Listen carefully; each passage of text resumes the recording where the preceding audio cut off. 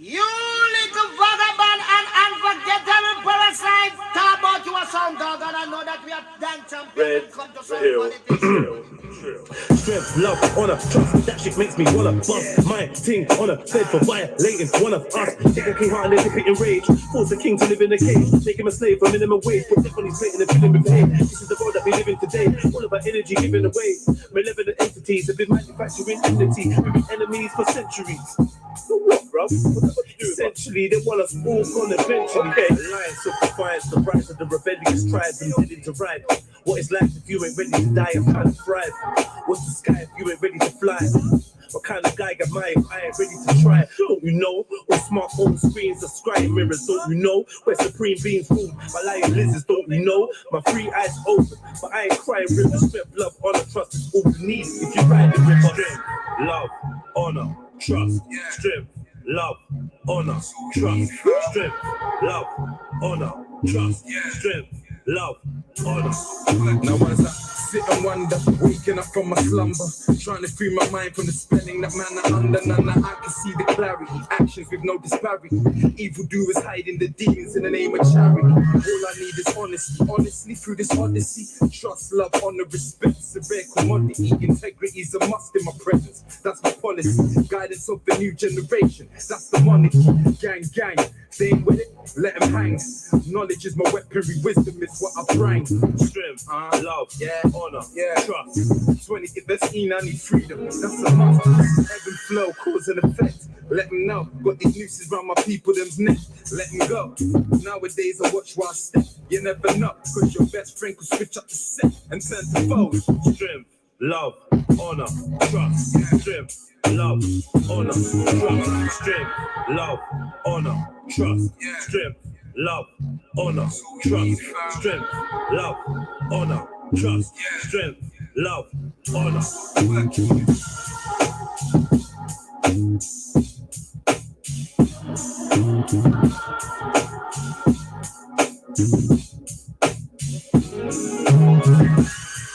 Hey, hey, hey.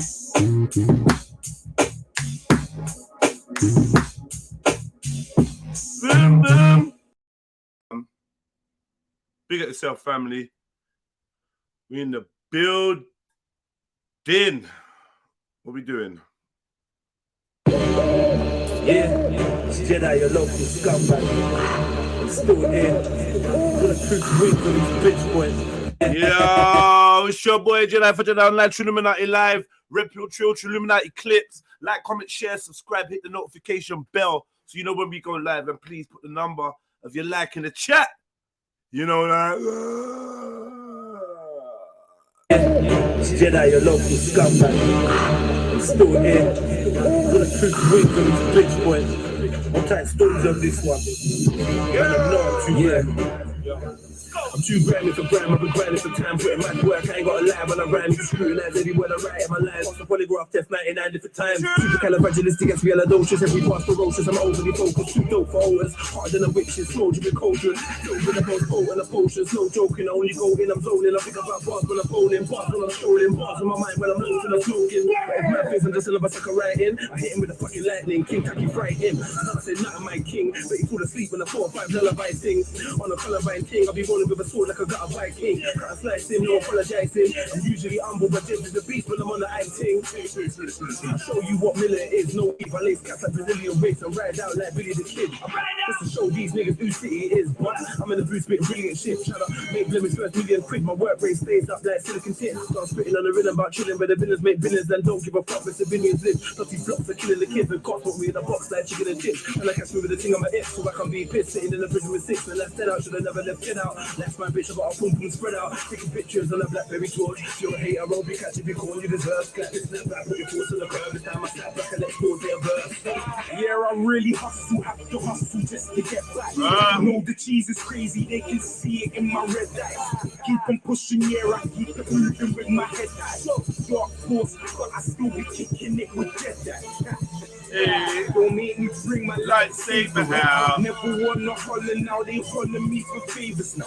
Couple views and a couple bangers put the haters out. Couple views and a couple bangers put the haters down.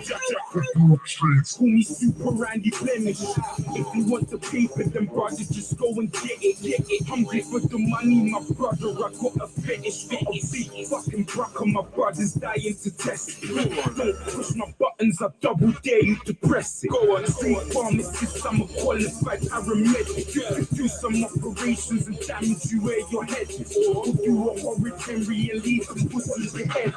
Before me reach for the stars, hit 'em with the ball club, yeah, that's a cross. Wait, did you get that wordplay? Play with the words in my bars. Light work, shut down the roads, make a big whip diver. Old school play like Dennis and Cliver. Yeah, got my eyes on the P and I won't stop looking till both of my eyes hurt.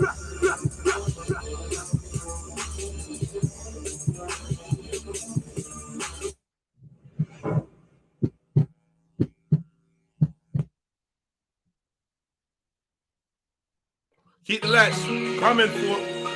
Yeah. Like at the show, family.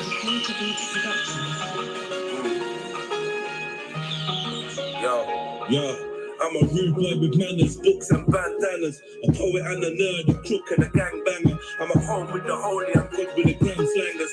Jump out a bush, just because I got my head in the book, I'm never puss. With a bush, I can jump out a bush and get you smushed, better shush. On the wrong one to push, I get you whoops. If I give the young drillers the look, you're getting cooked. With a gang, all you smell in the air is hella push. You know the fam, if they ever prepared, we're never shook, connect with man. From everywhere, every hood, sense prank. They fill up a fair, but we ain't hooked on their fool's narratives. Poison on their additives. They pay us as the bad guys, they're the real savages. An empire of vampires and energy scavengers. Descendant of Dracula, infiltrated Africa. Colluded with coons, instigated massacres. Goons for platoons, we can flip it like a spatula. Now my thoughts are accurate, my mission is immaculate. I don't need a tutoring, sage or an amulet. I'm a rude boy with manners, books and bandanas. A poet and a nerd, I'm cooking a gangbanger. I'm a home with the holy, I'm good with the gram slangers. To jump out a bush, get me bush with a mad hammer. A rude boy with manners, books and bandanas. A poet and a nerd, I'm cooking a gangbanger. I'm a home with the holy, I'm good with the gram slangers. To jump out a bush, get me bush with a mad hammer. I jump out the shrubbery on bare skullduggery. Man is on some antics and fuckeries. Free the people, fuck the monarchy's my policy. I don't even want no reparations or apology. I would rather die on my feet than live on my knees. The vaccines, the poisons, taxes are robbery. Fat cats relax and leave us trapped in the COVID. Pick on the pavement, rats in the pocket. Help an old lady cross the road, cause that's how I am. He's your bro, he's my bro. I treat him like his fam. If I got it and you need it, holler me. I'm the man, ever double cost me. I leave you bleeding where you stand, leave you bleeding where you sit, leave you bleeding where you lay. Those are greasy geezers that don't need a reason anyway. They be beating heaters any season. Man, I let it spray. Beating for my freedom, to the heathen. I will never change. I'm a rude boy with manners, books and bandanas. A poet and a nerd, I'm cooking a gangbanger. I'm a home with the holy, I'm good with the gram slangers. To jump out a bush, get me bush with a mad hammer. A rude boy with manners, books and bandanas. A poet and a nerd, I'm cooking a gangbanger. I'm a home with the holy, I'm good with the gram slangers. To jump out a bush, get me bush with a mad hammer. I'm good with these books and I'm good with the crooks. I smoke weed with shorts and count peas with shorts. So if I lean to the side and I jump on my phone, it could be to get at my knowledge or get him hit with the wood. We don't part with them faggots cause they wuss. Never been hit with a package I couldn't push.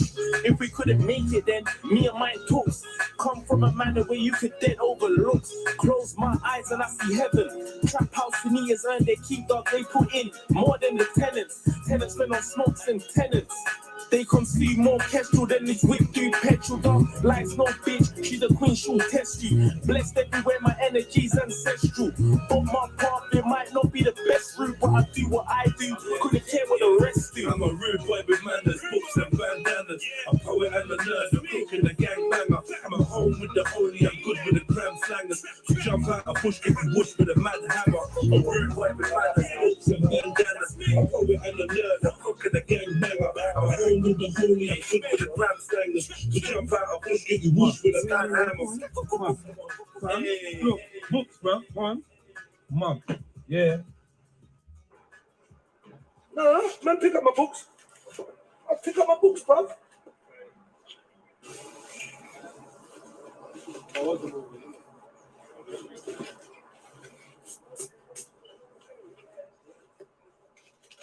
Come on, family. Keep the lights coming. 27 people in the building. We're just building up a little vibe. Happy new day, happy new month. It's Thursday, the 3rd of November, 2022. The year is done. Big ups to the family. Thank you for being with me through this year. The ups, the downs, the jokes, the information. You know what I mean? Bare bad boy streams. We're building up the platform. Please make sure you go out there and you follow Nawapian Sniper TV. Make sure you follow Mary Trilly Jen. Make sure you follow Trilluminati Clips. Make sure you follow everybody in the network that's holding it down and, you know, assisting and that's got their own platform. Those that don't have their own platform, big up to them. Said way, right? So yeah, man. Yeah, make sure you're definitely subscribed to Trilluminati Clips, man. That's important. We're trying to build up the channel. Go check out the new clips that are uploaded nearly daily. You know, it's hard for me to stream and upload clips at the same time, so bear with me. I'm trying to get some more people involved. Initially, I did ask about 5 or 6 people to get involved, but it's really kind of just me and MJ at the moment. I know everyone's busy. MJ's probably got loads of shit to do, so you know what I mean. But yeah, what else have I got to announce? Yeah, don't forget the Trill Travels GoFundMe project. So go and check that out in the description. I've got a little write-up. I'm going to add to it. I'm going to make a little video and whatnot. But big up. So far, we've raised about 280 quid. We got a £6,000 target. Do you know what I mean? And that's basically going to go on camera equipment, batteries, flights, hotels, activities. Do you know what I'm trying to say? And also like some editing software so that I can edit videos while I'm on the go. You know what I mean? So yeah, if you want to be part of that Trill Travels thing, you want to see me fly around the world, go to interesting locations, meet interesting people, and just, you know, do my thing internationally, then yeah, go check out that GoFundMe appeal. If you got any spare change, you can fling it my way. I would definitely appreciate it, man. You know what I mean? The best way to support this channel is by hitting the like button and even sharing the stream, and more importantly, jumping on the panel and taking part. Yeah, I really appreciate those avenues there. What else have I got to say? Big up John BBB for the Trill Clips link. Big up man like Silverback for the new project, Trill Travels link there. You know, all the family, Sniper TV. Man, big ups to everyone, man, that does their little bit. I know you lot loving the thumbnail. You lot loving the thumbnail, man. And then, you know, like, Sneaks, you got like a bit of a snitch kind of, I don't know what it is, bro. It's like you want to be the first to show up. Let people work things out, man. You just took all the fun out of it, man. I did all of that just for Sneaks to be like, oh, it's Shani. Full back, Sneaks, man.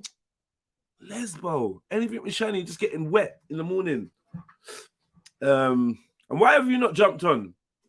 Pussy, yo. Absolute pussy. Yeah.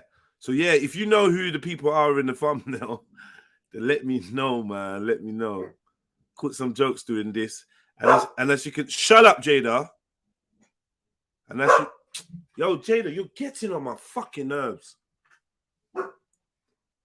Yeah, as you can see, I don't know if you could tell, but yeah, me and my seat gang, we are on Peckham High Street.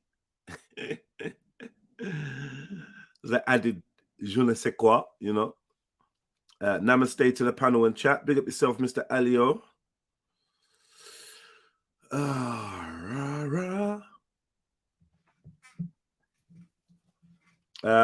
You still can't see. Love it. Love it. I was going to put some more people in the background, but man, I had to start the show. I didn't have the time. Yeah, man. Yeah, man. What we got here? At least I got hormones, man. Do yours even work? Let me. You can borrow some of mine. Man features. Yeah, that's right. Sneaks looks like a man, a young Indian boy.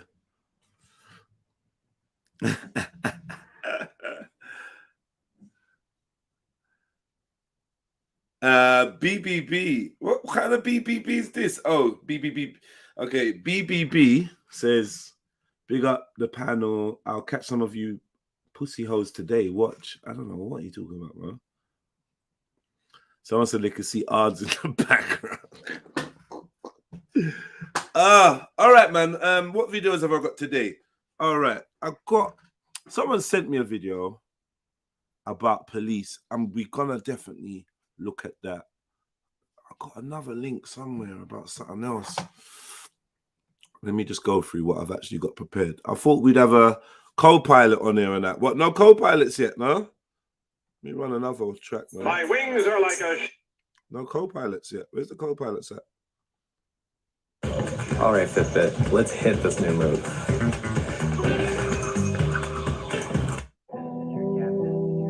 Man wanna trap, man wanna rap. Let's do this. Let's do this. Man wanna trap, man wanna rap. Do this. Man wanna trap, let's do this. Man wanna rap, let's do this. Man wanna get this knowledge to the youth, let's hit the end. So let's do this. I don't wanna hear excuses. No excuses. When I say yo, let's do this. All I wanna know is what the next move is. Let's go, let's do this. Hey. Let's go, let's do this. Hey. Let's go, let's do this. Let's go. Let's go, let's do this. Uh-huh. Man wanna trap, let's do this. Man wanna rap, let's do this. Man wanna get this knowledge to the youth, let's hit the ends and let's do this. Hey. No excuses. No way. Baby, let's do this. You be together. What? I packed up my clothes like I knew this. What? Like when I try that prudish. She told me the pussy's exclusive, and I'm known for being elusive. Her panties are feeling reduces, but she knows I'm gonna say juices. Trying to find out what my next move is, cause I'm well connected and ruthless, and I get respect for them shooters. Extra blessed with them movers, till the next gen invest in their future. Don't just pick them up when they blow. No, drop gems and represent sooner. Participate in that. Hey. Go to all of my YGs, facilitating that growth. One for all of these gatekeepers. I think they're taking their oath. In space they pray to Satan and ghosts, but they can't stop us making these notes. Sipping my juice and hating that draw. All I'm saying is, let's do this. Man wanna rap, let's do this. Let's do this. Man wanna get this knowledge to the youth, let's hit the ends and let's do this. I don't wanna hear excuses. No excuses. When I say yo, let's do this. All I wanna know is what the next move is. Let's go, let's do this. Let's go, let's do this. Let's go, let's do this. Let's go, let's do this. Man wanna trap, let's do this. Man wanna rap, let's do this. Hey, Man wanna get this knowledge to the youth, let's hit the ends and let's do this. Yo, no excuses. No excuses, brother. I don't wanna hear not All I one. wanna know is what the next move is and how we gonna get that done. Man, let's get live to the streets. So we have a dash with rum. Tough man wanna find peace, but still have to stay by gun. Man wanna trap, got that done. Man wanna rap, got that done. Man wanna get this knowledge to the youth, so I was on the other side trying to get that done. Man wanna trap, got that done. Man wanna rap, got that done. Man wanna get this knowledge to the youth, so I was on the other side trying to get that done. I can't rap with them man, they're useless. Always full of excuses. All I know is let's go and do this. Link the scholars and the shooters. Trap hard in the trap house. Used to mix that soda with Yola. Now I rap about that realness. I'm a revolutionary soldier. Let's do this. Man wanna rap, let's do this. Man wanna get this knowledge to the youth, let's hit the ends and let's do this. I don't wanna hear excuses. No excuses. When I say yo, let's do this, all I wanna know is what the next move is. Yo, let's go, let's do this. Let's go, let's do this. Let's go, let's do this. Let's go, let's do this. Man wanna trap, let's do this. Man wanna rap, let's do this. Hey, yo. Man wanna get this knowledge to the youth, let's hit the ends and let's do this. Yo, no Baby, let's do excuses. this. No way. Baby, let's do this. Let's do this. Baby, let's do this. Man wanna rap, Baby, let's do this. let's do this. All right, I like that one, you know, soldier. Hey, do you remember Man getting said- your first copy? Man said silver forward. I like that one. I was calling him silver side still, but I like silver forward. All right, man. 1 or 2 next tunes, and then we're gonna get popping. Hit the like button, family. Keep the lights coming in. You're done now. This is your captain. This is your captain. This is your captain.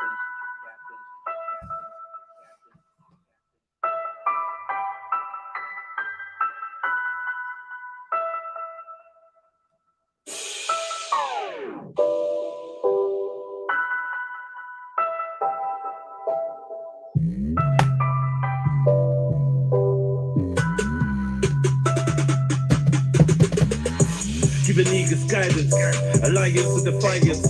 I'm more freedom, more violence. Speaking my truth, no one's keeping me silent. Sling shots like I'm David when he was beating Goliath. Catapulted into my life, I collided with giants with a mind deeper than a trident, held in the palm of Poseidon. I'm like a tsunami to pirates, get round in my way, but I fly like a pilot. Haters can't cope, my aura's too vibrant. Girls wanna show me their private. More time, I wanna live alone on the island. I zone when I close off my eyelids. Look close, you might see a ghost in my iris. Please don't approach when I'm like this. And a kiss, I mix DMT with some cannabis. I can't walk cause I write this. When I ride for my G's, get my phone on silent.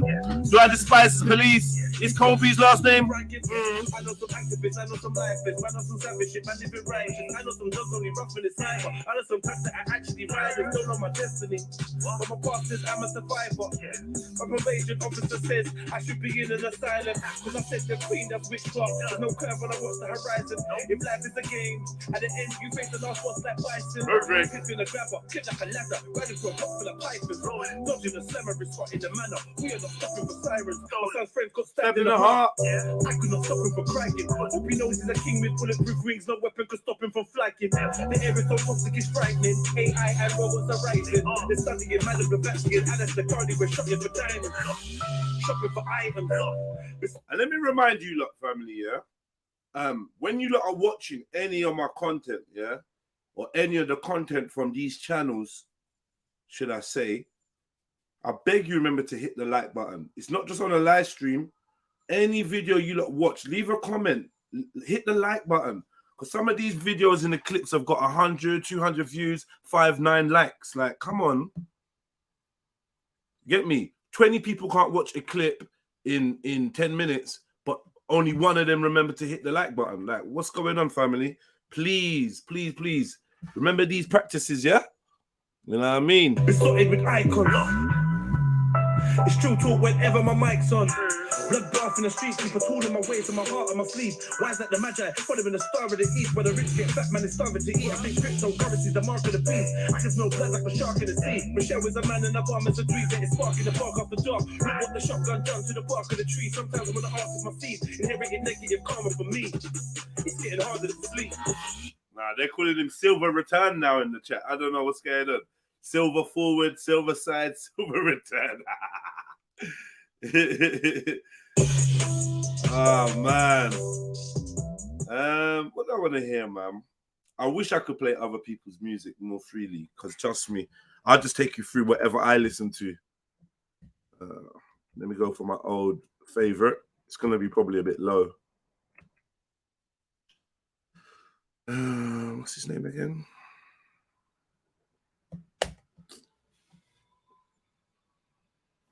There you go.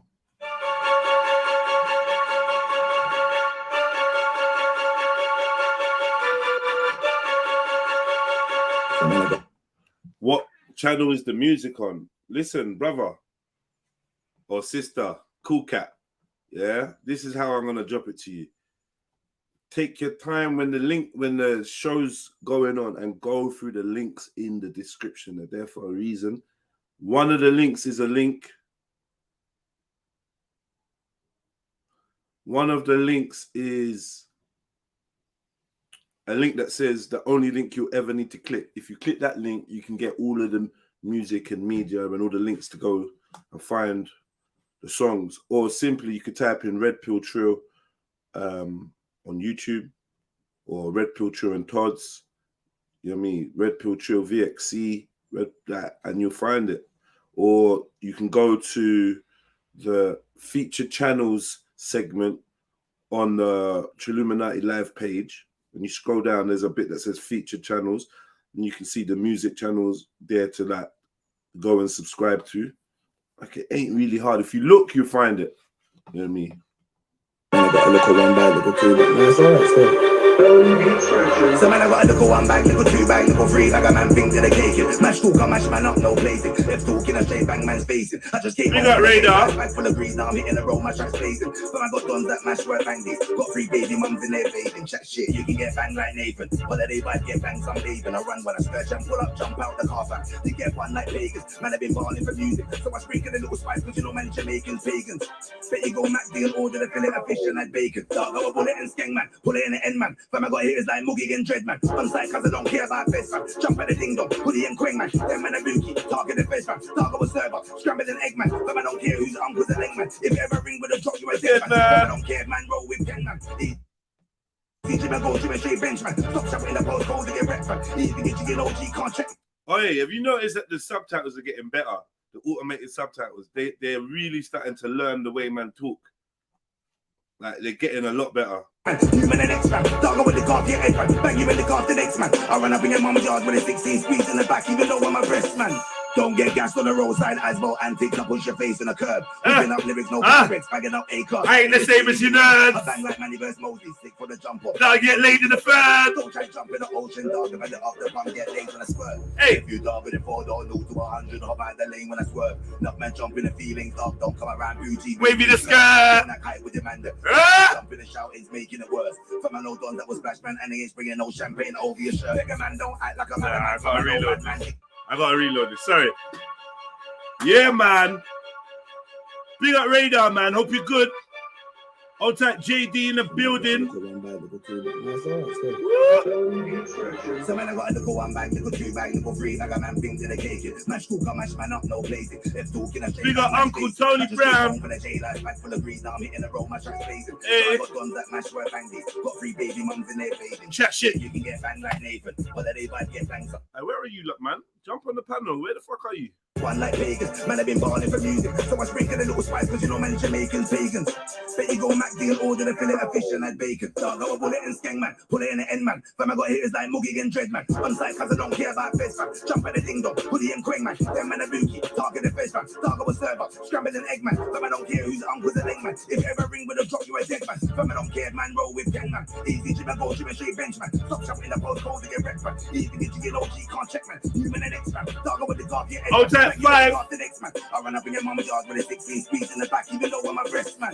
Don't get gassed on the roadside as well antics. I put your face in the curb. Whipping up lyrics, no pyrex, bagging up A-class. I ain't the Same as you nerds. I bang like Manny vs. Moses, sick for the jump off. Dog, you get laid in the third. Don't try jump in the ocean, dog. If I off the pump, get laid on a spurt. If you dog with a 4 door, no to 100, hop out the lane when I swerve. Enough man jump in the feelings, dog. Don't come around booty, waving his skirt. Don't act high with your man, dog with a jump in the shoutings, making it worse. From a no don that was splash man, and he ain't bringing no champagne over your shirt. Like a man, don't act like a madman. From a no madman, you never been mad, never been roadside. Never been sturdy, never been gangster, never been bad. Stop acting like you rep ends, best friends, you been mash work, stop craving the swag. Man already know that bitch, that's source, one call from the work hard, that's 8 in the bag. Think you don't come around waving your rag. From I don't care if you came with your dad. You can see gang with an arm out, man, better 10 toes, cause we ain't waving a cab. You can all score for the 4-5 or hold a box from the 3-5-7 on snap. Enough man talk with a watch face, ABG, anyway we make it a fact. As well when active, swear to my 2 black balls and my black it. Man say I'm old school, but I'm still match fit. 4-5 down, you can get slashed with. Hey, hey. Like Agnes, but man don't watch no face, can I chat shit? A lot of man would have been better if they practice. Man, no, I mash up the beat, no matches. No matches. Mash up the beat, no matches. No. Man, no, from I start talking, it's madness. Madness. Like the trap house, never has this. What? I wanna hear man talk like a shooter. I'm a shooter with a thing, might bang this. Man keep screaming the road to be back on the road, and a man screaming like no madness.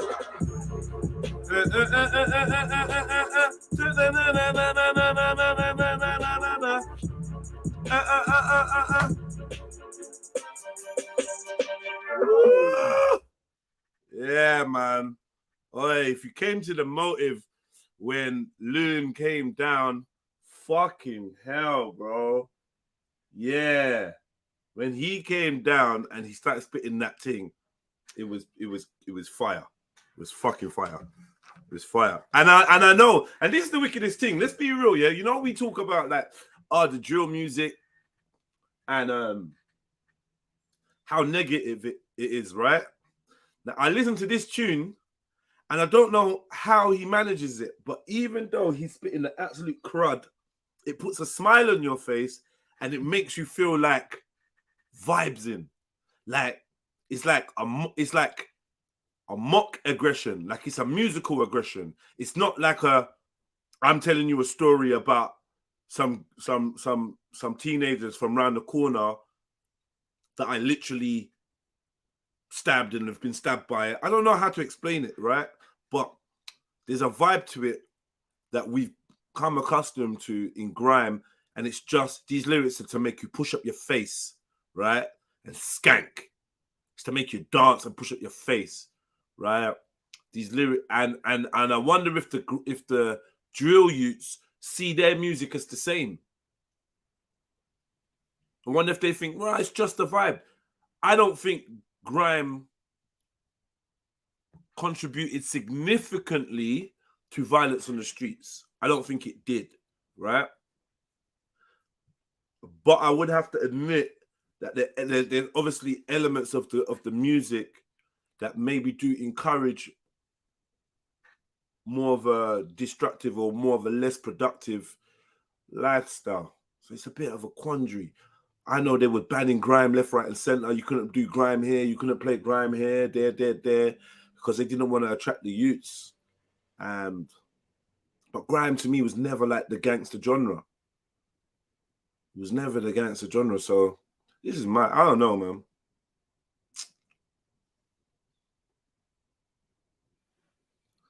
Blue 32 Blue. Respect is better than Loon. Let's be real. What? What?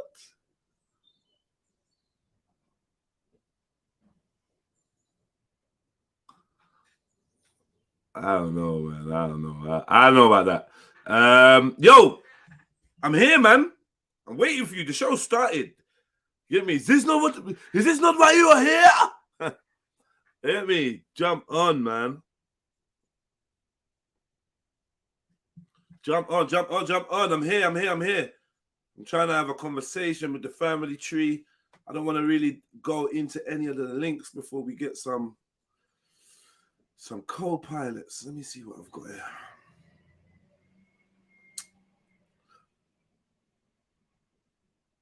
I've got one article here about different. All right, let's do this, man. Let's go through this. Fuck it.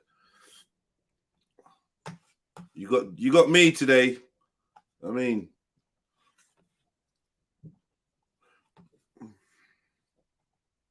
right, man. So here we got an article. Big up man like Obasaxi.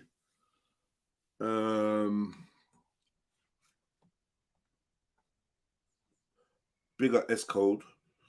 Yeah, we got this article that was put in the group chat by Obasaxi, and I thought, right, you know what? Let's go through this.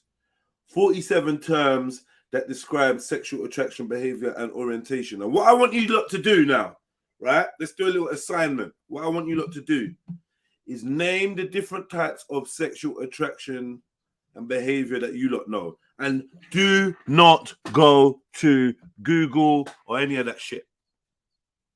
Yeah? Don't go to Google or none of that. Tell me what you know. All right, I'm putting in heterosexual, so you lot are too late. Right? Come on. What other types do you not know? Keep them forwarding. Don't cheat as well. Just from off the top of your head. I'll tell you the ones I know. Yeah, asexual. Shani, where you at, man? Where you at? Code said it said normal and nastiness. Asexual, which I believe means you're not intersex. You got no sexual desire. Right? Big up, Unks.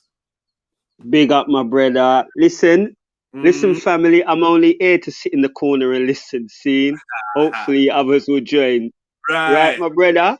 Thank you, right. Seeing, I'm not going to contribute much because I'm in a grumbly mood today. So I'm just going to listen. Nah. Already, I've drawn you in already. Unks, before you tell us about your grumbly mood, because we want to know about your grumbly mood. Right? I'm always grumbly. I'm at that age anyway. Go on, King. You're probably going to be disgusted by this question. That's rightly so. Can you tell me different sexual orientations that you are aware of? That you've heard different of? orientation. Right. And I give you the first one, heterosexual.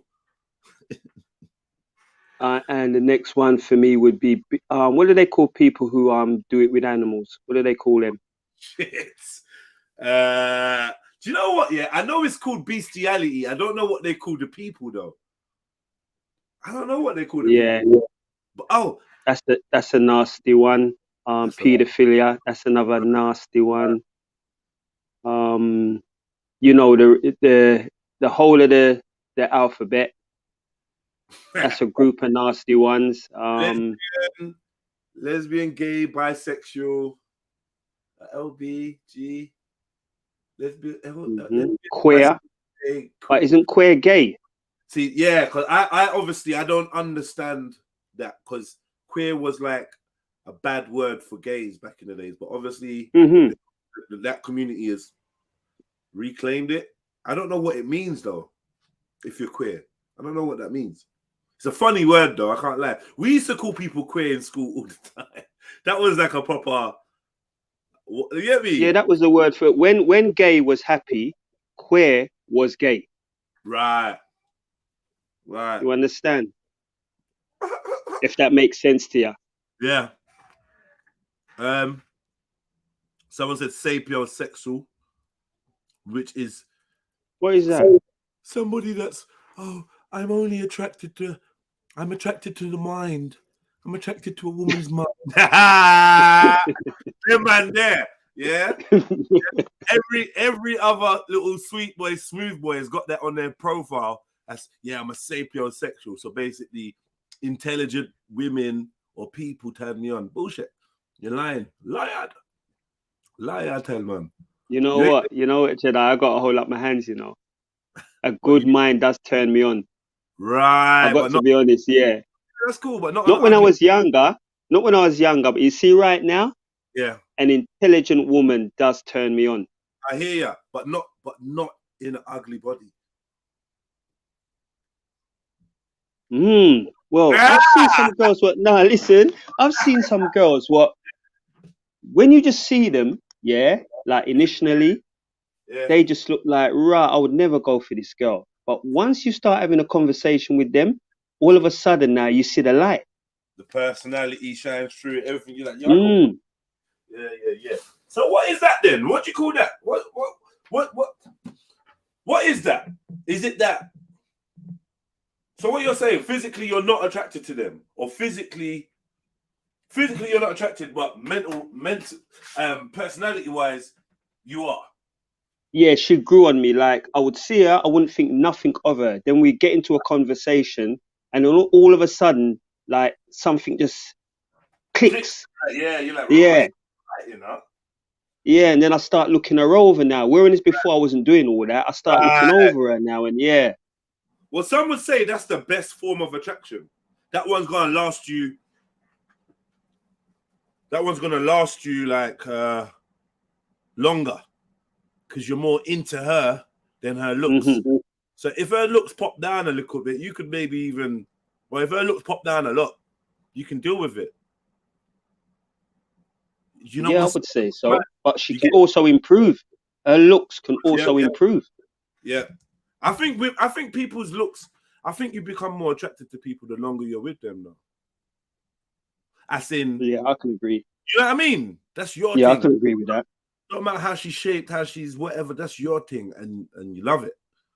I don't know. I've been in that scenario, you know, so I just feel like... No, definitely. I've definitely been through that. Definitely. The years I've been on this planet, you know that I've been through all that. But for me now, this stage is definitely somebody with a good personality and good hygiene and common sense. Common sense. Oh, I know why that's so important nowadays, man. It's scary when a woman ain't got no common sense. I'm telling you, my brother. Facts. And enough of our brothers, they don't have none either. I've got no fucking sense, bruv, in their head. And one name that's ringing out to me loud is Reggie. Reggie is just like, I don't know, man. That brother there, I don't know. I've got nothing to say about him. He can't be helped. And yesterday, the way you tore him to bits, you know, I'm telling you, I was clapping in my house. And the thing about it, I don't hate the brother, but I know that he's a guy I can't be with, around, trust, nothing like that. He's definitely, to me, a disease to our community. Because he's always saying stuff against us. Never with, always against. Never with, bro. Like, literally never with. Like, and I thought maybe I'm imagining it.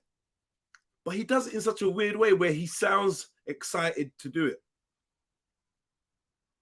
No, no, the guy is literally smiling when he's saying all this crap. You know what I mean? He's all, I don't know what he's a turd. Let me just keep it simple. He's just a turd. A turd, you know. Yeah, the man's, I don't know. But yesterday, the war you tore him apart. You know what, Jedi? You're one vicious guy, you know, when it comes to. I'm a fucking. How do you do it? How do you do it, brother? Where do you get that skill? You and Maku are great at it. I envy you two for the skill you have with your tongue. It's horrible though, man. Pause as well on that. Yeah, it's horrible though, man, because when you listen back to it, man, you're just like, fucking hell, Jeds, man. Like, ease up a bit. But sometimes in that moment, I just want to like empty the barrel. Do you know what I mean? But yeah, like, I don't know. Yeah, cussing and all of that. It's just observation. And like, no, but you know what? You don't launch into it. It's not like you just jump on and just start like, you know, tearing up a man. You always give a man enough rope to hang himself. So I wouldn't even see you when it comes to the tongue lashing. I wouldn't even see you as a bully in that department. You always give a man time to kind of like reel back himself, you know what I mean, and make an excuse or whatever, or get out of it. But they never do. They don't. Especially Reggie. Reggie's something else. He's just a different personality. And after it, yeah, you know what Reggie reminds me of? Reggie reminds me of when I watch a program and I start to hate someone so much, yeah, that I'm actually physically getting angry. Then at the end of the show, I have to remind myself, yo, that brother was an actor. Do you know what? I hated him while I was watching it, but you see, after it, he's the best character to me. He's the best actor to me. Why? Because you cared about what he said or did in the film. He involved you. And I think that's what Reggie kind of brings to the streams. You might fucking hate him, might be jarring, but he does get you thinking and talking, and he draws you out. He draws people out. So. Yeah, he does. So he loves that. He gets up thinking about drawing out people. That's all he does, I'm sure. Does he actually work though? I hear a man asking him that question, and I don't believe that this guy works. You know, I think he's living off his parents. If I've got to be honest, I don't know what he's doing, man. He's an enigma, man. Reggie's an enigma. So one day we're gonna have a full Reggie day, man. Soon, a Reggie day. We're just gonna discuss Reggie and go through some Reggie clips. A madman, the absolute madman. All right, let's get back to this thing here, yeah. Please, I can see some of you lot in the chat. Yeah, what's wrong with these, man? You know what? I'm fed up of asking people to join the panel, you know. You lot are facios, you know. It's like you want man to... Nah, let me have a little rant. You lot are facios, you know. Yeah. You lot are Nah, they are, Jedi. Before you lot skip on the panel and help out the man, you lot are in the chat. Jump on and help the man. You lot know that I can't go back and forth with the Jedi. I haven't got that vocabulary, but the rest of you have. Jump on. You know who I'm talking. You lot know who I'm talking to. Don't let me have to name names. Jump on the panel. And we're not begging for no likes either. We're not begging for none of them either. Fuck you lot and your likes. Hang on to your like. Pussy holes. We don't need them. Hey, look, you don't vex up my uncle already, man. He was gonna join, then I get called a Facio. Hey, Facio, jump on, Trillo. Right, all right. Yeah, join, man. Join. There's a few things I want to discuss. So, one, let me just give you a couple things that's on my mind, right? Look, there's a lovely Sneets is there as well. Right. Sneets, baby, how are you, sunshine? Oh you my right? God, I was big up. I was just minding my business, doing my work, and then I hear you telling us off. I just got gripped by fear. I was juggling with my phone and everything. I nearly dropped it. I was like, shit, I clicked the link so quickly. It gave me PTSD of getting told off as a kid. I was like, shit. Nah, Sneets, man. Right. You must come and say hi to Uncle, man. I've got a question for you. Big up, love. Do you not know who No Googling, Sneaks, because I know how you lot stay, man. I say something, you lot go and Google. I'm Like, not no MJ. Googling. Gosh. Yeah, MJ's bad with it still. Do you two know who Asata Shakur is? Is it Tupac's dad? Yeah. Tupac's mum, right? No, not Tupac. No, wasn't her name Afeni or something like that? Hold on a minute. Asata Afeni Shakur Mm. is Tupac's mum. Yeah, you're correct. I'll give you that. I was gonna say because you watch documentaries and stuff and they're talking about it, or she shows up at award shows or whatever. You know what I mean? But I think I heard somewhere that Asata was his dad. I think. Okay, no, I think that would be Mutulu Shakur. Ah, okay. Right?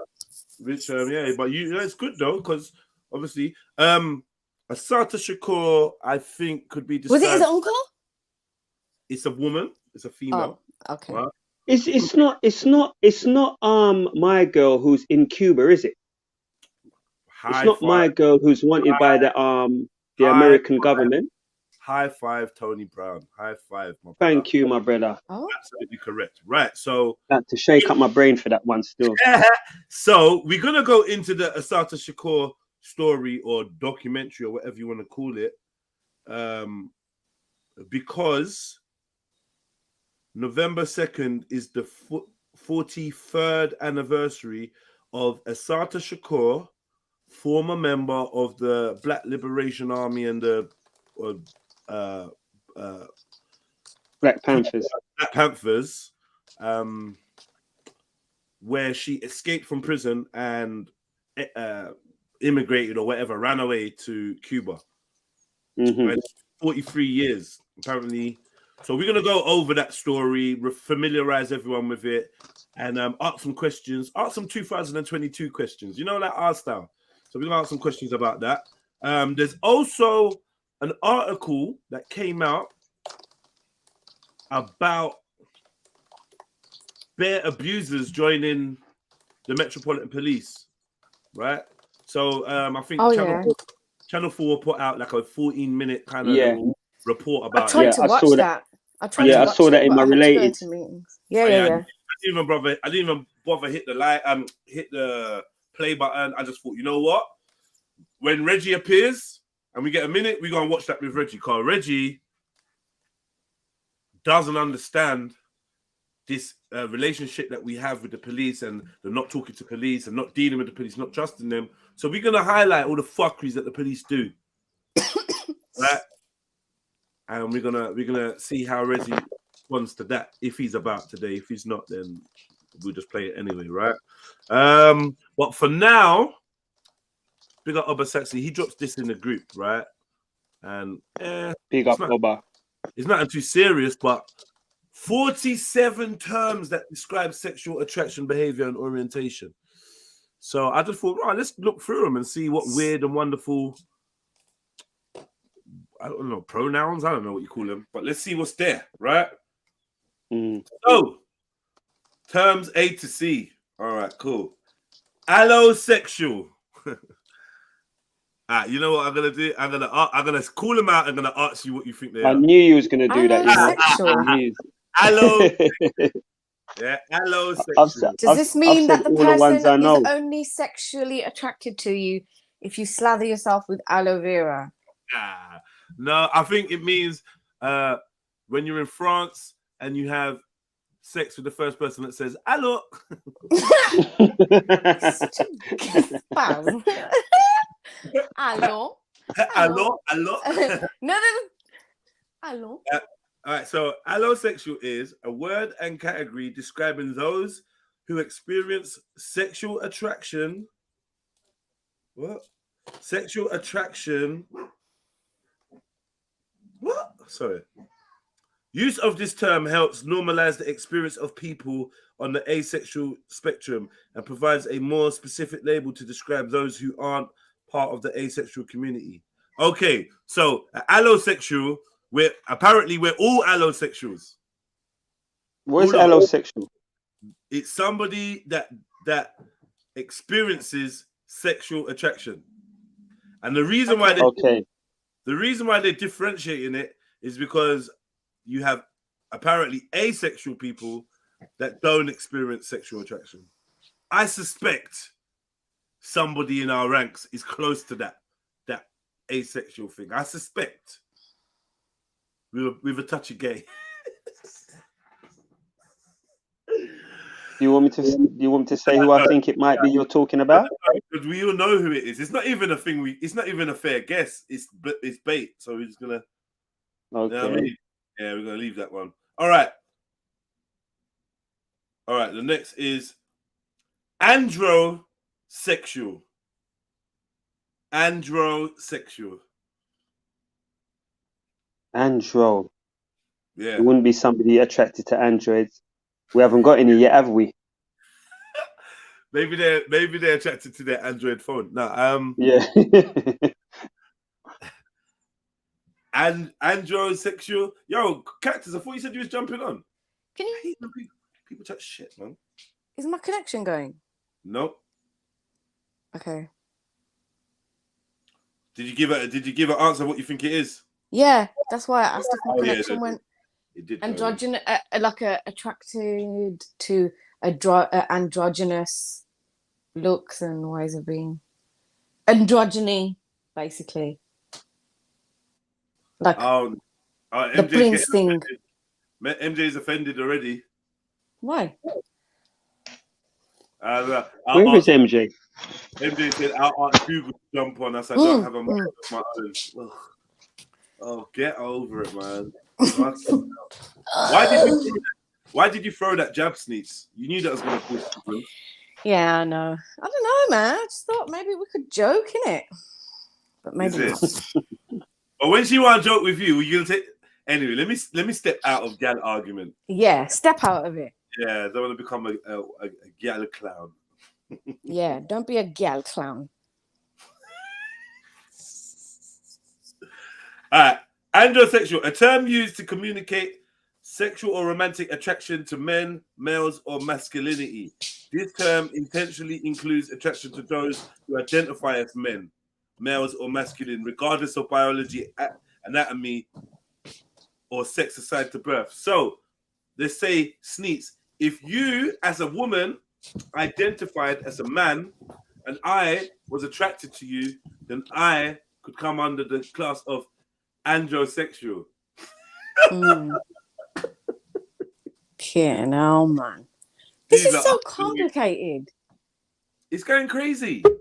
Because basically, anytime they say man or woman, they don't mean man or woman. They mean person. Right? So they're telling you androsexual is a term used to communicate sexual or romantic attraction to men, males, or masculinity. And somebody's getting a lot of wonga. Somebody's getting a lot of wonga for making up these new terms, innit? Fucking ridiculous. Who is that, Mr. Khan? How are you, sir? I'm all right, T. Yeah. Big up yourself. Big up. Every time. Big up everyone. Every time. I imagine having that as a job, just sitting there making up words. That'd be a wicked job. Crazy. Until one of your family members turns around and is like, Dad, I'm androsexual, you know. Like, until then, androsexual? Attracted to people called Andrew. Now, androsexual is a term used to communicate a sexual or romantic attraction to men, males, or masculinity. This term intentionally includes attraction to those who identify as men, male, or masculine, regardless of biology, anatomy, or sex assigned at birth. So anyone. Okay. So basically another spin on gay then, basically. Not it's even another spin on gay. No. If you look like a man, you sound like a man, no? Just any which way they can scramble the combination, just as long as it doesn't lead to nuclear family set. Right. It's like, you know, when a hacker has got those things like to crack your password, it'll just try all these different combinations. It's just, I see it as why it's clever though? All these are different combinations to crack your code. They've reverse engineered it. That's what they've done. They come up with a word that if you go backwards from that word to the people that it's representing. It comes to a group of people that, like Tony said, they could be gay, they could be straight, they could be anything, but they reverse engineered it. That's what they've done. They're probably using Google word scramble or something like that to come up with these terms and everything. Like, like proper laughing at us. It's crazy. All right, the next one is asexual. I think we know what that one is, and that's a term used to communicate sexual or romantic attraction. Oh, no, sorry. Someone who identifies as a member of the asexual community experiences little or no sexual attraction to others of any gender. Asexuality. You're just dead. He's just dead out. Also referred to as aces. Oh, fuck off. So people could be like, oh, yeah, aces, yeah. And I think they're cool. Huh? Yeah, the aces. Hold on. I'm an ace, you know. 1 second. Wait. People who identify as asexual may also identify with one or more other terms that can more specifically capture their relationships to sexual attraction. Also referred to as aces, some people who are asexual do experience romantic attraction to people of one or multiple genders. Some asexual people may also engage in sexual activity. So now you've just contradicted yourself. Do you know what? I thought asexual men, a person who's attracted to people regardless of their gender. That's or what I regardless thought. of their sexuality. No. But then I thought, ain't that bisexual? Nah. But then it's not, right? It's so you're actually, just attracted to people. Actually, pansexual. Yeah, what's pansexual then? Everything, greedy, everything, cat, dog, man, woman, gal. Oh my God. Whoever. So Charlotte, basically. Just love. You love anyone. Anything. And that's not asexual, that's pansexual. That's I learned something today. I learned something. Which is basically the same thing. But in reverse. To me, it sounds like it's just the same thing. It's someone that doesn't have sexual attraction, but does have sexual attraction and can have sexual contradiction. What are we doing here, man? It's everything, nothing. Big up, Chevs. It's everything. Chevy! Big up, Chevs. It's no bomber clout sense. All right, cool. What? Aromatic. Is that masala? Is that attraction to aromantic. people who smell like masala? Aromantic. No, I thought that was food. Aromatic duck, innit? Yeah. Duck, you know. All they did was add the aromantic. Oh, how romantic! Right, I told you. Using word scramblers. I got it. It's an asexual person. Yeah. That has romantic attraction. So they don't have physical attraction, but they have romantic attraction. It's feelings. Okay. So would that be like a relationship via the internet? Leave Empress Janet alone. You don't want smoke. You don't run away either. You don't want smoke. Hello? You tried to leave. Hello? I am not Trill Snitty. Go on, a romantic. Who identifies as a member of the sexual community experiences little or no sexual attraction to others of any gender. Asexuality is a broad spectrum. Fam. Okay, so this is small aromantic. writing. Yeah, is a romantic orient. What? A romantic. I was reading asexual. What the fuck? Sorry. Hold on. Wait. Why is everybody reading like Reggie today? Hang on. A romantic orientation that describes people who experience little or no romantic attraction, regardless of sex or gender. So, what? A romantic orientation that describes people who experience. This makes no sense because then how can they be romantic? Yeah, romantic. I just don't get it. And it's romantic. It says a romantic orientation. What the Basically, fuck? you just have to buy them flowers and they're down. No, but can't. It says, Yo, this is goggly gook to me, it man. says that this is people who experience little or no romantic attraction. So it don't make no sense in you being romantic anyway, because Yeah. they So just what are you weren't. doing? So what are you doing? And so then how can you then be a romantic orientation? If It makes if you don't right. Thank you, Jedi. It's people who just want to be involved. You're just dead inside. You're just dead. want to be involved in that. Yeah, that's it. They just want to. Hey, where's my category? Okay, yeah. There you go. This is Hold that. crazy though. Yeah, it hold that. All right. Autosexual. Like cars and motorbikes, obviously. Can't you must know this. Right. Attracted to sexual robots, to sexy robots. Automatic sex toys. Automaton. Yeah. Automatic cars. Attracted to automatic cars. Snap. You got certain men who push their hood into like car hoses, you know. Is it them man there? Certain man like fine Stop cars, it. like I don't know. They just didn't a man marry his car or something? Yes, he did. Oh my he did. God. There was a homeless man, and he was doing the thing in people them car. Yeah. In a little pipe.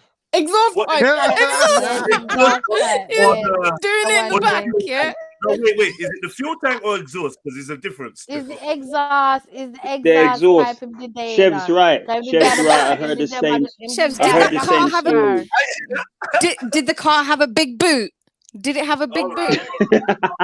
I don't remember if it had a big booty, you know. I don't remember. A big booty. Me like that one there. Me like that one there still.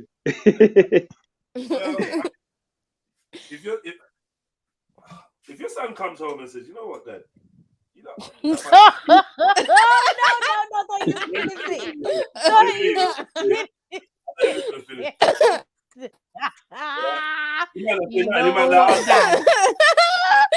Can you imagine Deda's face?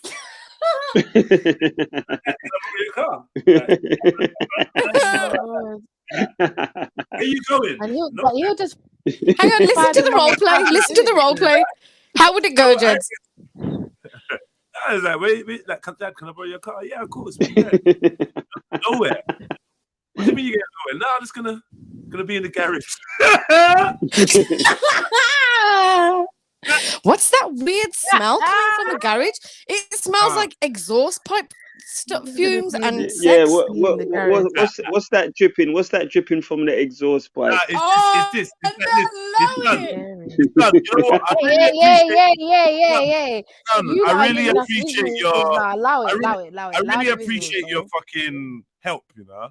But I don't think you need to wash my car every other day. Like, what's going on?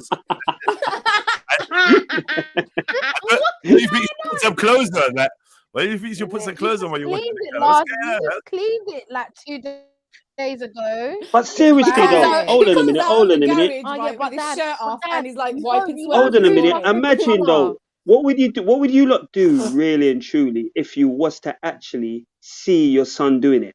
What would you do? What would you think of him? I would back the shit out of him. I'd be like, huh? Can you not find girls? What the fuck is this? And then I'll be like, what are you watching? Who are your friends? What's going on? Full damage control. If I arrive, the child does not want to be caught by me. You cut him off though. I'm gonna do worse. You chastise him. In a mad position with the car. I don't know. I'll tell you what's gonna happen, right? I'm gonna put the thought of writing him off, like as in cutting him out of my life, to the side, because I feel like I always go to that option. What would I really do? Would you? You're not gonna. You know what?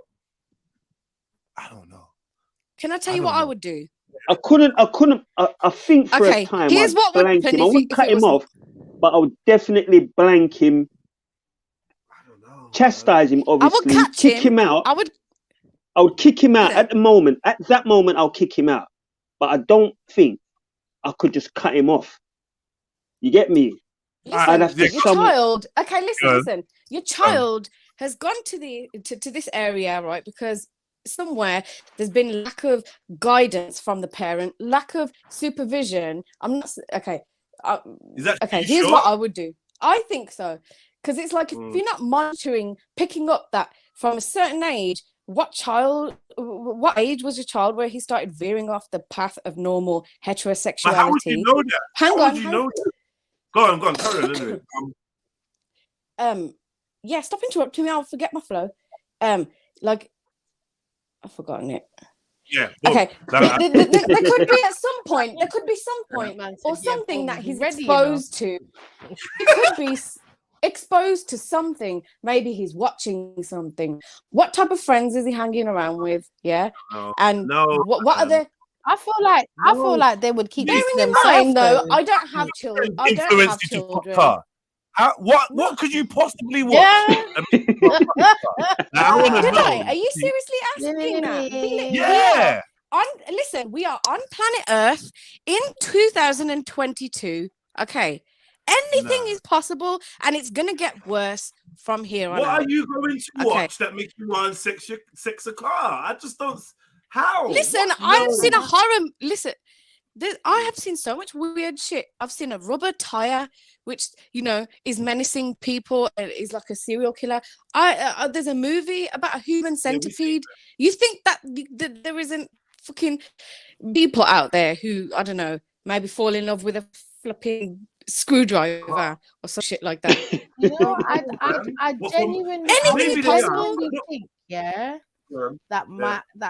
that something is mentally wrong with my child. Like, most definitely. I'd have to actually most think, definitely. like, okay, cool. Like, is it one of those things where it's like, okay, I genuinely have to take you to the doctor because I have no clue as to what's going on.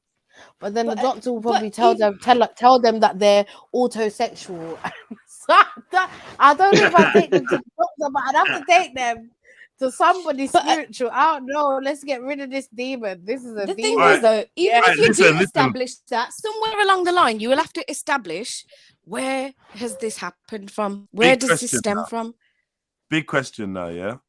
Okay, would you rather your child be sexually attracted to a car or to this is gonna get wicked. Or to the same sex? Sorry, wait.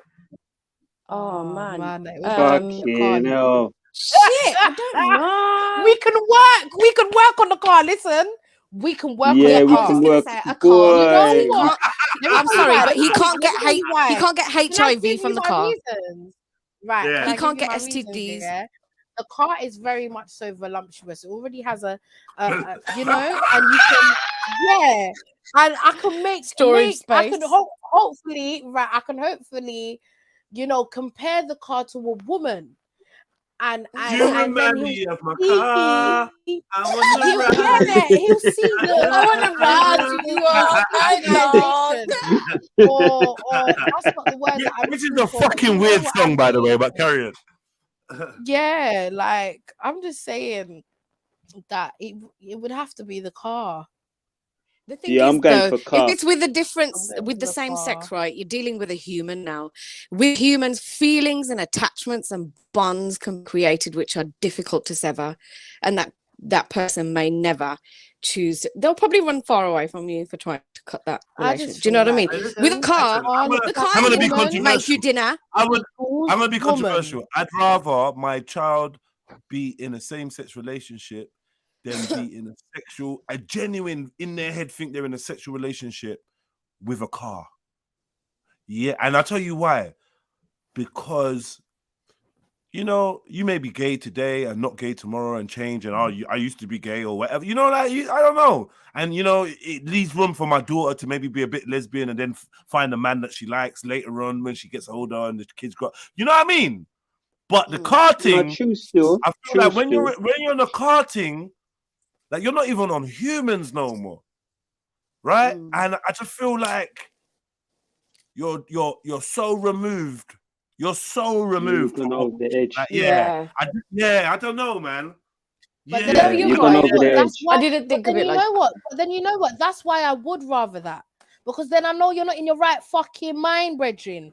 You get me? You got people out here that choose to do what you get me, same sex business. I hear That's your you. choice. Like, Boy, but that was a when nasty question, boy. when a man's That telling question you, had me when a man's confused. telling you, hold on, when a man's telling you like, oh, but dad, like I hear the car calling to me at night, you know it's a mental problem. You understand? And there's ways to help this. Do you get what You I know mean, what I was bro? thinking to myself? I'm thinking to myself, if you're attracted to cars and cars turn you on and whatever, just sitting in the car, just giving a man a lift should be enough. Yeah, he's turning man on because he's Yeah. practically inside Your mate of the could be thing, like, sitting next to you with a boner. Yeah, for real. Actually, a For section. real, Jed. Yeah. Hey, but Jed, some And men every carry time on you like go they love over their a car for bump, two, it's you like, know. They do. You love got it. certain men, if you brush on their car too hard, you know, they're looking to done you. So listen to me, yeah. Man could say, listen, I love my car so much that I want to have sex in the car. Listen, there's ways around this. okay, I have a point now. I'm going to change my stance because you hit a point. No, you hit a point that made sense because the echo. By yeah, I the was way. going to say the echo. Hello, testing. Okay, it's gone. So 1, 2, 3. if you're dealing with a okay, if your son's dealing with a human, you're going to get that satisfaction, the fulfillment. That void is going to be filled because it will be reciprocated. Yeah, a car can't do that. So basically, what if the feeling intensifies and grows onto much weirder things? And what if some like Jeffrey Dahmer-esque person, Jeffrey Dahmer-esque person is created because they're not gonna, that void is not being filled by that car. You know what? I'd rather my son puff in the car. What happens? I'd rather my son He'll puff go in the because car he's a human. than being in the same sex, to be honest. But because he's a human, it's inbuilt in him to find things to fill this void. Do you know what I mean? And that becomes insatiable to some people, especially if you already got brain damage. Like, you knows what you'll progress on to. We're actually online talking to a Birmingham chick. Like, this is mad. Shut up, man. Wow. I'm a human, you know. While you were talking to her, I just heard the accent and I was like, yo, it's actually mad. It's actually mad. And I'm like, you know. Can I just say, yeah, well done. That's the first time you've ever managed to do that accent. Bring up the internet, man. The internet is bringing people from all amazing. corners of the world together, man. Like, I never. I feel bullied. Talking to someone exotic. No, the internet is fucking, man. It's making man do only I'm so exotic, Kato. I'm really exotic to you guys, and I. Oh, fucking hell. Fucking hell. All right. Anyway, calm bonus down, please. Here we go. Because you know, autosexual wasn't what we said it was, right? It's not about cars. We went into that whole thing. No, what is it? It is sex on the run. That whole thing up. No, my God, this is. I don't know if it's worse. No way. I don't know if it's worse. Look, a person who's sexually attracted to themselves. Someone's decided to engage in sexual behavior. So it's basically Eunice. Doesn't determine. Is it Eunice who has a lot of hand sex? This ain't about. They just said it ain't about having. It ain't about masturbation. So it's deeper than that. So the person's a narcissist. I don't know, a narcissist. He loves himself, innit? No, listen, that's. I mean, no, it's see, cool. Isn't it? Let me ask where you, you look at yourself and yourself. Do you not think it's weird? Like, for instance, I talked to my brother, Tony Brown. Tony Brown, do you not think it's weird for a man to be sexually attracted to himself? I think it's weird, definitely. Well, that would make you slightly gay, right? It would, isn't it? Yeah, I would think so. Yeah. I couldn't even fathom that. If you had a twin, you'd find them sexually attractive. Right. I would assume so. Yeah, I would assume so. Yeah. And some spitting image doppelganger dude come around the corner, looks just like you. Fucking hell, you're hot. That's crazy. That is crazy. Right? It's crazy. And then when they look in the mirror, instant boner. Hard on, yeah. Now go work. Yeah, now go work. That's worse. And then when they anyway. The truth is you can arouse yourself. Clearly. I'm not even gonna go into detail, it's just clear. You can arouse yourself. So what? Look at myself and arouse myself. But most normal people, or wake up aroused. No, you can touch yourself in a way that feels good and arouses you. Yeah, but you're not thinking of yourself when you're doing that, though. No, you're not. But regardless of what you're thinking, listen, your gal could be getting wet. Don't mean she's thinking about you or what you're doing. Yeah, but it'd be strange if she was thinking about herself, though. Why did the girls go quiet? You don't think about other things when you're with people. You was talking to Tony Brown. Flipping spam. The level of silence was like Illuminati. Illuminati code. Illuminati. You know what, Jedi, though. You know, just going off it. If I was to detect that a girl who I was having sex with was thinking about somebody else, I'd bruck her up. Fuck off.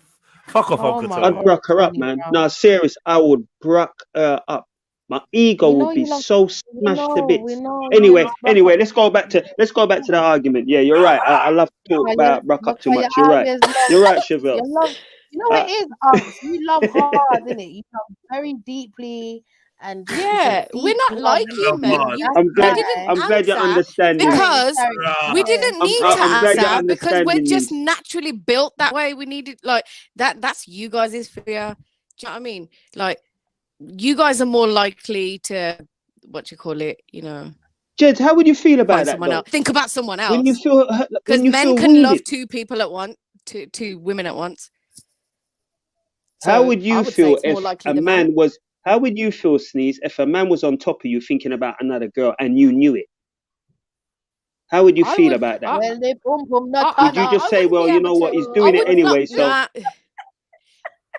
When you kick him off, detected it, you would mash him up as well, man. No, hang on. No, I need to do some investigation first. You can't just be making big decisions like based off a whim. Like feelings can cloud your judgment at times, especially in that moment when you're heightened as well. I would need to hang on. You're dilly-dallying. You're dilly-dallying. The man is making love to you. Yeah, you mind read, find out that he's thinking about Chevelle. Okay. How would you feel about that? What would you do about it? Would you make him continue? Okay, let's say I've been. Hang on. Let's say we've been together for like 10 years or something. Yeah. Let's say we've been together for 10 years. That would be something that I would want to maintain the peace and harmony within. So therefore, I would need to take my time about it. I don't like discourse. I like smooth things running as so you would make him continue in a harmonious way. Listen, you've got to. So you'd make him continue, and then you question him after. I missed what was being said. Can you No, Jada was there. Jada was there. No, pay attention, man. Jada was there. Jada was there taking his spot there, Jedi. Go on. Yeah. What was said? Yeah. What was the scenario? Ask your question. The question was, the question was, Jedi, yeah?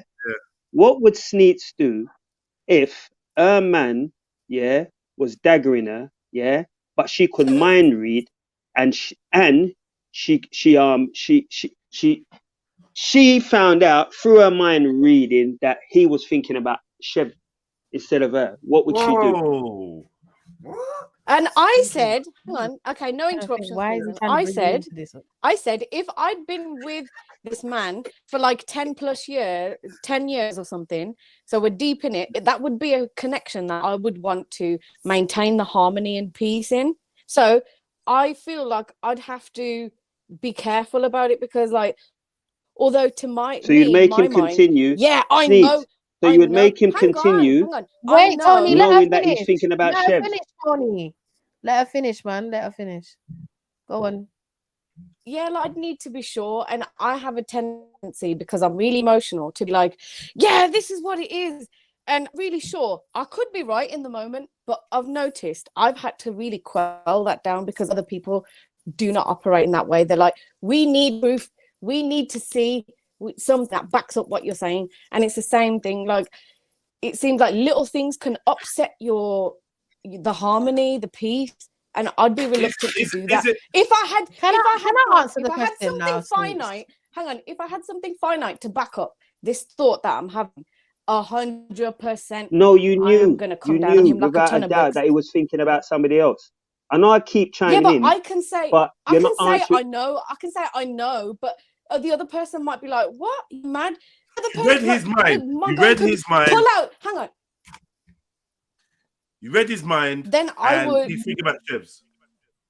Okay, that would really. I'm not gonna lie, Yeah, it like, would there's really other affect me. people Like I in wouldn't the be able to get chat. into it.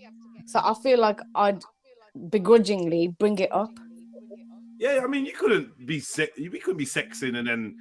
Nah, got, like I couldn't. Yeah, I Tony couldn't Brown on reach there. the I go and objective. I do a quick scan of your mind, and like there's Tony Brown on there, like fucking digging you out. I'm like, oh, I'm doing the physical work. I don't know. Yeah, that's you know, the ego. Luckily, I would say this is the truth. Yeah, before I go to Chevelle. Yeah, luckily, we can't read each other's minds like that. Yeah, because I would suspect that. Similar things like that do happen. Maybe a woman might need to go to a certain thought process to get her going, and that ain't really for you to know that, right? Because if you did know that, you'd be out of it. You wouldn't be on it. And if she knew it was on your mind, then she wouldn't be on it. So it's like it's kind of give thanks that we can't read each other's thoughts, man. 100%. Scary. Facts. But I have said the wrong name though a couple of times. Oh shit! Oh shit! Never done that. In sex, I've never done that one. Yeah, I've done it a couple of times. That's why right now. Tony Brown used to be a gallus, and he used to dig out this one and dig out that one and then dig out this one. He was thinking about the wire waist girl that passed him on the wire street. waist. The wire waist girl. Big up everyone. You know that's Uncle Tony. Right, Chef, I like a wire waist girl, me. What would you do, Chef? You're gonna kill them. I'd be scared if Chef's found that out. She'd kill them, mum. You don't think I'm this aggressive female? No, but Chefs. And I'm not. No, I'm not saying you are, but in this scenario, I think you're gonna hurt someone. First of all, yeah, I'm gonna think, okay, cool. He's emotionally checked out of this now. Like this whole relationship is done. There's no point in keeping it going. That's what I'd think. I mean, if it's a passing thought, look. There's a difference between, okay, you're saying reading his mind, so that means I've got access to it for a certain amount of time. Like for instance, I'm there, he's doing up the juggy, rare, nice to feel, and then he might have, a next gal on his brain real quick, and it's not nothing, mad. I can, okay, but you see if it's like a persistent, like, and the whole thing, to get through this, do you see what I'm saying? Because like then that's when I know, okay, something is awry here. Clearly I've been blind for a long time. My man's, he's no longer mine. Do you get me? And I would feel bad to an extent. I can't lie, because I'm like, okay, cool. How is it that I missed, what his needs You ain't were? gonna be doing all that. Yeah, Are you gonna kick him off? Would you stab him? That's what I want to know. Would you stab him? Would you kick him off? Uncle Tony just wants to hear us some fun. I Yeah, do just you know want to what, hear Uncle what you would Tony? do, and then you can go into the theory after. What would you do firstly, and then I want to hear the theory after. I would karate chop him in his throat, and then I would kick him off. I can't lie. I'd start acting. I would be crazy. So right, and then you might think all this stuff what you was talking before. It would kind of go like this. Kind of like, what? Are you dumb? Like, you get me, like that, and he'll be back like, what are you talking about, babe? Yeah, but you want to fuck Sharina, and Sharina, come fuck Sharina, then come now. Yeah, it would be a mad. So you would resort to violence then, yeah? You would resort to violence, I don't think that I can bring. I may do actually, because it's like, that's a big disrespect. But then reading somebody's mind is a big disrespect. So we're both wrong here. Do you know what? But if you had the power to do it, you would, though, innit? I think we would all use that skill at some time. I think I would, yeah. Just to know how the person really feels about you, yeah. Exactly. Yeah. Do you know what? Moving on to a different scenario. I think I would stab him. If I was to find, like, if I was to walk in on my man fucking someone else, right? I don't even feel like I would be able to bring myself to exert like violence, because on top of you doing this to me and I find out and I've seen it, I'm gonna do something which could result in me in some type of legal action. Do you know what I mean? So on top of you making me feel like that, I've put myself in fuckery because of this shit. I would feel like even worse in that scenario. Like, I don't feel like I could bring myself to do that. I would become so, like, I can become really cold really quick. All I would say is I would just disappear from your life like a fart in the wind. That's one of the best things. Even though you had deep feelings for this person? Yeah, that's it. Like, you know what the deal is. You can just cut yourself off from that person just like that? No, I can't. But you take yourself well, this away is what from I'm that saying. situation and time will heal you. I'm not going to be, I'm not one of them people that's like back and forth and like, oh, like I'd need to take time and think about it. But knowing myself, I'd be like, yeah, see you later. Bye. Especially like, I wouldn't be able to look at you the same every time we would be doing it. I'd just be picturing that. And it would take some serious work for me to get over that. What would you be picturing? Him thinking about another woman? No, me catching this man shagging some other woman. Yeah, that's different. What? That's different. That's gonna do what? That's gonna mess you up. Man, yeah, shush, man. You ain't gonna do shit. That's what I just said. Yeah. No. Why? Schiffer's got his hand up, isn't he? Because you've seen him having sex with someone else. Yeah, so that's just bullshit, man. What do you mean that bullshit? Bullshit, man. Because a lot of you could see it, you could stroke your man's back while he's sexing a woman. You know what I mean? I'm like, go on. What the fuck is this guy on? Shit, what? You know this stuff. You know this happens. Let's not act all prudish. Wait. Prudish. So you're telling me what the fuck is this? The Handmaid's Tale? Is this the Handmaid's Tale? Threesomes happen, right? You're braiding your girl's hair and the next man's digging her out, yeah? Yeah, innit? Can you do that? Is that what's happening? But guess what? When most couples relationships decide to have a threesome or try that, it's hardly ever 2 men, 1 woman. It's usually 2 women, one man. It doesn't really matter. It's the same Yeah, so thing no, I'm saying there's obviously a more comfortable psychology with a man and 2 women as opposed to 2 men and 1 man. Like me, for one, I would feel like it was a bit crossing the line for me because I don't want to see penises when I have sex. When I have sex, there's no penises. And neither do I want to see vaginas and breasts. Yeah, but then you lot go to a changing room and you're all naked, tits and pums out, and everything. I don't want to see my man's dick going into another vagina. But we don't want to see. We don't want to see naked men at all. You lot don't mind seeing your friends naked. So there's already. Listen, I don't care. I really don't care. Right, cool. I'm not gonna push it, but I don't think that's the be or end. Jedi. Say that again. I think Snitz was lying too. She wouldn't do anything. Like she knows every day Schiffer's with another woman. Like, what the fuck off, Shani? Who let this prick on? Big up, my brother. Big up, brother Rion. Every time. Big up, Rion. Yeah, we bastard. Yeah, big up the man them. Big up the man them. Same speed as well. Big up the man them. Big up, Schiffer. You would. Come on, man. The ladies, you lot are holding mad L's this week, man. Holding mad L's. L for ladies and that. The man them, innit, Schiffer? Yeah, big up the man there, because the gal them are just holding bare L's and can't tell the truth out here. You don't know you're the cause of all the problems in the world, but you never hold your hand up and be counted.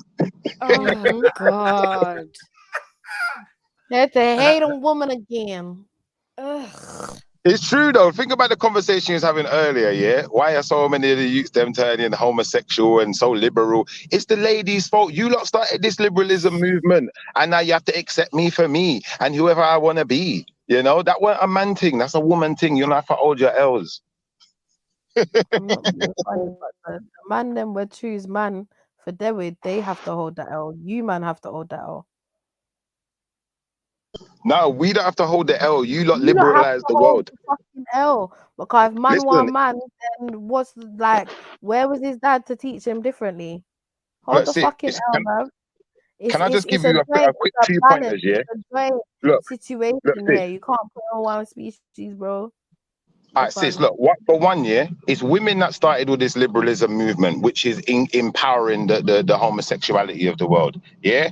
Secondly, yeah, you have to understand, women think they're perfect the way they are, so we should accept you for you, right?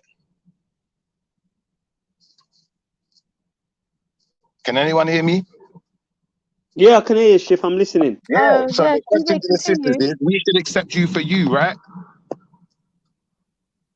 If that's what you want, then you go for what you want.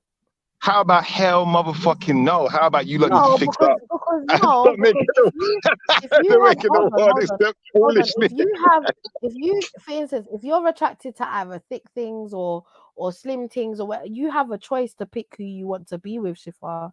So you No, can but I take mean that person personality for who wise, they sis. I are. don't mean as in like that. I don't mean looks. I mean personality. You get the choice of being who you want to be. A man don't get that choice. You go for the why don't you have that choice? Man I'm don't sorry, get that but choice are because you a not man, listen, a human? man who chooses to be who he wants to be in society immediately gets blacklisted. He gets put to the bottom of every list. In fact, he probably ain't got much of a life. He's probably broke. He don't look very handsome. He don't look very well kept. You know, he's got dirty teeth. He ain't got no money in his pocket. But is A that how man he has wants? to If that's conform. how he wants to live, there's gonna be a woman out there that don't brush her teeth, don't wash her No, no, poo, no. and they can be happily Someone will together. brush them for you, or someone will buy you the toothpaste and the toothbrush so you can do it. This is the difference. A woman does not have to conform. A man has to conform. And this is the difference. This is why most of the problems are down to you lot. What happens, Sneaks? Sneaks is around the corner on the side. And then even what you said there, Chevelle, women think it's all right. You can put on like any way, have your hair as much as you want. Someone's still supposed to love you and accept you, man. Like, it don't work like that for men. Sorry, Shifa. Don't put words into my mouth because I actually never told you none of that. I tried.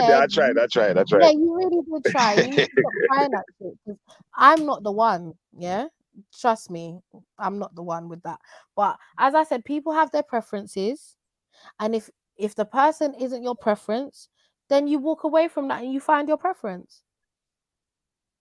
You don't have to be with someone just because you need to accept me for me. If you love the person, then you accept them naturally. Exactly. And the fact that we accept you naturally as you are, you should be able to accept when we tell you it's time to fix up now and do as I say. No, not as I say, but you know, change some of the worst parts. I mean, isn't that what relationships are like? You're meant to like change for the better for yourself, like, and you're Now, meant women to find change. it harder to do that, though. You're meant to I think change women because find you that love harder. that person. Can somebody Not let her on? necessarily change. Yes, like Can somebody let on Sneaks, please? She's not there. Oh, she is there. She's in the back. Yeah. What happened? Did she take herself out or something? I don't know what happened. Carry on.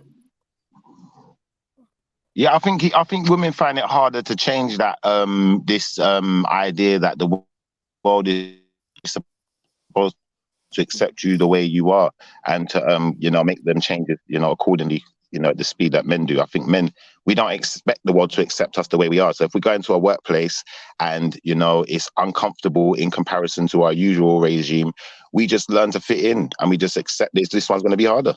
With women, they tend to complain a lot. I don't know, man. Like, what do the rest of the man them think? Do you think I'm totally wrong here? So what did you say? I said that women tend to think that the world should accept them the way that they are. And men are a bit different to that. The men who are like that, they get blacklisted. That's it. You're at the bottom of the list now. We don't even deal with you again. You just look like an idiot. No, you don't think that?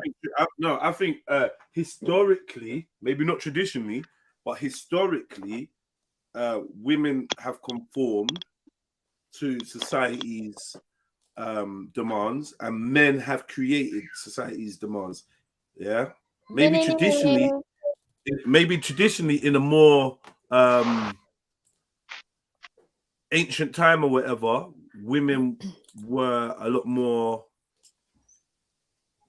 involved in creating the status quo. Okay, right. Yeah, they're much more involved in. For example, like the laws and shit like that. Is that like or maybe basic? during war No, I'm not. times? Sorry. I think you've misinterpreted the question. I don't mean like that. I mean as far as when a man and a woman get into a relationship, yeah, a man is generally expected in most cases to accept that woman the way she is, and if he Not expects, if he necessarily. Not in my culture. one second.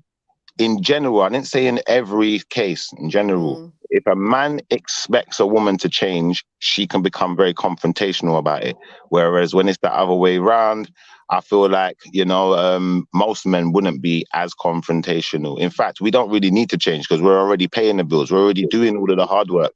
These are Western ways of thinking. So in that case, I would say men, like, look, traditional men may seek a woman that ticks the boxes that he wants, of a traditional wife, and then maybe do a little bit of extra upskilling, a little trainings on, this is what I specifically would like or require, right? So there's a little bit of, maybe you might have to change a little bit if you want this relationship to work thing, right? And I think women, a lot of women, they will say that they're happy with the man and then subtly be trying to change him throughout the relationship, or develop deep issues with aspects of his personality and behavior that were more than apparent from the beginning, right? And never really made inclinations of trying to change it then. But once she gets settled, she's looking, because they say women look for fixer-uppers, right? Women look for a man like a project that they can maybe work on a couple things with him. I think yeah. So they're a little bit more accepting in the beginning stage as well, with a view of, you know what, maybe I could work with that, and maybe in time, we could shift that. Yeah, that's I don't know if I answered the question. I totally agree, because for me, a lot of the times, like the guys that I tend to be interested in are the ones that, I would say, they have ambition and goals and shit that they're trying to reach. And once I see that, I'm like, rah, ding, ding, ding. Like that is something that I'm attracted to, because I want to help you reach that goal. So in that sense, do you know what I'm saying? I like when a man has ambition and he might not have it all together just yet, but he's working on getting there, and I will happily help him get there if I care enough, So I agree with what you said there, Jed. Anybody else? Give me a moment. Yeah, I'm hearing what Jedi said as well, and I think that is definitely a good point. But I just think, like, for instance, I'll give you some examples. I know a man who's with a woman. Yeah, the woman can't cook. She can clean up the yard. Don't get me wrong. The house ain't like a terrible tip on that, but it's like certain aspects of womanhood, I don't feel like she is paying much attention to, but still expect to be treated with the same respect and the same authority as any other woman. And I think that it's like, there's a point where if you as a man and you can't lift up the shopping bags, a woman's looking at you sideways. Do you know, like that? So I think that, there's a point where sometimes it's like the acceptance thing can go a little bit too far. We shouldn't just be accepting that you can't cook. What if you have a picnic? Who are you going to cook for them? I'm going to have to do cooking. Yeah, of course. But this is what we're dead said comes into play. You find a woman that can cook, babes. You don't choose the one that can't cook. And this is what I'm saying. When you're looking for a wife or a serious partner, this is where you have to do your proper investigating. You can't just deal with anybody. Do you get what I'm saying? If you're looking for a wife, you're looking for someone you want to settle down with, I'm sorry, but you have to put them through a vetting process. Obviously not in a way where it's like a tick, tick, tick like that. But I just mean certain things that are important to you, you make sure that person has, or they value at least. Or even if you're saying, well, you know what, babes, I love you. So the liberal woman is not acceptable then. The liberal woman is not acceptable. Hang on, let her finish, Shifa. I do. No, I've heard what she's saying, and I respect it. No, you haven't. Let her woman is finish. unacceptable. Right, thank you. So as I was saying, even if, like, say you're attracted to her, but she can't do the cooking, but you're saying, are you willing to though? Do you get what I'm saying? She's willing to learn. And you may say, all right, cool, I'll allow What if you she for just can't now. cook? She's too dumb. What if she burns Well, water then and you shit like shouldn't that? be with Like, Shifa, a you dumb can woman then, learn. Shifa, baby. You shouldn't be with a dumb so woman women who are then. whatless should get no love. Then I'm with you on that. I'm with No, you. No one said I'm you with that. can you. No one said that 100, learn. because a 100. whatless man will be with a whatless woman. There is somebody for everyone, you know, Shifa. I hope If you you No, care that's understand not that. going to enough, work. How is that hang going to on. There's work out for somebody the for child if you got everybody. both parents are whatless? How's that Who going said to work that for they're gonna have children? a child? Who said that they're gonna have children?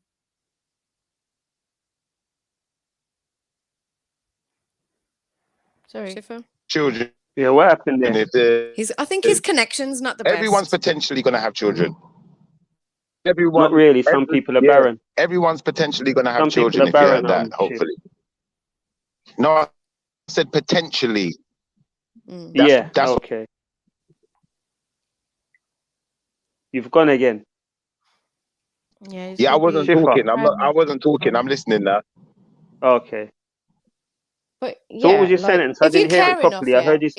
If you care enough, like you could be like, babes, like, you know, okay, so you can't cook. Let's help you. Are you willing to learn? Yeah, okay, cool. Right. Even if you say she's too dumb, then I feel like, again, if you care enough, find out what her learning style is. Maybe she's better suited.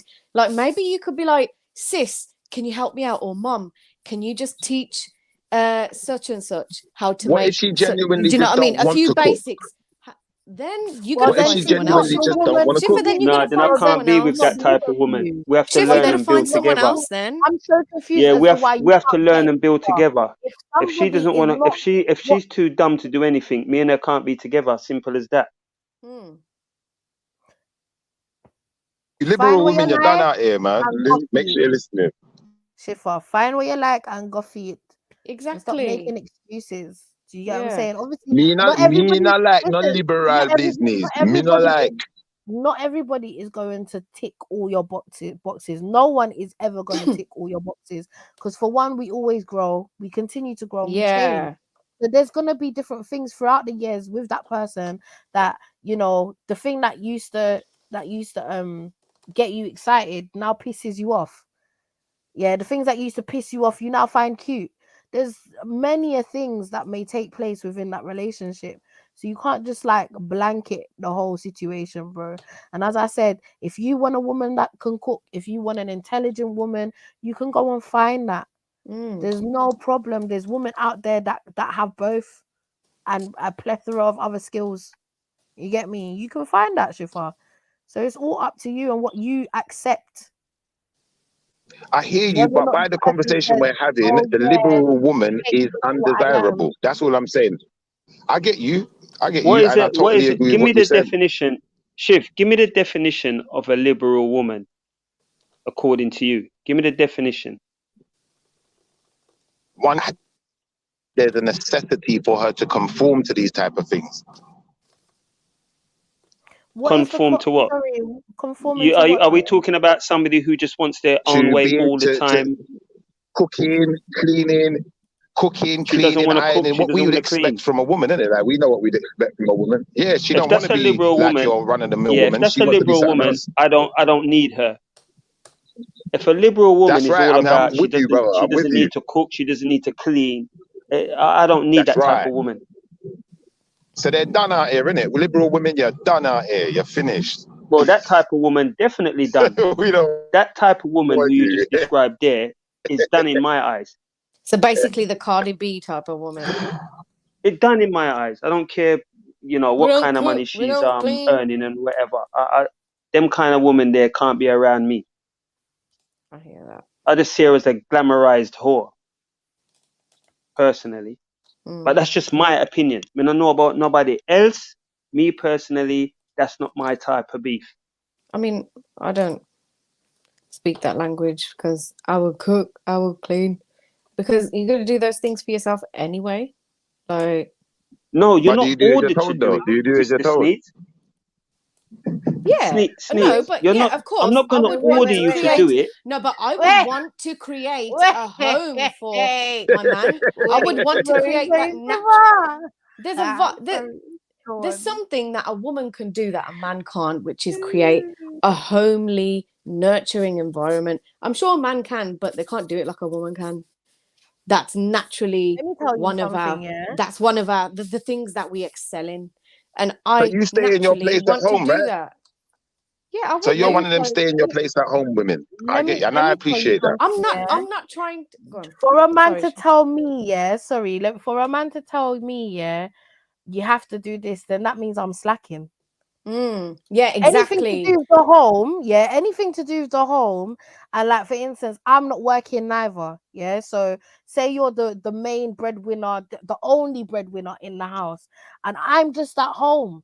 There should be nothing you come home to and have to be telling me, Rob, unless I've got like 3-4 kids, then you have some understanding, right? But what I'm saying to you is, right, if I'm a home alone woman, wife, whatever the case is, and there shouldn't be nothing out of place, brethren. You shouldn't have to come but and whose fault is that though? things to get done. What I am saying to you No, but is that's that your you've got fault to be the though. right woman. What? How is it my No, fault? but that would be your fault though. It would be your fault that you're a home alone. Listen, 1 second. I mean in the sense of being home alone, Being home alone. 1 second, 1 second. I am, but hear me out. Just hear what I'm gonna say. Being home alone, listen, being home alone while your man's out of work is your fault. Because guess what? You could have a sister wife and you could have help. You could have 2 sister wives. One of you watches the kids, one of you goes out, gets some extra bread, and one of you one of you doing the housework. You're just trying to move the goalpost all the time because you really You want to could be allow right. a sister wife and make your life Schiffer, easier. listen, Schiffer, please don't bulldoze over the sisters. Please just don't do that. Sorry, I couldn't hear her. I couldn't hear her, honestly. Okay, we'll just have some patience and listen out. Listen out. She's speaking. Let her I can finish. hear you. Because nothing had any. What I said had nothing to do with sister wives. Yeah, and it had nothing to do with anything like that. What I'm saying is that for the man to have to come back and say anything, then I am slacking. I'm taking full responsibility for that because I'm at home all day. So there shouldn't really and truly, there shouldn't be nothing unless you're a control freak and you're just trying to control everything that I do and say, well, then yeah, there's an issue here. But as I said, there shouldn't be a problem. You shouldn't come home and have to be like, oh, did you cook? You need to go cook. Yeah. There should be no demanding. You should have it home should be done training. already. Right. Yeah, but technically women are supposed to be the breadwinners too. You're supposed to be breadwinners and cooking and looking after the kids. The man's supposed to protect his territory. That's what the man's real job is. And unfortunately, what the woman's done is stripped us of our original title. And Can I just say my piece? Can I say my piece? You really tried. Can I say my piece? Yeah. 1 second. Can I say my piece? As an elder, maybe it's my generation, but we were the breadwinners. We were the ones who went out and worked and brought home the bacon, so to speak. You know, and we were the protectors. But as far as the upkeep of the yard and looking after the children, that was down to mums. You get me? When it came to the discipline as well, you know, that was left down to the man. So, you know, that's how, you know, that's how I've been brought up. But at the same time, mum couldn't be in the yard slacking, watching soap operas like left, right, and centre, not doing nothing. You know what I mean? I'd say she had to be doing her bit. With the discipline, it's like if mum can't all of what needs to be done. Sorry, go on. Yeah, you can have stuff going on in the background while you do. But I'd say with the discipline, it's like, of course, dad oversees everything, but for the most part, while dad's out being the breadwinner, it's like whatever mum can't handle. If they're being too unruly, it's like the threat of I'm going to tell your dad. If that doesn't suffice, then that's it. Then You're dad's getting it. got to I'm step in. telling dad, and whatever happens, you got to deal with it from then on. Making But it's usually like, like if my mum used to say to me, hang on, if my mum used to turn around and say to me, I'm going to tell your dad, that would put enough fear into me. But for them days where I was being a bit too unruly, she'd be like, you know, I can't save you now. Yeah, Do you know but what it's I mean? constantly adding more work to dad's plate and giving mum an Yeah, but easier for ride. them, yeah, Really and exactly. truthfully, Yeah. what mum's supposed to do is, if she needs extra help and she can't run the house on her own, and you know, like a lioness doesn't have one woman to a man. She got sister wives. They go out, they do the hunting, they get everything prepared. The man's protecting the territory. That's what his real role is. So He's you a just want to protector. He's be not really lazy, supposed to Shiva. be. He's not. One second. The man is not really supposed to be bogged down with menial tasks. This is why you got certain men. Like Yeah, we hear that. One second, sis. This is why you got certain men who aspire and get to the level of like an Elon Musk, and then the rest of us are struggling along because you know what? There's so many blockades in our path. There's so many of these menial tasks that our women are pushing in front of us because they can't handle their workloads. And a lot of the time, it is due to the fact that you know the woman insists on wanting this monogamous relationship that she can't really manage in the way that she should be in most cases. Not in all cases. Some cases maybe, but. Come on, man. Okay, but Shifa, really simplify this, yeah. He just wants The to be sisters lazy. of the sisters of today's generation need guidance, and it's for individuals to sift out the sisters. Okay, look, you've been lied to. You know this is brainwashing, and has it benefited you? First, you need to let them see and do it in a way. Like I feel like delivery is important. Like you can't always, not every day, just go at them. Like sometimes if you want a change, you need to help guide it. Do you know what I mean? So it's like it's for us to sift out the sisters who are willing to change and see this. Yeah. Oh shit, I have been lied to. Fuck. I don't want this to continue. I want harmony and peace and to go back to nature because I know that's the best thing for me. And then the women that aren't, maybe some of them will lead by example when they start to see that this Western way of thinking ain't where it's at. And they're really like their numbers are dwindling. Oh shit, less of our group. Oh, all right, fine. Maybe we'll go at it. You can't beat them, join it. And then the rest of them who are really hard headed, fuck you, do whatever you want to do in it. Do you know what's crazy though? Can I just say this? And I feel like Street in Scotland has a very good point. He said he doesn't want his daughters growing up feeling as though they have to be dependent on men. And I feel the reason why that's a very valid thing is because men nowadays are also fickle. So they come and go. And when you've got 2-3 children, you can't entirely put your whole dependence on the fact that this man, you get me, it can't just get up and one day leave. Vice versa, innit? Do you get me? So I just wanted to say I agree with Street in Scotland to a degree that having your own independence as a woman is not a bad thing simply because of the day and age that we're living in. Yeah. Do you know what I mean? If we were living like couple decades ago, then fair enough. You get me? But the day and age that we're living in now, where people can just get up and go. I agree with you there. Life, I agree. I agree with you there still. The modern day housewife is more likely to have like a little side hustle going on. Like she's well into the swing of things. She's got dinner cooked. She's got one baby in her arm while she's mixing the bowl. She's got all of her shit done, right? And she's now she's well into the routine. She's got this down. Now she's got a little bit of free time. Maybe she wants to do a bit of a course and learn something and create a bit of a side hustle. That is more in alignment with what today's modern woman is if she's doing her job right. Do you know what I mean? But that's how I see it. So there's no one saying that the woman can't also contribute. Like I feel like no man, she can definitely do her thing. She can definitely do her thing. But if she's on the phone all day, if she's on the phone all day languishing, that's where now a problem's gonna, occur because. When I get home, I want my dinner. I want everything like in place. I don't want to see the place like a tip. You know what I mean? But yeah, you can have your little hustlings going on depending on what it is. We build together, you know what I mean? And then maybe the possibilities are endless when you're that way inclined in your thinking. Do you know what I mean? Everybody plays their part in it. Everybody's got to contribute. Certain things I might not like, but we can maybe compromise unless it's over the top. But it's about compromise, isn't it? If you really want to be with that person, you do that. So yeah. You know, one Guys, time it was a No one case really of wants to be with a deadbeat with no ambition or whatever. Like, that's just, there's no progression, no growth. You stay stagnant in your mind then. See you lot later. Talk to you lot later. You gone? Oh, bye, You gone, Chef. Chef? Chefs, are you upset? What happened? Maybe she's busy. Chauffeur, were you there? Me there, you know, me there. Me just talk to my people, them and I flex and do two work and them sitting there, you know. No, Chauffeur she just jaded, man. Is she all right?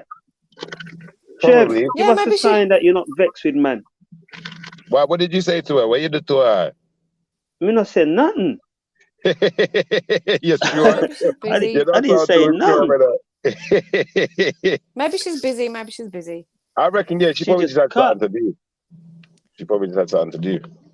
But I want to reiterate, I think the sisters need to really reconsider this whole sister-wife scenario, especially for certain particular sisters, because, you know, I don't know, man. Like if it's a equal world, yeah, then we should all be able to perform equally. Would you agree with that, Uncle Tony? Sorry, say that again, my brother. If the world is equal, then we should all be able to perform equally. Would you agree with that? Yes, most definitely. What about you, most Truss? definitely. Would you agree with that, Trilluminati? I'm really sorry. I wasn't listening. So if the world is a place of equality, everything's equal, then we should all be able to perform equally. Would you agree with that? Yeah, but we know that's not how things are supposed to be. Like, so then why do we accept equality? Who said that? I accept equality. I know the roles of a man. Yeah, I don't. I know the roles of a man. Are you talking the majority? The majority accept it? That the world is equal? Is that what you mean? When I say we, that's what I mean, as in the society. But I would assume that most people on this channel, they're like, you know, they're away from the norm, innit? They think for themselves, critical thinkers. They like to take in information and give also. I don't think like we're part of this matrix. I would say that we're away from it. We're trying to, learn truth. You know what I mean? That's what I assume anyway. Most of the people, I listen to on the panel, they sound like they're doing their own thing when it comes to, like to the way the world is running. Like they're just, investigating and doing their own stuff for themselves and thinking for themselves. That's why I assume maybe I'm wrong. Where's everybody gone? Am I that boring? No, I'm just. I'm trying to multitask. I've got deadlines and stuff to hit, Unks. So I'm trying to do that and be on panel at the same time. Are we killing the stream or what? Do we need to change subject? What do we need to do? This is a good topic. Just I think it's a good topic. I don't think you're killing continue the with stream, it. man. People just get busy when they get busy. But I think like ultimately, me personally, I've always said this. I'm monogamous in it. I couldn't handle 2 women anyway. But I think for the men that can, and the women who can't cook, can't do this, can't do that, complain about this, complain about that, always need extra help.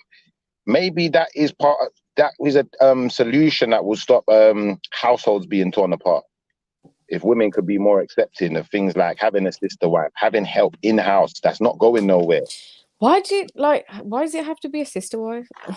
I think for some women it has to, like, the more I think about it, I think for some women it would have to be, because don't get me wrong, you could get a friend to come and help you out. If but they are polygamy minded, I life. feel like if they're polygamy minded, then but if they're not, then boy, you better figure out how to balance all that workload while your man's out there like doing what he's doing, innit? I think that's fair. And you see what you said there? You see the point where you can't balance the workload. I think there's a point of understanding like how to take a loss, hold an L, and just say, do you know what? I tried. You gave me a shot. I couldn't do it, so I'm either gonna leave or I'm gonna. Shiffer, okay, here's the thing: if that type of Shiffer, listen. If that problem is presented to someone like me, the first thing that I'm gonna do is I'm gonna be on the phone straight to my sister and be like, "How did you do it? teach me everything you know, because my sister got married at 26. Within 4 months, she was pregnant, and every consecutive year after that, she was pregnant. Well, practically, the youngest is there's a few years gap, but other than that, we used to take the piss and be like, "Fucking hell, you're always pregnant." My sister was like a little soldier. She was pregnant. She would be walking with a flipping full pram, one child in a carrier, one there, one walking uphill, you know, with heavy shopping bags. She used to thank God when I used to be in summer holidays. She'd be like, right, come stay with me. She would get extra help in it. But other than that, but if she didn't have that help from me, she would still get her shit done somehow by hook or by crook. Did she get help from mum? Did mum go and stay sometimes? Did she get help from anyone else? Mother-in-law lived 5 minutes away. So there were times where the kids would go there. Obviously, it's like weekend. They're going to see grandma and grandpa. Fantastic. That would be her time. She would get all of her shit done. See, that but kind of that's what I'm situation, saying to you, though. Yeah, but Schiffer, that's what I'm exactly. So you present that type of listen, let me finish. You present that type of issue to me. I'll tell you straight, I'm gonna find a way to fix it. I'm gonna get some training. Exactly, it's doable. So you've got this mindset of I'm just like, I feel like you'd be like, oh, yeah, at the first sign of any problem, rather than suggest these things, right? What's the solution? I need a sister wife. That's it. Can I be honest with you, Tisnees? I don't think it's necessarily about. I think it's more to do with the way women deal with stress, isn't it? So, you know, if you see like your sister, you've got a good family support network around you, or even your partner, you know, their mum or some female in the families around regularly, they can offer a little bit of support and help. That's going to ease the blow. In that kind of situation, you might not need a sister wife, because guess what? Your sister can come around and stay over and help out on occasions also. You get all sorts of help. Yeah, like family member, whatever. But in most cases now, like obviously your sister had kids and the rest of you didn't have kids. So when you're in a situation now, like for instance, then my mom had kids, her sister had kids, and my uncle had kids. Yeah. So my mom, her sister, and my uncle's partner at the time, who had my cousins, they all became like a team and teamed up together to help raise these kids so that they had the support that they needed. Do you know what I'm trying to say? Because mums or the grandparents, you know, still had obligations, still had other things. And plus my mum wasn't from London, so they'd move across the other side of the country also. So if you're a woman who's efficient like that, and you can handle your workload, and you've conscripted your family member, your cousin, your sister, your friend, whoever it is, that's going to be around regular enough that you can still maintain your workload without having to impact on your man too much. I think that that's totally, I don't see a problem with that. But I think that's not most cases. That's not, most cases ain't like that. But this is where what I was saying before applies to this. It's like women need guidance in it. Like the ones who have completely absorbed, the one who lived their lives by the brainwashing that we've been given and are just not receptive. Do you know what I mean? Them, forget about them. But the ones who, when they come to this realization, they're like, okay, so how do I deal with this? It's like, help them, guide them in it. If you can't do it, send them to your sister, or do you know what I mean? Get your sister or your do you think sometimes a lot of women family involved? Do you think sometimes a lot of women find it hard trusting other women? Yeah, but I think this stems from the Western way of thinking. I think it is a little bit natural for, like, I think it's natural for a woman to have a little bit of jealousy in certain areas, but if you think back to like a village setting, women very much work with one another, spend the majority of their time during the day with one another. Can I ask you one more question in regard to that then? If women don't trust other women, and they all know, if this is a universal thing with women and all women know this, why should men trust women?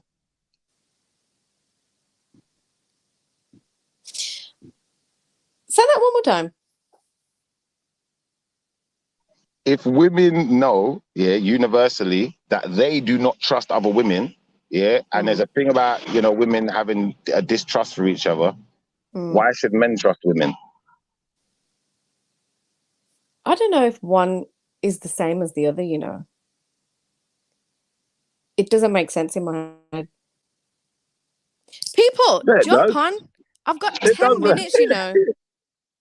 Yeah, get some other sisters up here too, man. Like, No, you lot but can answer that again, question. I feel like Go. again, this is like a Western type of problem. Like in again, going back to a village setting, a woman would be less inclined to cheat on her man. Like it's just kind of ingrained in her. Would She's you? seen her moms and her sister, her mom and her sisters and aunties and everyone follow suit, and they will have trained her in how life goes for a woman. Do you know what I mean? They'd be more accepting because that's the status quo, and anyone who kind of goes against that is seen as like you're the strange one. Do you know what I mean? Would you trust a sexy woman, sexy married woman, alone with your man? In this day and age, here, where I am right now. Yeah. Big up MJ. Yeah, because I would trust my Big man. up Punks. I would Big up trust my family. man. So when you said, because obviously I asked you, I wouldn't be with is this there a person like distrust? Yeah, I asked you, obviously, is there a distrust between women? You said, yeah, innit? So I'm just going by what I you feel like said. men naturally will be distrusting of women in this environment just because of the sheer, just because of what's available to a woman. Do you know what I mean? But if women don't trust each other, yeah, why should men trust women? That's the real question. Sorry, bring me up to speed with the conversation, because a minute ago I was listening and Schiffer was talking about sister wives. So where are we at now? God, we've gone on a Yeah, long so I was journey. saying, obviously, yeah, that I think women find it hard to trust other women. We've changed kind of subject a little bit. Right. And I asked Sneaks, did she agree that women find it hard to trust other women? She said yes. We're saying universally now. So I'm saying if women don't trust other women, why should men trust women? But so are we talking about trusting other women around your man? Or not to cheat on you? I don't know. Ask Sneaks. You asked the question. What did you mean when you answered? Yeah, what did you mean when you answered me? The question came from find it you. hard to trust other women. The question I came just said, from you. I think women find it hard to. No, I've given you my answer. But I didn't specify, did I? I didn't specify. Yeah, I know, and I was just talking about trust in general, so we weren't being specific. We were just talking in general. But I think it's such a broad thing, trust. Like, obviously, if it comes to, it depends who the woman is. You know what I mean? Like, if it's a friend, then surely you're going to have at least an element of trust there for that person to be a friend or to be in your circle. Do you know what I mean? You're not just going to trust some random woman on the street, just like you're not going to trust some random guy on the street. Now, when it comes to I don't know, if we're talking about cheating and all of that and my relationship with my man, I'm not worried about other women. Like, it's up to my man if he decides to cheat or not. Like, he's the only one I should be worried about realistically, not what other women are doing. Because there's going to be women out there all the time, innit, that are looking attractive, that are passing by, trying to get his attention, all of that. And realistically, I just need to have trust in him. Real talk. But Mary J, the thing about it, yeah, the thing about it though, Mary J, yeah, like, you know, people, you know, it's not that you're not worried about your man, but if he's sleeping with somebody who is a whore, you know, who's contaminated, and then he brings now that disease back to you and all that, it's going to affect you and it's going to affect your family as well. So even though you might have faith in him, it doesn't mean he can't destroy your life, right? So you have to kind of watch him. I hear you, but then I've got to think, like, I've really got to check myself then in that situation, right? If my man is cheating on me with someone who's deemed as a whore, who's riddled with diseases and all of this, then what kind of woman am I if he has to leave me to go to that? Really? Like, because I'm thinking that any man that I'm with, he's got to have a level of dignity about himself, how he carries himself, and the people that he's going to allow himself to be around. So I agree, you know, but if he's sleeping with another woman, I've got to trust his judgment that he's not gonna sleep with some disease-ridden hoe. Well, I've been around some concrete women, yeah, and I still kind of like, you know, done a thing outside of that. I was careful, right? You know what I mean? But I still done a thing outside of that. And they were perfect in my eyes. It's me what really messed it up. You understand what I'm dealing with? So, you know, I don't really expect them to blame themselves when really and truly it was me what slipped up. You understand? And if I was more mucky and more messier, it could have been detrimental to them. It's only that I was a guy what is careful. Every time I do a move, it's got to be neat and careful, no mess. Because, you know, I got my family, my children who I love dearly, and I don't really want to be, you understand? But there's certain people what they don't care. They're just reckless. Right. So you're treating yourself with respect in that situation, and you're thinking about the family as well. Because number one, you don't want to catch no disease, and then end up, you know what I mean? And then you can't go and earn money or do what you got to do to support your family. And then secondly, you don't want to catch disease. But what I'm saying is that pass it on to your wife. I'm like that, but I know a man who's mucky. They bareback it. They don't respond. They will bareback out a road and come back to baby mother and still bareback and take chance. Right, but then isn't that for us as the woman to use our wisdom when we're getting with that man and like see how he moves? Like, how did we meet? How did he approach me? Was he willing to go bareback? Was he trying to go bareback and all of them things like from the beginning? Do you know what I mean? Because that will give you an indication of the kind of man he is. So, okay, if you get with a man in that situation, you can expect that, yeah, he's probably going to do that with other women, innit? But, you know, like it's for you to kind of filter out what kind of man he actually is. But you know, and I know that everybody, you deal with them differently, innit? Like, I would say, you know what? Before I lay with a girl, you know, normally it'd be like 1 or 2 weeks. I like to kind of vet them out. But then you buck one and it might be in 2 days. You understand? Depends on their character and everything else. One thing I'll always do though is be safe. And if I want to go down the road of bareback, we go to the clinic same time and sort each other out. You know what I mean? And you know what I mean? Before we go ahead with that. But there's a lot of men I know who don't respond about that. Yeah, no, you're right. There's definitely some men that don't care. They'll have one night stands, they'll sleep with different women, and they won't use any protection. Yeah, they don't business. Or if they're getting a polish and shine, they think that, you know what, I can't catch nothing from this, so you know what, can go ahead, you get me, do their thing. Before they know it, they got herpes. You understand? And they're not watching for all those things. Because I've spoken to a lot of people what don't even think that you can catch anything from the mouth. So, you know, up until today, there's people what think that. So it just lets you know that, you know, there's not a lot of people who really, you know about this STD thing. They think they know, but a lot of people don't know about it in depth. They just know, like, you know, the main things. You know what I mean? Where's Shiva gone? I don't know, but I wanted him to explain this whole sister wife business. Like, is he really jumping on? Is he trying to? Is he looking for a second wife now, Sneaks? Fucking hell. Anyway, on that note, I've got to go. No, don't you dare! You stay right there. Now I actually have to. I've got a meeting at 1. I've been banging on about it for the last 10 minutes. Your meeting's going to be over in 5 minutes, anyways, and then you're going to be back. No, it won't. It's actually an hour and a half meeting. It's an hour and a half meeting. Because I jumped on to help you, not to take over. I can't help you now. Okay. Yeah, I remember I was supposed to be here in the corner sitting quietly. Uncle Tony, can you tell people off, please? Can you cuss them? Tell them to jump on. They're not. I've got to go. Listen, I've done it earlier and still it didn't wait. Take care, love. Take care, Sneeze. I've done it earlier and it still didn't encourage anybody to jump on. I'm just fed up now. You get me? I know. Because I only come to the sit in the corner and listen, you know, MJ. You know what I mean? Know. Well, it's a good job my plans got cancelled because I was supposed to be getting ready to go out and then I heard you guys chatting. So I thought, let me jump on and see what Shifa's talking about while I got some time. All right, see what you bring up a subject and I'll see if I can bounce along with you. You know what I mean? I've got about maybe half an hour. Okay. MD Gold. Big up, Sistine. How are you, babe? You good? Nice to comment, subscribe, hit the cash app paper, all that good stuff. Yeah. Sorry, give me 1 second. I'm literally right here. war.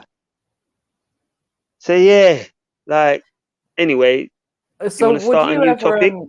So You well, want to start a new topic? I want to kind of stick on the sister wives thing in case Schiffer does come back, just for a minute. Mm. So would you ever consider having like more than one wife at a time? If Who, they were me? happy, yeah.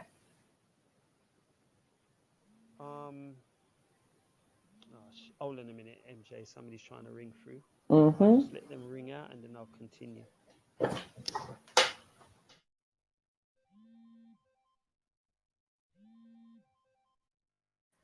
I swear, dogs are like children, right? Children have got this thing of when you're on the phone, they know you're distracted, so they do stupidness. This dog does the same business. Have you got a dog, MJ?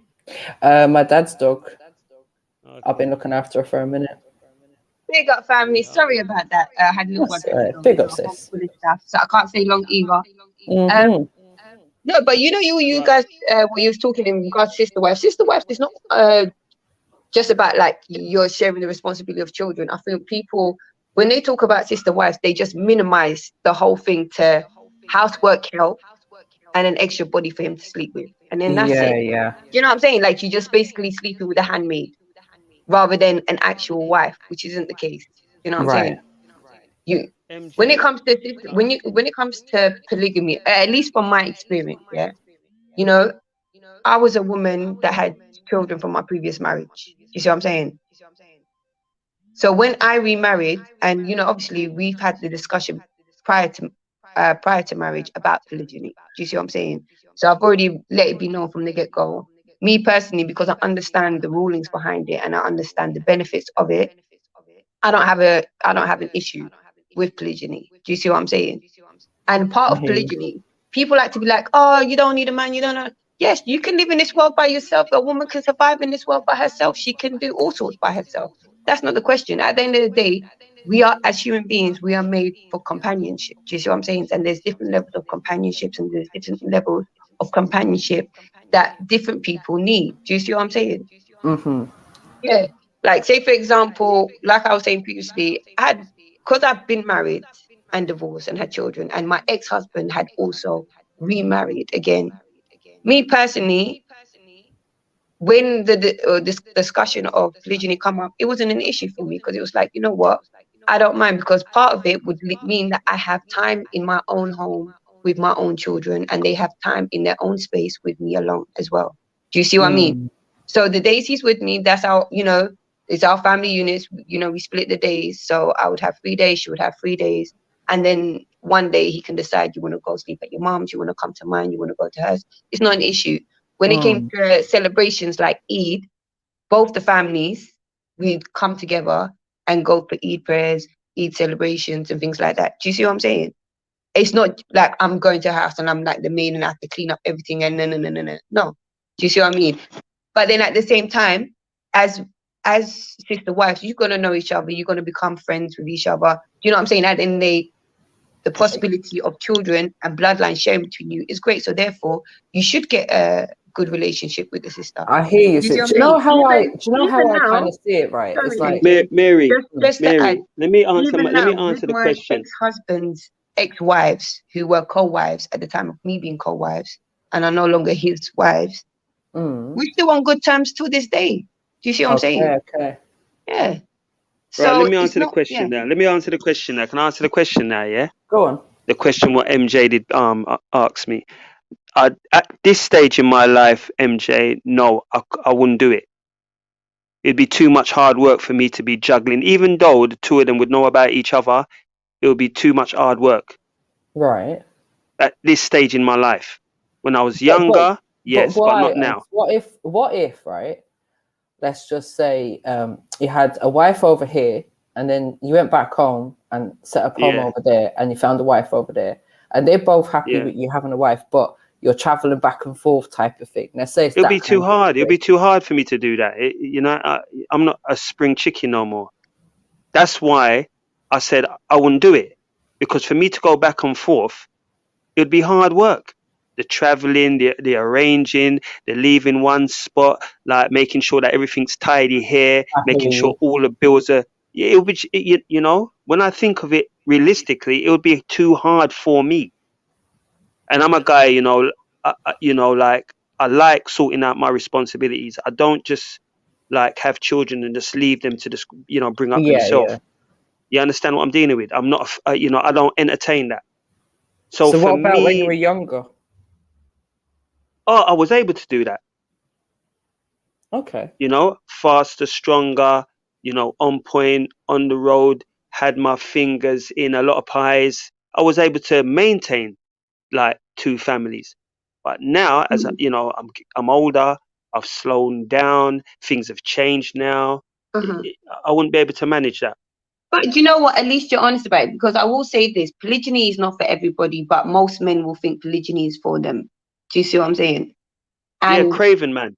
Yeah, craven man. but this is that's why I say there's good and bad things to polygyny. The bad side is obviously the rulings of it can be manipulated, and men will just take it and run with it. It's like the same way how you'll find a brother say, I can marry a woman from the book, yeah, which means Jew or Christian, yeah, Ahl Kitab, because it's permissible for a Muslim man to marry a Jew or a Christian, but it's not permissible for as a Muslim man to marry a Jew or Christian man. Do you see what I'm saying? So they would take that ruling and be like, oh yeah, I can just marry this person or this person. But in terms of that ruling, she must be Ahl Kitab that doesn't believe in the Trinity. She must be Ahl Kitab that is been untouched by man, meaning she's a virgin. But then people will just run and be like, do you see what I'm saying? There are loads of criteria behind certain things, but people only see the surface level because they just, you know what I'm saying? They see enough times people just see wishy-washy people practicing specific things, but they're not doing it correctly, but they got the most to say about it. You know what I mean? So I see enough man take on board. I see enough man, take on board a wife and all that, and it's never ended up like, being a happy ever after story. Never. I'm back. You understand? Yes, brother Jedi.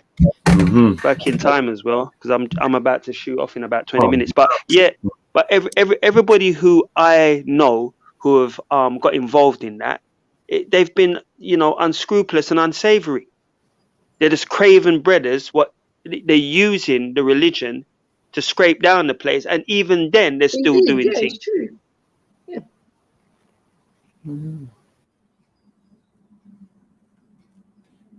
I reckon modern woman has got main character syndrome. There's definitely an entitlement. The modern woman's ego has been so inflated, and her qualities and her skills and her value has been so perverted that literally it's hard for the modern woman, influenced by modern parenting, to not see herself through a man's eyes or through the masculine perspective, unfortunately. And this is due to men and women indoctrinating ourselves and our children into this way of thinking, So there was a time where women understood the mission of raising children and also being a productive, helpful dispenser of wisdom within their community was the highest role. A man couldn't even take that role if he chose to, if he wanted to, because it was physically impossible for him to be that. And that's where a lot of older traditions raised the woman up to goddess, right? And could easily understand the concept of divine or the divinity of the female nature. Now we're in Abrahamic times where all the lead stars are men and all the deities are masculine, and women have obviously grown a resentment to that, even if it's subconscious. And therefore, when it does come for them to actually fulfill their feminine duties, some women who are a product of modern society have difficulty seeing their existence different from a man's existence, right? And men also have got the same issue. They have difficulty seeing the masculine role without them wanting to kind of compete with women and what women do and what women are naturally blessed at. I really hope we don't get to a time where a man can have a ute car. Trust me, it's going to be crazy. You got men that say I swear we're practically there, though, Jeds. Women that I was just about to say the same thing. And I think we're just around the corner from it. We're envious and hateful of each other's roles. What's a woman doing? Like, nah, she needs to go. Once she brings it, she needs to do the same as me. And then a woman's like, well, if I can do all this for myself, what do I need a man for? And we're just fucked.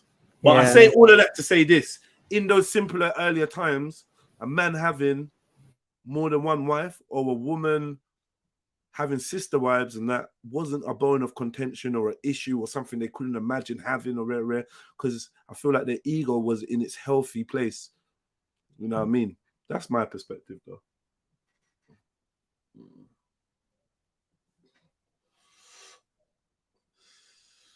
Big up.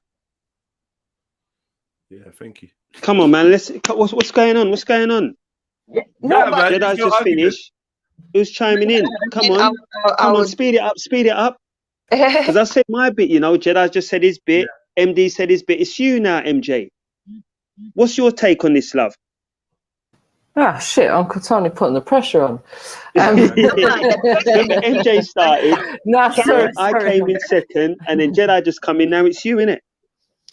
Yeah, I mean, look, how I see it, what I was going to say to MD a minute ago was like, and I don't know if you guys will, if you'll agree with this kind of analogy, but I see the kind of polygamy thing as like a business, right? So if you've got a business, you start off with one little shop, whatever, and then you might expand. You might open a second shop. Do you know what I mean? Depending on how your business is going. So I think like if a man's got the money and the foundations to have one wife, and then he feels like he can cope with having a second wife, and that's going to help to build his empire or his lineage or his business or however you want to think of it, then that's all he's doing. Like, obviously, I don't agree with like what you and MD was saying, Tony, in terms of people just using the religion to their advantage just to be promiscuous. Do you know what I mean? But I think there's absolutely nothing wrong with polygamous marriages. No, I don't agree. No. Oh, okay. I'm thinking from sis, it happened. Can we address this comment? Yeah, big up Lila. Mm-hmm. She says, LOL, we still do understand what being mothers are, but we're smarter and we don't want to be goddesses. Thanks anyway. I never said you want to be goddesses, but it's like you understand the intrinsic divine element of what you are, which is a birth giver. Essentially, the closest to God that we have in terms of life springing forth from you, right? And maybe women do understand it, and I'm talking about modern women who are a product of modern values and parenting. So some of you sisters won't even qualify for that because you come from a traditional background, you have traditional viewpoints, and you are influenced more by the traditional aspects of relationships more than you are this modern Oprah Winfrey, feminism, burn your bra, slut walk, whatever, this kind of new thing. And I don't think that the modern woman does really fully appreciate what she is. I don't think the modern man does.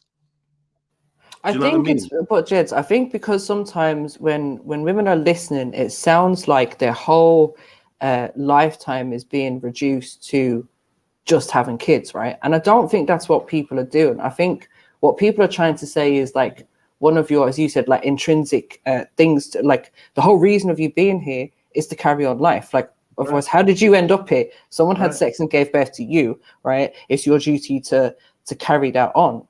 And I think women get upset because they feel like, we're just more here. than that. Yeah, and we are more than that because I'm saying, what is more than that? More than that is the continuation of that, right? So for me, it's the raising of my children. It's the being there to help out my family. It's when my children now have children playing that grandmother role, the role that you were just taught. Right, exactly. So I know, but I get what you're saying. Like, it's part and parcel of that. But I think when other women are listening, all they're hearing is, oh, you just see value in my vagina and me pushing out kids, and then you want to move on. What is that? What puts that there? What puts that thought process there? I would say it's the catering to the ego that the system has done. It's the injection of these feministic values that, in a strange way, take value away from femininity.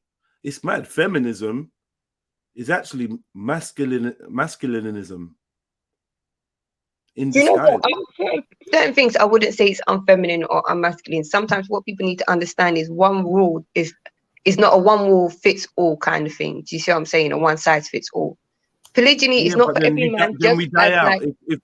If women say, you know what, that's a traditional path, and that doesn't necessarily, I don't fit in that. Cool. Then majority of you won't have children if that's your viewpoint. No, majority of you won't have lasting relationships if that's your viewpoint. And that, when we look when we generalize, when we look on a mass basis, is actually a negative impact on the population, a negative impact on society. So yeah, the individuals are like, well, you know what? I can't have children. I don't want children. I'm not naturally maternal. I get that.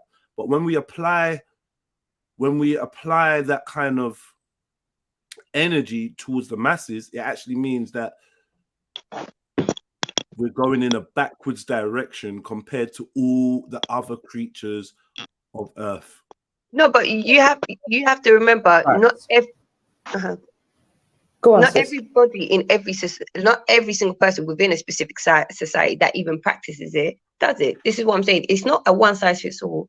It doesn't fit every sister, just like it doesn't fit every brother. Do you see what I'm saying?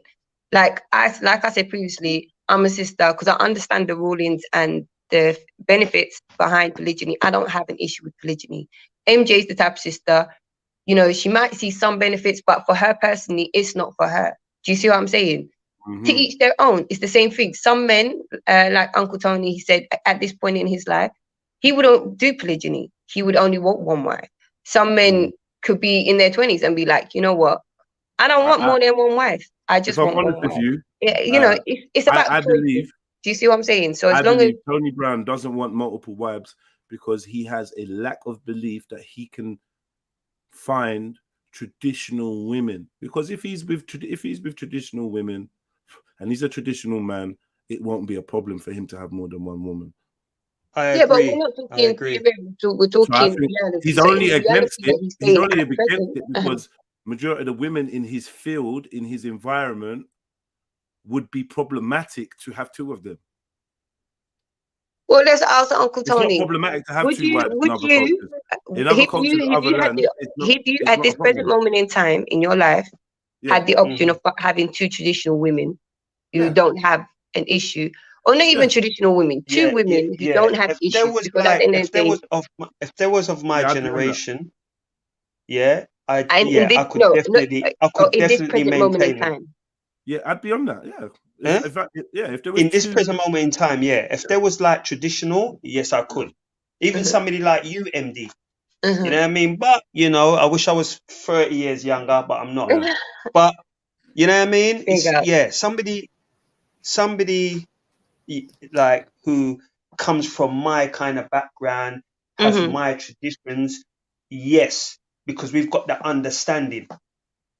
So yes, I agree with Jedi on that point. But the nowadays girl, a sister. So for you, the act of polygyny is basically more about where you live in the world rather than what you believe you are. Not just where you live, the times we live in. It's not just about where we live. It's the times we live in. Remember this, and let's just keep this in perspective, because I think people lose sight of the external and the internal, the objective and the subjective. Let's keep this in perspective. That's like a rhyme, right?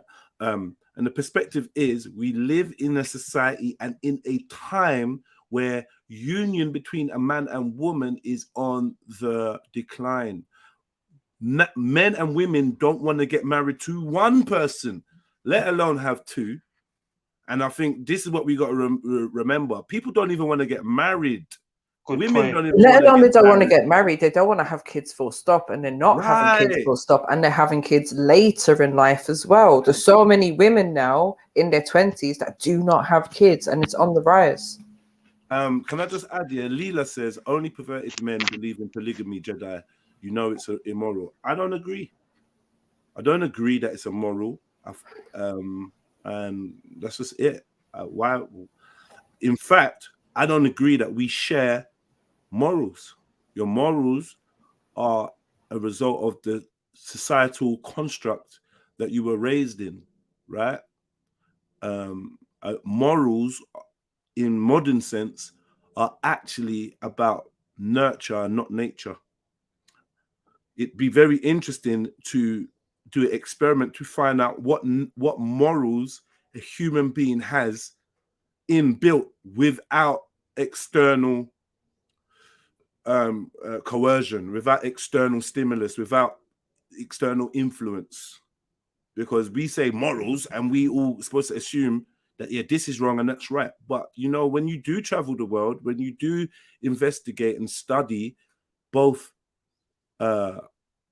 local and international cultures, both modern and ancient cultures, you realize that no, morals exist on a spectrum, yeah, and mostly we have to agree to a set of morals in a society, and then we teach these to our children. So our children don't have we're not giving our children, let's say, the opportunity to have ancient, let's say, this is a cliche term, ancient African morals.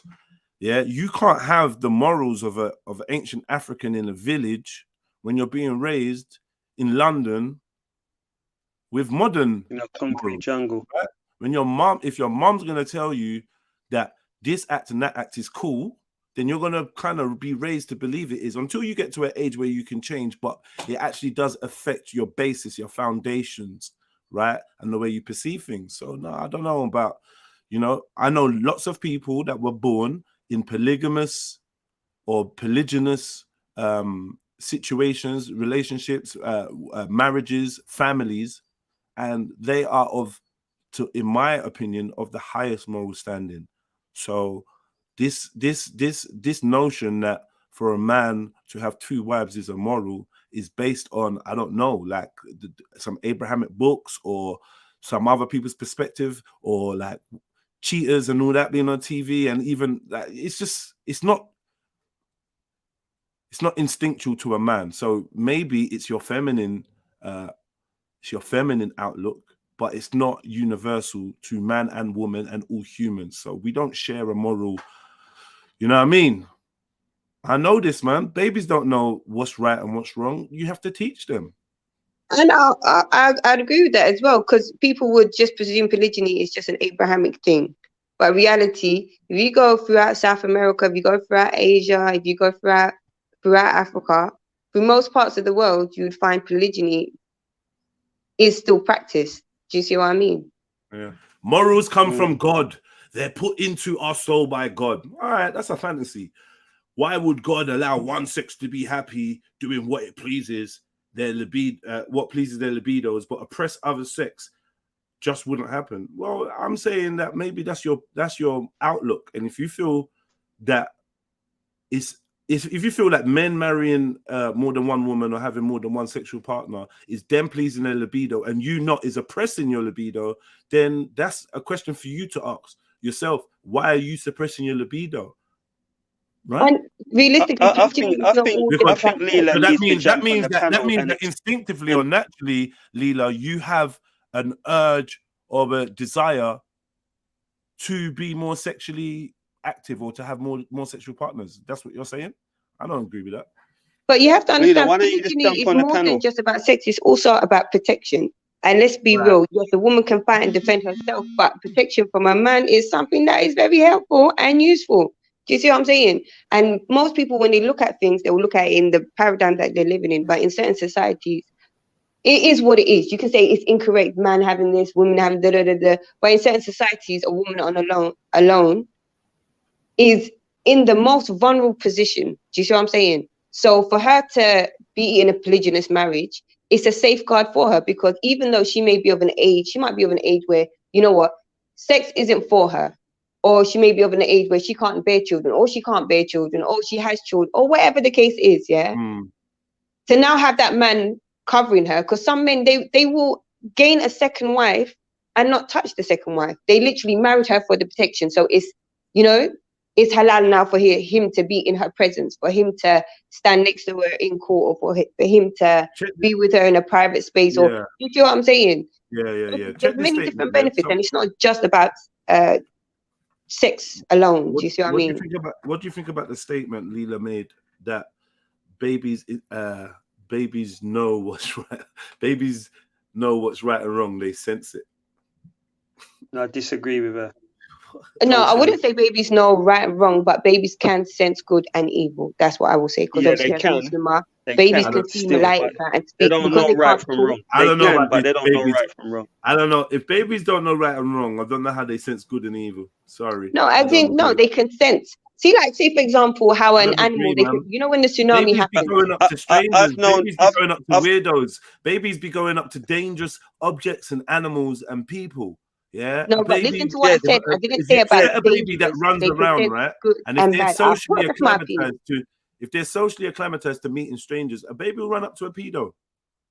And then a baby might scream when their grandmother tries to pick them up, may run from their uncle. Yeah. I was just about to mention that kind of thing. It's just about what they're exposed to. Do you know what I mean? We love to superimpose. But they might run from that particular person just from the energy that they collected on the day that they passed, or the energy that they were in. Do you know what I'm saying? And like I said, they just I don't put a one size fits all. Listen. Or maybe they're just scared of a stranger. A stranger that means them no harm, a stranger that maybe has an appearance that they've never seen before, and they get scared, right? Meanwhile, this is their granddad, their grandma, their uncle, their real dad, their real mom, and the baby could run from their real mom if they've been, like, do you know what I mean? It's not this instinctive, I just instinctively knew this person's a good person. I feel like that comes with what do you call it? Experience, indoctrination, you reading from your memory card of experiences that you've had, right? So you might be like, oh, I don't like that person's vibe. Yeah. And you can say that because you can apply mature intelligence to it and understand what you are feeling. You know what I mean? I don't know how else to put it to you. It's hard, it's very hard to convince a child that someone means them no harm when they're scared of them. They're just screaming, oh, don't worry about it, man. Just give them some time. You know what I mean? Don't worry. You know when you go and meet your brethren, and they're like, ah!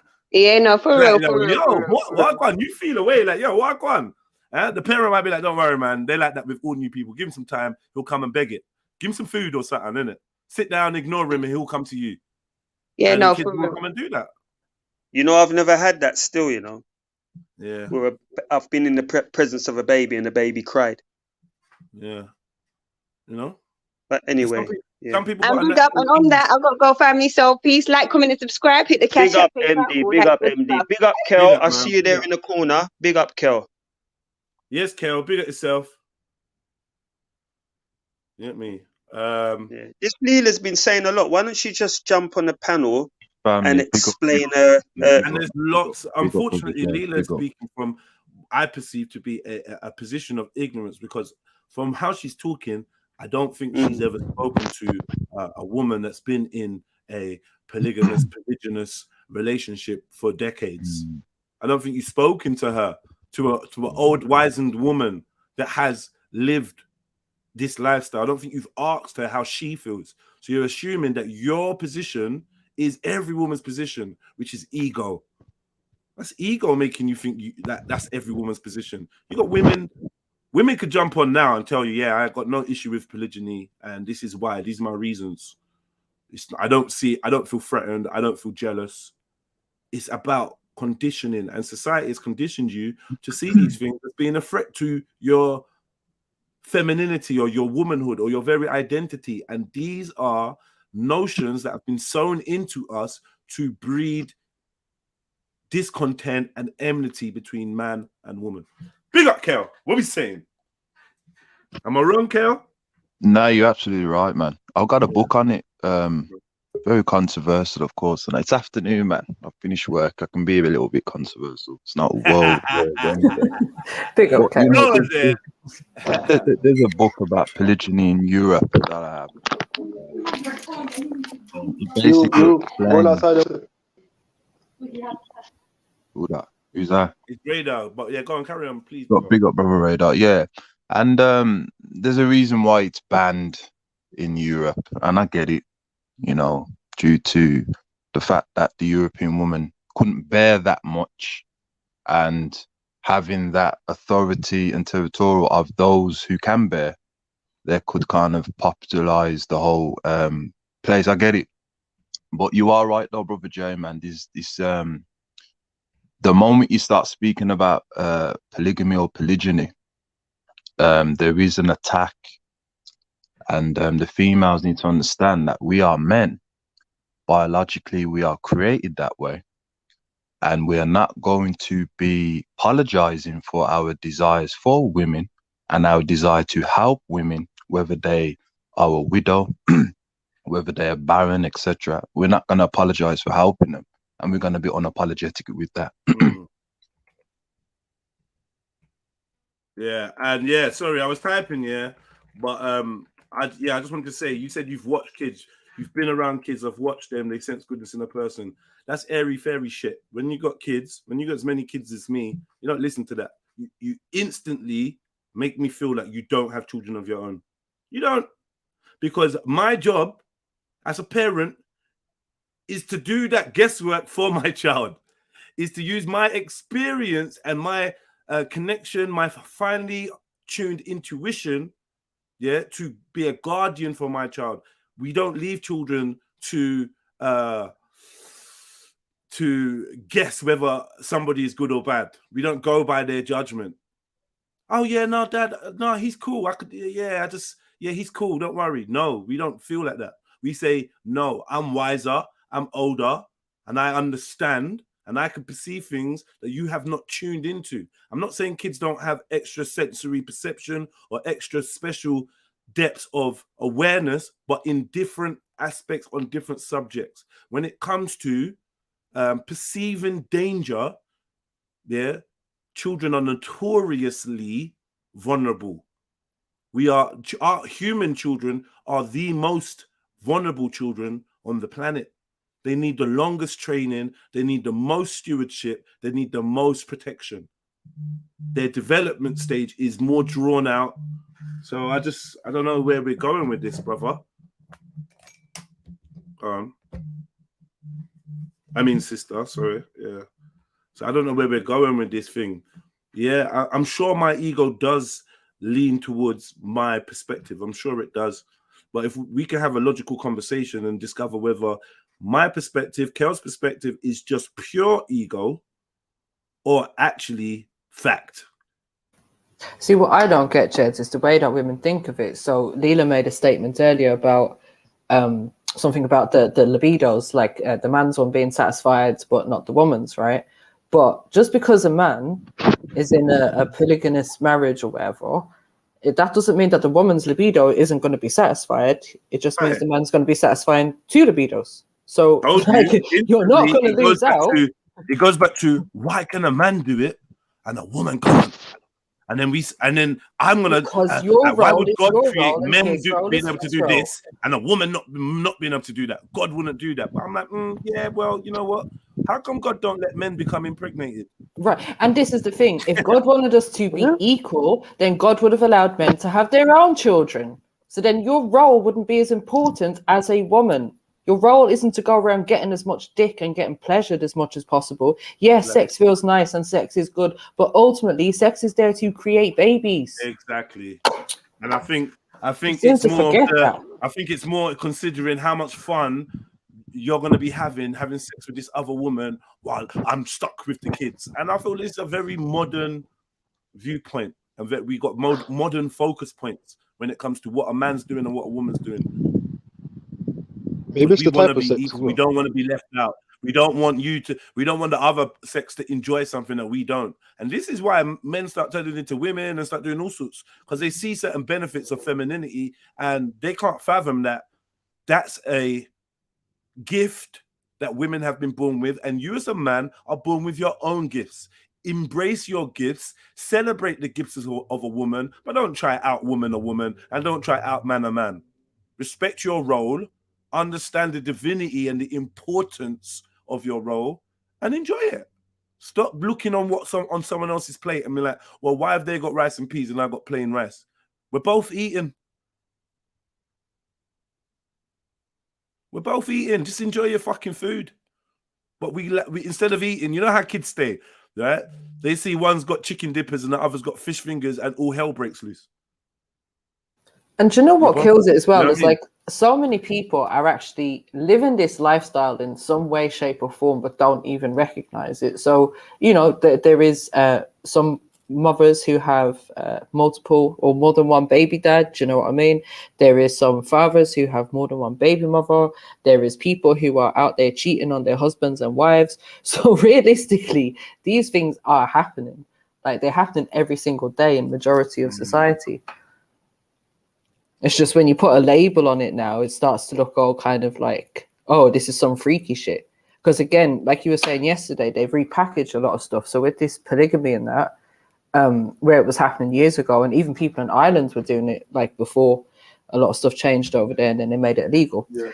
But now what's happening is people are seeing like these YouTube channels where people are promoting polygamy, but they're promoting it in this weird way where it's like the guy is there with his two wives and they're doing TikToks and dances together and answering stupid questions from the audience and making it seem like some weird kind of setup. Do you know what I mean? Not what it traditionally would have been.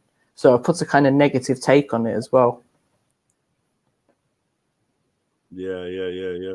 Well, according to we're not equal. Man and women are not equal. Behave yourself, Leela, man. Now we're not so behind in this argument. Sorry, go on, Carol. Yeah, according to anthropologists, is that it destroys society. Polygyny. This is what the anthropologists say. They say that they say what? Polygyny destroys society. Yeah, it destroys society, and that's what they were saying. How? Yeah, you know, it destabilizes social fabric of society, that it causes hoarding of women, of small group of men, you know, a large pool of eligible young men cannot find men. This is what they were saying, but I know where it comes from. So, yeah, it's as you said, bro, it's an ego thing, man. Do you think that they demonized all of these things and made monogamy as just another part of population control? Most definitely. Yeah. And I wanted to add, I could imagine when you come over to my land and you watch the way that I run things in my community, you're gonna go back and say, make sure that we don't ever fucking allow this type of shit. Because guess what? If this brother comes over here, my woman would probably rather be with this dude who has a wife or another 2 wives rather than be with me all on my own, who I'm giving her everything, licking her Pullman, doing all this other stuff, right?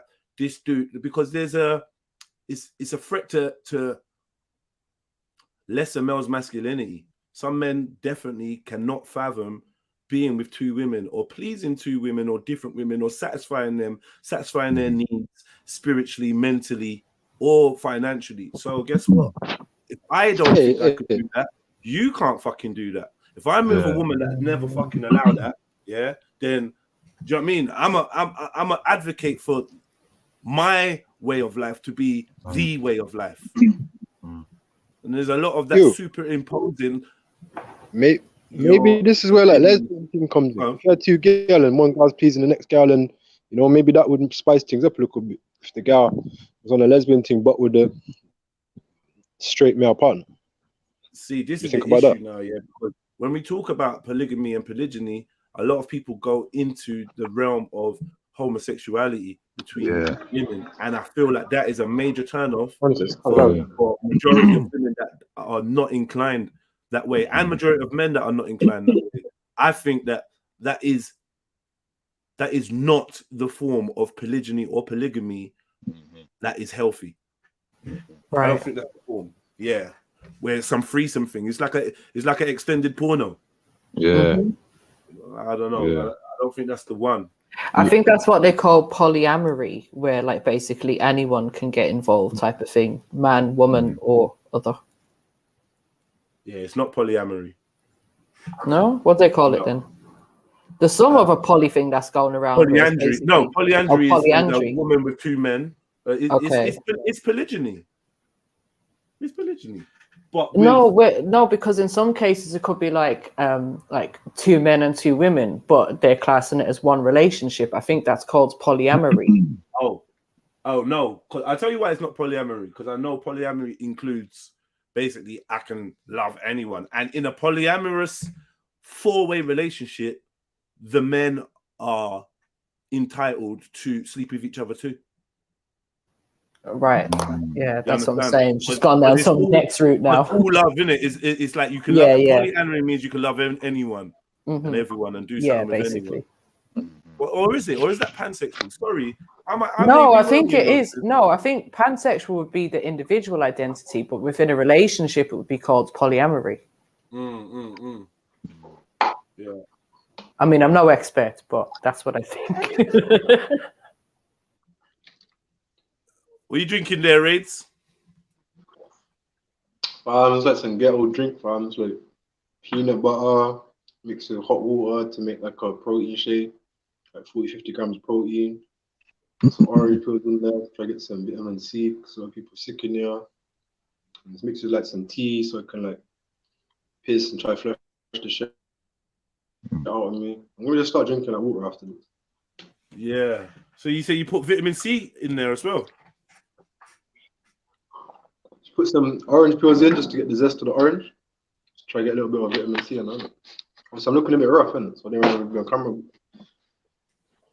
Ah, man. Yo, listen, Rita, man. You're going through some stuff that some people can't handle, bro. You're a warrior, you get me? And you're gonna be you train me up, man. Only you lot train me up in it, and I appreciate that, innit? You gave me a good self-control and tolerance from it, you know what I'm saying? So there's love for that. Warrior, bro. So you be back out in no time, bro. You look cool, man. And I think the section ends on the 11th, and I've got a tribunal on the 8th. I'm gonna try to press charges because when I had my meeting yesterday or the day before, that is fuckery is what they did. I think it was yesterday. But basically, like, you know when you do a transcript? What do you mean by that? So say if I'm in a meeting, there's like 4 or 5 people in the room. Yeah. There's 2 people typing, I'm speaking with the doctor. Okay, I asked the doctor face to face, and I was like, looking at me now, like, what would you describe my condition as? She kept dodging the question, like, you know what I'm saying? And then I noticed another woman started speaking, and the woman stopped typing. I was like, hey, why aren't you typing what she's saying, innit? So I said to get 2 forms of ID, and then I can get a copy of that, innit? The conversation. Sorry, I'm confused. Why do you need 2 forms of ID? No, to access your own notes. Because that's proper data protection, isn't it? Like, no one can access my data. I don't know. That's what I need. I've got the letter filled out. I just need 2 forms of ID. I can use like a CCP voluntary badge and just a utility bill. I don't have my house keys. And that's the only way you can see what they're writing in their notes. Yeah. Why would they make it so difficult for somebody to understand their own treatment? NHS is fuckeries, fam. Now, why would they make it difficult for someone? Because this is what they do, Jed. I'm gonna take the camera off, bro. I feel rough, bro. I'm gonna take the camera off. I feel rough, but just showing this me there. MJ, what do you say? I said, this is what they do. They just make it difficult and they're all over the place. Like, the way things are run in these places is an absolute joke. So, just quickly, I'm having a meeting. There's people in the meeting. You're typing up what I'm saying, what they're saying, and I need 2 forms of identity to see what you've typed. Yeah, and I don't even know if Radar, are you doing it under a freedom of information request? Bro, I don't know. I just said I want a copy of this conversation. And I said, just get me whatever I need to get a copy of it. They gave me a paper to sign in. I had to put my NHS number, my doctor's name, everything. So I'm gonna get the information. I don't know if it's gonna be the whole conversation, if they just edit it. Because I tell you why there might be hold on, King Gold. I tell you why there might be a difference, Radar and Jeds, is because those notes that they're taking at that meeting, they may be the doctor's notes. They may not necessarily be just the patient's notes. Do you know what I mean? Okay. And so you may not have access to it as the same ways you'd have access to your medical records. But if you ask for it, not the doctor's information. Exactly. So you may need to do a special request in order to access the doctor's information. Yeah. Because information like data protection is a very serious. Yeah. Are you in hospital? Yeah. Yeah. Illegally, yeah. Okay. Yeah. No, I just want to know. But you said you got your tribunal and your advocate and all that sorted out now, yeah? Yeah, that'll be on the 8th. My meeting, I haven't got a call back from them yet. It should be today or tomorrow. They call me back. Cool. That's next week, right? Section ends on the 11th anyway. Okay, fantastic. My section ends on the 11th anyway. However, like I won the big battle, like I said. So I have my medication put from 15 to 20 milligrams rather than a 6-month depot, which would have just fucked me up. So I won that battle anyway. So regardless of if they try to make me stay, I'm not getting put on a depot in it. So that's a battle won for today and or the other day. So either when the tribunal comes around on the 8th, there's a possibility that they could release you then. If not the 11th, then obviously they have to make a decision. But if you're willing to take your medication, then they've got no reason to keep you in, have they? Exactly. And if I just agree to the aftercare, just play by their rules, like I should be able to get out on the 8th. I got my girl coming down from Manchester on the 9th or the 11th, so I want to get out. I need to get out. What girl? Oh, my girl is from Manchester. She's going to book some time off work. And she's going to come down and see me. Can I ask you a question? Is this the same girl that you was with when you were... the African thing, just to be easier to describe the two. I locked her off, man. She's a dickhead. So I found this one girl that I love a lot. And then they apparently know each other, and she talked so much shit to that girl that made like her like want to chat to me. And then like it made me mad, Dan, because she's talking about she want to send goons to my yard. I was like, listen, who the fuck are you talking to? Like, don't get people in like danger and like fight your own battle. I'm not even trying to fight with you. But I ended things on good terms with her. But I did have a lot of love for this girl, innit? Like, if a girl says you get family, if a girl says you get me after everything she says, bro, trust me, you need to throw that in a bin. You need to throw that. I don't know, Radar. I would just say maybe focus on yourself for the time being. Try not to focus on women, especially women that are going to cause you drama. That's the last thing that you need right now. 100%. That's why I'm annoyed that I let this other thing go, because I was linking two things at the same time.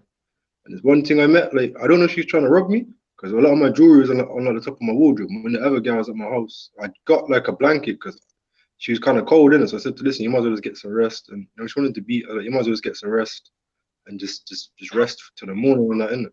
So I put like blankets on her and I was just put some heating on in the room, and she seemed quite like traumatized, innit? Like she, like, if you hear like a bang or something outside, she's very jumpy, innit? So I was just kissing her on the cheek and just whispering, oh, it's okay.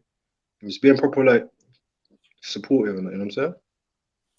But the girl that I was linking at the same time as that, she was fucking damn, like that was like orgasmic, Dan. You kiss her on the neck, Dan. Like she like basically busted just kissing on the neck, Dan. I always remember that. She had this fucking just a smile on her neck, Dan. Just I wish I didn't let that thing go for the other thing, man.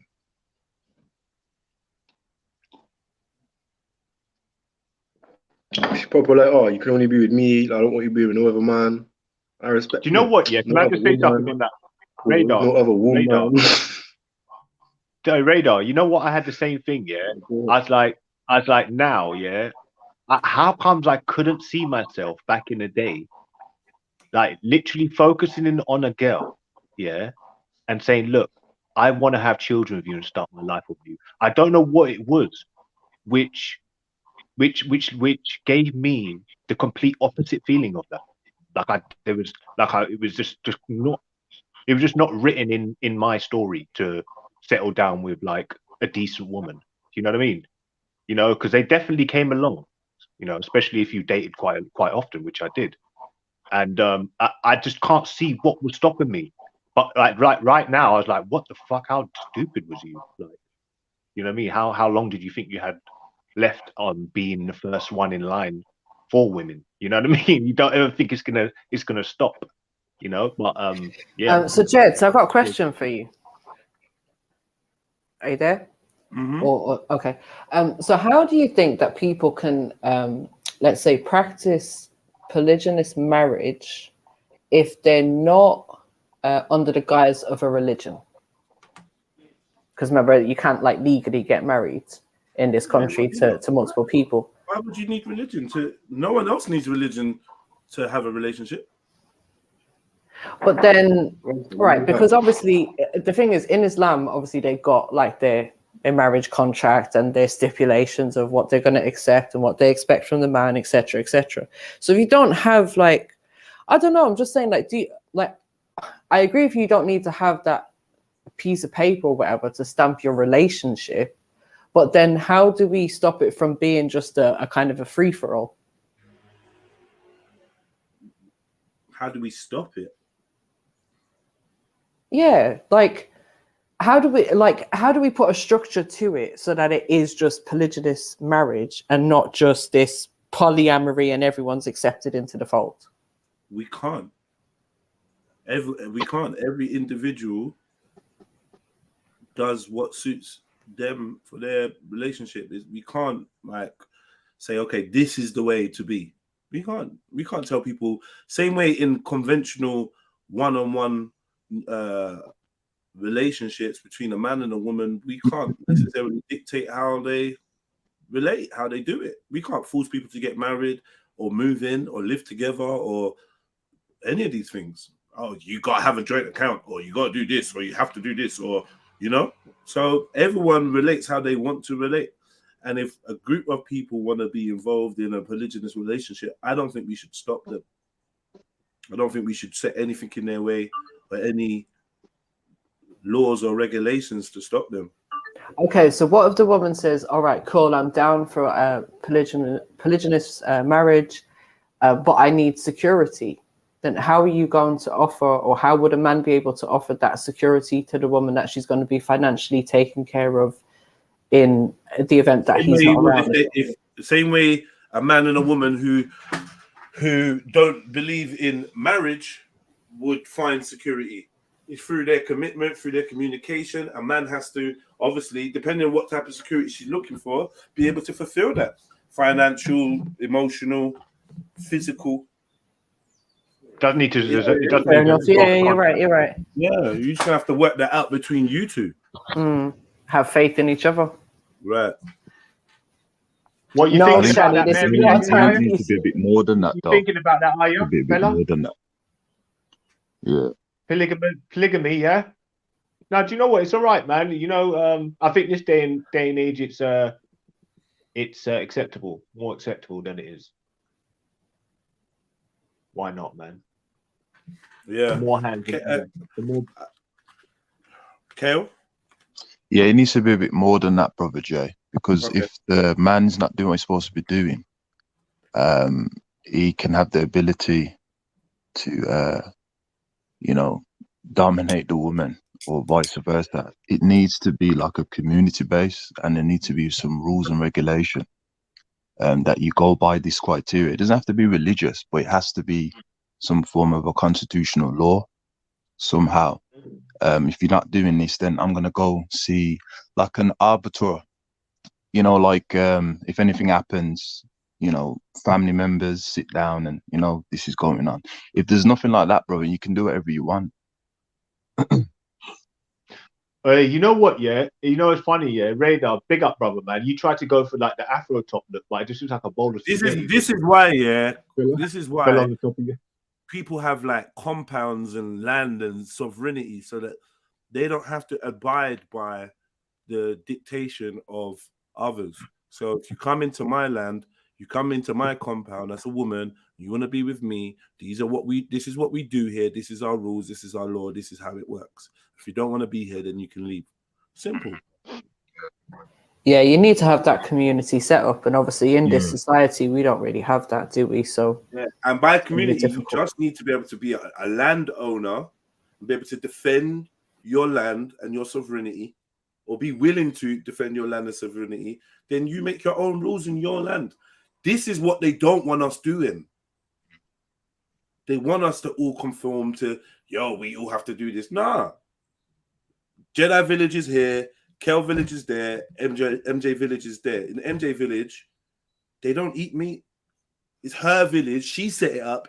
She's the chiefess. You don't have to be there. You can leave. But if you want to be there, then you're not going to be eating meat there. And if you go to Kel's one, if you go to Kel's village, you have to be practicing Pan-Africanism. And if you don't like it, you leave. I can't now say, no, Kel actually has to abide by my rules. It's like, no, Kel doesn't. Kel can do what he wants. MJ can do what she wants. That's the way I see it in this hypothetical scenario, right? We respect each other's rights to live how they see fit. Right, yeah. We respect each other's rights to live how you want to live. You know what I mean? If your activities are affecting mine, then that's cause for a conversation. And if the conversation and communication breaks down, it may be cause for action. And one of the actions may be leaving the area, moving away. Yo, there's weirdos over there. And, you know, every time I go to market, these weirdos are there. I know what my kids seeing them. I'm off. We out. Ain't that normal?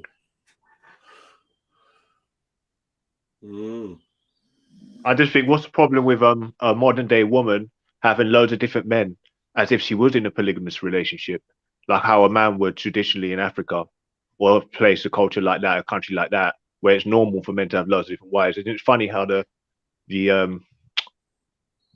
shoes change foot, and the women are still calling for more power to the women, which shows that they've got the same sort of mentality that the system does, which is obviously just perverted in my mind. But yeah, I feel like maybe someone like I'm getting attacked by this sister. I don't know why. Sorry, but you sound like a loser who can't find a good woman. So now your ego wants to prove you're some kind of king of women. It's dysfunctional, brother. You need to sort yourself out. How am I trying to prove I'm a king of women? In what sentence did I say I want to be a king of women? And what sentence did I say I can't find a good woman? What's wrong with you, man? Stop making assumptions because you're bordering on insulting me. I don't want to insult you because I don't know you. But yeah. You know what you said the other day, though? I don't know why you've assumed I can't find a good woman or I don't have a good woman based on what I'm saying. Like, what am I saying that's opposite? I'm saying that there's loads of good women. And if I had the opportunity, I'd have 2 good women. That's what I was asked, right? I'm saying a good woman is a traditional woman. And I love traditional women. I love women. So I don't know about no good women. There's an abundance of good women out there. And other women are trying to speak for them. There's an abundance of good women out there, but other women are trying to speak for them. I ain't got no issue finding a good woman. And I don't want to be a king of women. I'm a king. I'm a king. I don't want to be with nothing less than a queen. So any woman I'm with will be my queen, and I'll be her king. I got no issue with compromising a relationship. I got no issue with trying to enforce anything on a woman or control a woman. I've never been in a controlling relationship. I've never tried to dictate how a woman is or what a woman is. I've just simply set my ground rules and my expectations, and possibly been willing to compromise and work towards growth. You get me? Yeah, you're feminist. That's great. You're feminist, but you're also talking about Jesus. Yeah, so you can't be Christian feminist, right? If you look at the Bible, it says women obey your man. Shut your fucking mouth. Like, you're done now. You get me? When your book that you're promoting, your prophet says women obey your man, obey your husbands, yeah, then you can't tell me nothing about feminists. I swear in the Bible you can slap a woman. I swear in the Bible you could stone a woman. You can kill a woman. No, you want to be a Christian feminist, bro? Sister, open your book and look in there. You get me? Open your book and have a look, mate. Can you be a Christian and a I think feminist? the Christian values are traditional, not feminist. Exactly. That's a fact. I've got to agree with that one. Real talk, man. Real talk. Real talk. So yeah. So you lot just want to make up your own. You don't want to make up your own version of your religion to suit your ego and your modern feminist outlook. Like, work on yourself, innit? Work on yourself, man, and take a look. If you don't want to be Christian because you want to be a feminist and be modern, then do that. The roles of man and women are very clearly outlined in your Bible. Tell me I'm wrong, please. And you don't have kids. You're lying as well. I can just see you're just lying, man. Just lying. So what? Jedi. Yeah. So you feel like that modern day man and community is been lied to when we talk about how relationship, the most important thing is that you need chemistry and you need love for it to work, and romance. You feel like that's something that, I know, and I can understand, and that's totally. I don't believe that's true. I don't believe that's true. But check this now, yeah. Because let me highlight this comment. Jedi, you don't know the Bible. You don't know what you're talking about, Jedi. Right. This is the last time I'm responding to you now, Leela. Ephesians 5:22-24. Yeah? Wives, obey your husbands as you obey the Lord. The husband is the head of the wife, just as Christ is the head of the church, people. The church is his body, and he saved it. Wives should obey their husbands in everything, just as the church people obey Christ. Now, you tell me, is that a feminist verse? Show me the feminism in this, in your Bible. Yeah, it's referencing Christ. It's Christian. I'll give you some time to think about that.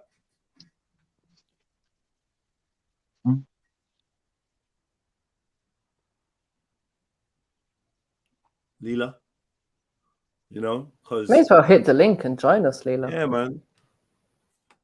If you're gonna make up your own version of Christianity and tell someone else that they have some issue or they're a loser, but you ain't got the time. Like, this is the thing. We run to the internet to tell everybody how to live, and we say this is how to live, and I know this is the way to live because I'm a Christian, follow Christ. And then you say, okay, you're a Christian, follow Christ. You open a Bible and you read these verses, and there's no response to it.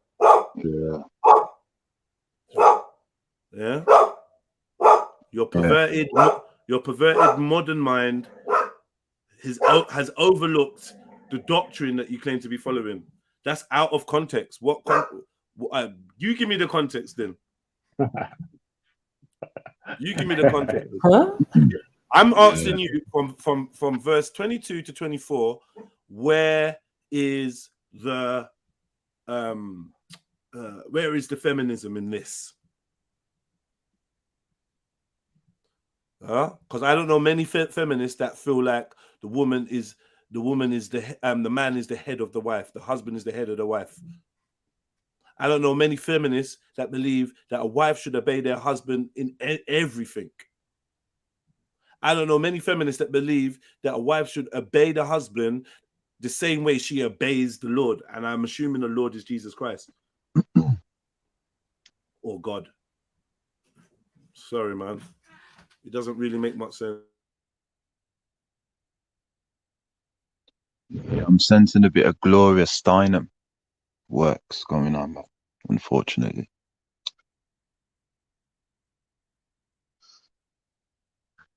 I mean, it just looks pretty clear cut to me. You know what I mean? It is what it is. I don't see how it can be taken out of context. Right, I know not everybody good books, but big up Tony, man. Big up MJ. Big up. This don't make no sense, yeah? Big up Gold, man. Big up. This don't make no damn sense. She says that's only said by Paul in the Bible. He was a Pharisee who treated women badly. So where do you get your Christianity from? You don't read the Bible? Are there quotes in the Bible that go against what Jesus taught? Is that what you're saying? Because this is in the Bible. So what is it? Is it you only deal with New Testament, the Old Testament or the New Testament? What's going on? But it's in the Bible, right? Are you telling me not to read the Bible? Are you telling me not to get my Christianity from the Bible? Where do you go? What book do you use to validate your Christianity, to check, double check, to know that you're on the right path? How do you follow Christ? If it's not from the teachings of the Bible. Is it the Torah, Septuagint? What document are you following? Or is it an individual relationship with Christ? And if that's the case, where did you get the name Jesus from? If you didn't get it from out of a book. Yes, I read Bible. Paul was only one who ever said such thing, is what I'm saying. But so, is it in the Bible? Man, Long, you're getting too much attention. You're dumb. I've decided you're dumb. And if you're not dumb, hit the link and come and explain. You're taking up too much time. You're ignorant. You're ignorant. You're just ignorant. In the the Talmud says that as well. It said that it's to like this is basically control women, like they're basically like beasts, like cattle, almost like goyim. They don't get high, hold them high in esteem. Like, yeah. And it's interesting. Yeah, we've done about obeying. It's interesting. It's theism that brings that in. Done about obeying, not oppressing, brother. There's two different things, isn't it? Yep. It's actually showing you that the man is the leader. Yeah. Right? And a woman should follow a man's lead. That's what it's actually showing you. I don't know many feminists whose egos can get around that and understand that and accept that. They can't, because feminism is against the natural order, just like the patriarchal system is as well, where women are subjugated and less than human or lesser humans. You know what I mean? It's people just making up their own versions of the religion. There's a whole movement of Christian feminists that are going around and they're trying to say, oh yeah, you know, some of the deities and that in the Bible were actually female, and you know, they try and change some of the language and that in the Bible. But I don't know, it's just their own made up shit, basically. When you look at all like obscure tribes and most of these people, groups, nations of people that haven't been untouched by West, they always refer to the earth as Mother Earth, yeah, and the Creator as a feminine energy, and that's literally most of these, but it's only sort of westernized mainstream places that refer to everything as he. So yeah, man, and these are like tribes that got nothing really to do with Africa or it's just that's just the old mindset. Yeah, Mother Earth. It's interesting to hear that from someone. You are a feminist single mother, and your opinion is invalid, void. Yeah, because you said that you're gonna go and find your partner. So I know you don't have a partner. I said you sound like you don't have kids. You said I do have kids. So that I would conclude that you have children and no partner and don't understand your Bible, and you are a feminist. You're lost. Yeah. Please collect your L's on the way out. Yeah, he lost, man. It don't make no damn sense, man. Is it more to do with men that relationships are breaking down in modern day, or is it women? That's a good question for everybody. Is it the fault of men, if you want to put the point of the finger at a particular individual? Or say it's more their problem? Both of us. It's both of us. And I suspect that the catalyst, the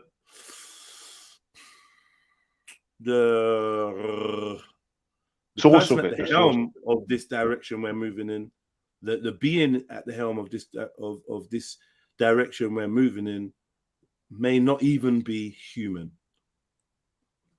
right? And I say that as in, I believe that there is a spiritual contingent, there is a spiritual arm of social engineering directed by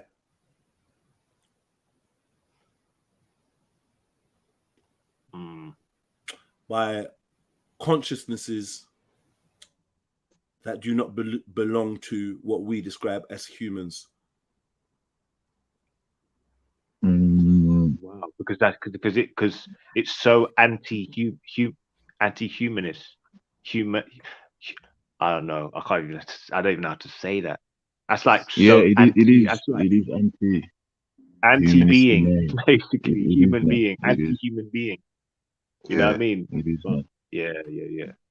But you know, I was gonna say by that, apparently Kevin Samuel says it has it that 70% of women are leaving relationships out of men. So when he asked a woman, he's like, first question he said, he's like, all right, well, who's messing things up in relationships today? And she said, well, it's a man's fault. You know, it's a man's fault. And she's like, no, I'm not going to let you get up here and blame the man. What other statistics have you got? And he threw it out. He said 70% of women are leaving relationships early. Yeah, 70%, but they will make you believe that it's men. You know. Yeah, So women, I'll man, be honest wake up. with you. Trust me. If a woman is leading a relationship, your relationship's not gonna last long. That's the truth, man. If they are leading, you know. Yeah, if you're not playing your role as a man and you allow Yeah. the woman to lead, then it's just a recipe for disaster. Yeah, it's not gonna work out. And that's the thing. I think it's both men and women that are causing the problem. It's both men and women that don't fully understand their roles these days. Well, Andrew, would you say that I've been married for like long time, innit, over 20 years and that, and I'll be honest with you, there's been some ups and downs. However, any relationship me in, I have to lead that without a doubt. Come on, we have to build Big up, Go, because you held me up earlier on, but I don't think you heard when I held you back. But any relationship, I'm running that. I don't care what any man want to say. I saw we do. Yeah, exactly. And this is what we were saying is that if it has to go the man's way, as long as he's productive, it cannot go the other way. I think that's the problem with a lot of females, and that if the man's not leading, then it's gonna be problematic. Facts. This leader's talking like church can do everything for her. Let me just make you see something, right? Yeah. Wives should what? Should what? Obey. Okay. Hold on a minute. All right. Wives should what? Let's do this. Sorry. I'll get out. Yeah. I can't actually see your screen, Jeds, because I'm on my phone. No problem. No problem. I'm gonna show you. Yeah. So it says wives should obey their husbands. Yeah. Just as the church people what? Obey Christ. Now check this in the next verse. Husbands do what? Love. Love. Oh. Huh? But this is supposed to be equality. Huh? That make no damn sense. So a woman's supposed to obey her husband and a man's supposed to love his woman. Interesting. I don't see much room for wiggle here. I don't see much room for reinterpreting it. You don't understand what it says. Husbands, love your wives just as Christ loved the church. Just as Christ loved his followers. Yeah? Essentially, a wife is a follower to the husband. Essentially, a husband is a leader. To the wife. That's right. I know we don't like these words. I know it hurts our egos. Yeah. But where have our egos got us? Yeah. Yeah, Shay. That's right. Yeah. Yeah. So you're happy with that now, Leela? Not that we care, but you're happy with that now? Because you're doing a lot of typing, but you're not really, you know, you're not really coming up here and fighting your position, defending your position. So you're happy with that now? Husbands should love their wives as they love their own bodies. The man who loves his wife loves himself. Amen. What a beautiful verse. No one ever hated his own body, but he feeds it and takes care of it. Oh my God. Yeah. I'm definitely against feminism. Definitely against that. Everybody. Yeah, go on. You know when you was growing up, did you when you had sisters? If you had sisters, if she started crying and you were playing around, you would always get the beating and she would never get the beating. Yeah, or you would always get punished. So I don't know what. Yeah, I know that's how it is in Caribbean and African people's houses. I know that's how it is, and then generally, I'm sure most households are like that. Yeah, but no. The point I was making here, man, is naturally you should be growing up to cherish women, but I know some people don't, bro. And I've seen it. A lot of people don't appreciate. But in my house, man, if you said anything wrong to the sister, like to the women, you know, you're gonna get punished for it, man. You're gonna get punished for it. I don't think a lot of people have that type of attitude because because of that, I've never told a woman to go suck on a dick because she ignored me, even though I felt a bit like embarrassed or a bit, you know, some a bit away if I'm with a friend and I holler and then she just got, you know, when she airs you and it's like you've got to laugh, innit? But some of these people are like literally, yeah, they're just completely different. That goes down to nurturing as well from young. You know, it's like, are you teaching your kid to be racist and disrespect women? Because my mum and dad, believe it or not, didn't teach me that way. Yo, Jed, have you got time to run that documentary that he's going to play yesterday? Yeah, man. Oh, what, yesterday? The one with what's his name? Flipping. Why can't I remember the guy's name now? Andrew Tate. Yeah. I mean, Andrew Tate. What a pussy, old man. Yeah, no, big up, man. Yeah, but I tell you what, yeah. The Romanian bum. It's gonna be boring. Yeah, he's just it's gonna be boring, like MJ. I actually got it lined up to watch, but it's gonna be boring. I can just already see it ain't gonna be as entertaining as Andrew Tate with the girl on the date thing. Okay. These are two seemingly religious people under scrutiny. They're gonna be on their best behavior. There's not gonna be nothing, you know, outrageous said or whatever. And even look, I'll show you the setup. The setup itself looks so dry. It's like, just looks dead. Or there's a total lack of personality. Look at this. Oh gosh, yeah. Well, someone needs to check this conference for the UN or fucking something. face, Right. dead. He's gonna. Jeds, I thought we was gonna watch Aseta Shakur. We are gonna. I'm not. Yeah, we are. Okay. I just wanted to show MJ. Look how dead it looks. Look how dead it looks, man. Did it speak about anything of interest? I doubt. Whose format is this? I've That seen nigga the- looks like I've Muhammad seen- Hijab. I've seen the breakdown. Someone put a breakdown in the chat, in the comments. Let's see. It's probably. Let me see if I can find it. Yeah, here. Look. So I put a breakdown in the comments. Yeah. Introduction. Muslims' response to Tate's conversion. Tate getting banned from social media. Living in a matrix. The truth about liberalism and tolerance. Tate's journey to Islam. Tate not being an extremist. Standing up for the truth. Morality versus tolerance. Only Allah being worthy of worship. Blah, blah, blah, blah, blah.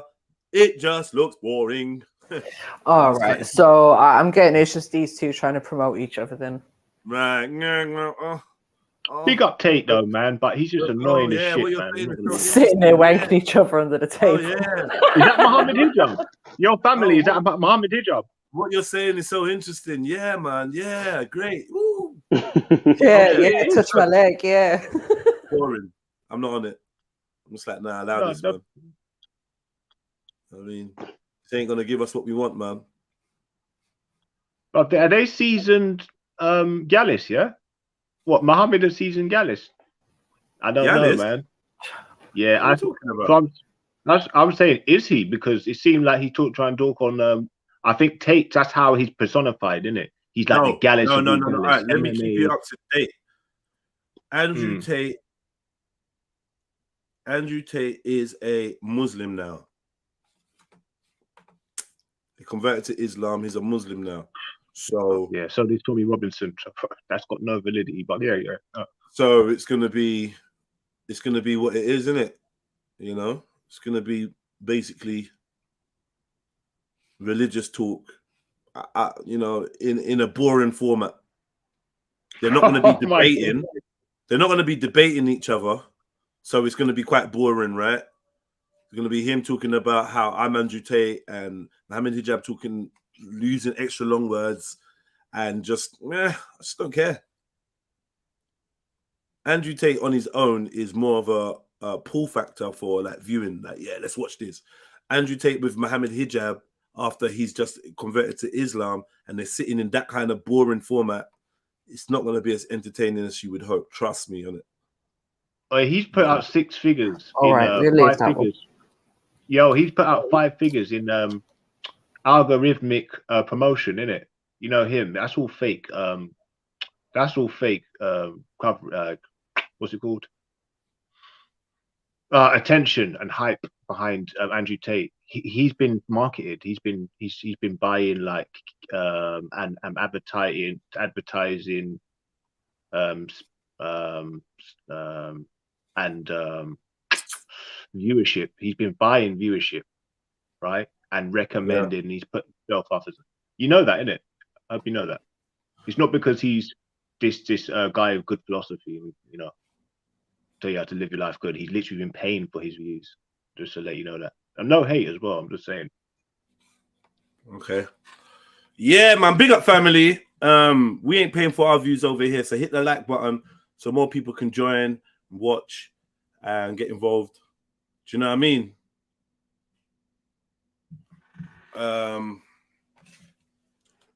Yeah, hit the like button, slap that PayPal Cash App. I got I can just so today is the 40, today or yesterday was the 43rd anniversary of a lady named Asata Shakur. She has another name. That's right. I think it's Janice. No, I can't remember. She got another name. Yeah. 43 years ago she escaped from prison. You wanna hear the story? You wanna know how that happened? You wanna know how we got there? Let's see if we can find out. Yeah, let's go. Of Asata Shakur. Big up Asata Shakur, Queen. Big up.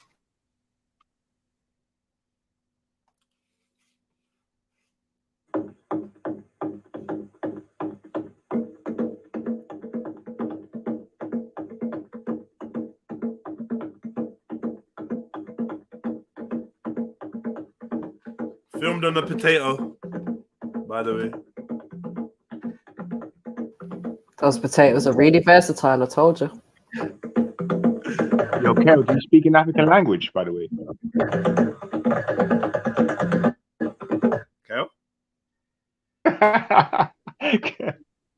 Kale? I do actually, but why are you asking me that, brother? Nah, just, you know what? I actually, no, real talk, yeah. I see James post it in the chat yesterday, and I was laughing all night to this morning because, obviously, like, you know, big up, but obviously, it was, you know, James did a troll in it. So I just thought, why did he say that? And it was just quite funny because obviously, if you're representing, you know, blackness and stuff, like at least a couple of words in the African language would, be good way forward. Well, there's some people who don't speak an African language and they've represented African people very well. So, you know, yeah. Well, big up to you, I King wouldn't say that would completely just, you know. Yeah. No slight on your character if you don't, brother. I just, you know, it was quite interesting because I thought it was quite funny. It's a sort of question that James. Yeah, you on about I can't remember his name. Something James, isn't it? James Jones. Where's James Jones at? Yeah. Pop your fucking crazy little head out, bro. Sometimes you jump on a panel. He makes me laugh, man. It's very interesting, man. He benefits from the African continent and then disrespects the African continent. You know, that's a great reality, isn't it? Yeah, man. Psychoanalysis, King Gold, psychoanalysis. Okay, well, just on a side note, if you can't trust Paul, and Paul is in the Bible, either remove him from the Bible or remove the Bible from your life. Big up yourself. Amen.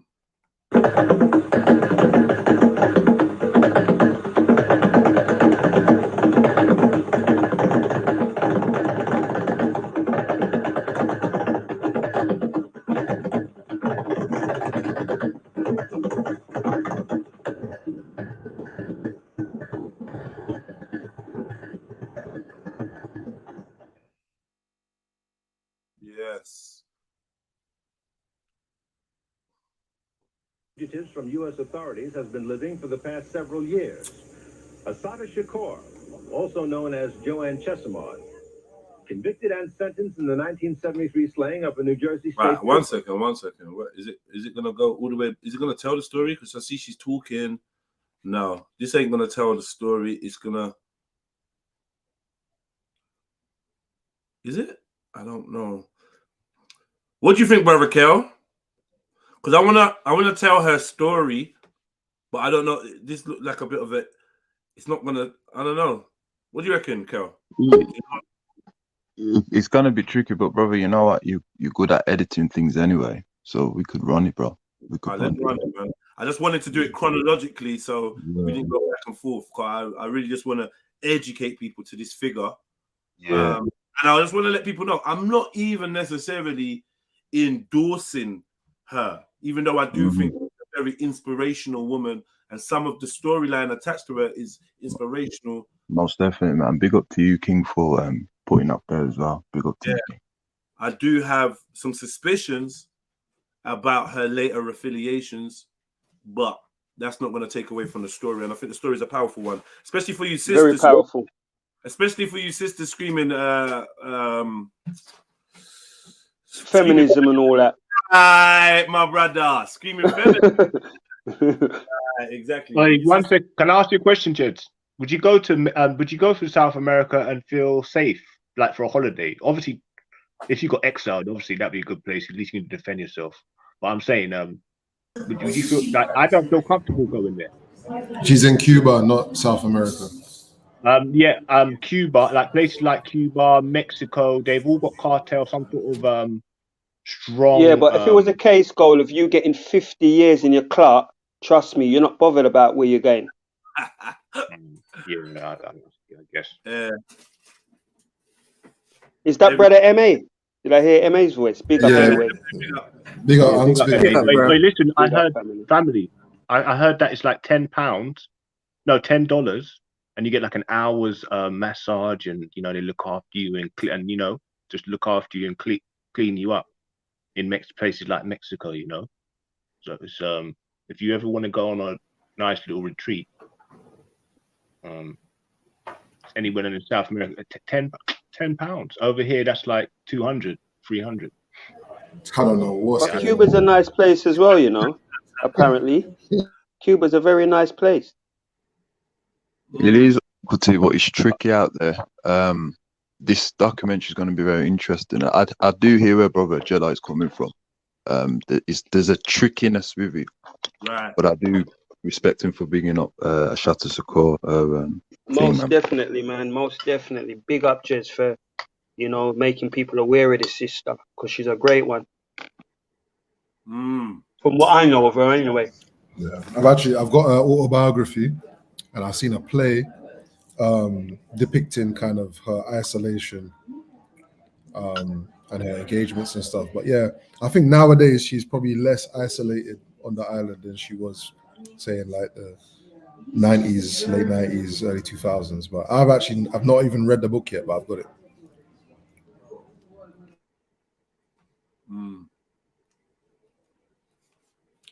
A lot of you lost the debate in the chats, and now you're conspiring or you're colluding with your other little mates to create a false narrative of what was said.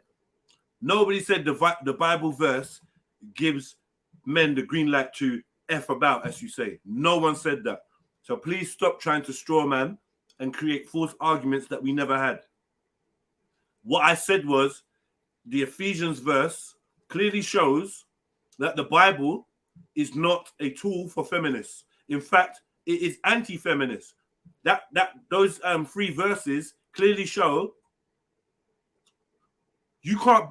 Those 3 verses don't fit within a feminist framework. They just don't fit. So you now have to come up with all kinds of excuses, even to the point of discrediting a so-called apostle and a book of the Bible. Because if Paul wrote the Bible or wrote the chapter, and you're trying to discredit him, then that would also mean that the Bible itself would be getting discredited, because there's books within there that you don't think are in alignment with Jesus. which is very strange. Don't make no sense. You have to do all this mental gymnastics and logical gymnastics to explain away clear verses in the Bible. You're telling me, they don't understand the Bible. They're reading one verse out of context. You lot are just dumb. And you don't want to see what's written right in front of you in black and white. That's your business. You lot are stupid. 2 years into that prison sentence. So I'm going to have to do it this way. Very low. Why is it so low? He broke out of prison. 1 second. Eluded a massive Some videos are just lighting up. Got here to Cuba, where she's been granted political asylum. That's better. But even before that terrible shooting incident, Asada was being watched by police because of her deep involvement in the radical fringe of the civil rights era of the 1960s. She was a member of the Black Panther Party and the Black Liberation Army. Yet, her beginnings were far from radical. Attended a mostly white public school in Flushing, Queens. Attended a Catholic high school. Went out and got a job.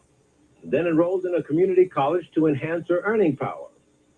Now, up to this point, most anyone would say, so far, so good. But then she became radicalized, and after 2 tumultuous decades, ends up here in Cuba with U.S. authorities itching to get to her. How did this woman move to this from such modest beginnings? In this 90-minute special edition, you'll see our exclusive interview with Ms. Shakur in Cuba, followed by a discussion about Ms. Shakur with persons who were also active in the black struggle of that period, although in different ways. We'll get started in just a moment.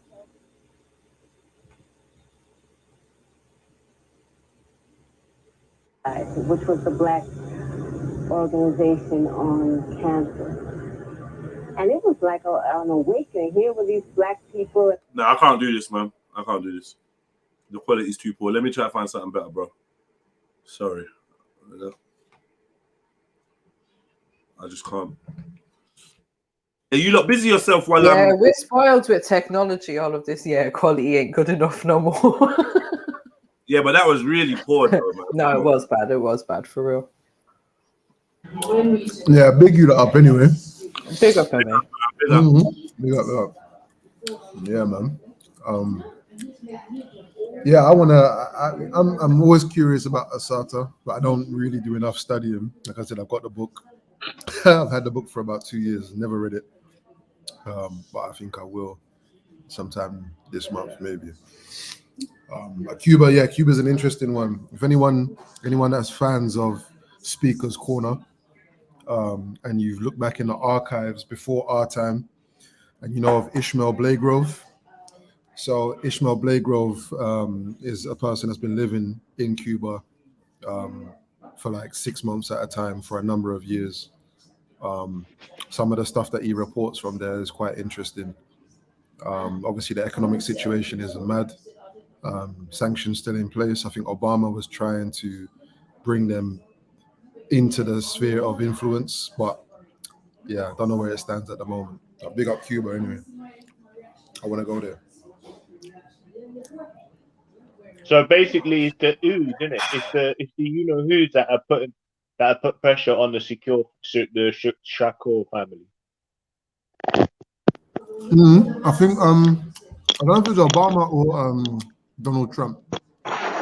One of them, as soon as the Cuban diplomatic ties were reestablished, everyone was talking about how they were going to give up Assata Shakur.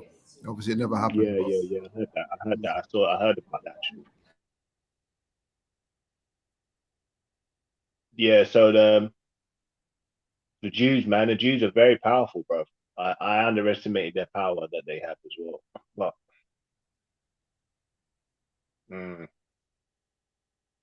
they've had recent things on how like these prominent Jews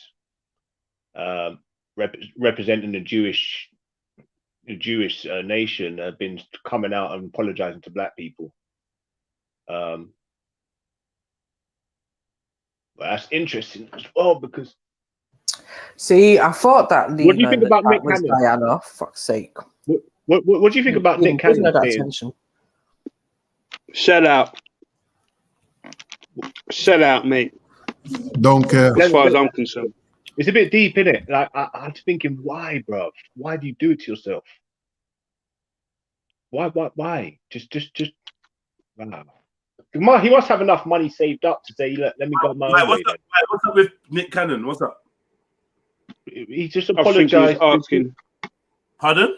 Yeah, he I just think he was asking how we see. Sorry, one at a time, please. Whoever said they had a problem with Nick Cannon or asked about Nick Cannon, can you ask the question again? Yeah, okay.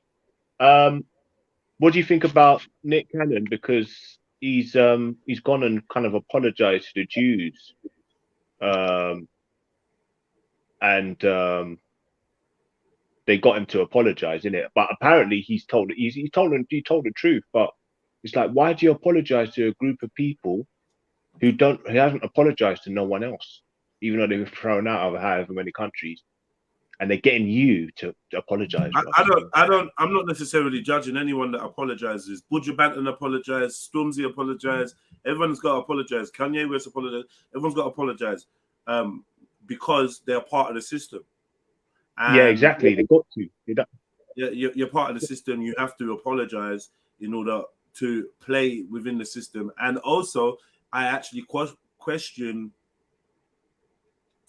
the validity of the scandal in the first place. As in the purpose of the scandal. Is this person being outed by a society that they are part of, or is this person playing a role in a society that they're part of?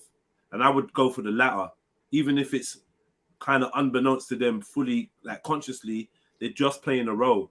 And essentially they will be re-assimilated back into whatever society. But on the fringes of society, you need heroes too. We need anti-heroes, and you need to be able to control that.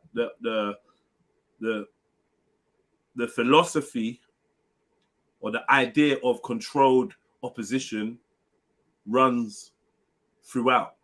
Everywhere you look, there's going to be somebody that you think is actually on your side, but actually is in the pocket of the very people you're protesting against.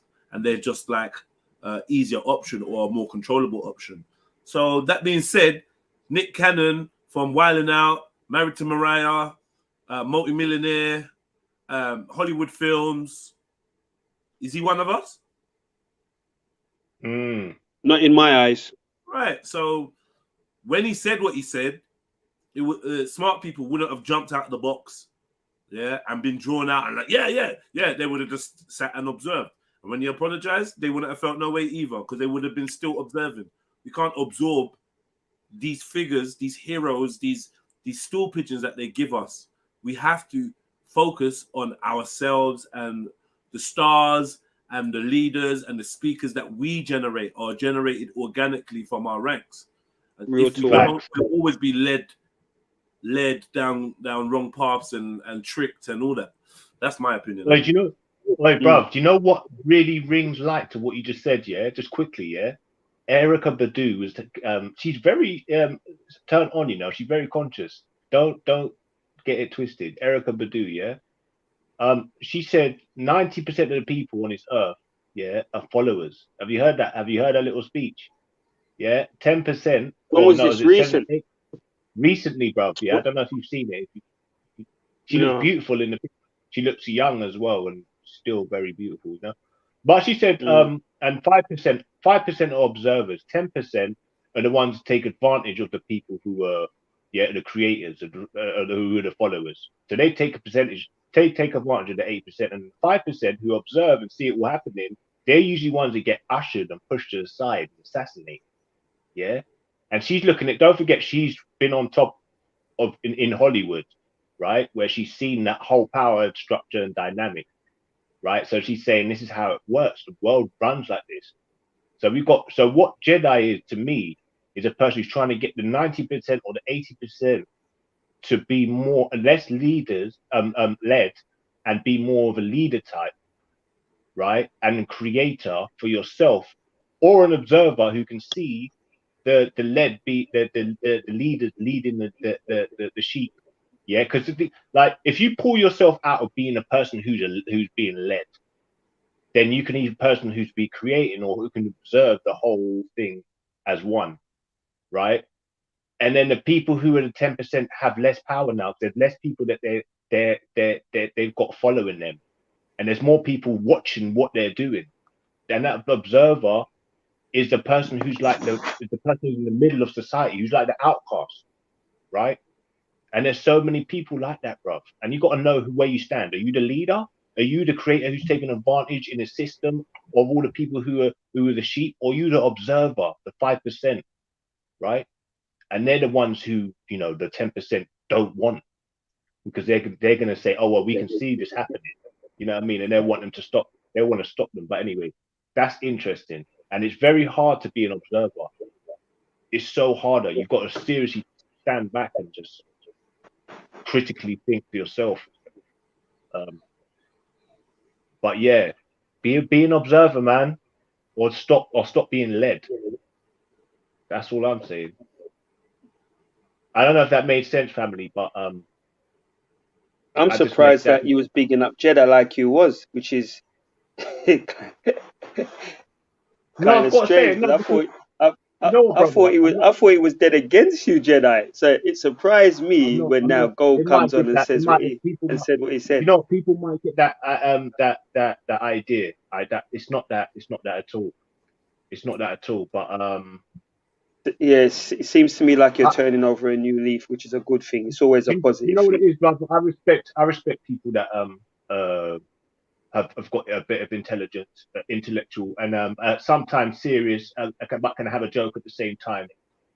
Don't get me wrong, but I'm saying Gold, let me ask you a question quickly, yeah? Yeah. Right?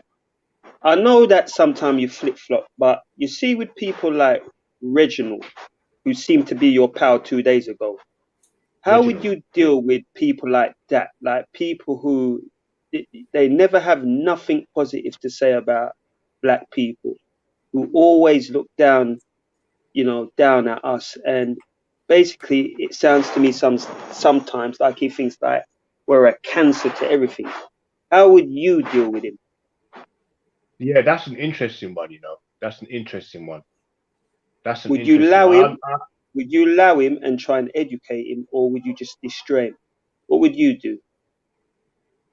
I'd warn him about what he's going up against, because no matter what, and no matter how logical you want to be, so you would have patience to still try and convert him. Not so much convert him, because I feel like certain people need to be in front of the lion and tiger. If they want to be fucking around with teeth, I'll let you go in front, because he's hungry. He's going to eat soon. I'm going to say, I just feel like Reginald is hoping that if there's a bit of money to be made and preferential treatment there in any way, shape, or form, he'll take it. So that's why he's never going to move from his stance and being in a position of. Did you hear what I said? I see him as a pestilence to my people, right? Mm. Do you see him as a cancer to our people? Do you see him as a traitor? Benedict like Arnold? That. How do you see him? And if he is to like you, how would you deal with him? I'm not gonna lie, yeah. And you might say, you know, we might say that this is a bit like I'm manipulating things or trying to stir things up. Big up Reginald, but I'm saying people with that mentality, who just because he's with the NHS and he's got his family member that's with the NHS, he's gonna try and be a good little soldier and be a good little lackey. Yeah, just because of but that. He doesn't need to be that lackey when he's amongst us, does he? So he doesn't need to be that good little lackey when he's around us. He can be himself. It's not. You know what? Yeah, I that's why I say loyalty. You get you fucked up, because you want to be loyal to your unethical allegiance. Then it's gonna fuck you up some way, shape, or form. So that's why sometimes you want it. Certain people that get pointed out as a rat are usually the ones that are just. Anyway, look. Yeah, Reginald, man, he's unique though. Don't you think? He's a unique person, man. I don't really know many people. Yeah, but like you haven't answered the question. I think he's detrimental. I'm finding that out. To our kind. Do you see him as being detrimental to you? Whose side are you on? Of right. Course. So of course how do you deal with somebody like that? How would you deal with somebody like that? Just, I think, you know what I like? The fact that there's a voice that can be that can represent that type of thinking, and you can then just but we cut it down do. and Would you say intellectualize he's it. for? Would you say he's Mm. for, or would you say he's against? Oh, he's totally against. He's totally against. Against us, right? Free thinkers, man who stand up for the rights, them type of man. Yes, He wants yes, us. and it's dangerous. It's dangerous because it's not far off them having to say, all right, well, you take that gun, you take that post, and if they come, shoot them. And someone like with his type of mental approach to the world, he's gonna fall in line and do that over thinking, all right, But that's my black brother. do we put him to the firing squad? That's what I want to know from you. Do you allow him, or do you put him to the firing squad? I'm saying firing squad for him. What are you saying? Yeah. I'm not saying that you have to follow what I'm saying. I just want to know where you stand with him. You don't have to even answer. No, I know. And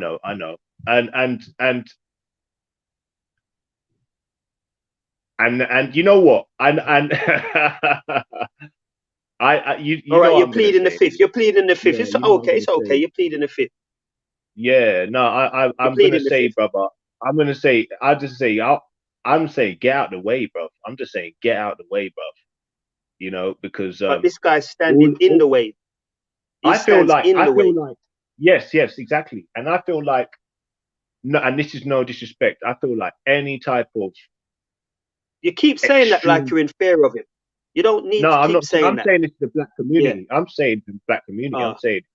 I'm saying any type of extreme weird things that you see happening in a black community. I feel like that's just pent up energy for what's to come in it. So I'm saying if you want to sit there with your teeth show thinking that this is a joke thing, I wouldn't. I'm not trying to do that. So when you've got these Jews trying to sit in their prominent positions chatting shit about black people, they know they're only doing it because they've got machines in between them. Because they wouldn't do that otherwise. They know what's waiting for them. They better just keep on kissing that black Madonna's foot and hope that they don't ever get entangled by the beast that's to come. And that's why they're apologizing so much right now, because regardless of all the machinery they've got, they know that human beings are not stupid, So anyway, yeah, no, brother. I've grown up, and I'm not gonna lie to you, brother. I'm not gonna lie to you. The system as it is right now, and everything else, yeah. It needs to fall. The system needs to fall. Uncle Tony. Do you know what I said to my friend? Do you know what I said? Have you hit that on the head now? Do you know what I said to my friend? I said to my friend, just quickly, Kel, yeah? Without the influence of the Western world, would Africans be fucking each other? Would there be poverty and war and distress and chaos? And the Somali girl that I'm with, she said, yes, I think so, because in Somalia, there's people that are mad rich, and then there's people that are mad broke. And I said, okay, but without the influence of the Western world, if they never came to Somalia, do you think it would still be the same way? She said, yes.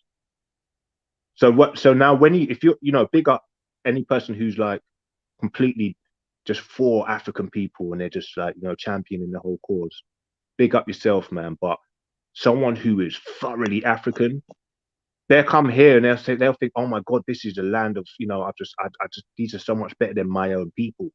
This country's so brother, I'm just saying, man.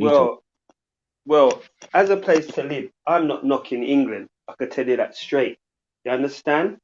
I don't like this system, but as a place to live, even though it's the only one I know, I'm not knocking it. So there you go. Maybe if I was somewhere else, I'd be wanting to come here, but I'm already here. So there you go. Uncle Tony, yes, brother Kel. Yes, my brother. You say that, and I hear where you're coming from, and unsynchronization is not common to the black community. I'm sure you would know that, and it comes in all different forms. Would you say that not having a nationalistic Pan-Africanist mindset would make you unsynchronized by definition? You know what? You got to break that down for me again, because You get me? This unsynchronized and whatever talk, I'm not really used to, if I've got to be honest. I just know that I'm for my people, seeing, and that's it. You know what I mean? No ifing or butting. I'm just for my people. So can you explain that in a bit more simpler terms, if you don't mind, Father Kel? Yeah. So I would say, Alda, that unsynchronization is when you're not moving in time with our liberation, with how it's occurring. So, for example, in that, right, there's a problem in our community, as always, and unfortunately will be. So we're trying to limit unsynchronization. So, for example, the religions, right? We know that they came out of Africa. We understand that. But the mindset, I don't believe the creator put that particular ideology mindset on the religion to subjugate black people. You understand what I'm saying in that? Yeah. I don't deal with religion, so yes. If I don't you deal with believe religion that, at all. yeah. Also, Uncle T, this interracial relationship, you see, this is a big problem as well. Also, not kind of having one foot in coalitions and one foot in your people. This is another unsynchronization again. And these things, Uncle T, typifies that you don't have a nationalistic agenda. Now we're talking about Brother Reggie, and I get where you're coming from, the brother. Yeah. And What would you do with him as well, Kel? What would you do with him?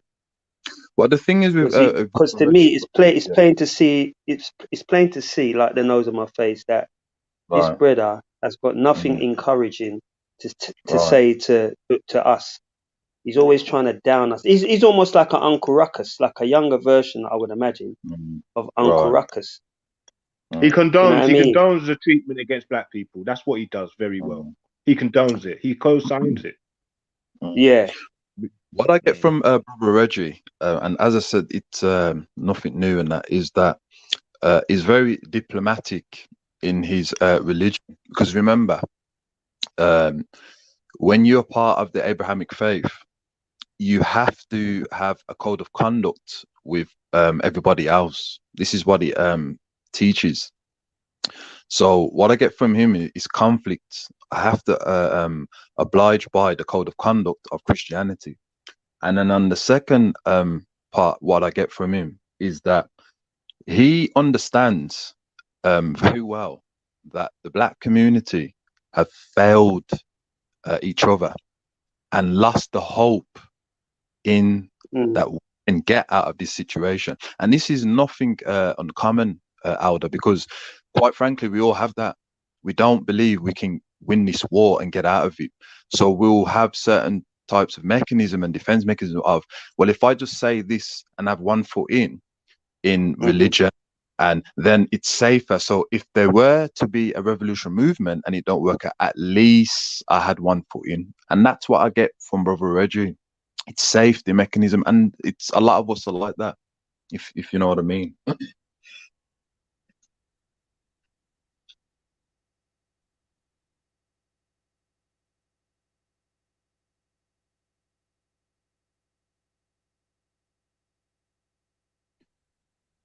I don't know what give you that impression, though, Uncle Thingy, that I was against Jedi or Maku or I don't know, gang. No, not at all. But I think when someone's got a strong opinion, then they're gonna clash. People are gonna clash. But yeah, I think that's about it. But it's like with you, King Gold, right? And you are not unique. There's a lot of us Pan-Africanists. We do. Can you hear me? Yeah, I can hear you. Yeah, sorry about that. Yeah, I can hear you out there. Yeah. It's like with you sometimes. If I disappear off the screen, it means that my battery's run out, because I think I'm on like 12%. Every time I plug it in, it doesn't seem to be charging. But go on, Brother Kel. Yeah, it's like with you about King Golden. I've noticed with you, you kind of have that same thing of lost hope as well, is that you're from a background of mixed ancestry, and this is not for me. Lost hope, you know. You know what? The only the Kale. The only problem with that. No, Kel, I'm not mixed, brother. Go on. Kel, No, I'm not mixed. I'm not mixed, Kel. No, talk to me. Okay. I'm just gonna say, hey, Kale. The only problem, is that mix with mix is the it's the alpha black people are going with white women. That's the problem. It's not just a normal African brother. Yeah, it's the actual usually the strongest and the alphas. Like literally. Yeah, you hear me, bro. Yeah, that's the problem. That's why when you see the what's this mother's name now? The one in America that made all the laws against people getting married and all of that, and he had all sorts of different laws going on in like just made all the laws in America. It's called the Yeah, you on about but anyway, that one? yeah, he right. Yeah, mad racist, bro. He's a mad racist. He writ a whole book about Ed J. Hoover. Nah, Lynch. I think something Lynch. I don't know. Anyway, Lyndon. Yeah, I know you're on about. Yeah.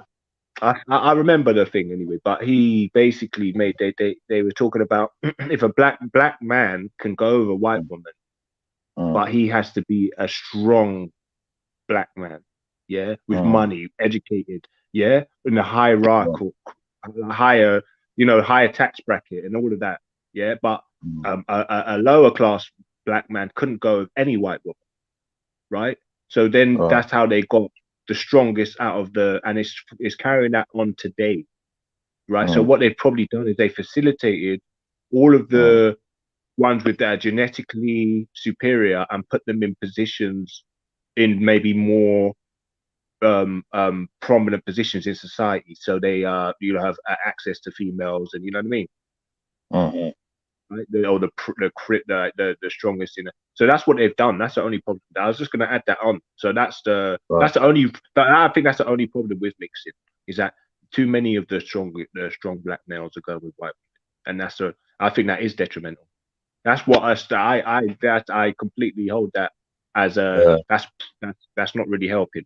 It's not helping. I wouldn't say it's a big downfall, but I would say psychologically as well, because as I said to you already, Kingo, and many of the biracial Africans that are listening, you are not unique in regards to mixed ancestry. We have loads of Pan-Africans who are from mixed ancestry that has helped out through the struggle, and they've understood that although I have a European ancestry, a Middle Eastern or an Asian ancestry, they're quite very understanding of, I'm going to help the oppressed against the oppressor, right? And this type of mindset is conflict. I'll give you an example. J. Edgar Hoover, who was an enemy of the UNIA, of the Honorable Marcus movement, his mother was an African descendant, you see. But the thing is, he was very understanding of, although I have this African ancestry and that, I'm going to help the oppressors against the oppressed. You see, George Washington, another one who had African ancestry, those who've read up on the 7 black presidents, he also didn't have no conflict either. You see, so this excuse of I have this ancestry and that ancestry is really something where you really want to help the oppressor. And this is why the Honorable Marcus Garvey said, he advised that we shouldn't do the mixing, because on the continent, it wasn't the Europeans that got Africa conquered. It was the biracial Africans fighting with the non-biracial Africans, with the leadership of the Europeans, and then the African continent got conquered. So we want to limit these things. Do you understand what I mean? But I definitely do see that conflict as well of, I got this ancestry and that, and that's very unsynchronized, because clearly help the oppressed against the oppressor. It's really simple. Yeah, I think I big up everybody as well, from I'd say I think when you try and other yourself when you're both in the black community, that's detrimental, isn't it? So one thing I try not to do is talk about my heritage or whatever, because I know a lot of the community don't really have that connection, and that's significant, isn't it? So yeah, I don't know if there's any disconnect. I don't see that, but I think yeah, man. I don't know, man. I feel like personally, I feel like black men should just get a bit more smart and just continue keep their genetic prowess and go over black women. Yeah, yeah. You see that there, brother? You Yeah, know, it's because better. when they come back to the community, they're not going to be like, oh well, you're mixed race. You're not even. You got some gal like that. Oh, you're not even black though. You know, and you're like, bruh. Like everything about me is African. Like at Nigeria, Imo State, and someone who don't even know where they're from can tell me that I can't even speak on a black issue. It's annoying, bro. That's Now, what. yeah. Now how annoying that is, bro. And by the way, Akingo, I don't believe in the time of mixed race. I don't believe it. There's no such thing as it. This is the thing. This is the problem in that. There's no such thing as mixed. You cannot be. You are genetically dominant. I don't believe in it. But what I'm saying is that it's used, brother, to get out of helping those who are really oppressed. And as I said to you before, in that Europeans are amalgamation of different shades of brown, and they have a good understanding that I may have African ancestry in me, but I'm still helping the Europeans before anything else. They have a good understanding of that. So this is where we're coming from, is that if we're going to attack Brother Reggie and say that he's unsynchronized, right, then we have to go through the other stuff that makes us very unsynchronized. And there's a list of them. You understand? And this needs to be tackled. We can't just focus on Brother Reggie. Oh, we know what he does, you see. And as I said, it's conflict. But at the same time, that's not just unsynchronization. There's many other things which is detriment to our liberation. But none of us want to talk about it. True, Kel. True, Kel. I agree with you 1,000,000%. It's not just his attitude.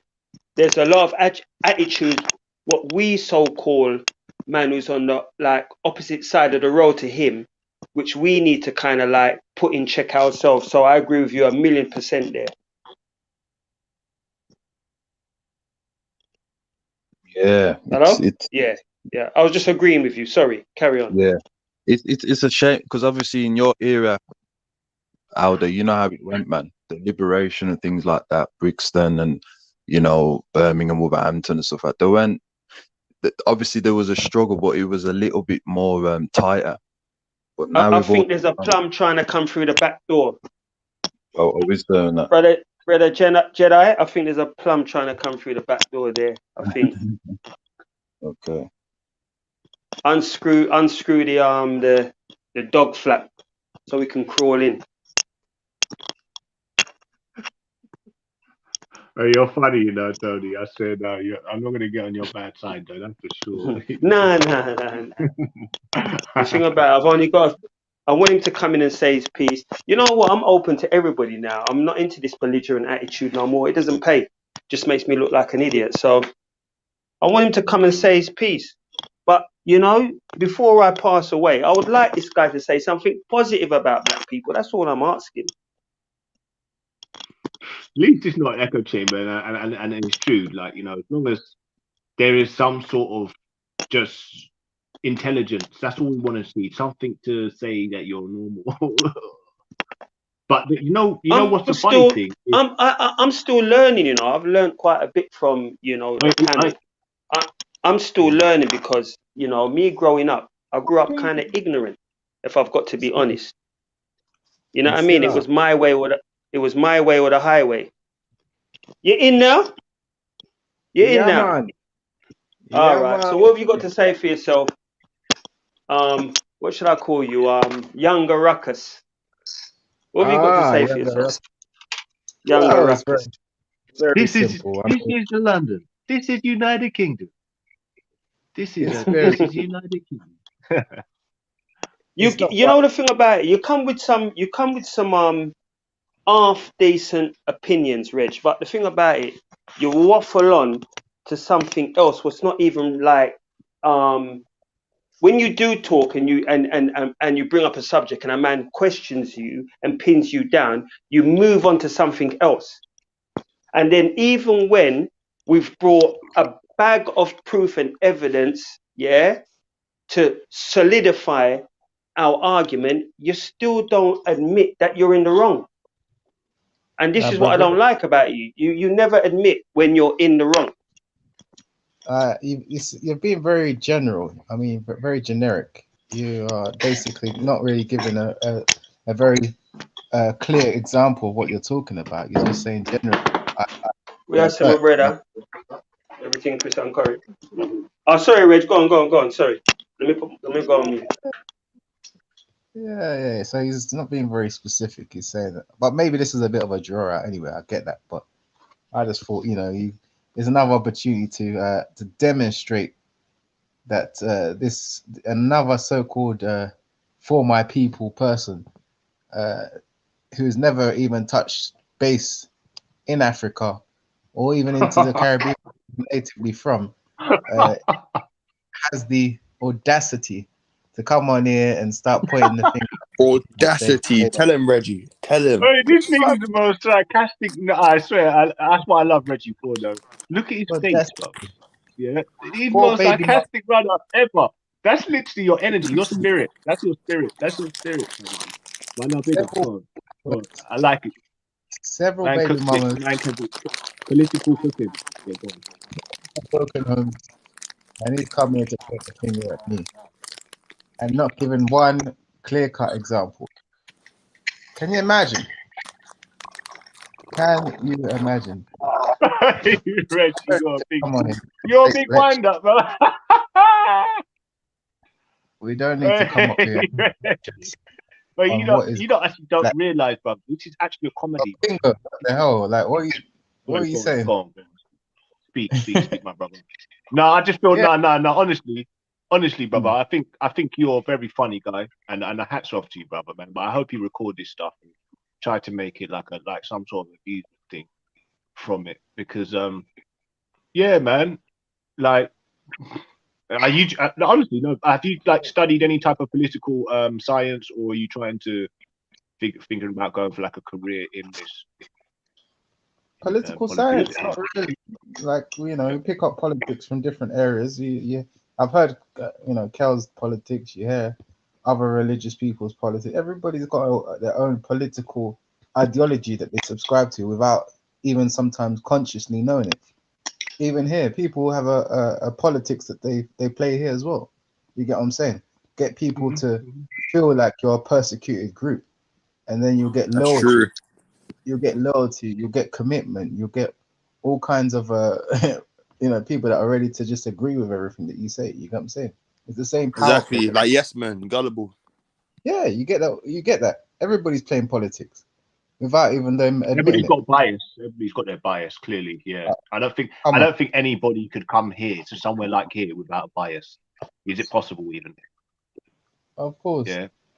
And the people here are just like more vulnerable. They latch onto it. They play the game. They act like they're of this. That's why I always ask them, what action have you taken? You've told us that you're black this, black that. You're everything for black. But as soon as, like, for example, we got Sister MJ here, as soon as she comes on the panel, as soon as you feel like she's under attack, you go against black brothers, you start calling them the N-word. You know what I'm saying? Like, we've seen it all the time. We see it many times. You get what I'm saying? People go off their own code every single week here, man. It's mad. Then they act like, oh, we're on something higher than you, man. Like, really? Yeah, but everybody has Reggie. Every nation has their the rich versus poor, woman versus man. This one has their ideology versus this. This is how the Jews have been thrown out of 200 countries because they tried to manipulate that by bringing in socialism and all the rest of it. So, so you're speaking on something that's natural, a natural occurrence in every society. You get people You get a bunch of people to feel like they're persecuted, to feel like they're oppressed, and they'll all just latch onto each other. You'll get loyalty, you'll get support, you'll get people agreeing with you on everything. And that's what you see on multiple occasions within this microcosm, you know? Yeah. Yeah. All right, Reggie. But yeah, this microcosm is one that you belong to.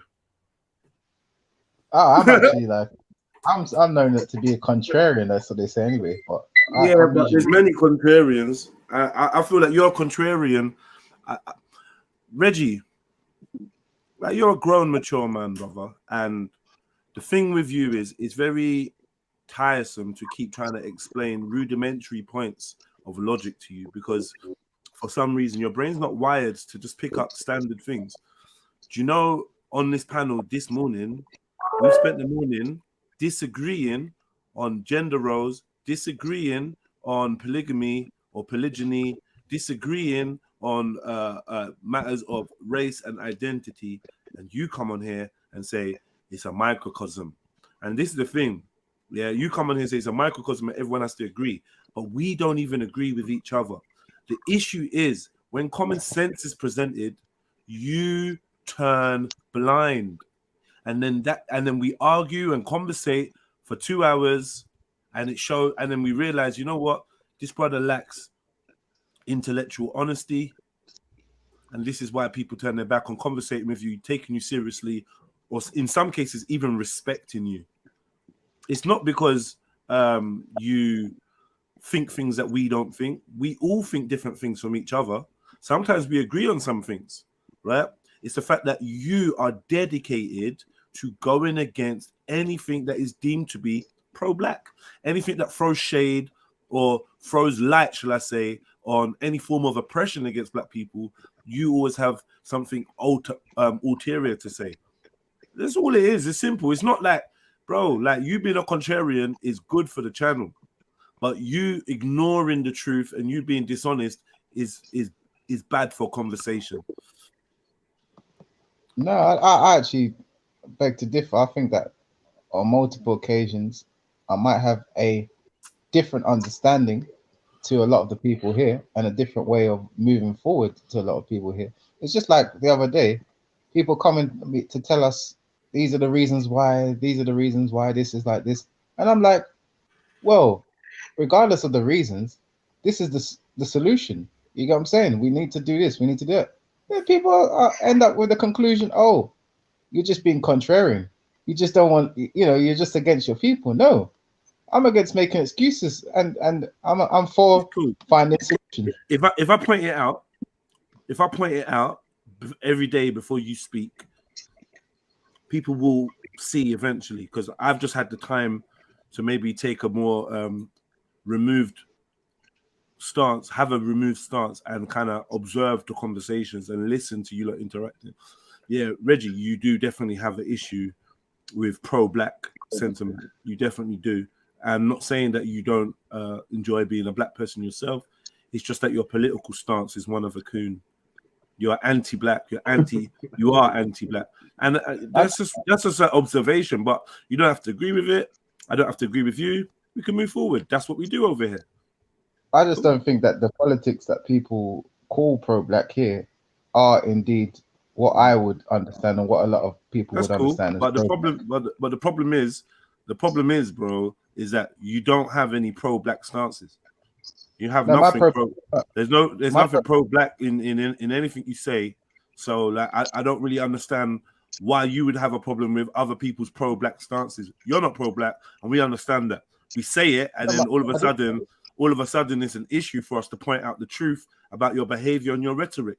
You leave a pattern, You leave a pattern, and other adults are allowed to assess the pattern you leave and come up with their own conclusions. Simple. No, you have to move forward, because you're not an endangered species here, Reggie, man. Let's move forward, man. Let's talk about something. Let's not all make it about, oh, I'm Reggie and no one likes me, and allow it, man. We don't like a lot of people. It is what it is. It's not even that. I argue and disagree with Conscious Eye all the time. I don't call him a coon. Yeah, that's true. Do you know? Yo, can We I have just say something different, on that? Based we on have that, different It's like perspectives, bro. But like, I it's told Conscious Eye from months ago now, yeah, or weeks ago. Let me not exaggerate. Weeks ago, watch Reggie. Have you seen that whenever it comes to assigning blame to a group, if that group is non-black, Reggie will have a problem with it, and I'm sure he's seen it. Of course, you like him, Sepid, because you're a white woman. Why would you not like it? Why would you not like what Reggie says? He doesn't say anything to offend you.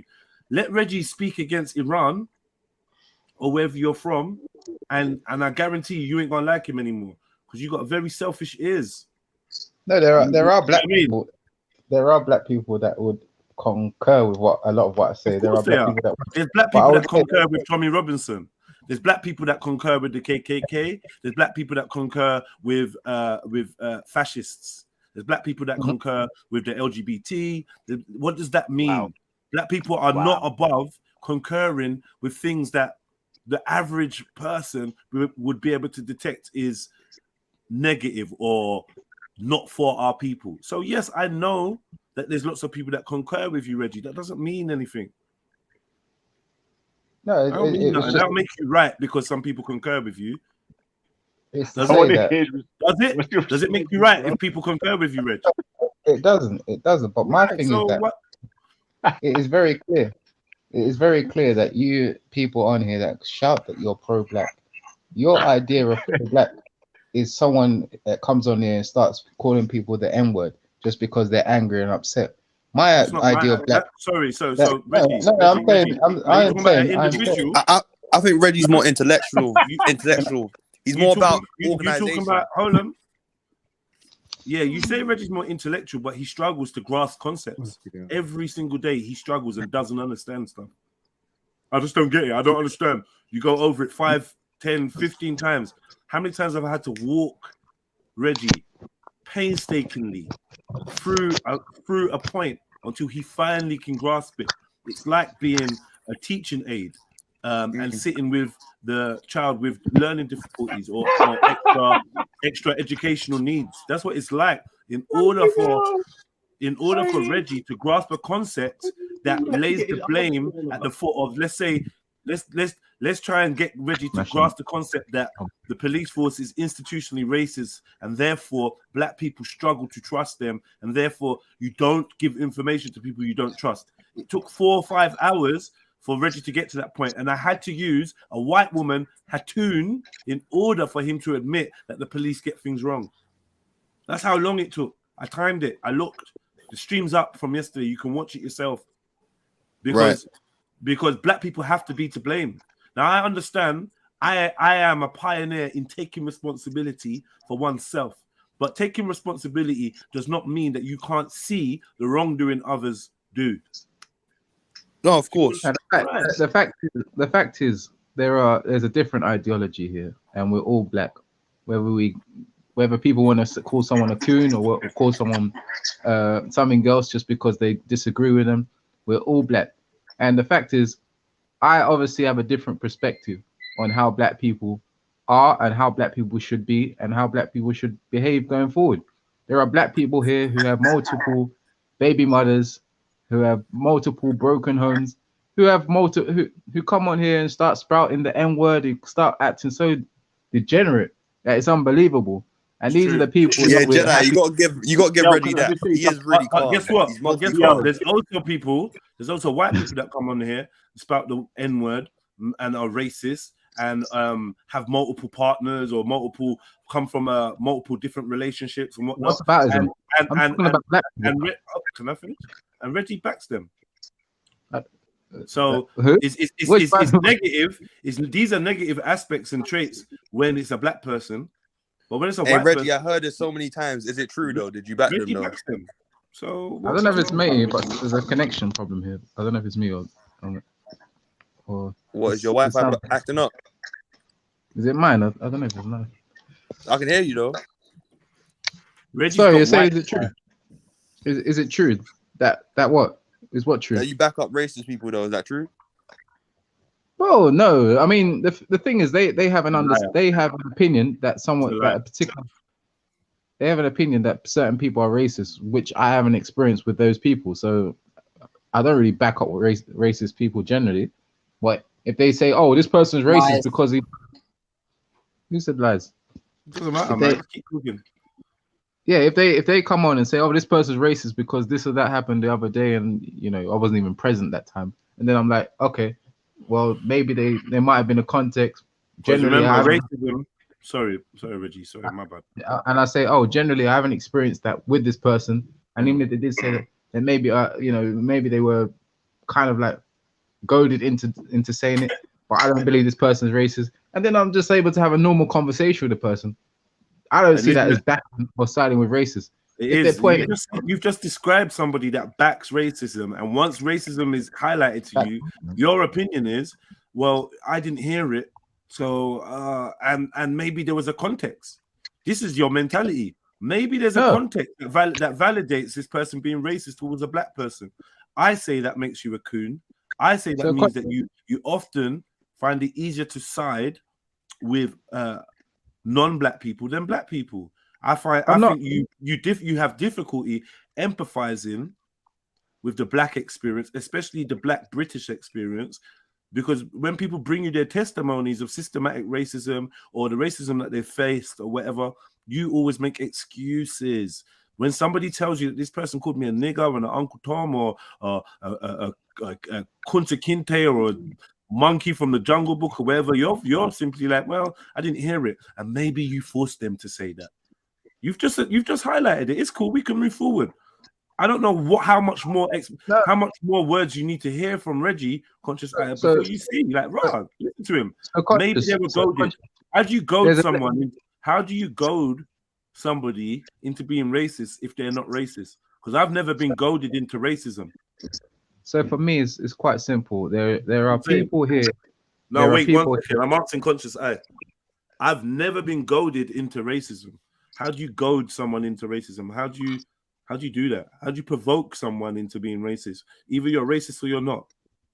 Either that's within you, inside you, or not.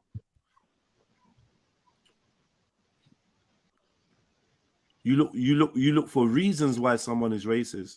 You look for the blame, and your mentality is to automatically try and ascribe the blame or attribute the blame to the black party, to the black person, to the African involved in that scenario. You will look to see how we can blame them. How is it their fault?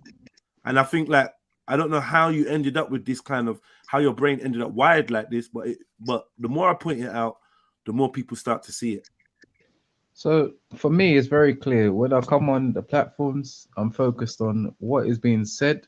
Is what the person is saying correct or not? If it's a racist person and they say a correct statement, then I'll be happy to agree with their statement. I'm not like some of the people that come on here. If JEDI says something, then it has to be correct. You get what I'm saying? The person in question has been allowed on this platform many times, long after these alleged comments were made or these alleged behaviors were done, and they were put on this thing to make comments and to give their opinions and to debate. And people were happy to have conversations with them. We ain't talking about none of this, Reggie. We're talking about you making excuses for somebody's racism. You've just answered the question. You've just given a similar scenario and the way that you approach these scenarios. Everything else that you've brought up since then has been like irrelevant. We're talking about the excuses you make for people's racism. We're not talking about whether we let Jupiter on the fucking platform, bro. And this is another thing. When people say that you're intelligent, I'm like, well, is it just the tone of your voice that makes you intelligent? Because you clearly struggle to follow. Your comprehension is very, very low, Reggie. Your reading is very, very shit. Like, where is the intelligence? It's not good enough just to speak in a amicable or westernized tone or speech pattern. That's not what makes you intelligent. It's your ability to comprehend. And I just feel like for whatever reason your comprehension is so low, people find it hard to believe that you're being genuine, and they think, Raj, you know what, he must understand what's being said here. He's just choosing to be ignorant. This is the perception I've heard No, a lot of people get from you. I think that a lot of the people that have that opinion are part of your gathering, and they obviously You're a part of agree. my gathering, though. And you And you don't believe that. You're a part of my no, Reggie. You are a part of my gathering. And when you say that, Conscious I is a part of my gathering. King Gold is a part of my gathering. King Gold is a part of my gathering, and we don't all agree with each other. So I'm saying that you revert to this psychological tactic, to excuse the fact that individuals disagree with you. Your ego is so big that you find it difficult to believe that people have come to the conclusion on their own. That people can listen to your words and come to their own conclusion. No. They have to all be agreeing with Jedi. And I'm used to this. I'm used to this tactic because I am a person that people are attracted to and do come around. Right? They do. I create platforms. I create spaces where people from all different walks of life come together and we talk and we discuss. And people from the outside maybe they feel jealous that I'm able to have argumentation and articulate myself to the point where it's very difficult to disagree with a lot of the things I say because I'm very precise. I'm very eloquent in explaining myself. And I also show that I have comprehension. These are aspects that I think you lack in. And because you lack in these aspects, you don't understand why someone might be like, well, you know what, Jedi's right. Yeah, I hear that. No, because you struggle to admit when another black man is correct if it goes against your pro-white mentality. No, it's on the contrary. Actually, I think that I've struggled in this short space of time that we've got to discourse to even really get my words out because you seem to be interrupting me continuously. And when I do, I'm very clear and concise for the average person to be able to understand my point. But on the other hand, you seem to want to make a point of speaking for your gatherers or your brethren or here, even though it's your opinion, right? But you speak. Don't you do the same? No, I speak is for that myself. Not what you're doing? Is that not what you're doing right now? Continuously. No. You speaking for the gatherers. You're speaking for the group.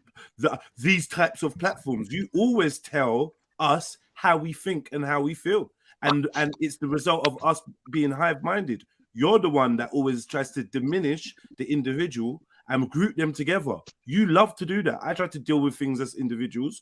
You don't want to do that. You say, you black people, you people on this panel, you people on these types of panels, you people on these platforms. This is your language. That's from your lexicon. You group people together because you don't want to admit that the individual can detect your BS and call you out for it. So rather than deal with the fact that multiple individuals share a similar view on you, you'd rather just say, yeah, it's hive mind. I know people with big egos do that all the time. Because God forbid an individual has woken up and been like, man, Reggie, you're chatting shit. No, you're just agreeing with Jedi because it's his platform. It's easier to brush it under the carpet and not deal with these individuals. And you know why it's hard to string you up is because you don't just go with anything that black people say, Jedi. Exactly. So it's hard for him to pin you down. It's hard for him to try and accuse me of what he's saying because I don't even share perspectives with the majority. I'm very much on the fringe of my perspectives, very much. So it's hard for him to even use that kind of excuse, but he will do it because it's the thing that comforts his ego the most. The fact is, Reggie, you've been on multiple platforms with people I don't like, I don't agree with, I don't side with, I don't socialize or spend any spare time with, and they come to the same conclusion as me. You're a coon. Which platforms are those? G Block, Lions Den. both of those large platforms that ran for extended periods of time. The general census on those platforms is You're a coon. Oh, you mean this these gang members that kind of come Wait, from the so same. how many years? You see it there? Wait. You see it there? You see him doing it again? I've mentioned 2 different platforms with thousands of followers, and he's just like, yeah, gang members. Told you. Well, you know, what you do, Ricky. Hey, it's touch one, touch all. So when I started touching, and no pun intended, we started touching respect. It's always like it was all of them were in their feelings. Wait, so how many years? How many years has he been doing this? But that's not true, because not everyone likes respect. Not everyone likes Veli. Not everyone. Like, don't do that. Don't do some unity thing. We're all together. That's be real, man. Be real. And people's attitudes change. Someone that likes respect today don't like them tomorrow. Someone that likes me today don't like me tomorrow. But one thing they can agree on is that you're anti-black in your mind, bro. No, I think what you find is that oh, there's echo. When I got onto these oh my, the bad echo come from.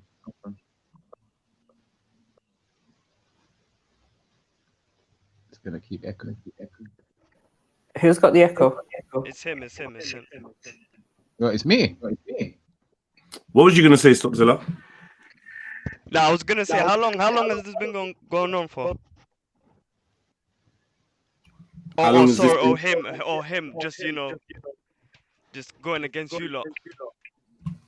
Or his going against you lot? What are you on about, bro? I said, how many years has he been trolling you lot? Stopzilla, have you got echo as well? Yeah, why? Why do I have echo? What I'm explaining, Stopzilla, is that there is no you lot. Reggie is a troll. That's his default, right? He's a troll. He doesn't necessarily come across genuine or sincere. He seems to shift and alter depending on his environment.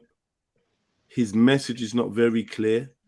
I agree that recently he's tried to refine it because more refined minds are holding candles to his feet. So he now has to he's an intelligent man, right? So he's trying to figure out a way to explain and double down in his stance, from what I can see. Whatever it takes to detract from the fact that basically, if you're black, Reggie's going to approach the problem like you are the issue. No, if you give him no room for wiggle, no room to run away, then he may admit, okay, yeah, in this position, yeah, I see that. But apart from that, remember, yesterday, or was it yesterday or the day before? Was playing. He was showing stuff from Sasha Johnson's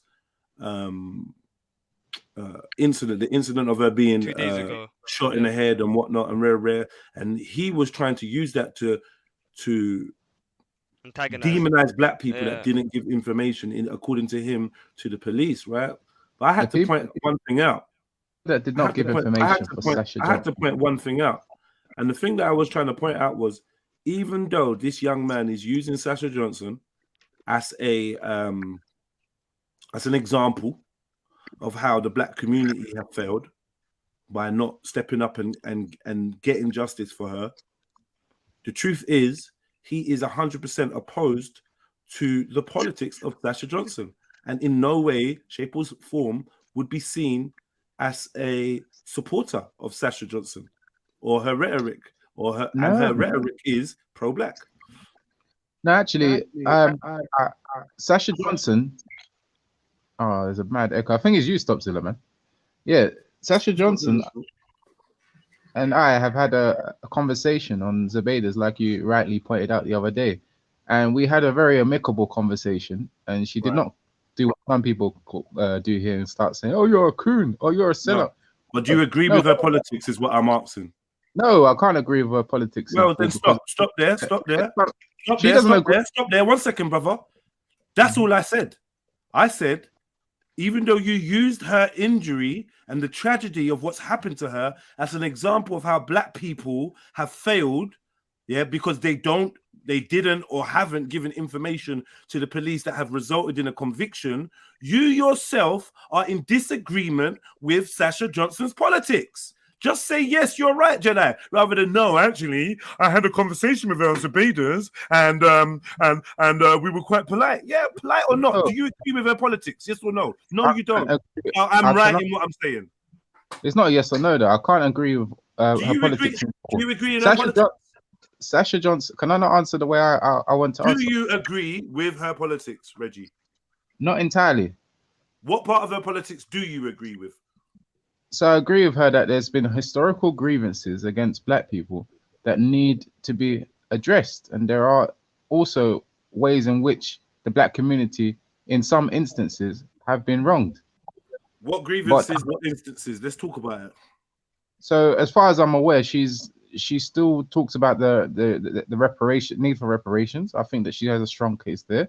I think that there are cases like the BLM in terms of like the killing of. So you agree? So you agree black people should get reparations? The Caribbeans especially, yeah. I think they're entitled to reparations. I do. Okay. I don't know in what form it should be given or how it needs to be addressed, but I think there is a need to repair the community for that. And I also think that what community is that? The Caribbean community or the Caribbean community that's in England? There's an argument there's a case for both. There's a case for yeah. So, but I don't know all her politics. I ain't gonna lie. I haven't listened to her that much, but I've seen some of her. Should I play a clip of her speaking and then I'll ask you what you agree with? Yeah, she does sound quite militant, I would say. Listen, man. Listen, this is another thing about you, brother Reggie. Militancy. I don't know why you like to stay so far away from honesty. We both know that Sasha Johnson is not the character of person that you would align with or agree with. But because I'm holding you to task, I feel like you're forcing yourself to try and find elements of her you agree with. Once I play this clip of her speaking, once I play the clip of her speaking, I want to see exactly what about Sasha Johnson you agree with. Reparations, you said? Yeah? And what was the other one you said? Oh, so the George Floyd thing as well. I agree that George Floyd was wrongfully killed, and there have been people that have been wrongfully killed. Yeah, I agree with that.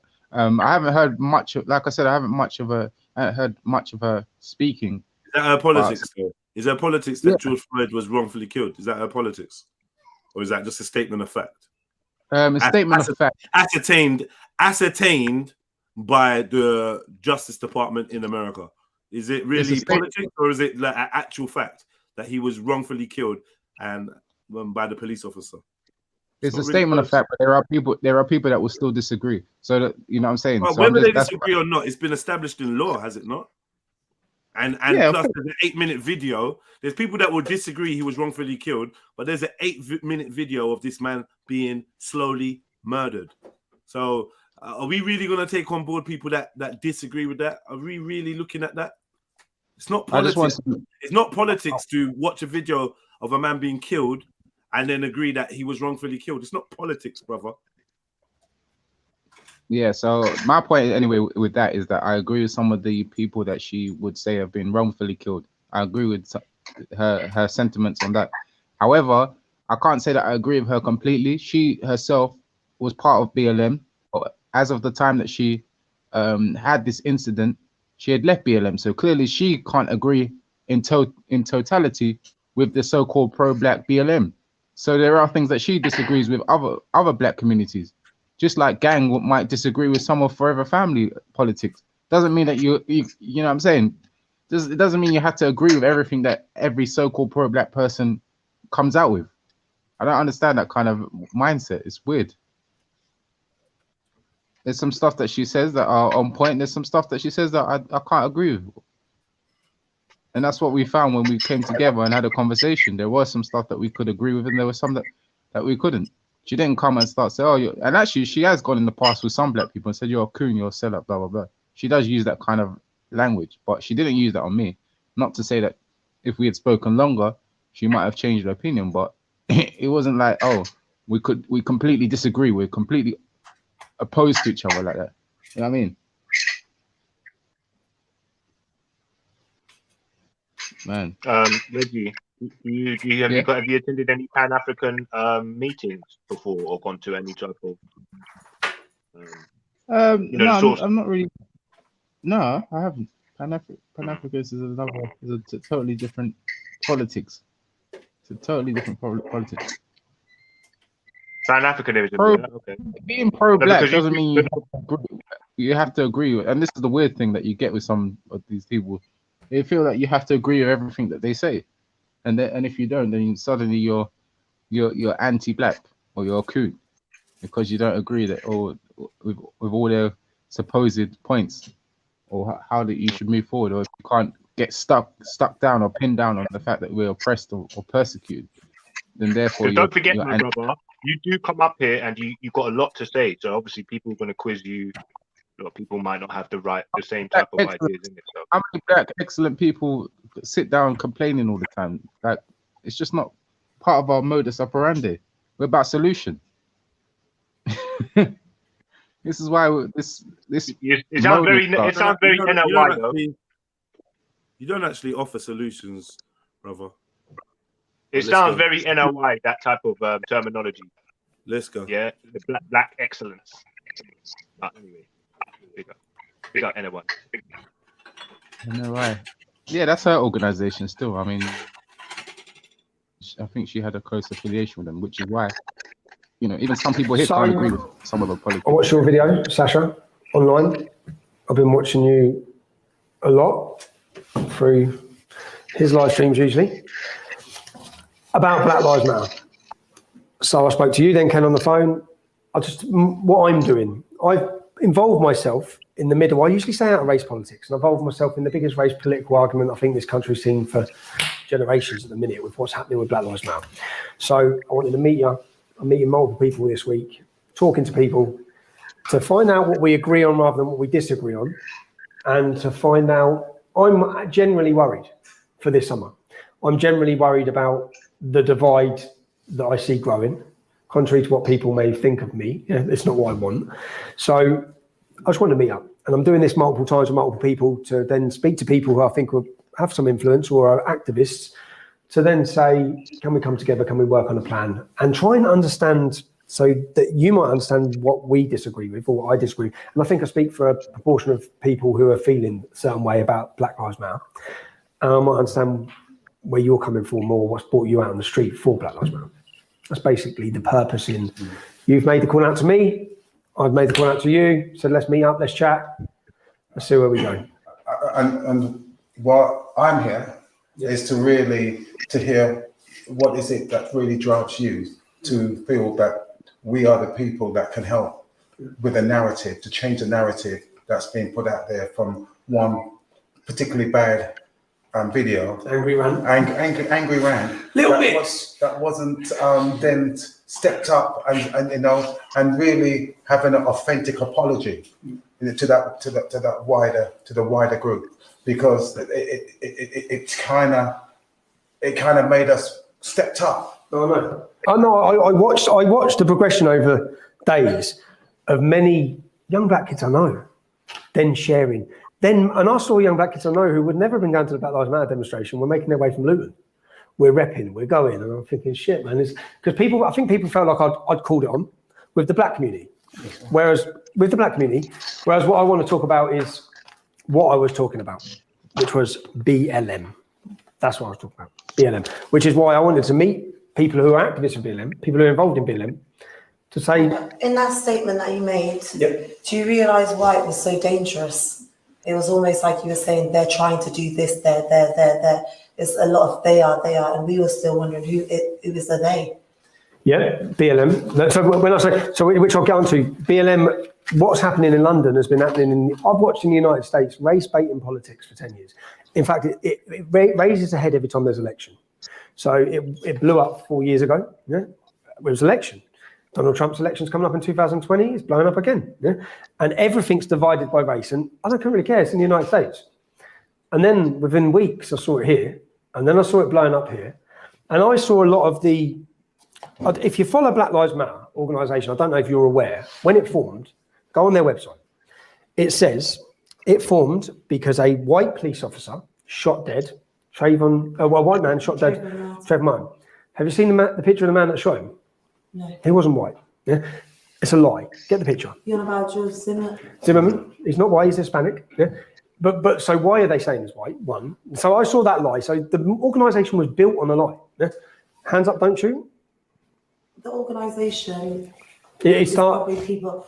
We don't know about the political people who are trying to take over the organisation, but for black young people and for the black community, what that basically said was, we're fed up, we're tired. This is systemic thing. The reason I don't think a person of colour or a black person has like the power to be racist is because we don't implement laws, we don't make laws, we don't create laws. You don't think a black person can be racist? No, we ain't got that. Do you think a black person can be racist, Reggie? Yes. Of course you do, because you disagree with her, right? I disagree with her. You're gonna, yeah. Of course. And she agreed with Tommy Robinson on. So far, she's agreed with Tommy. So yeah, we can agree with people can agree that are pro-black. What does that mean? That I'm asking you whether you agree with Sasha Johnson's politics. This is what we're trying to find out. One of her political statements is a black person cannot be racist. You disagree with that, right? Yes, okay, I do. Cool. Let's move forward. We've got the power to be prejudiced. We could be prejudiced, but I don't think we have the power to be racist. And in certain terms, when you look at racism, when we're talking about racism, we're talking about it from the structure, the systemic structure of it. We're not talking about it as in, oh, a black boy went out and called you a white cunt, and we're not talking about it from that sense. We're talking, when we're coming out now, we're saying for years and years, why are you laughing? Carry on. Come. Well, baby, it's okay. Come. Fuck him up. What's going on? That's it. If he's gonna stay there, I'll fuck him up. Yeah, and now, go on. What's happening there, then? I disagree with the way that she behaved there. You disagree with what? I disagree with the way that she behaved in terms of like getting so upset with the fact that he's smiled, or the black man smiled anyway. But I know, bring people that are going to be smiling when I know, but in a serious conversation about serious matters, you've brought your token black coon, to the conversation, and while a black woman is speaking and expressing herself, you want to smirk and laugh. I promise you, Reggie, majority of militant-minded, serious black folk, Africans, will not be tolerating this token looking in their face and skin and teeth. It reminds me of your behavior. That's how you behave, standing on the side of Jupiter. You behave like that, busting little dead jokes, laughing, skin and teeth. That's you, Reggie. And it's annoying to people that are actually serious about their people. I see. Yeah, not just online commentators, but people that actually like willing to roll their sleeves up and get their hands on, and be hands-on, shall I say? People like you annoy them. Smiley, nodding lapdogs. Yeah, annoying, I think that you serious. I think that first and foremost, you called the guy. I empathize with her. You called the guy. You called the guy a coon. You called the guy a coon without any evidence. He has not spoken. I've watched this clip before. I've watched this clip. Clip. Fine. He's a coon. Fine. All right, fine. And apart from that, even the other guys, everybody from what I'm seeing around there is wondering why she just decided to walk away. Just off they the know. back of... No. He's not wondering. He knows why she's walked away. He could see. He was trying to stop her or calm her down, and she said, "Don't touch me, because I'm not here to play games with you lot." And guess what? You see when you're faced with someone like Tommy Robinson, who's a racist, and a manipulator, a social agitator, So watch it. Yeah, when you're having a serious meeting with somebody like this, cameras and all that, you know that this is a big deal. You don't want to be dealing with any lapdogs, any sidekicks that can't be serious and maintain a professionality. This ain't a live stream. This ain't time to joke around and giggle. She's talking her truth, and my man's there bending up. She's bringing emotion into the conversation. Is that professional? Is that what you? I know that's what you lot are about, bringing them into conversation. But at the end of the day, you're having a conversation with a person, and you're walking off, and you're talking about professionalism. Like, you're talking no, because you listen. It's professional to leave an interview should you feel disrespected in the interview. If I'm having an interview with you or a conversation, and your third party that you've brought along that's adding nothing to the convo is laughing, I might get up and leave. Because you have to respect me, you have to respect my time, you have to respect my presence, and we don't have to suffer fools. So yeah, she's exercising her right to let the white man and his minion know, listen, if you lot on some joke thing, I'm out. And I'll fuck him up because I ain't playing games. That's militancy that you don't understand. All right, let's roll it anyway, because of course we will, man. No, you got no more points to make, no? On that, no?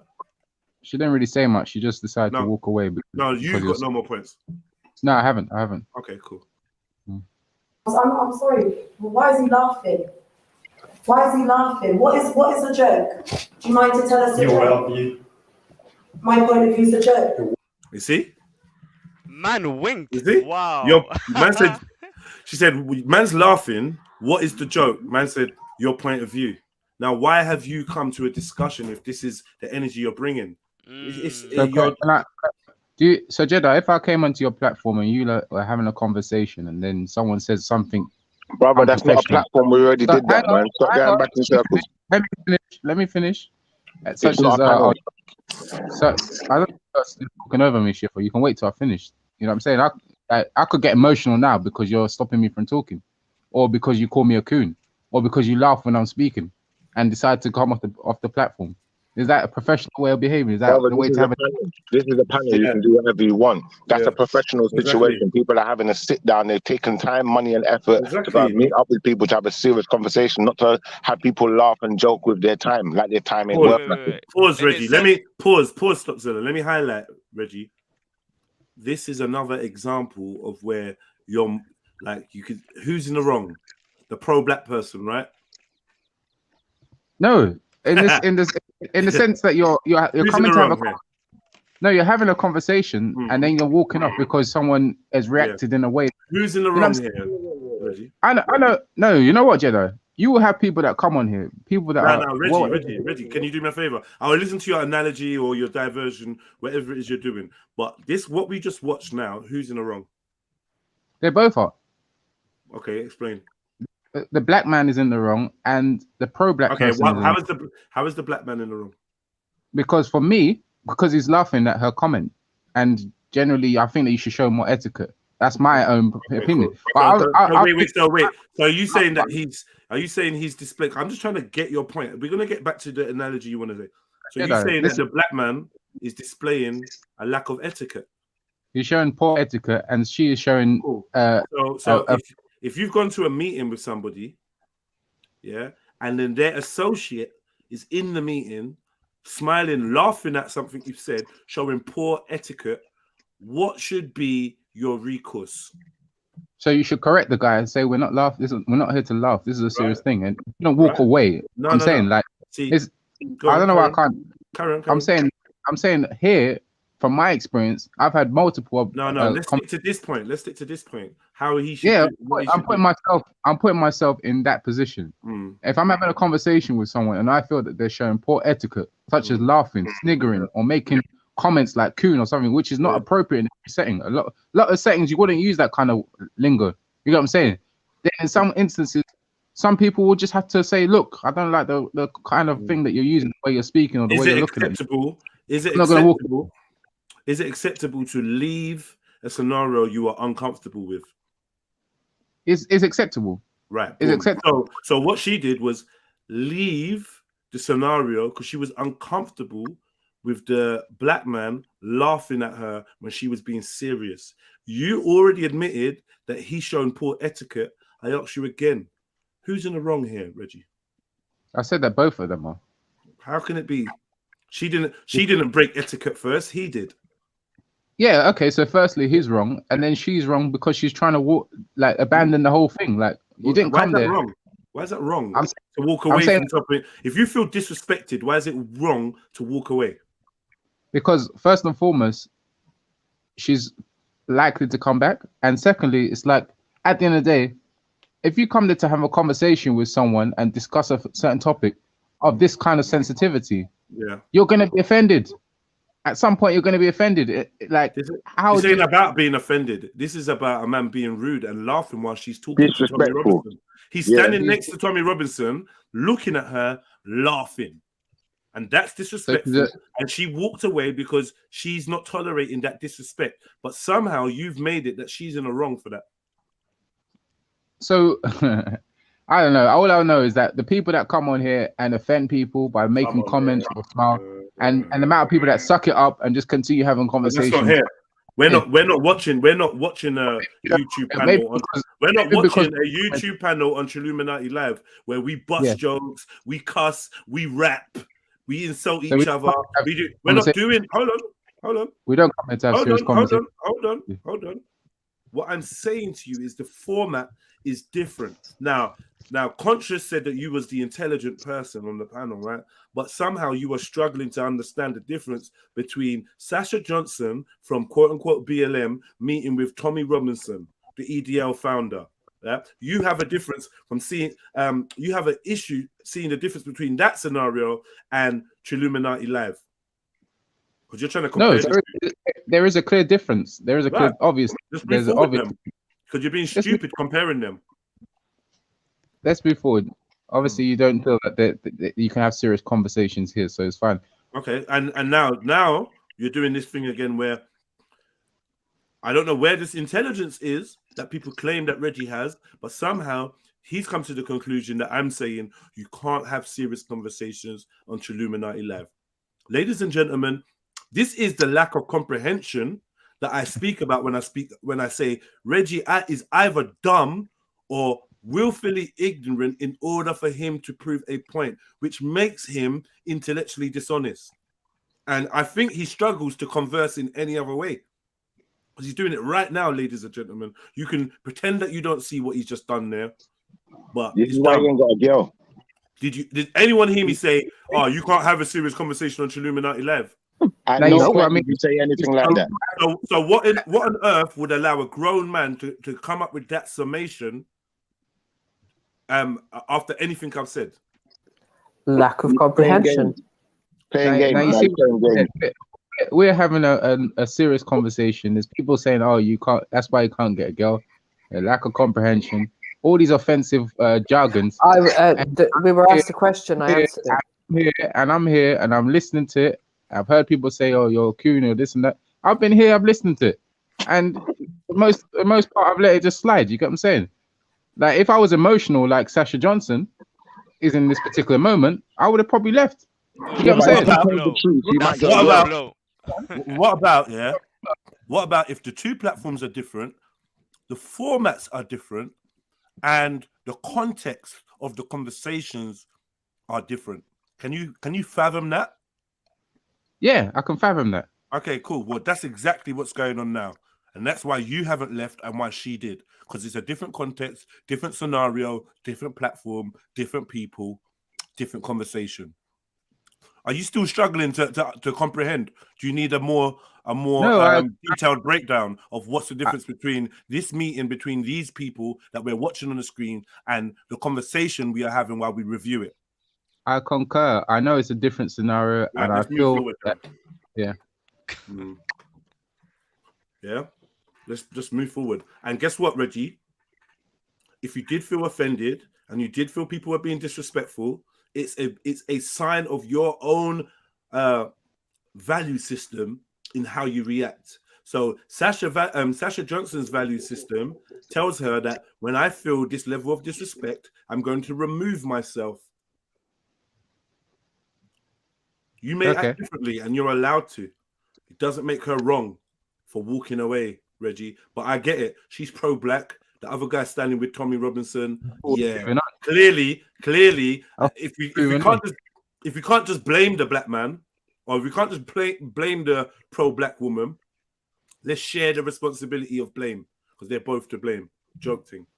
He broke etiquette first. He laughed at her, and she responded. Yeah. her reaction cannot be seen to be equal to the action.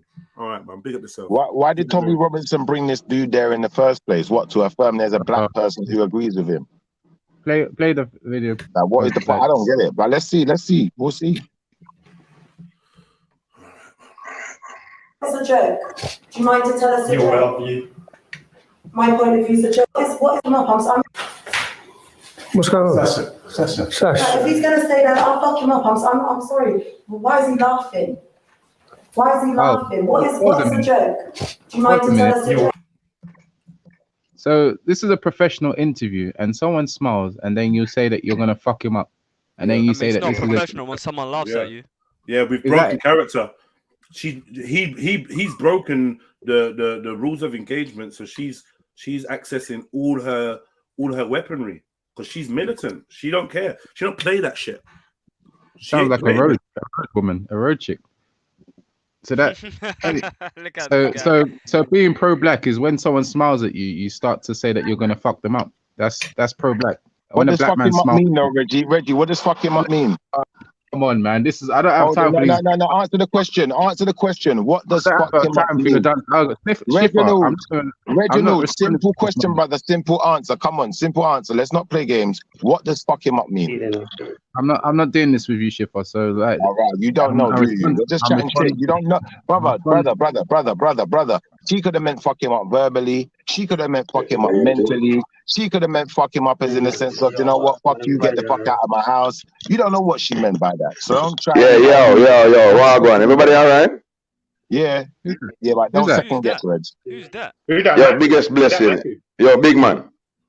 Oh, Tony Brown's. Tony Brown. Yeah, man, everything all right. So Wagwan, I'm just joining. So everything nice? Yeah, everything nice, brother. Big up, welcome. Good elder. Respect, yeah. Yeah, I mean, hey, Reggie, me draw from a big man for turn you over, you know, Reggie. Go on, I'm in the background listening. I'm listening still. All right, cool. Yeah. Mm-hmm. Reggie, you made a statement about her being a road chick. Did you say? No, I'm saying like this is meant to be a professional interview. It sounded like they just met up in Peckham and someone looked at her funny on the road. This guy's shaking. No, but listen, you guys, and this is what I'm saying here, because I don't know where conscious is, and these people that you lot are trying to be honest, yeah. You got no. He ran. You lot just want the truth, right? So if you lot are just looking for the truth, let's analyze everyone's reactions to this, right? Let's analyze the mindset behind the things that we are saying. So, brother Reggie's saying she seems like she's a road chick. She seems like she's just walking in Peckham and seen someone that's looked at her and she said, "Don't look at me." This is Reggie has offered up this summation of events, and I want you to understand the rhetoric that Reggie uses is anti-black and it's anti-you. Yeah, it's anti your expression, it's anti your personality and your culture. Yeah, but people don't seem to see it, so I'm gonna highlight it every time he uses it, because only in Peckham can you be upset by somebody disrespecting you and lose your cool. Only in Peckham. Oh, brother, she said that she's gonna fuck another black man up. You know what I'm saying? She said she's gonna. Is this pro-black all of a sudden? When you say you're gonna fuck another black man up? Yeah. What you mean by pro-black? Okay, because look, this is the thing, Reggie. Nobody said that her saying I'll fuck him up is pro-black. Nobody said that. You wanna narrow it down to that to make us look stupid, or to make brother. Do you agree? Hold on, or to make pro-black seem stupid. Nobody has said that being pro-black is telling somebody that you're going to fuck them up. However, being pro-black is being staunchly defensive and militant, yeah, when it comes to the things you care about surrounding your community. And if an Uncle Tom, coon, yeah, jive and chucker, fucking sellout, stands next to Tommy Robinson, yeah, the founder of the EDL, and while you speak about a black man dying, laughs at you, then yeah, I understand why you might think, you know what, I'll fuck this brother up.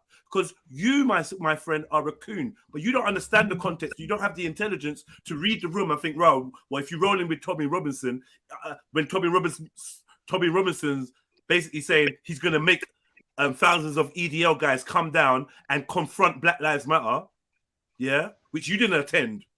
So you weren't there to defend the people then. You weren't there when the little girls were there with their mums and all panicked because they had no one to help them but pussy or respect. You weren't there. You was in your yard. Yeah, to be there.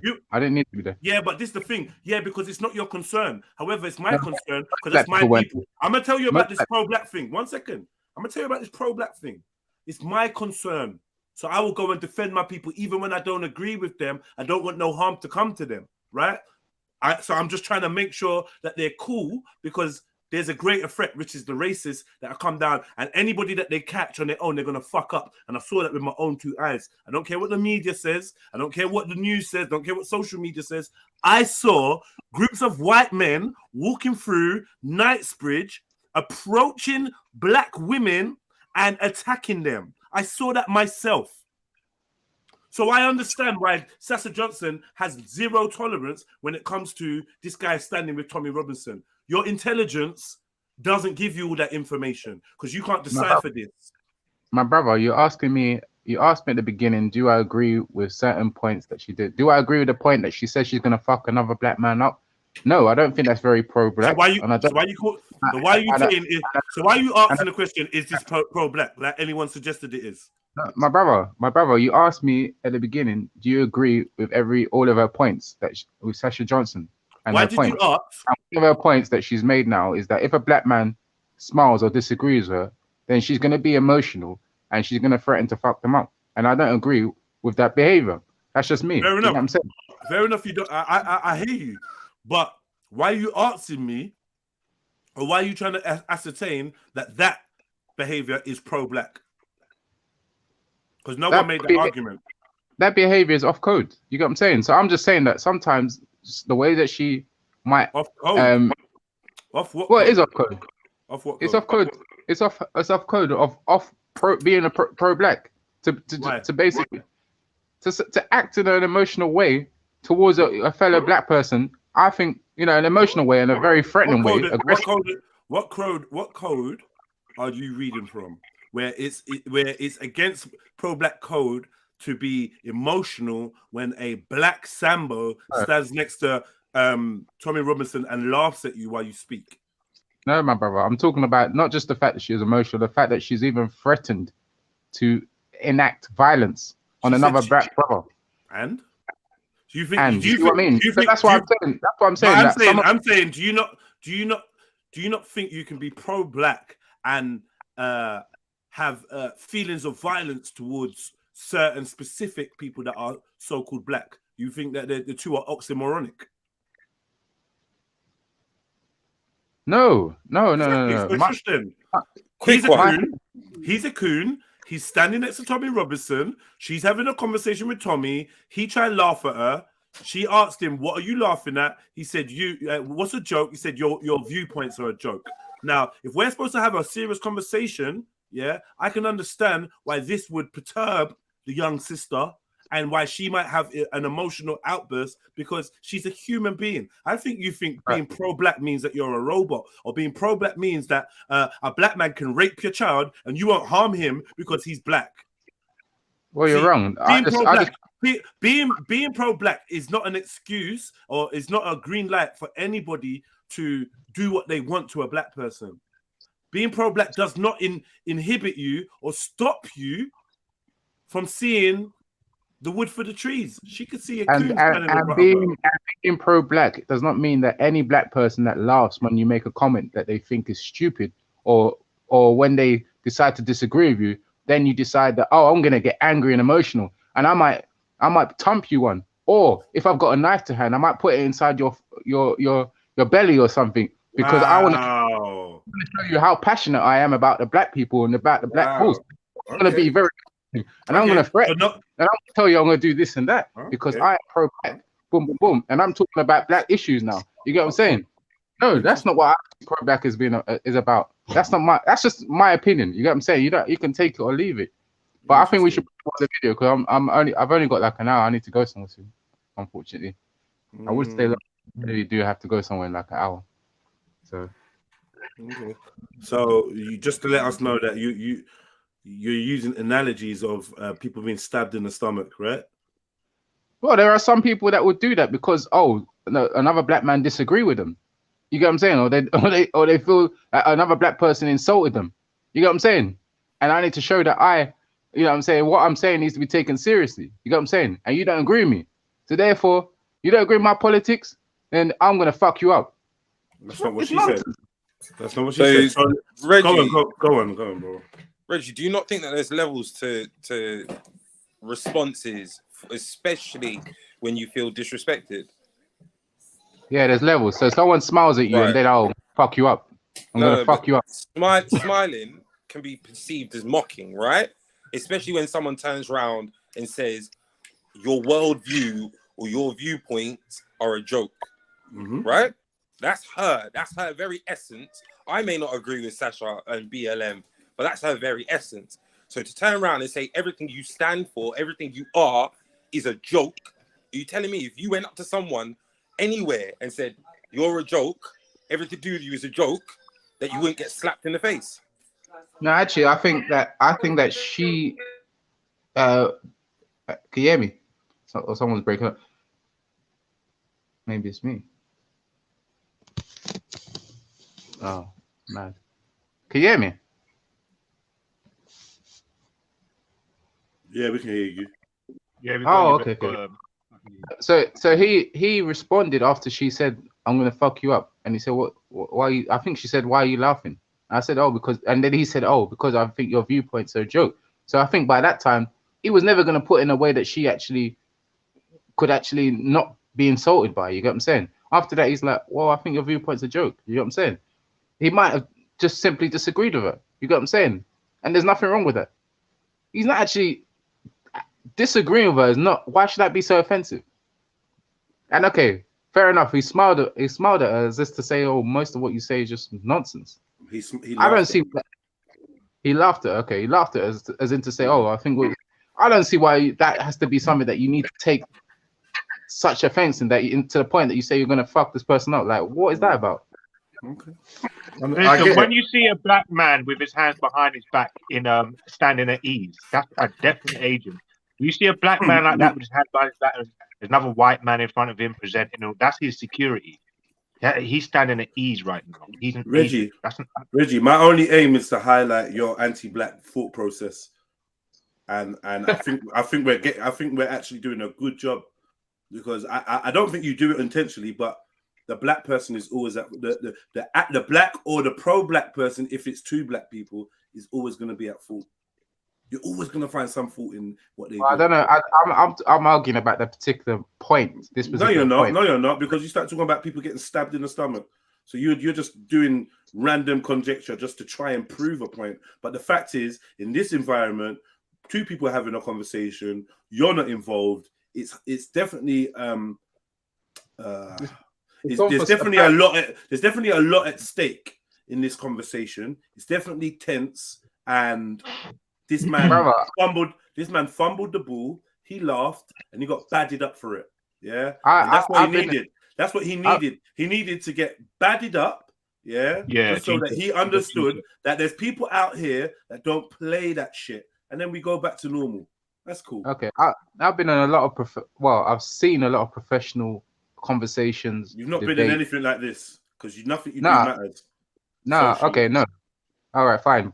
And I'm sure you've been. Let's move on. I have. Yes, I have. I've been in. Yeah, of course. Loads. You've been in none. You've been part of no think tanks that think about options for the black community. You've been in no think tanks. You've been in no think tanks that think about options to find solutions to the issues in the black community. All you do is go speaker's corner and jump online and critique black people. You don't actually get hands-on. It's all theory for you. No, but I am. But I am. I'm not just talking to you. I'm not just talking to you. I'm not just talking to you, Reggie. I want the wider audience to understand what type of human being you are and how your anti-black mind works. Yeah, I know, but I mean, for starters, I'm just trying to say that none of us are mainstream. None of us are mainstream. Neither me nor yourself. What's mainstream? What does that mean? Mainstream. So none of us are. Even Tommy Robinson's probably the most popular person on this video, right? And none of us have got as much outreach as even him. And what does that even mean, what does that mean? What I was trying to get at is that I've seen multiple meaningful debates with actual politicians, right, that have actual power to be able to make moves. You get what I'm saying? And they've had conversations, and I've seen them laugh sometimes at what the next person has said. But I've never heard any of them say, "I'm going to go and fuck you up." You get what I'm saying? You're talking about professional. Can I ask you a question? Professional Can I ask debate. you a question? Can I ask you a question? Have you ever seen politicians fight? Fight physically or like verbally? Physically fight. Nah. I have multiple times, and I'm sure other people on the panel have too. So, like, maybe type in politicians fighting and see whether people that are actually there to talk actually fight, which is something she didn't do. So, yeah, I mean, people that run the country fight physically. Do you want us to deflect from this video so I can show you examples of politicians fight? Right, cool. I'll take your word for it. Thank you. Appreciate that. Okay, we got Elron, and then we got who? Stop. Yeah, Long we got time. Cali P. 1 second. Cali P. 10 points to tell. Yo, Cali P, what's good? Not a lot, man. Bob sent me. I just want to say, if you're on about how talking about black communities anti-black, why was it 4 members of the black community who shot Sasha Johnson in the back of her head? Well, I mean, what's that? I mean, she fought for the so-called black community, and 4 black boys were involved in shooting her in the head. What's up with that? Yeah. Okay, what do you mean? What does that mean? No, what are you trying to? What are you trying to say? How is it anti-black to talk about Sasha Johnson when 4 black people were involved in shooting her in the back of the head? I mean, surely that's more anti-black than commenting. No. Did I say it's anti-black to talk about Sasha Johnson? You were on about being anti-black and that. No, when I just joined, forgive me if I'm wrong. Yeah, you are wrong. Wait. Maybe Let's take your time. Let's not jump to conclusions. Maybe take your time. Hear the context of the conversation before you make allegations, please, my brother. And welcome to the panel. No allegations. I mean, 4 black people were involved in shooting her in the back of the head, and she's for Black Lives Matter, man. Okay. Well, maybe so it that's was anti-black, justified. Wait, maybe it was justified. Maybe Sasha looked at them the wrong way. You see, now I just want people to one second. Maybe he was smiling. 1 second. Maybe she was smiling. I found it hilarious when you say that. What do you mean justified? Elron, 1 second, please.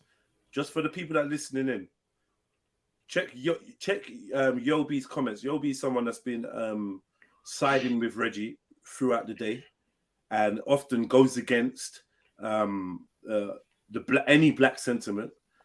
He says black definition of showing love. When you're talking about Sasha being shot, he says that's the black definition of showing love. I don't know if that's racist to you, but I find that as a racist comment. He also turns around and says, "Road ting, you get me, blood." And this is the person that was backing up Reggie. Just to let you know, another person that's backing up Reggie is Elron. And Elron has just said, "Oh, maybe they looked at her wrong," making a joke out of the fact that this young woman is laying brain dead on life support machine.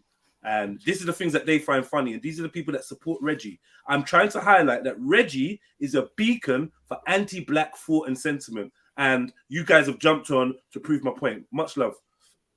Well, I'm thinking I'm pro-black here. Wait. I'm not judging. I'm taking a pro-black stance because this is what black culture is promoting at the moment. I mean, the other day I have here rapper Takeoff is his name. He was shot just 2 days ago. Reggie. And let me wait. Reggie, you're being backed up by a Nazi sympathizer from Germany. Carry on, fine. Aaron. I mean, I'm just stating the facts here. I'm thinking you are anti-black. You are anti-black because you're against black culture here. So this guy, rapper Takeoff, okay? I just looked up a text, okay? It's called Open It Up. It starts with, "Shot through your car door. Shout out to Cardo. Cardo got wings. And then a few lines down the line, open it up, double cup, feeling the opium. The AK in the cut, my niggas, toting brr. We ain't trying to look appropriate, nah. Don't show up. Look at me the wrong way. I'm blowing it, okay? My All right, nigga, we get it, we get it, wait, we get it, my we get it. niggas shoot without warning. All right. So this is your culture. This is what your people are promoting, okay? So to say for me, I'm laughing about it, Can I ask when you you a have to question? laugh about your own people there. Elron. So you're saying that this is black culture because a black person said that, right? No, it's everywhere. It's Okay. what black But is rappers it are all about. okay? And the black Don't the look black at me the rappers. wrong way. I One shoot you second. straight in the face. One second, please, brother. Yeah, there are more. We have more pastors, more priests, more fathers, more imams, and religious aficionaries than we do have rappers. You're not quoting these holy men. You're not quoting the black leaders. You're quoting rappers. Should we take a look at what the white rappers are talking about? Because white people rap too. I know, Yeah, they I go know, through but where drill shit. I would say that is the blackification of Western culture. I'm This sure is you what would. I Oh would say shit! to that. I'm Rock sure you would. music is blackification, yeah. Yeah. Fucking Let's go to the heavy metal and the stuff that they talk about, drinking blood. Elron and this other guy have come to represent themselves. They've come onto an open They platform. represent you. They come to represent talk you. their onto the platform that You you've don't see allowed heavy them. metal artists stabbing each other every day on the Do you streets not? of London. Wait, Reggie, stop trying to Yeah. save Elron door, bruv. Let Jedi just posed a very good question. What about rock and roll and But I would heavy like metal? to get. I would like to get back. To Remember, these brothers, or this brother that's jumped on, Elron, thinks that rappers are the voice of black people. And they represent my mom, my grandma, my aunties, your aunties. They think that they listen to rap. They think every black person listens and conforms to what is being said in rap. He's not even aware This is a of the straw multiple. man. Excuse me, your thing's straw man. You're not even aware of the multiple genres of hip hop, where you have gospel hip hop, you have informational hip hop, you have inspirational hip hop. Like, not everything is about. Sorry, please. Not everything in like rap. Kanye, who everyone Okay. You don't want me to throws finish? under the bus right now. You don't want me to finish Yeah. speaking? Is it hurting you?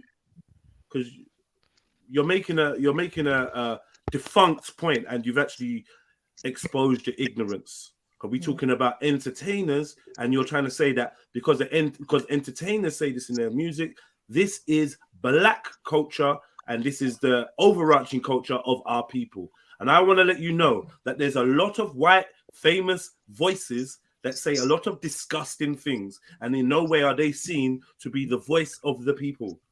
But I understand it's easier for you to make your point if you quote some deadbeat rappers talking some trash. No, I the get it. difference between you and me, or between black people overall, to the majority, is that we hold our people responsible. I have no problem with saying that many white people who have huge influence in our culture, have huge social influence, are absolute degenerates. This is completely diverted. We need to get back. We need to get A back white onto pastor doesn't have the same influence it's on not our completely people diverted. than the people promoted all over the media. Don't you But we understand? disagree with someone, we don't call them a coon either. You call your Hold people on. coons if you don't agree with what they say. Yeah, that's because you, proper wrong. but Because he's one you of know what your they. own, I know, but you know what terms they do use. They say What's that when they don't agree with white people, they say that they've been blackenized. Did you not hear that term? They've been blackenized. Never in my life, yeah? mate. No. Well, Blackwashed. Well, the brother Elron just used that term to describe white rappers, right? They've been blackenized, right? So if white rappers that rap about negativity are blackenized, then people like Reggie and this dude, more importantly, this dude standing next to Tommy Robinson, is a coon. Touche. Nah, come on, man. Well, you always take credit for what you created. created, but if you created something bad, then it's not your part, right? who created gangster rap? Was it white people or was it black people? And The who CIA. influenced who? The CIA. The CIA. Oh, yeah, The of CIA, Time Warner, and Sony created gangster rap. If you call people coons, you don't love black people. Please 1 second. Please 1 second. I appreciate your comment, but please don't tell me who I love and what I don't. Well, it's yeah, fact. If you answer, call your own people coons, you clearly don't like all black people. So they're not really your people. No, I don't like. If they all disagree black with you. Sorry, can I just say, yeah? Let me put this on record. I don't like all black people. No, you don't. You call them coons if they don't agree with you. Did you just hear me? You're not listening. You got some kind of reception issue. I just said I do not like all black people. Are you surprised? Sorry, 1 second. Are you surprised that an adult male doesn't like everybody from his quote unquote race? Is that a surprise to you? No, it's logical because right. So what you just accused me of, what you just accused me of was illogical then, by your own admission. I'm open to be wrong. I'm here to learn. Right, yeah. So don't make illogical statements and waste our time. Yeah, 187 Street Gang, someone writes in the chat, is a left-wing German Antifa gang, basically, rap gang. So to summarize it, it's okay if someone looks at you the wrong way, then you can definitely punch him in the face, as Trill has said on this panel before I came on. But it's anti-black when they shoot them in the face. Nobody said that. Nobody so said that. I draw the line there. Again. So it's Again, okay you brought this. No, stop. And not to laugh about someone getting shot in the face. Sorry, okay. You brought the term straw man into the conversation, and yet you are the only one straw manning. Where have I straw man? You just said that I said it's okay to punch someone in the face if yes, they look you, at you you wrong. said that. I said it's okay to punch someone in the face if they look at you wrong. Yes. Does anyone agree that I made the statement? I don't recall you saying that. To be fair, he didn't say those exact words, but he's insinuated. Did I say that those if- words? See, there you go those again. exact words, There you go those again. Did I say that or not? Hold on. Do you have to be fair, or did he say it? Did I say that it's okay to punch a black person in the face if they look at you wrong? I don't know. Did you? Tell us. I'm asking. Because Reggie wants to I'm ask asking. I don't know. Do I? You said it, bro, not me. I didn't. Elron, did he say it?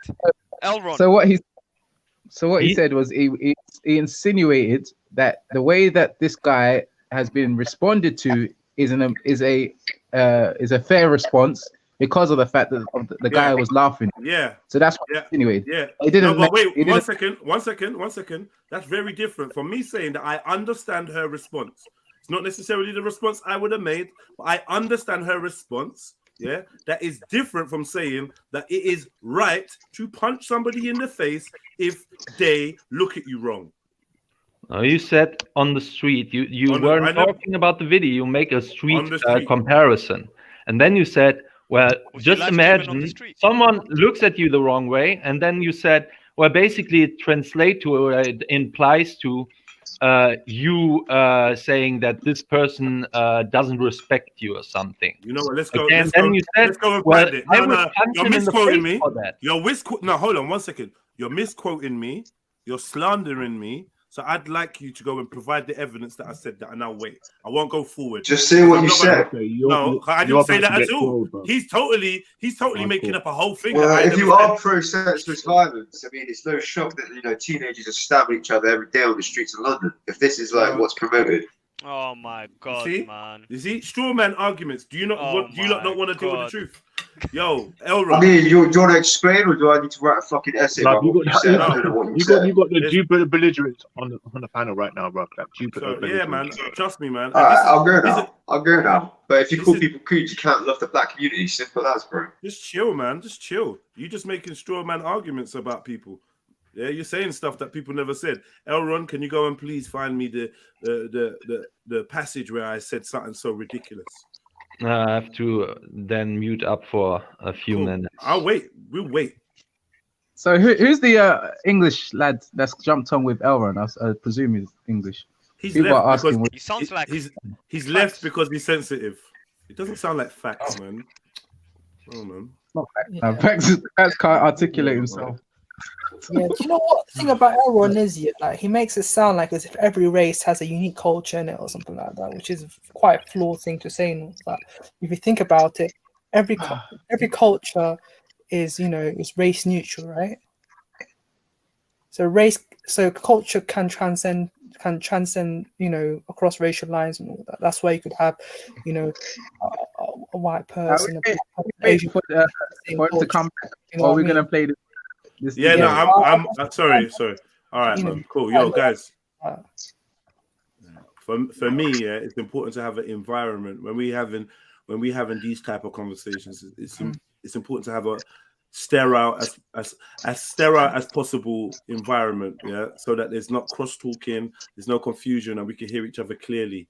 I need Elron to now pull up me saying that it's acceptable to punch somebody in the face if they look at you wrong in the street. Then we can move forward. If not, I want him to retract that statement and admit that he lied. Oh, God. You know what I mean? As for you, Reggie, you say that we are moving away from the point, but I need to remind you of something. Elron and the brother known as Cali P came on to the platform to back up your point, yeah, that this is in some way cultural, right? They're going off your point that this is. I didn't say that. I didn't say that. Yeah, this is when you was talking about stabbing in the belly, and is this pro-black, and if this is the way that is this what pro-black is? They came on to defend that point. They came on like, yeah, this is pro-black, and JEDI, you're a JEDI. If you disagree with this, then you're anti-black. Yeah. No, So my opinion is different. Like I've had the stance that is not pro-black. That is actually pro-black degeneracy, in my opinion. That we can't keep our emotions in check, and if someone upsets you or smiles at you in the wrong way, you react in this kind of manner. So that was my stance. That is not pro-black at all. But for you lot and your understanding, that is called being pro-black. That is who's you lot? Who is you lot? Sorry, you guys stop. Sorry, Reggie. We're gonna have to break you out of this habit of lazily grouping everyone together. You say you guys, you lot. Who is you guys and you lot? You're having a conversation with me. So who's the you guys and you lot that you're referring to that say that this is pro-black? Because I didn't say this is pro-black. So now I know we're doing this moonwalk thing again, but at the end of the day, I see a lot of minions that were agreeing with the sentiment. I see a lot of people that were agreeing with the sentiments that the way that Sasha Johnson reacted in calling this black brother, saying that she wants to fuck him up, and you can read into that what you want. Somehow we know Shiva came on and tried to dress it into something that it clearly wasn't, but she's saying that she will fuck him up for laughing at him. That is, in my opinion, black degeneracy. That's not pro-black. That's black degeneracy. Cool. But like, did Shifa say it was pro-black? No, Shifa tried to do some apologetics. No. Did Shifa say it was pro-black? No. Okay. Did I say it was pro-black? No, you tried to. So who are the people? Who are the you lot that are saying that this behavior is pro-black? Because I still can't find them, and you're only talking to me right now, so I'm confused. No, I said that I don't believe it's pro-black. I didn't say that you did say that. I said that you were. But you said the minions. Though. Who's the minions that are trying to say it's pro-black? There are minions in the chat. You got your uniques. You got your uniques. You got your era trill, etc. Them people there. So anyone that disagrees with you is a minion. They were anyone that agrees with me is a minion. Is that what we're saying? So these lot were co-signing the reaction of a black sister who decided that she is going to threaten to fuck someone up for the fact that they smiled and they belittled her point. Right.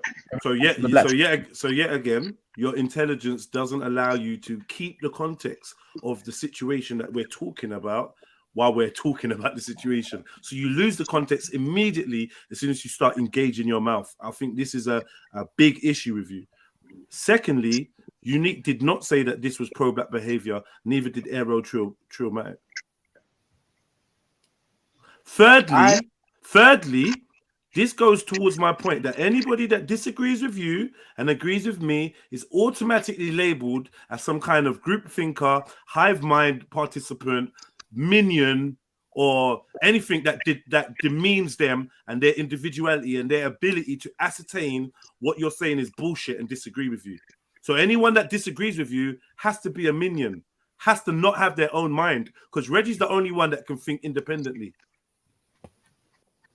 Your ego is so large, my brother, and your comprehension is so low, and you actually believe that you're intelligent. People actually think you're intelligent. Now, Jedi, if my memory ain't too bad, you brought up this video to say that which points about Sasha Johnson do you disagree or agree with? Correct. That are pro-black. You know what I'm saying? Not really that they're pro-black, but which points do you agree with and which points do you disagree with? Hold on, what is hang on, Eunice. One of the points I disagreed with was the fact that she decided that she said she's going to fuck another black brother up for smiling at her comments. Now, for me, I thought I'd highlight that this is not on code with being pro-black. And then I asked you again, what is the pro-black code? Where do we find it? Pull it up. Let's hear it. Let's see it. Where is it documented? Sorry, 1 second. 1 second. Use terminology like on code. Yeah. Now for the community, the wider community, and for me, I need to understand what do you mean. I'm not just going to take it for granted that I understand what you mean, because I don't, and I'd like it to be explained. So when you say the pro-black code, what is the pro-black code? When was it established? Who was it established by? And where can we read this manifesto? Now for me, there is no universal code. However, there are ethics, there are etiquettes that fall in line with being pro-black. Where do we find them? Where do we find them?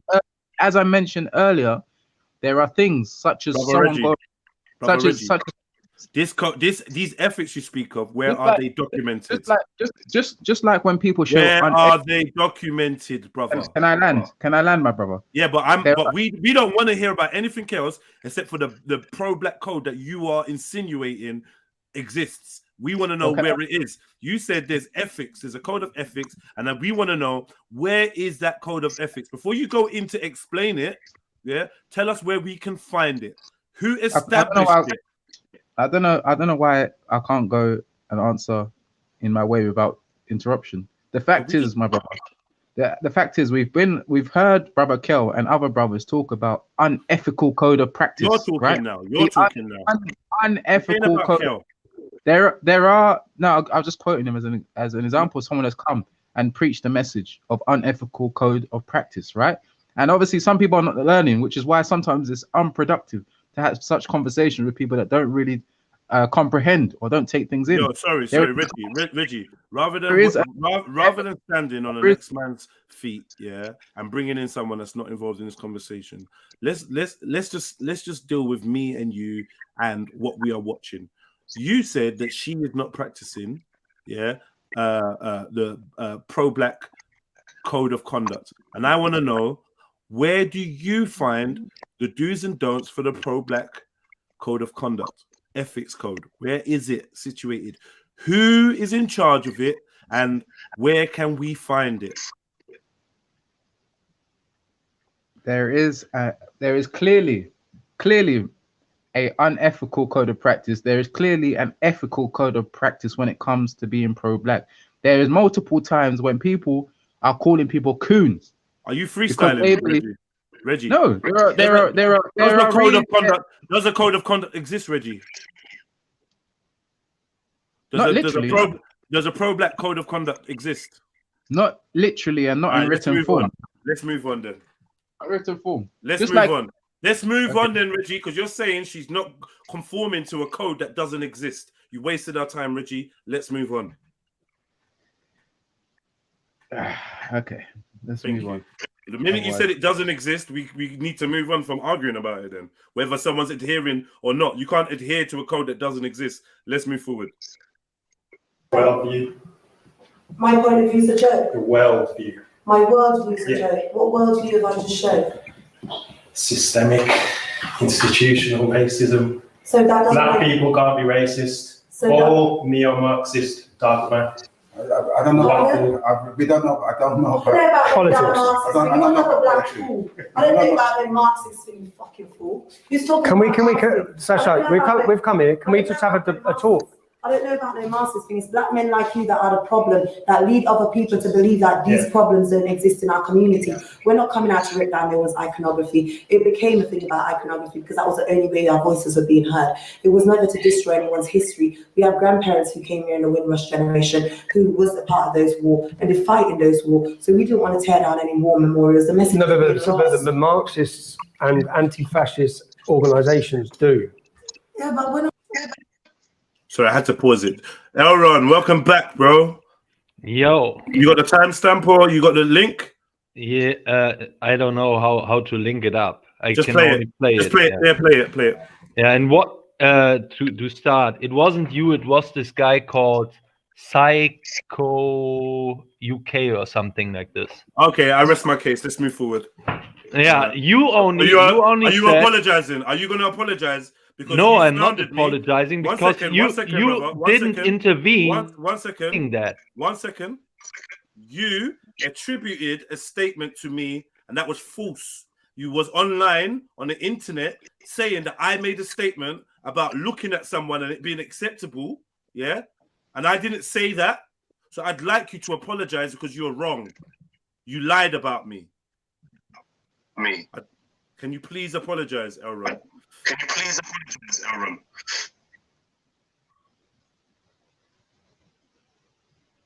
You muted me.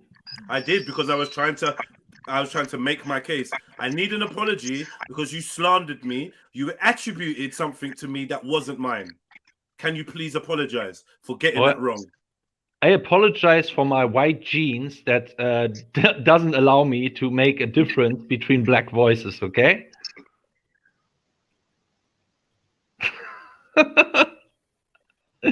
Don't be such a crybaby. It was another one on the panel that you haven't corrected or pushed back against.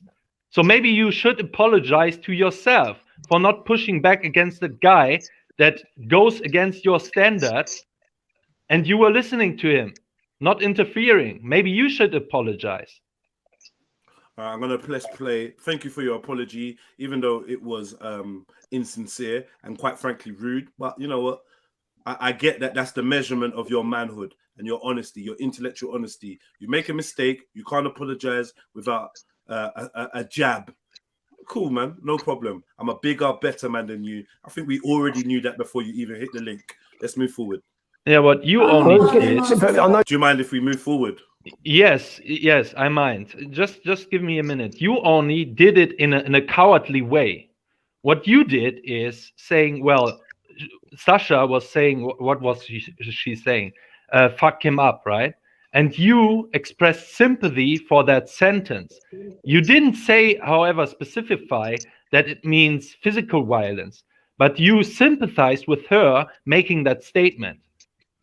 So it is on the edge of you agreeing with her, fucking him up. That's what you did. I can play that too. Yeah, big up everyone. Hit the like button. Yeah, I'm in full cookery mode, as you can tell.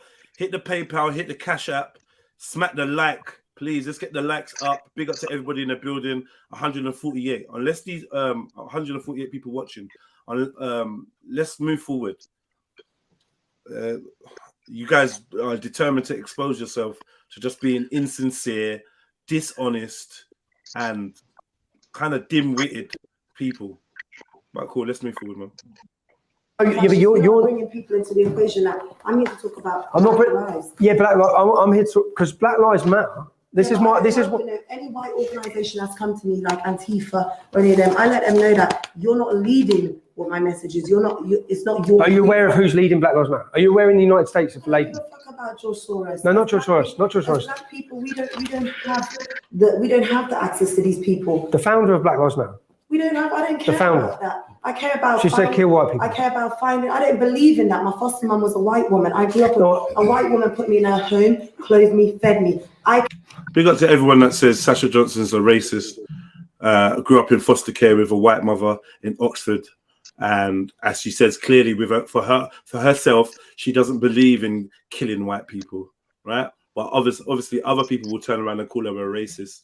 Big up her. It's the same argument that Lipcons are making. That Tommy Moore. Look, I have a black friend. I can't be racist. Look, I was raised in foster care by a white woman.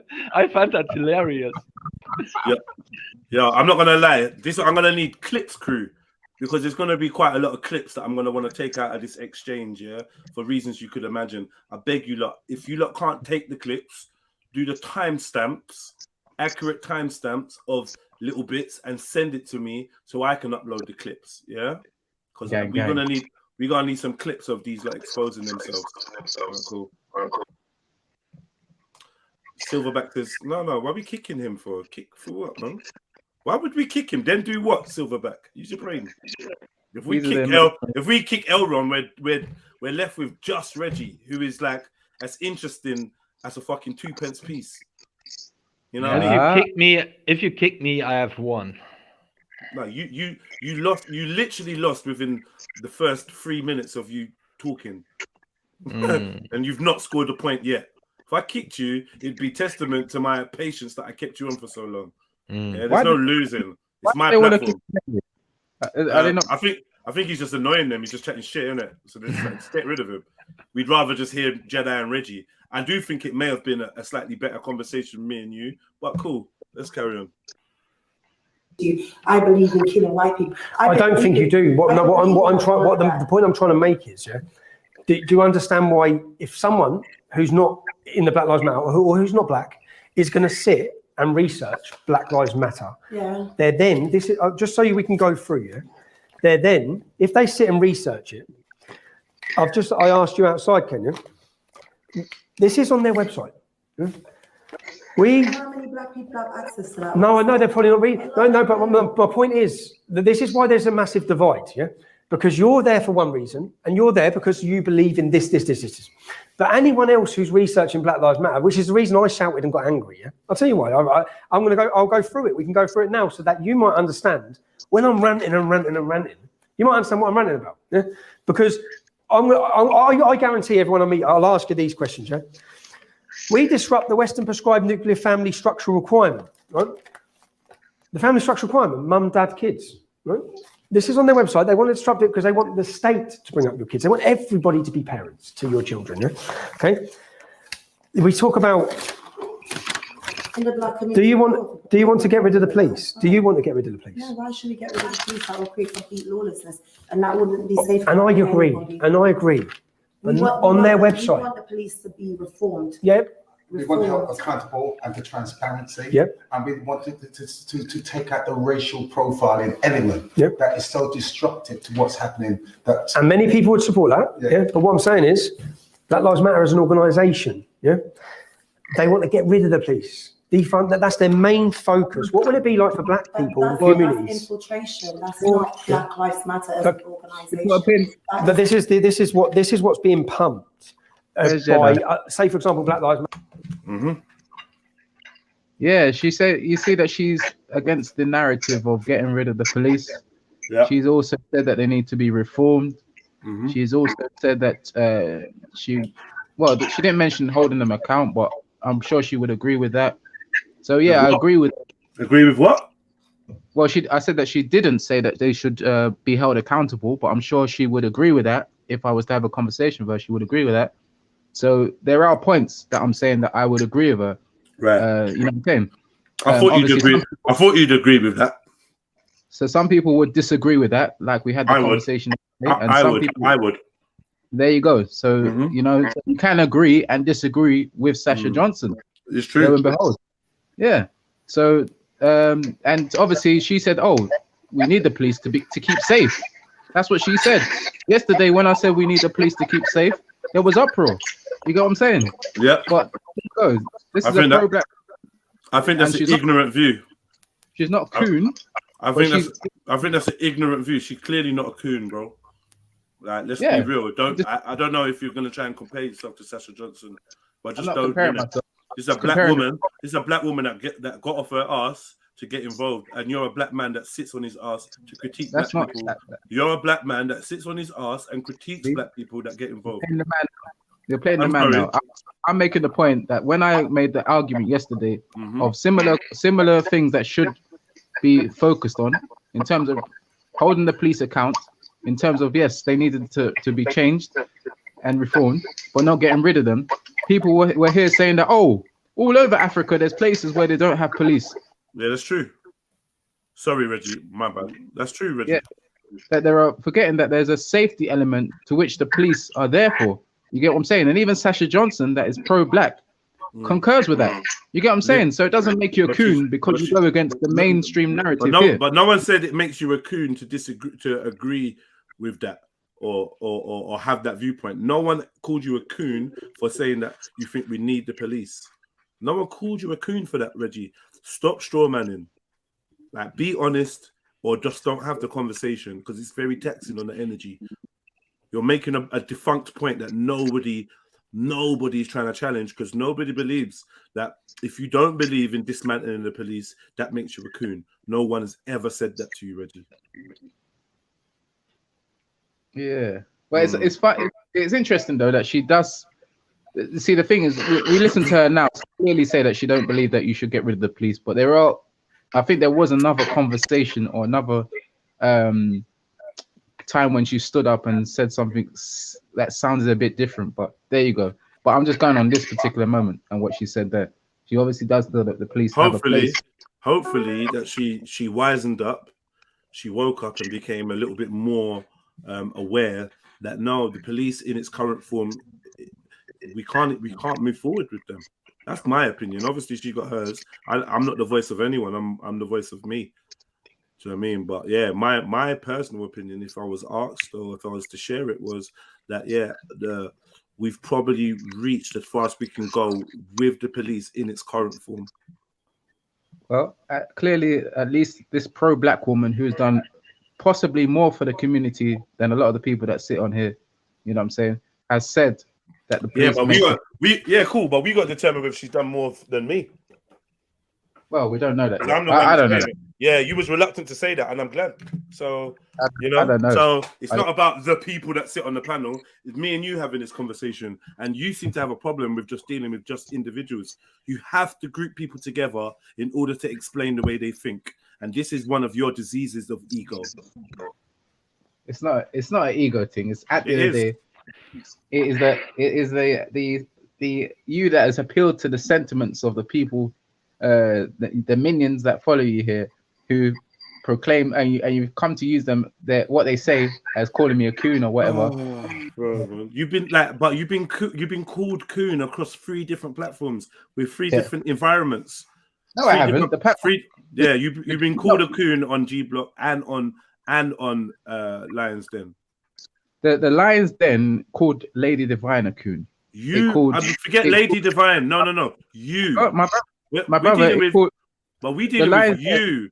We dealing with you. No. See, Lady Divine hasn't been called a coon over here. We've not brought her name in. You have an issue. You have an issue with dealing with you.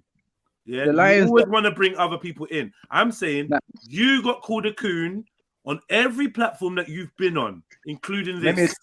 Do you understand? Do you understand that? It's no point trying to defer. Yeah, you can. It's no point trying to defer to Lady Divine or anybody else that's been called a coon. We're not dealing with them. We're talking about you. What I'm trying to get is the words that come out of the Lions Den is not holds no weight in whether I'm a coon or not, because the Lions Den that is no longer operational made a lot of slanderous accusations towards a lot of people. Well, I'm just saying that. As for the gay block, the gay block is a well-known. The founder of the gay block is a well-known. All right, listen, brother. I understand you're hurt, but listen, let's not start doing all that slandering people and that. Yeah, let's do this. Let's deal with what me and you were talking about. Stop trying to. Let's try to deflect. Yeah, the point I was making is you claimed that it's minions that are calling you coon. My minions are calling you coon on this platform. I'm saying that you're getting called coon on other platforms too, so it's not exclusive to here. And that's for anyone that's listening, so that they can see, okay, Raj, you know what? From what I'm understanding, it ain't just on Trilluminati Live where Reggie has been called a coon. So maybe there may be some smoke, there may be some fire or there may be some smoke to this fire, should I say? Because Doesn't Reggie is trying. matter. Reggie is trying to make it seem like this is a specific group of minions that follow Jedi, and he's using them to highlight Reggie being called a coon, and it's not. Reggie, you probably been called a coon in the park in real life. You probably been called a coon in the park in real life, Reggie. Let's just be honest. Brother Jedi, all these kangaroo courts, they're meaningless. At the end of the day, there's people at platforms where people have called you racist, all kinds of things, brother. There's Islamic channels where they called you Islamophobic. You know what I'm saying? If we were to go by what people are saying, we'd all be condemned. You know what I'm saying? No, so but that's not what we're doing here. You brought it up. It's all appealing. Bro, I didn't do that. You brought it up, and I'm just highlighting that now, Reggie. It's not just here where you're being called a coon. It's everywhere you go. No, it's not everywhere I go. Well, every platform I've heard you on, you've been called a coon. No, it's platforms where there's black degeneracy. Every platform I've heard you on, you've been called a coon. That doesn't make you a coon, but I'm just letting people know because you're trying to paint the picture that it only happens here with my minions, and that's false, inaccurate, and dishonest. Can we move forward? I think we better. And before we do, I want to ask a question that I want to have an honest answer to, and then I will say on this question, I will say something positive about Sasha. Okay, so let me ask you that question: if a white woman would have reacted to a black man smiling at her in this way, in this same situation, would you have called her a Karen? Sure. Be honest. What's on that? All right. Firstly,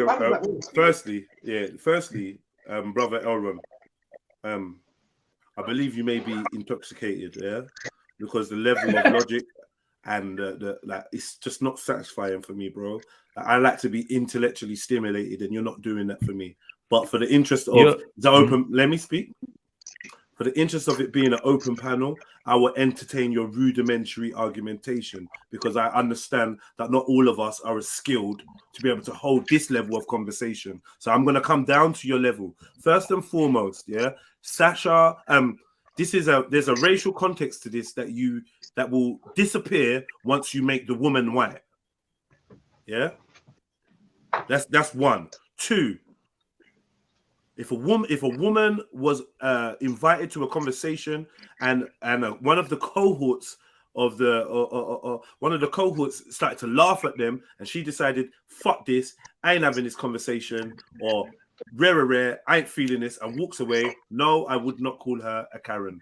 It's out of context. It's not what a Karen is.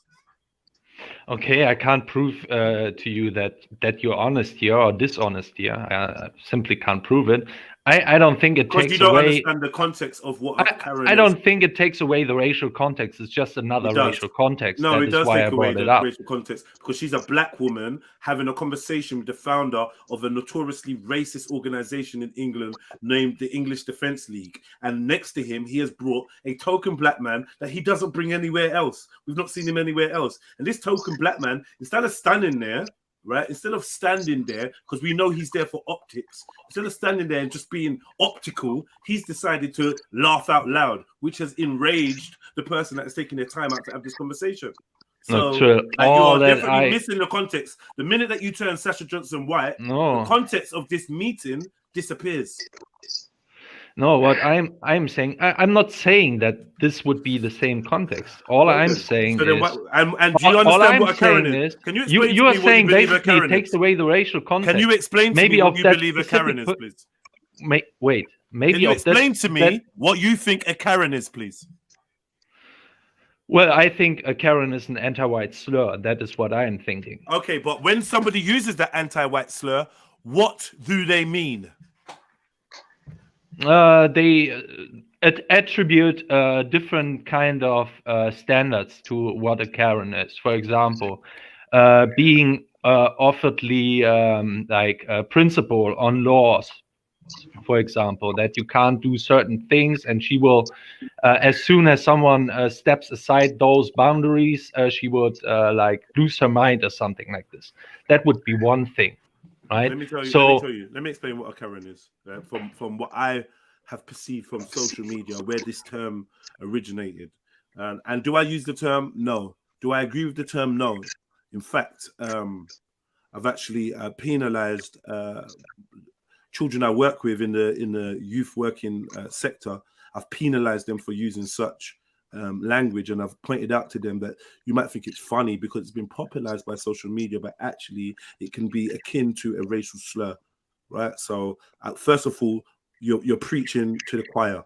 Secondly, yeah, from what I understand, a Karen is a Caucasian woman who takes it upon herself to utilize her white privilege by calling the police and trying to make the police be her weapon of choice against said group of black people. It has nothing to do with whether they are encroaching or not encroaching on laws. It's all to do with the perspective of the white woman that feels she's going to use the law to attack somebody or a group that she doesn't agree or doesn't like. That's all a Karen is. I'll give you an example.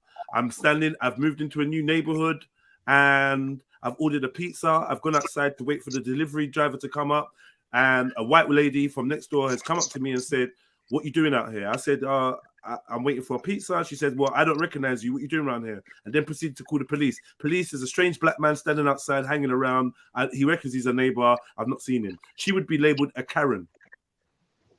That's exactly. Well, that is an This is a Karen. This is a very convenient example, right? I saw people calling, for example, the big thing. First of all, Karen was not a black thing at the beginning. It became a black thing and also a non-white thing to call white woman only afterwards. Yeah. Many in the manosphere before that called white woman, and it was even white men called white woman Karens. And that is basically, that was before, basically an entitlement of these feminist lunatics, okay? That is what it was before. Then it turned into a racial thing. And yes, you basically admitted what I was stating. A Karen is basically now what it is a white woman upholding the laws that black people don't agree with, okay? A white woman feel scared, for example. The big example was this dog, Karen, right? That called the police there. And I think this was absolutely legitimate for her to call that. Can we move forward, please? I'm not here to argue. We're not here to argue. It's white standards, basically. A Karen is a white woman upholding white standards. That's what it is. So that's what you don't like it. One second. That's what you think a Karen is. Yeah, am I correct? Yes, that is what it is now. Well then, I retract my statement that it's a racial slur, because it's clearly not a racial slur since you described it so eloquently and you seem to agree with it. And you seem to agree with it. So therefore, I'm going to retract my statement that it's a racial slur.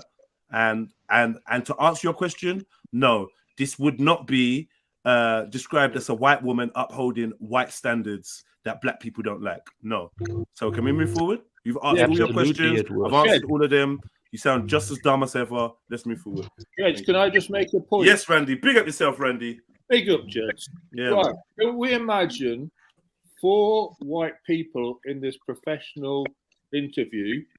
I would be appalled that my opposite number stood next to Tommy, if he's white, was sniggering and laughing when we first started the conversation. It has nothing to do with. He's disrespectful. Is the point? He is disrespectful. Yeah. So you know what I was going to say something similar to that. Yeah. It's like if it was a Jewish convention, yeah, and they got together, and there was a Jewish person being quizzed, and then the black, you know what I mean, and laughed at the Jewish Holocaust. Like you can imagine they would say the same thing. Like, would you not agree? You know, they're all very touchy about the Holocaust, right? At least now we have an even playing field. We have a white coon coming on this panel. Okay, so let's move on. Is that me? Was that me? Yes. Oh, okay. Not really sure what that means, but let's move on. No, that wasn't to you. Randy. I was just saying in general, like I don't think that him laughing is equal to say, like a white person laughing at Jews, right? Do you see what I'm saying? Put all these in opposite positions, yeah, and that's like literally a Jewish person laughing at the Holocaust. Let's move on. Let's crack on. I forgot to mention what good thing I have to say about Sasha in that situation. I agree with her, having her guard. Intimidation, fight on a mason. I'm just a petrol, I'm at the station. Fear the creator, not the creation. That turned out in birth of a nation. You're not in my gang if you're working with Satan. It's boom by for conversing with bacon. With no hesitation, the man I go bed, but my sleep is amazing. Yo, yeah, I'm back, family. Sorry. So let's get back to this. Keep your compliment about Sasha Johnson. Right? Yeah, what I was saying Send her is, your prayers. Send her your prayers. The young ladies on. Yeah, what I will say is, I said, keep to yourself your big ups, and can we get Okay. on with the conversation? Thank you. All right, all I right. held a black only event. Do you support that?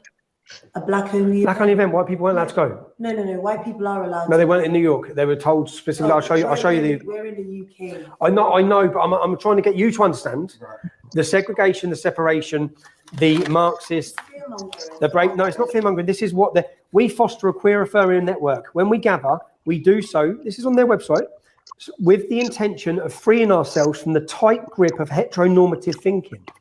What's wrong with a man and woman? What's this got to do with Black lives? That's my point. This is Marxism. It's political. Yeah. Hold on. It's not really to do with the Sasha Johnson. What I disagree with her, but you see, Tommy Robinson is preaching the same sermon that a lot of black people are preaching now about BLM.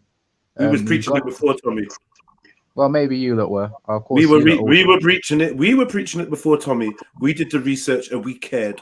Where Tommy didn't care because no statues were being touched, we cared because a black man had been killed. Can I move forward? Yeah, that's right. And you went to go and support them. Honestly, I'm actually starting to feel like I'm like I've been held back 5 years. And I'm sitting with like. Hey, Randy, pause, man. What is going on, man? Reggie, let's be honest. There were a lot of black voices that didn't agree with the organisation of BLM, and they spoke their truth. Obviously, they agreed with the principle, but there were lots of people who came out and said, "Yeah, I don't like this organisation." It was all over social media. All right, let's move on, man. Let's move on. That's why when I'm ranting about Black Lives Matter, you probably think I'm ranting about you, yeah? I'm ranting about this. If we look, say for example, if I ask you, Black Pound Day, yeah? And I've gone through it was just been Black Pound Day. You explained briefly the reasons for Black Pound Day. I don't think Black Pound Day, I think it's a racist. I take it as racist, yeah? If we were shop only in white shops, it would be racist. I don't think it benefits. I don't know what shit Anthony Joshua is talking when he's wearing all different brands. I don't know what he's talking. What we're saying when we do Black Pound Day, do you support Black Pound Day? Do I support Black Pound Day? Can you explain it? Yeah. Black Pound Day is supporting black businesses. People that find it hard. Business owners. Find business in their community, and probably the black community are not so aware of their business like they are aware. But that's where, and what we see quite clearly, it's quite evidence that the black. How do you feel about Black Pound Day, Reg? Man, that's be honest now. Quick. I think we all know, Reggie. So just be honest and just hurry up. I'm a big supporter of Black Pound Day. Proper struggle, to be honest, and I'm actually having a long ass conversation with somebody that is just like this. And now, honestly, what I think about Pound Day is that everybody can do what they want with their money. So if you want to spend it in black only businesses, that's up to you. Do you see that? But I think that. No, wait, pause. Because I remember my job is to highlight Reggie's anti-black mind. Yeah, he has an anti-black brain. It's been wired that way, and maybe it can be unwired, but we have to admit that it's anti-black. Reggie does not support Black Pound Day and thinks it's a bad idea. But he won't say it because he's been held he's been held under the microscope right now, so he's giving you a political answer. People can do what they want with their money. What do you think about Black Pound Day?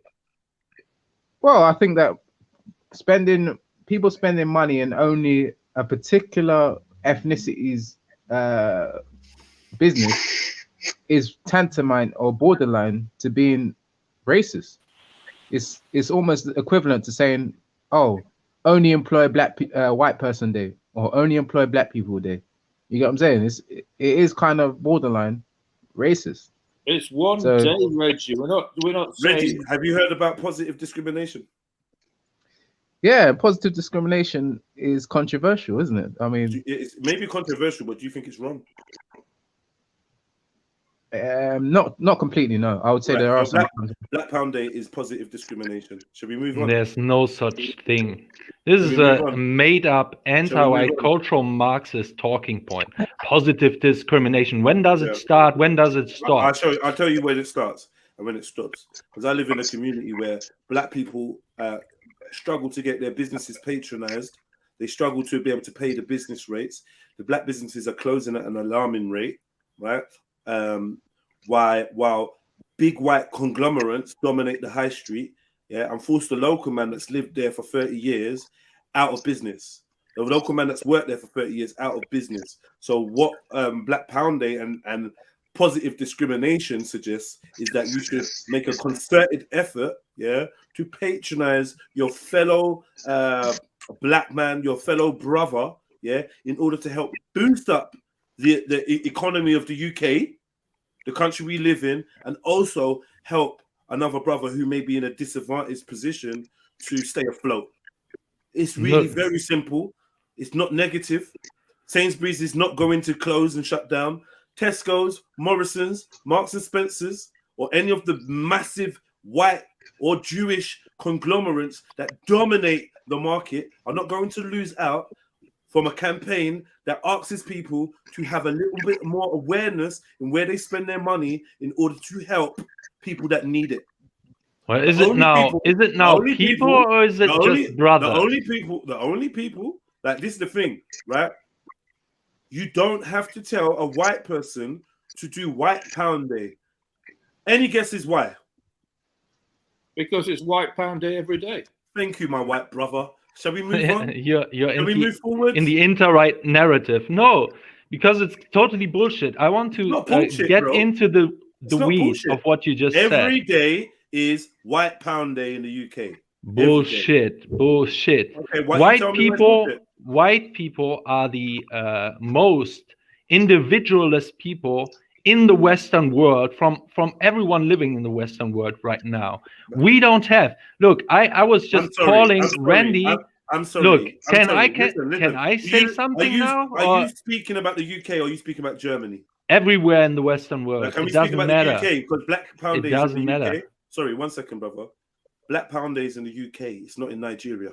Good evening, everyone. Good evening, everyone. In Nigeria, they just have Naira and Dollar Day, meaning they just spend money because they are in the majority. In a white majority country, black businesses suffer because white people don't patronize black businesses like they do white businesses or Asian businesses. See, the Asian corner shop is a staple of UK culture. The African shop isn't.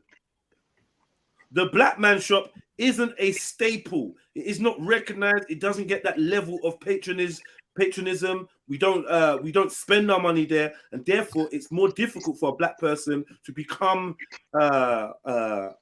wealthy and create generational wealth via retail. Right? Okay. So what we're trying to do is we try to give a boost to ourselves. This doesn't affect any of you. No one's stopping you from shopping in Hitler and Co. Look, I'm not a Tommy Robinson. I'm not you a can Tommy. Shop in Hitler and Co.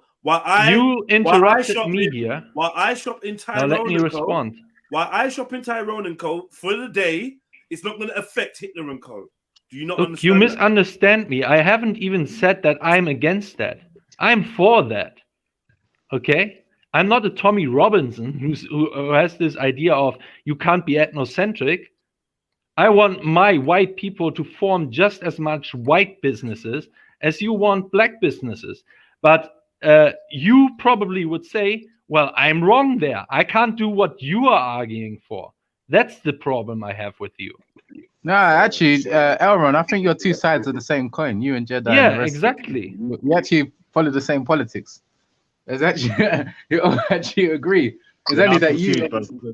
It's actually only that if you believe in it, then they'll accuse you of being racist.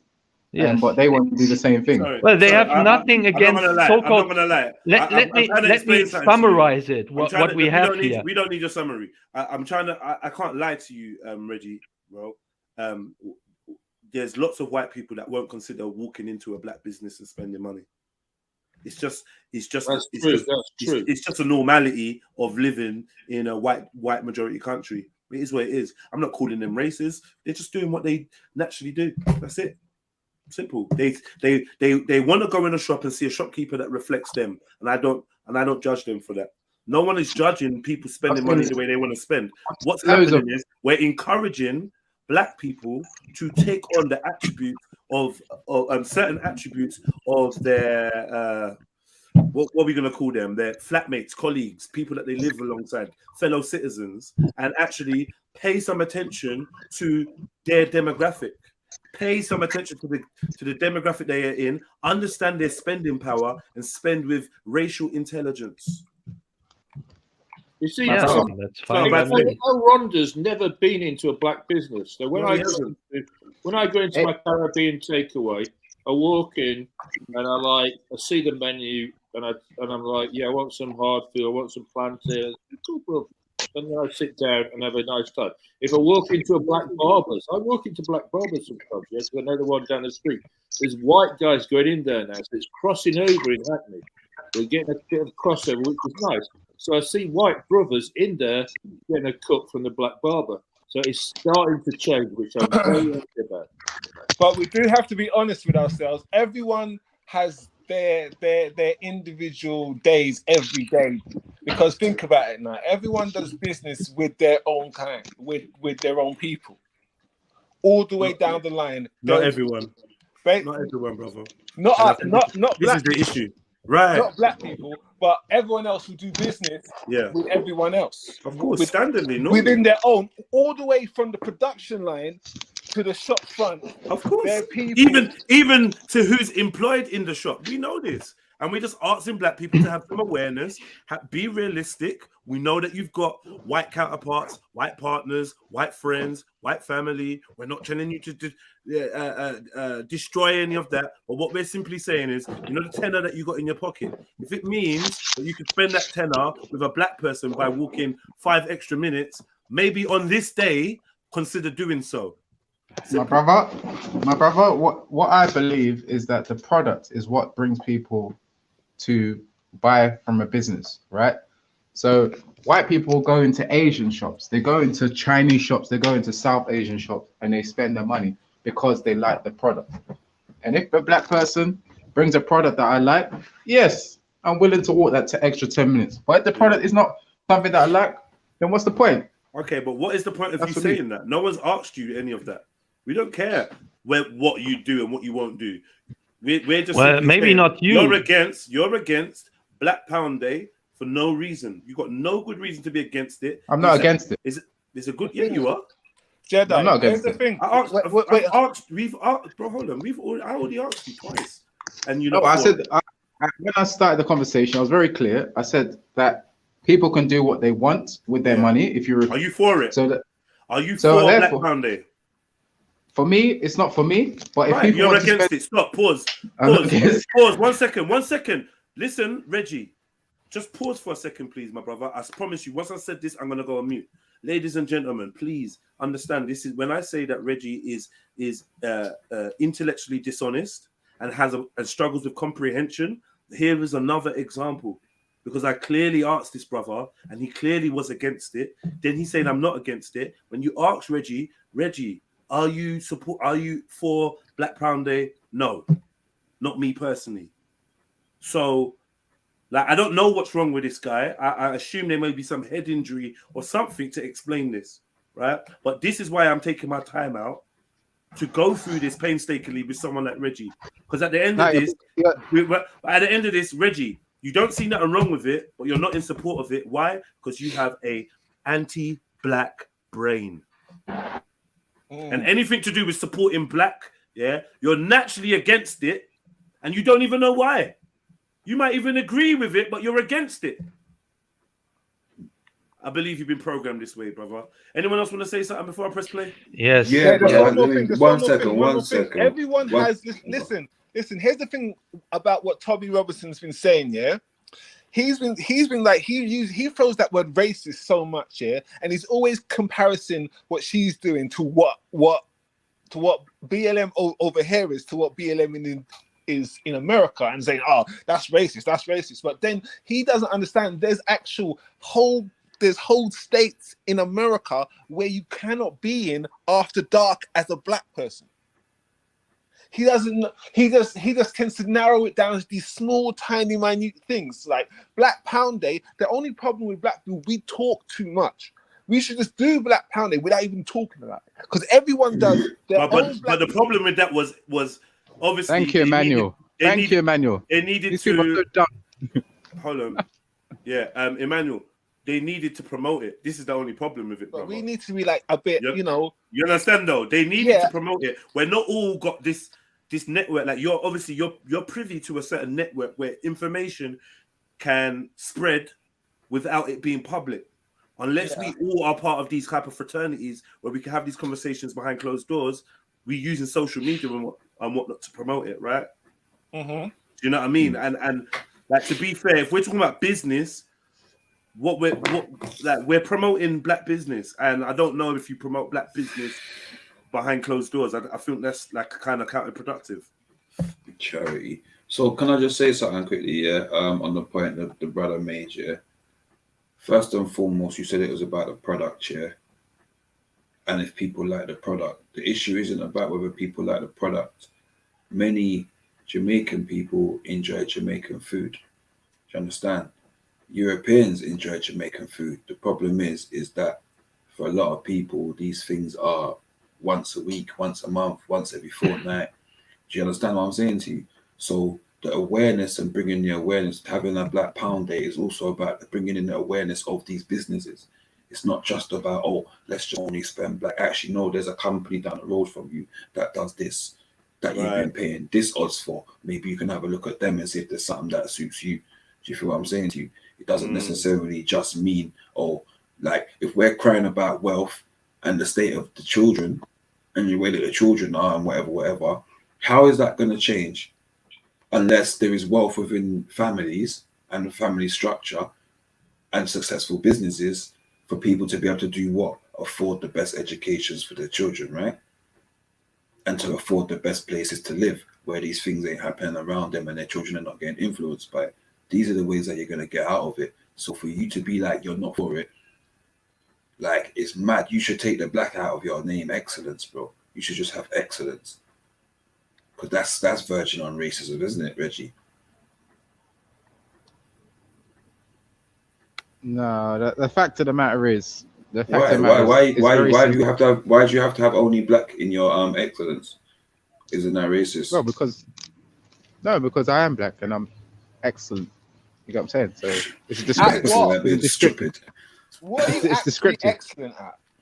Because you know what excellent means. It's a very high standard. So what are you excellent at? Excellent. I'm excellent in many factors, my brother. No, but one thing that you're excellent at. But that's a sidetrack. You know what I'm saying? I'm excellent at 15 years. Wasting 15 years. He's an excellent procrastinator. I wasn't in prison. You know what I mean? Yeah, I went in prison for 15 years, but you wasted 15 years with the woman that went back to Poland. No, my brother, I'll call spending years in prison wasting, brother. Not spending 15 years in a relationship.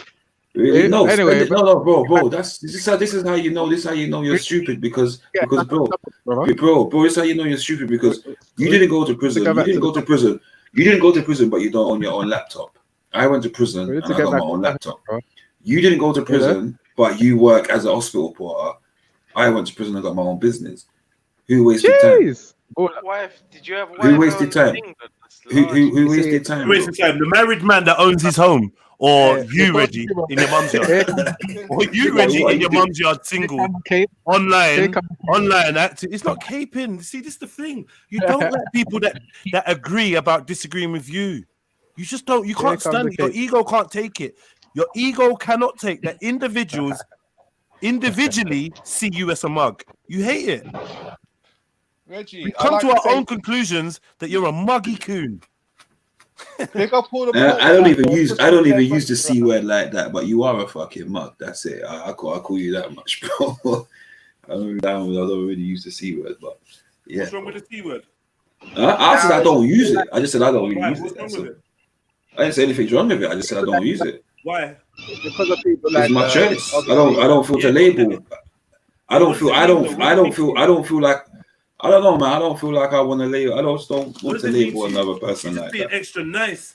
This is bro. This is why we soft. No, listen. Let's be real. Let's be real. But I've said this before, my brother. It's not just because it's Reggie. I've said this before, my brother. One second. If you wanted to, it could be an accurate description of Reggie's behavior. Yes or no?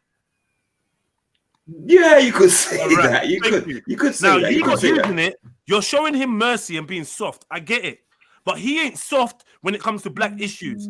Yeah? He ain't soft when it comes to black issues. He ain't soft. He will add his voice to the anti-black choir, which makes him just as dangerous as everyone else. And we shouldn't afford him comfortability by not telling him the truth of what we see. And if you see my brother, telling us what you see. No, it's not the nicest word, and it's reserved for very few people.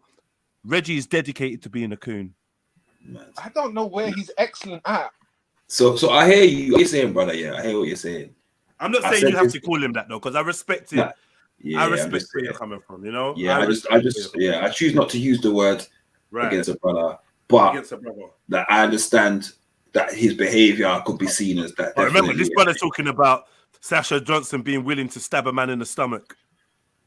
Yeah, a woman laying on a deathbed. Yeah, because she said to this dude that's standing next to Tommy Robinson, or she said to the person speaking to her about why she's angry, I'd fuck him up. She never said, I'm going to fuck you up. She said, I'd fuck you up. And he started liking it to she calling her a road chick and did it there. And I'm just like, bro, listen, you might soften up the words a little bit. Shut up a minute, man. Go on, brother. Go on, because I'm waffling. I don't even want to go on this. The fact that she's on a deathbed is not relevant to me commenting on this actual video. At the time, she was not on a. I'll tell you what it does, though. I'll tell you what it does for us emotionally intelligent people. It indicates your lack of empathy and your lack of your inability to identify with the quote unquote black struggle. You don't get it. You don't understand. You have no empathy. You don't. Bro, just come on, man. It's very, very, very relevant that you do the things you do. So hold on a minute. Yesterday, her actions and things that she did was a point for you to argue for. All of a sudden, now you find something else and it's something to argue against. What, bro? Do you just like to just jump on panels and argue with people and just be contrarian? Is that what it is? No, my brother. Sasha Johnson even up to the other day, bro. You almost used Islam, bro. It was mad because I'm like, yo, this guy will use anything he can to try and make a point, even if you don't agree with it wholeheartedly. This guy will bro. That is a level of dishonesty and snakiness. Like I can't even say snakiness because I got snake. My snakes don't snake me, bro. Like, bro, you're serpent-like, bro. You're serpent-like in your behavior, bro. It's disgusting, bro. I told you this shit. Just want to remind everyone. I don't care what you want to remind. Elron, I'm talking. I don't care. Deleted Elron, shut up. I'm talking. Of an encounter with me and Sasha because I crushed her. Fucking wie heißt du? Motherfucking Guten Tag, Bomberkata. Shut up, man. You get me? So let's get back to the Black Pound Day, okay? I have some questions here because Trill was portraying it as just being an internal black thing, right? is it really that just that, or asking? Is that a campaign basically asking white people to spend their money in black businesses? No, see the thing is, so Elron, it's not just this is the thing, right?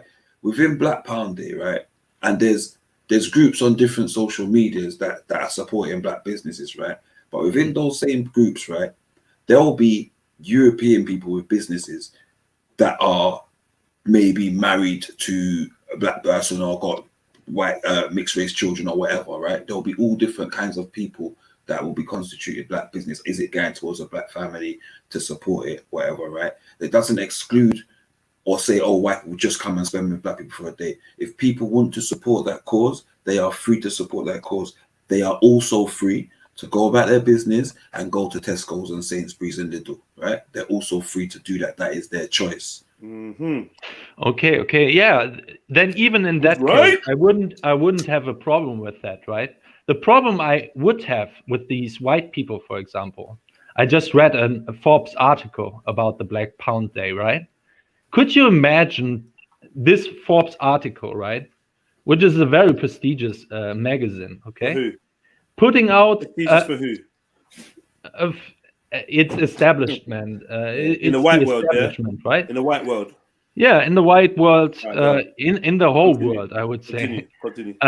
So could you imagine the same Forbes people would put out a white pound day? Yeah, you're dumb. You're dumb. No, yeah, they again, wouldn't. you're dumb. So and this is what I'm saying. Yeah, again, you're stupid. Wait, and it let shows. me finish, okay? Let me finish. Yeah, again, you're stupid. I already explained to you. I won't let him explain because he's a time waster. Yeah, he's drunk. He's a time waster. Yeah, I already explained to you, bro, the context of Black Pound Day. Yeah, so you keep trying to flip it, but you don't understand. Yeah, you can flip that in a black dominated environment, i.e., let's say in Nigeria. Yeah, if you had a Black Pound Day in Nigeria, you might have a point. But guess why there's no Black Pound Day in Nigeria? Because majority of Nigerians are black, right? The reason why Forbes won't do a White Pound Day, yeah, is because the market is majority white. There's no need. There's no need to offset the what's the word? The balance. Yeah, the offset. There's no need for it. It's fine. The way it is, the system is working the way it is for black people. And guess what? And for white people. And guess what? Black Pound Day puts money in white people's pockets because it means more black people spend. It puts money in white people's pockets. Straight into the taxes. Can we just move forward, you fucking dunce? No, you haven't let me finish, okay? If you're not intellectual, you haven't let me finish. Because you know that your logic there is very selective, okay? You don't make any and you don't want to see the bigger picture. I understand. Elron. Honestly, that tactic would have worked maybe a couple months ago, maybe a year ago, when I actually took you serious and thought you was an intelligent man and you was here for serious debate and you was intellectually honest. Now I know that you're not. I know you're not serious. I know you're just trying to derail this conversation because it's around black issues. So I do not give you that same level of precedence when it comes to conversation. I want to press on. I'm going to press play.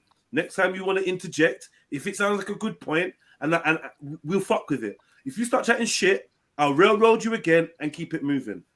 No, you don't even know what I was going to say, okay? And the reason you shut me up, proves that you are afraid. You are afraid. It doesn't prove that I make a stupid point. That would have been a great point a year ago. Nobody's afraid of you. We let you on for the comedic relief.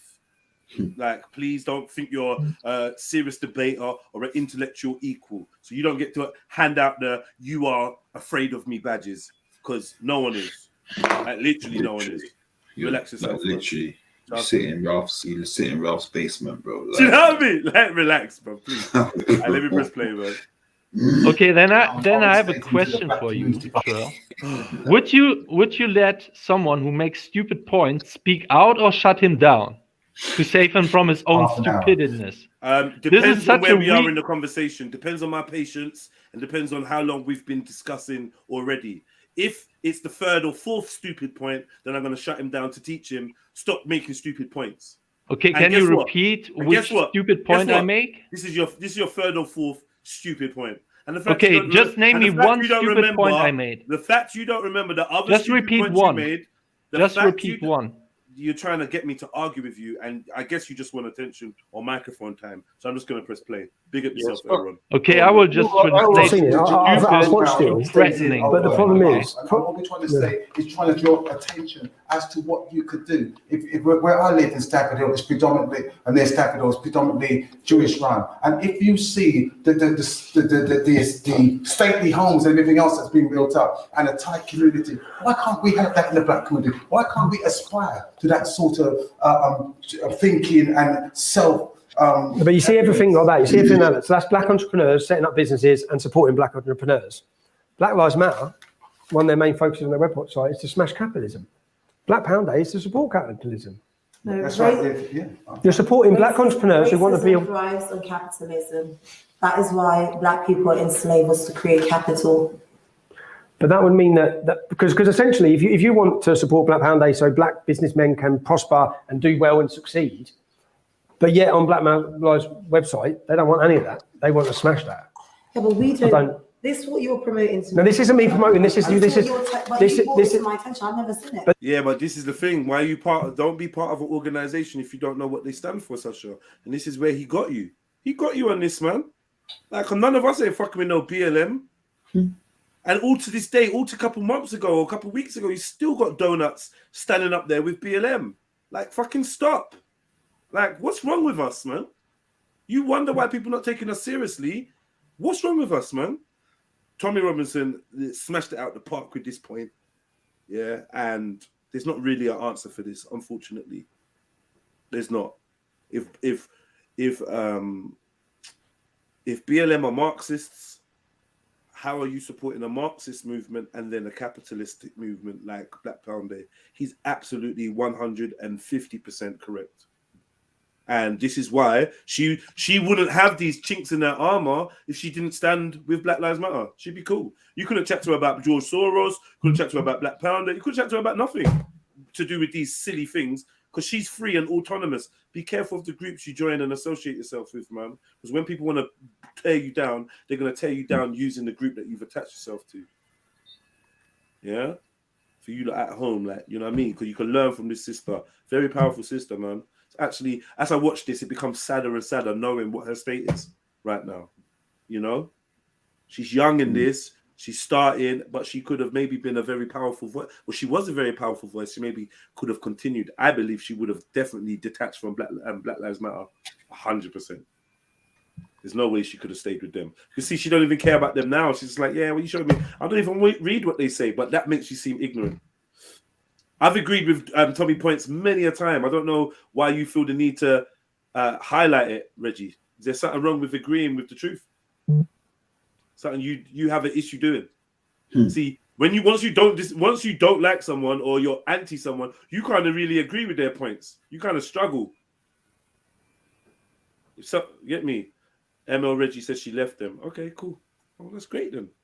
When was this? That's good. That's good because what the point I want to make is that the people on the street of the UK, the people who are getting angry at me, have not gone through the organisation, the history. For example, like Either of you directly until now doing all these interviews. No, You've not. I've watched it for 8 years. You ain't gone to those gangs and said, "Why are you actually out here?" Before you sent those men onto the streets, you didn't exactly speak to anybody that was following that movement to see if they knew that information or what that was propagating. You did that from anger. Yeah, just like when I'm saying to the police, "Fuck you all now," because it's getting to a point where it looks like we're gonna have to get to a physical round. Woo! Reggie. Reggie. Did you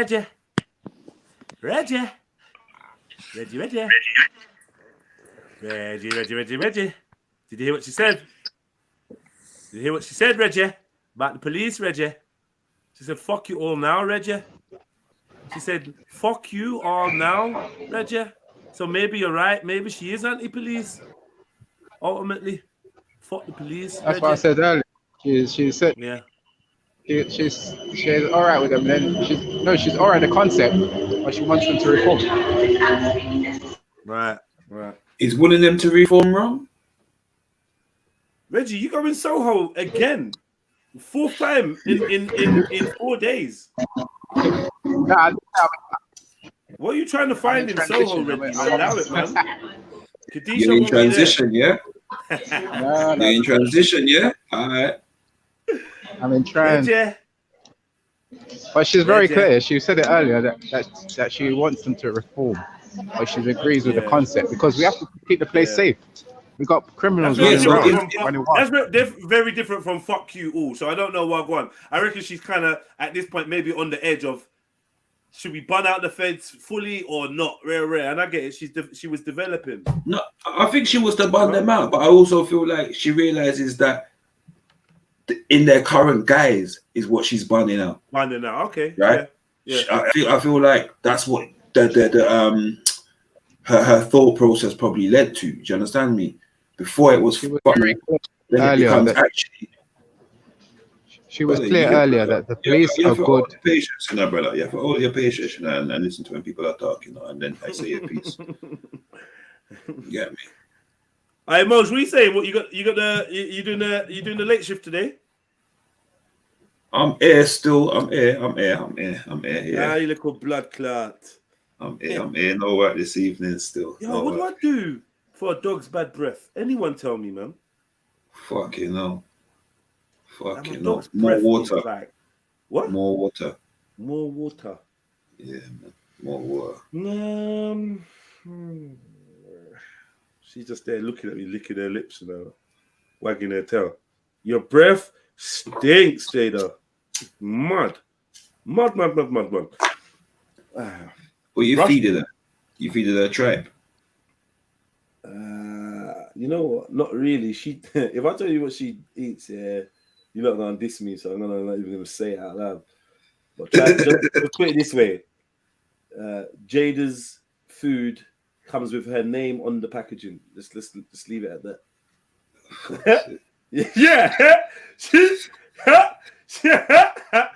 Yo.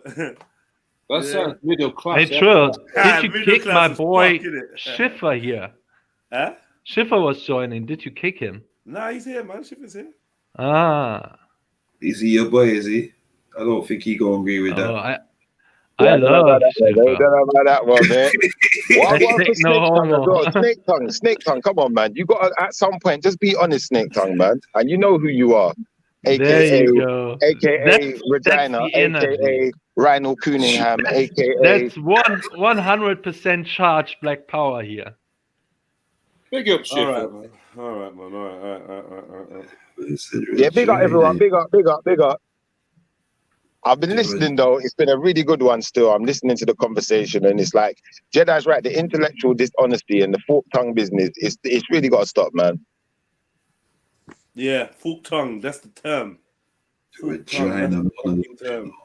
I know. You just bombarded him with bars. It's crazy, man. I'm still waiting to hear what Reggie's excellent at, man. That was a brilliant question. I don't know who asked it. He was out after that. From then, he just left the house. He's like, yo, I'm going out. Listen, I'm still waiting. I had my popcorn and everything. I was sitting there munching, just waiting to hear it, and I couldn't hear no talk of no excellence. Silence. Reggie, do you want to give another shot at what you're excellent at? Oh, I'm excellent in my specialty, and I'm excellent in staying on code. So while you guys are here promoting emotional responses and emotional behavior and black degeneracy, bro, stay on code. Bro, but you and your black excellence are whack because you can't even tell us what you're excellent at. What do you specialize in, Reggie? No, I wouldn't tell people what I specialize in because I'm in the midst of black. You're not proud. You're not proud of what you specialize in. Then all this black excellent title is just fucking amusing, man. You specialize in taking man from war. Yeah, you specialize in something you can't tell us about. Online. You specialize in secrets. Specialize in secrecy. Nah, bro. He will get you to Ward 26, from 24 real quick. Just the other day, we had brothers using the little information that I gave to them against me when they got emotional. So the fact of the matter is, it's in my best interest to stay on code, to stay on code and to use and apply wisdom. Did you tell the code is this, Reggie? If a man disrespect Yeah, you, learn if a from man the disrespect you, to be wise. if a man disrespect you, yeah, right, it's open season, bro. The difference is if you decide that you want to jump on panels and be an absolute idiot, bro, people are gonna just diss you, bro. So if you don't want people to diss you about your 15 years wasted, don't tell people you wasted 15 years, bro. It's that simple. Simple. It's not our fault that she listens to Trilluminati live and clicks the like button and puts a number in the chat. It's not our fault. It's not our fault. It's your fault. You was on the panel too much chatting shit. You've been bagging his missus or something. What's happening? I don't know what's going on there. I know someone new finger there. What's I know happening someone there, new bro? finger there. Because I'm getting tired. Holy! I'm allowing it. I'm allowing the convo to slip a little bit. But let me. But Reggie, what has this world coming through that a black man can shut down a white man on a platform of a white man? What has this world coming through? What kind of cocaine have you taken today, white man? Yeah. Fucking hell, man. What is Reggie's evolution, bitch? No, you're fucking up. Don't you believe in that shit? Evolution, you are properly I believe fucking in the up right opposite. now. Yeah. Like back to back, things you've said are just not landed. They've just been so dead. I don't know how you feel good with this performance. It's so you're I rusty. got some laughs. Where have you been? Where have you been? I got Elron? some laughs. Elron, where have you been? Like, I mean, online wise, have you been on YouTube at all? You've been. I think I made like 3 videos, something like this. But no, YouTube is not my main platform anymore. Okay. What is it? Telegram? Yeah. Okay. Mainly Alright, Telegram, Getter. Okay. Yeah. Teleman, yeah. That's what it's starting to look like. I just wanted to let you know that those platforms have made you sloppy. Your performance has been lackluster. And I've definitely seen a sharper, more on point, more in tuned Elron. And I think that you should return to YouTube if your debating skills are going to flounder as badly Well, as they have. it's today. probably because I haven't been speaking much English lately. I've No, it's mainly because they kicked him out of the concentrated. Dungeons and Dragons club. You don't get to play no more. So he's kind of losing his edge. My main focus was on the German sphere, so. Okay, big at yourself. Well done. Like, because we got ran over. Because what though? But for what reason? What is the current situation? I said good morning to a police officer the other morning. He said he wanted to say 2 white police officers walked past me. He said morning I carried on and ignored because I wasn't engaging, because I'm out protesting, I'm not engaging with you. And he said he come back on himself after we'd walked past him, clear past him. He turned back around, stopped me. There was 4 white men leant up against a Churchill statue, clearly there to protect it in their mind, right? I was speaking to them. I actually went over. When I was told don't go over to have the conversation, I said, fuck it, I'm going over to have that conversation because I think that that's what's stopping us from really getting to That's why we're here.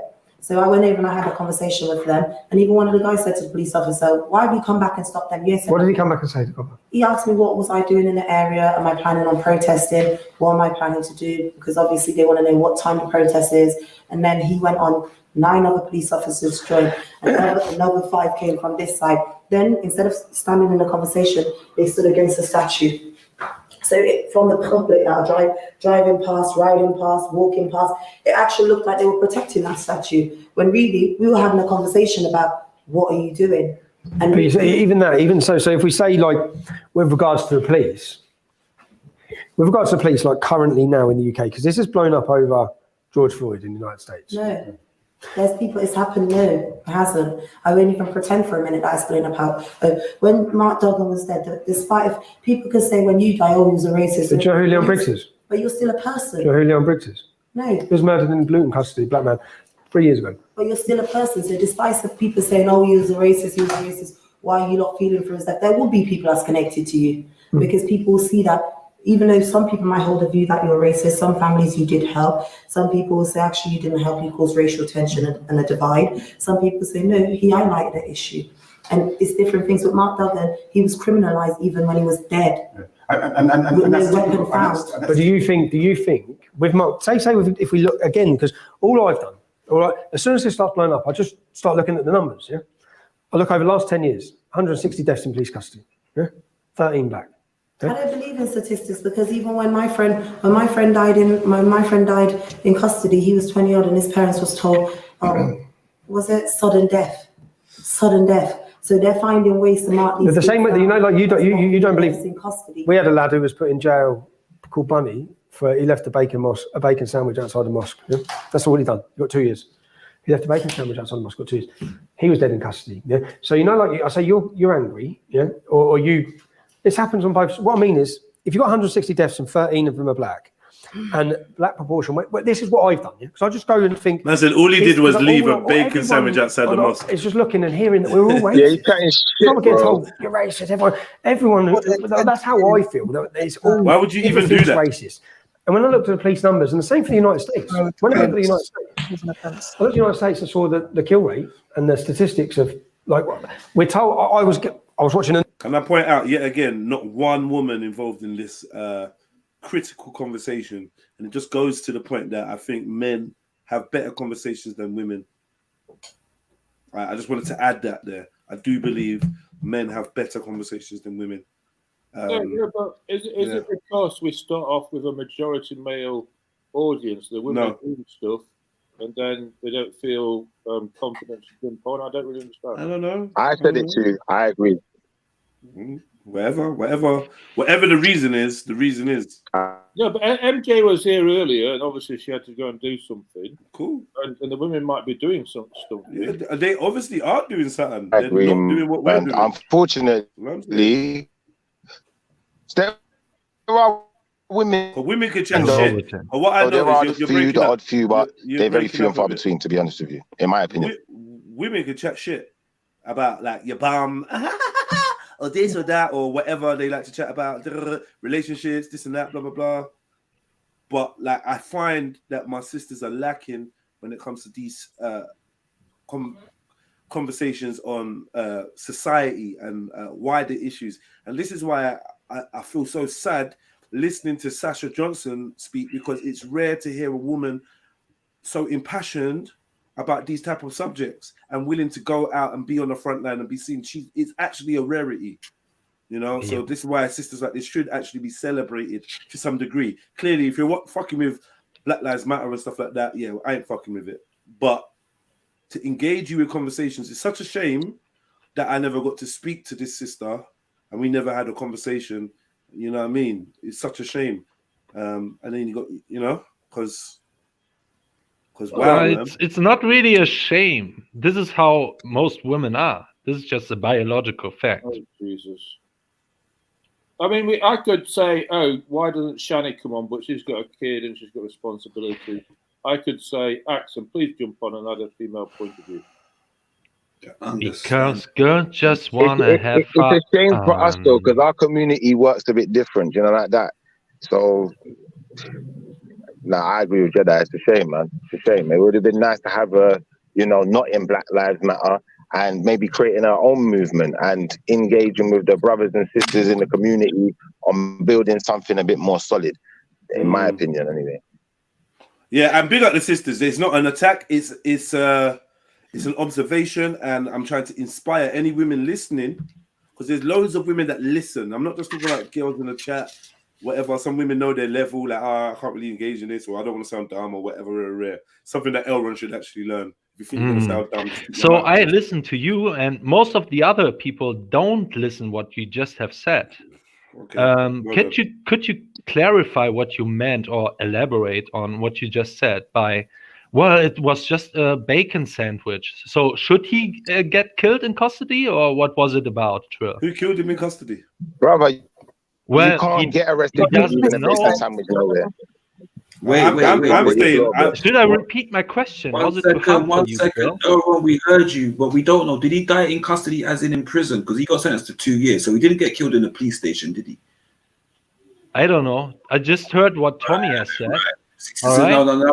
Yeah, but this adds about this. I want to focus on what Trill meant by that comment. Should he have been killed?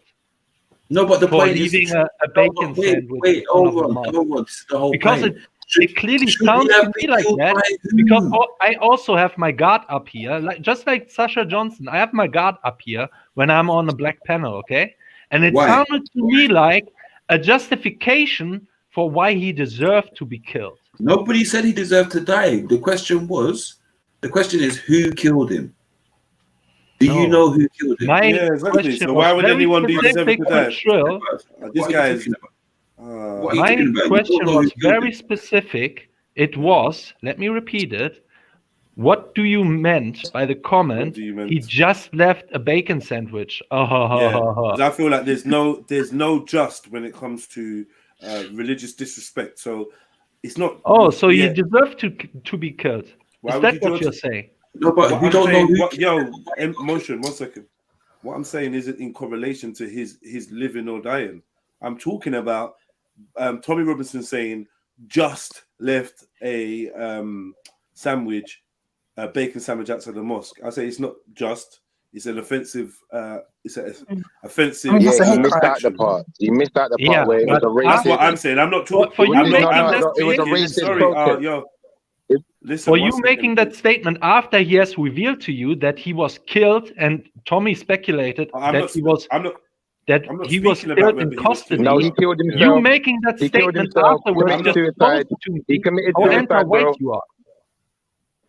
I'm not speaking about whether he died or didn't die in custody. I wasn't speaking. I was speaking on the fact that Tommy Robinson said that all his friend did was leave a bacon sandwich outside of a mosque and got 2 years for it. I found that hard to believe. Yeah, that you leaving a sandwich outside a mosque will get you 2 years in custody in the UK. It's very hard to go to jail in the UK over something so trivial. So either there's a previous or there's more context to it that Tommy Robinson ain't giving us. This has nothing to do with whether the man was killed in custody or not, because I am not speaking on that. I have no say on that. I have no opinion. I don't know who killed him, how he died. So no, I was not speaking in correlation to his death. I was speaking in correlation to Tommy Robinson saying just when it came to leaving an offensive article outside of a place of worship. Thanks for the clarification. No because problem. it sounded I know to me you're a like- dunce, Breed, and I know you hear things in a dunce way. So I'm glad I could be of some assistance. I found it. Or I'll do you put want it to in try the and, side or chat. do you want It's to in the try? side chat, so we got the details. So what happened, Shifa? No, tell us what happened, Shifa. What happened to the brother? The man got jailed for being in a racist protest at a mosque. Yeah, they done a racist protest. I started putting bacon on door handles in a racist protest. Then he got jailed for 2 years and he killed himself. He took his own life. He took an overdose. Right? So, Okay. So did he deserve to die? You have to ask him that. Man, You have to listen. ask him if he deserved to die. Fucking hell. Elron, it's not your day today, bro. Like, get me? What? It's not your day. What I want you to do is when you're done with this, hang up the phone, go out into the streets of Germany and tell them about me, bro. Get me? Tell your friends and family about me. Send them the link and tell them over here, the superior-minded Negroids. Yeah? Let them know. Let them you have no sympathy. Listen, Wait. let them know the work we do over here. Where you come over here with the inferiority complex and make yourself sound dumb. You come over here inebriated, drunk out of your mind, slurring, making no sense, and getting schooled like a little boy. So you think you made a point, yeah? You think by revealing that he killed himself, Jedi, why you would won you the expect debate more on- from a man with the name of a fictitious character? That's how you know everything he says is fiction. The name of his character is fictitious. If he remembers the case of... I'm the single white guy who is up against a gang of black men here, and even gets shut down What whenever I happened speak. to the white guy who drove a let me transit explain van now. into an Let me old explain pensioner? now. Elron, By you laughing about him killing himself, that was not a point for you. That was a point for me, because clearly you have no sympathy for him having this psychological pressure from whole society. Sorry, Elron. Sorry, can we listen What to happened? Can we listen to your fellow white brother? Please, brother Khan, continue. Yes. I would like to ask my fellow European brother Elronder, what happened to the George Osborne guy? Was he George Osborne, his name? The guy who was a Tommy Robinson follower, drove a transit van into some old people outside the mosque. And in the Frisbee Muslims Park, actually saved him from being lynched. So when you ask what do people deserve, it depends on what criteria you're going by. And clearly Muslims are not in favor of lynching people, unlike your people. Right. Look, I have never said anything about Aaron, relax, lynching man. Can we whatsoever. go I back don't to know press where and you play? get that from. Can I press play, Aaron? My Please, thing, please, no, Aaron. no, no, no, no, We no, got a no. lot of You this won't video get to out on of with. here. Look. We got a lot of this video to get on with, man. What? You said what you need to say. No, I Can't say didn't what you say need to what I say. need to Can we say. move forward? No, Come you on, man. can't Come read on. my mind. All right, man. I'm You're both in the wrong. expressing that I You're want both to in the wrong. continue Calm down. making my Calm down. point. Calm down. Calm down. Okay. You're both in the wrong. Let's move forward. You're both in the wrong. Let's move forward, brother. No, you just said Scheißen just So means shit. you The news I'm being told that said black people being that hunted you down and won killed by the the police point here at a disproportionate rate. And I went through the numbers, and they're not.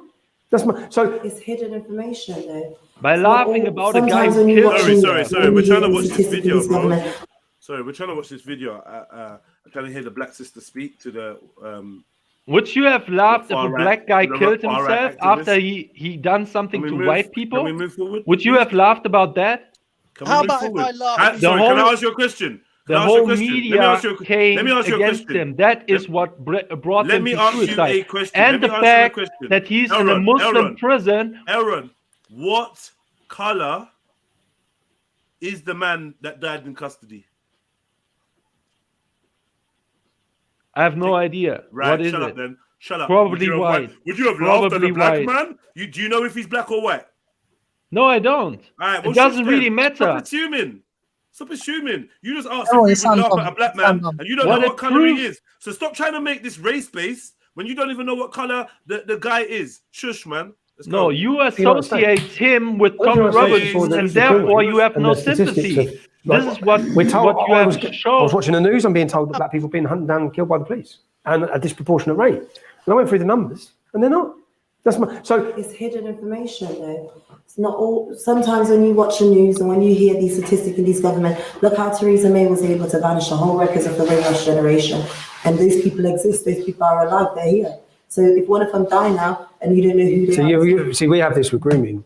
Once the distrust is there, distrust is there. I don't believe much of what I'm told. But even if say, do you think the UK is a racist country? no, I don't think the UK is a racist country. I think the but British public are believe racist. that the UK was built from racism because Built on they went to those countries, they colonized them, they pillaged, they took it back, they took the wealth back, and they think that you should be grateful because a scholarship is offered to you. Why should I be grateful? What's that? What's that? So that feeling that you have currently now, It's the same 2020. feeling you felt I can't when lie, you were in your town. I've got to take a You break. felt like your town was I've got to being go get taken some- over. I feel that same feeling when I feel like every day I'm looking around me, I'm seeing less people like me around me because they're either in jail, dead, or they just don't want to be around because they're scared. Black people have PTSD. There's a lot of things that's going on that your side might not be aware of, as well as the things Sorry, that you're can I- saying to me. Which black people? What proportion of black people are you speaking for? What proportion of black people am I speaking for? Yeah. When you say what PTSD, You said black people have PTSD. How many, like, as a percentage I'm of? not looking at no percentage. That's what you lot have come with all of this See, the problem is- academic shit. I'm not on it's that. not academic. The problem is when What's your I number? beg you to take this brother out of my face. we're all here talking. I don't want to talk with him. Yeah, so, brother Reggie, even though the man asked a good question, I feel like because of how they started, where's Reggie? You gone? I feel like because of how they started, it weren't ever really gonna work out. He's given her a legitimate question, which I probably would have asked. When you say black people got PTSD, how much people are you talking about? What are you talking about? She probably could have answered it in a better way. But when she said, I don't know, which was honest, I don't know. I don't know the numbers. I'm not really on this academic side of things. What happened? He was like, course you're not. So he can't hold himself back from being rude. He can't hold himself back from this kind of this vibration of contempt that he obviously have. He's been scoffing at her. Now he's making these side remarks, and she's asked for him to be removed from the conversation. Brother Reggie, I don't know if you're listening, but I think she's handled that correctly. I think he's had a second chance, and now she's like, you know what, you're irrelevant. You're a no name. My irrelevant person that's standing next to me, my no-name person that's standing next to me, where the masses don't know who he is playing the game, being respectful, Yeah, not over talking and not making any quips that's going to escalate the scenario. Tommy Robinson's friend is clearly lacking in his training and should be removed from this conversation. I think personally, he shouldn't be here. I think he was brought there for that reason, though. That's my antagonist. Yeah, that's my honest opinion. Because I think that no, he's my black friend. I'm not racist. He's my black friend. Exactly. I think his last name Ken, first name Toe. Yeah. He's the black counter reaction. He's the I'm a black person. I have my point can overpower your point because my Yeah. Because I'm a black man. I'm a black man, and I don't see things that way. And this is Reggie. He's Reggie. It literally is Reginald. He's literally Reggie, bro. Randall Cunningham, man. You're affecting people, brother. Nah, these lot are calling him Tommy's Reggie. I swear to God, you're not taking the piss. Man said Tommy's Reggie. Hector. He's taken Reggie's role. This is what Reggie was trying to be. This is who he wanted. This is where he wanted to be, man. You can see it clearly. Reggie Robinson, big at yourself, bad. And this is what I'm saying. You lot that are fathers and that, yeah. Yeah, she did come unprepared. You're right. I can't deny that. You lot are fathers. You lot that are mothers. Teach your children to include and be nice to other children. Because when you don't include them and you're not nice to them, they grow up isolated and then they become Reggie Robinsons. You know what I mean? I feel like that's gonna stick. And here's to you, Reginald Robinson. Why'd you keep on cooning, bro? That's gay. Gay. You got Shipper making up tunes about it. Shipper got no behavior, man. He's here for the stupidness. All right. You know what? This is a good place for me to break. I'm going to break because I want to run up the road and grab something. It's going to take me 20 minutes. Excuse me? You might as well do that key thing you were talking about, innit? Just send it my way. See it there? All right. See it there? Mosh. Hey, Mosh, listen to this though, Mosh. Oh, Yeah? Jet, can I be the only non-black person with a key? I was going to give you a key. I'm not going to lie, Khan. Don't give it to Khan, man. He's been here longer. Can I be the only European with a key? You know why you're nominated for it? Because I know how vexed it will make people. Let me tell you how deep it is, yeah? 2 months ago, I messaged someone and said, I'm gonna give Khan a key and watch the eruption. Oh, why are you exposing it? Though? And then they were like, yeah, Jens, you're an evil genius. I'm like, yeah, I know. Yeah. But yeah. All right, well, fucking all right, look, let me sort that out when I get back. So that's what all these conversations have been about lately. What conversations? About the gym, steroids, this, that. You're trying to carve me out a little niche. No, you initiated those conversations. I know, but you ran with it. No, not at all. Not even at all. But when it came to the key, I was like, nah. If you get a key, some people are going to lose their fucking shit. Yeah, and you can't let that happen, bro. It will create so much controversy that it'll actually be a fucking sick move. However, bro, I'll be upset. Bro, I'll be upset. I will honestly be upset if Khan gets the power to mute people, bro. That's taking a piss. This guy should never have the power to mute no one. That's not fair. It's bad enough Zelini's got the power. Okay. MJ's gonna. MJ, where you at? I think I should have the power, to be honest. I don't know why Schiffer's fronting though, because Schiffer, MJ, jump on. I'm gonna be loved back. Me from day one, from Elron. You always loved me. Elron, Yes. Have you got 20 minutes? I'm listening. I'll be back in 20. Yeah, if the conversation still is high energy, then I will stay for a while. All right, if the conversation is still high energy, yeah, that makes sense. I'm running down the road. His brother's still at home watching Lord of the Rings. He ain't going nowhere. Let people on and off, and I'll be back as soon as I can. That's so true. I'll be back as soon as I can. I haven't watched the new series. I boycott the new series. It's shit. What the dragons thing is shit. Ain't shit. Elron is shit. Elron's a weirdo like that, man. Dungeons and Dragons guy, you know like that. Yeah. No shit. The series I heard Game of Thrones is not as bad as the new Rings of Power series. Bro, I watched like 20 minutes, 10 minutes, 20 minutes. What House of? Are you talking about House of the Dragon? No, I'm talking about Ring of Power. Yeah, Ring of Power. Rings of Power. Rings of Power. Shit. And the House of Dragon, I watched one, maybe 2 episodes. Bro, I'm not. No, just nah. Yeah, it's dead. Do you know what I mean? You know why? No, I'm into it. I don't They know should have why. spent all that money on going forward. Why are they going backwards when we know? Like it fucks with my mind because I know where this is leading. People have got lives to get back to. They can't devote their whole entire existence into providing us with entertainment. Like, I'm sure Jon that's Snow their job. has got other things to do. No, that's their Jon job. Snow forever. No, because anything It's else supposed to he be tries to do, entertainment, you anything donut. else he tries to do is going to pale in comparison to being Jon Snow. Yeah, but they started when they were kids, innit? Anyway, you see him, he's Jon Snow now. Like you don't care about nothing else from him. You're Jon Snow, bro. You might as So well you're gonna face go it. do some next film. You look weird. Where's your? Why are you not by the wall defending the wall? Fuck off, man. Get back to the fucking wall, bitch. Yeah, me trying to do rom-coms and that. No, I ain't trying So to see you're that. saying he's typecast now? Yes. In my eyes, anyway. But I have this issue. Once I see you as a certain character and you played it well, you're just that character, innit? Like the that guy that died of the overdose. He's Omar from The Wire. That's Did he you. die? Yeah, he did. Talking about. Died early this year, man. Oh, Yeah, he's a good actor, you're man. Omar from The Omar. Wire. You know, But why did they have to make him gay? Irma Kitt or whatever. Irma spoiled Kitt, it, man. you're Catwoman or the most of the chick from Boomerang. Eartha Kitt, you're the chick from Boomerang. Marcus, darling. Yeah, That's you. Marcus. You hear me? You stereotyped. I don't want to see you as anything else, to be honest. And that goes for the entire cast of EastEnders too. Larry, innit? Play on the square. I don't want to see you popping up in my film, annoying me.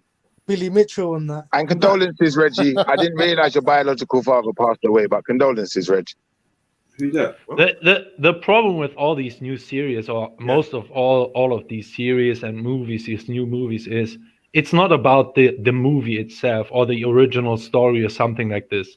It is about pushing a political message by the story. So it's just the how do you say it, like the transporting system is the movie or the title of the movie, but it's really about this political message behind it.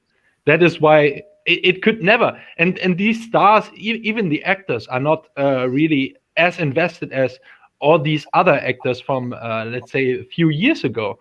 They were like reading all the stories, preparing. I mean, How do you know these What things? political message do you get from a horror movie? I mean, Don't it's go even out the after midnight. screenwriters themselves. Stay in your They house. sometimes they openly said, I haven't even read the original work of these books. Right? So, yeah. No Rhonda, wonder. let's talk about something serious. Talk to us about the latest developments between the Turks and the Russians. Is there a development? Of course. What do you mean? think There's there is a as big well. announcement being made by the Turkish trade, bro. Free Premier access. that he single-handedly secured a deal with Putin to allow Ukraine to send grain to Africa, predominantly to Somalia. Yeah, that was a while ago. Was right? it? Isn't that more economic? Yes, that was a while ago, and I think there was some bombing of some of some Russian ship or something, and now it's Nah, off. you missed The it. deal is deal's off back on. again. The deal's back on again. Oh, so then I missed that new Yeah, I development. think it was 6 hours ago when I was Ah, up okay. about 4 in the morning. It said 6 hours Yeah, ago. I was cutting a video today, so that's why I missed it. probably. Okay. Yeah. No, So that do you that's think, do you think Elrond, Putin's why did you using, pick that using name? the Why Turks did you now? why did you steal your name from Lord of the Rings? Why? I didn't I'm even not know. stealing it. It's my culture. It's my identity. No, it's not. That's from Lord of the Rings, It you is. donut. Is he How is copying? it your name? It's not your name. What's your real name? It's white culture, my friend. That is No, not. it isn't. It's Lord of the Rings, brother. It's fictitious. It doesn't exist. It's No, fairies and elves. no. Fairies and elves and hobbits. I don't know that brother from Lord of the Rings. It's part of a long tradition of European culture. Elves, everything like this. So what, you So- think the Germans are elves? You think you're an elf? Come on. How's I your- won't even grant you this. Yeah, it's. I just state yes. It's literally me. Okay. Well, obviously, Elrond in the Lord of the Rings is an elf, is he not? Yes. Exactly. So obviously, you've chosen the name of an elf for a reason. Why wouldn't you have picked Gandalf or Bilbo Baggins? Why wouldn't you have picked one of those, brother? Because the ghosts with him. That's what I choose. That guy who come out with the sea with the ghost brothers. Okay. Kill Say him, no man. more.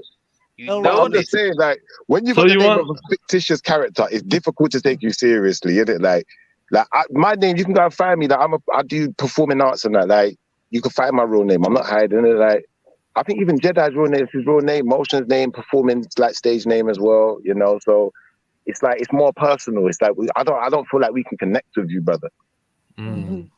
Well, can you guys hear me? Is my mic working? I think a name like Mosh or something like this doesn't tell you as much about the character or what are some other names on this panel. Crutella, it's still I don't his, think though. that is the real name in real life. I think I see. you can learn more about where I'm coming from my Most of name that, choosing than with many others on the panel. Wait, this So is that's me, what man. I'm Still What his about though, that? bro. It's still his. Elrond What's is not this starting yours. problem, Yours is stolen. man? Your personality stolen from the Lord of the Rings, brother. Like, what's going on here? Motion, defend your thing, man. What I'm not trying to say your name's fictitious, bro. Don't have that. Hold on a minute. Is that a picture? Is a character from the Lord of the Rings? It is a character from the Lord of the Rings. You didn't know that, bro. No, But if he was no, so only thin my and long, I'd name. call you a Only donut. my name. My profile picture is No, someone else. Elron Hubbard. That's the original name for that. No, My that picture's was this Imagine Blue sci-fi level guy, right? 1000 Aaron Hubbard. opinion, I'm man. not into sci-fi. This is why you're Elrond stupid. Hubbard. The man Nah, it's not different. that way. It's not different. I'm not gonna Yeah, lie, but though, sci-fi is Elrond's also a name white sounds a genre. bit Turkish, isn't it? Elron's name sounds Turkish. Yeah, Elronder. This Now, is the what I'm saying. I Ur don't know is why a you picked German. those on. The Ur, I chose the Ur at the end because the name that it was my poker profile on PokerStars, Pause. and the Elrond was already in use. Okay. So I chose the Ur for Urzeit, which means like forever there. So if the Germans were, if you were to Something look at like the Lord that. of the Rings and place the Germans in one of those groups, don't you think they'd more fit with like the dwarf more than the elves? Yo. Maybe with the Bavarians. They'll go with the brothers with the axe. You're kind of right. They'll go with the geezer with the axe. So from streets. You don't like that? What was the Calling levels? on the new man there. I don't know about Elrond. I don't know about that one, bro. You don't fit Go me. They don't next fit me. level would say Oi, that Elrond, axe means he's an elf. did I ever tell you the story of the Black Nazi? Of what? The Black Nazi. Oh yeah. Now Kanye is also a black Nazi. I heard that as well. Do you know the Black Forest region between France and Germany? The Black Forest. You know the Black Forest? Yeah, the Black The Schwarzwald. Black Yeah, Forest the Ghetto is Schwarzwald, named yeah. after it, right? Yeah. So sometimes in history it's been French and sometimes it's been German, right? So when it was French, they brought all these Algerian guards to guard against the Germans. And one of the guards, he was a black guy, and he fell in love with a German girl. He left the army, he married her, and had some children. And then when the region moved back over to being German again, all the children were sent to German schools and enrolled into the German army. So this guy was a black guy, yeah. He went into the German army, and then actually he became, I think he became in the SS. And when the Americans came, they captured him. They thought he had been brainwashed. They sent him to America for de-brainwashing. And then they realized he was a black German, and they just sent him back home.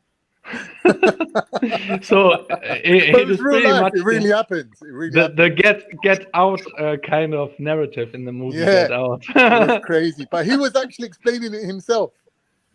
The guy himself. Oh, was I in the haven't watched documentary. that. Do It you was have the amazing. link for?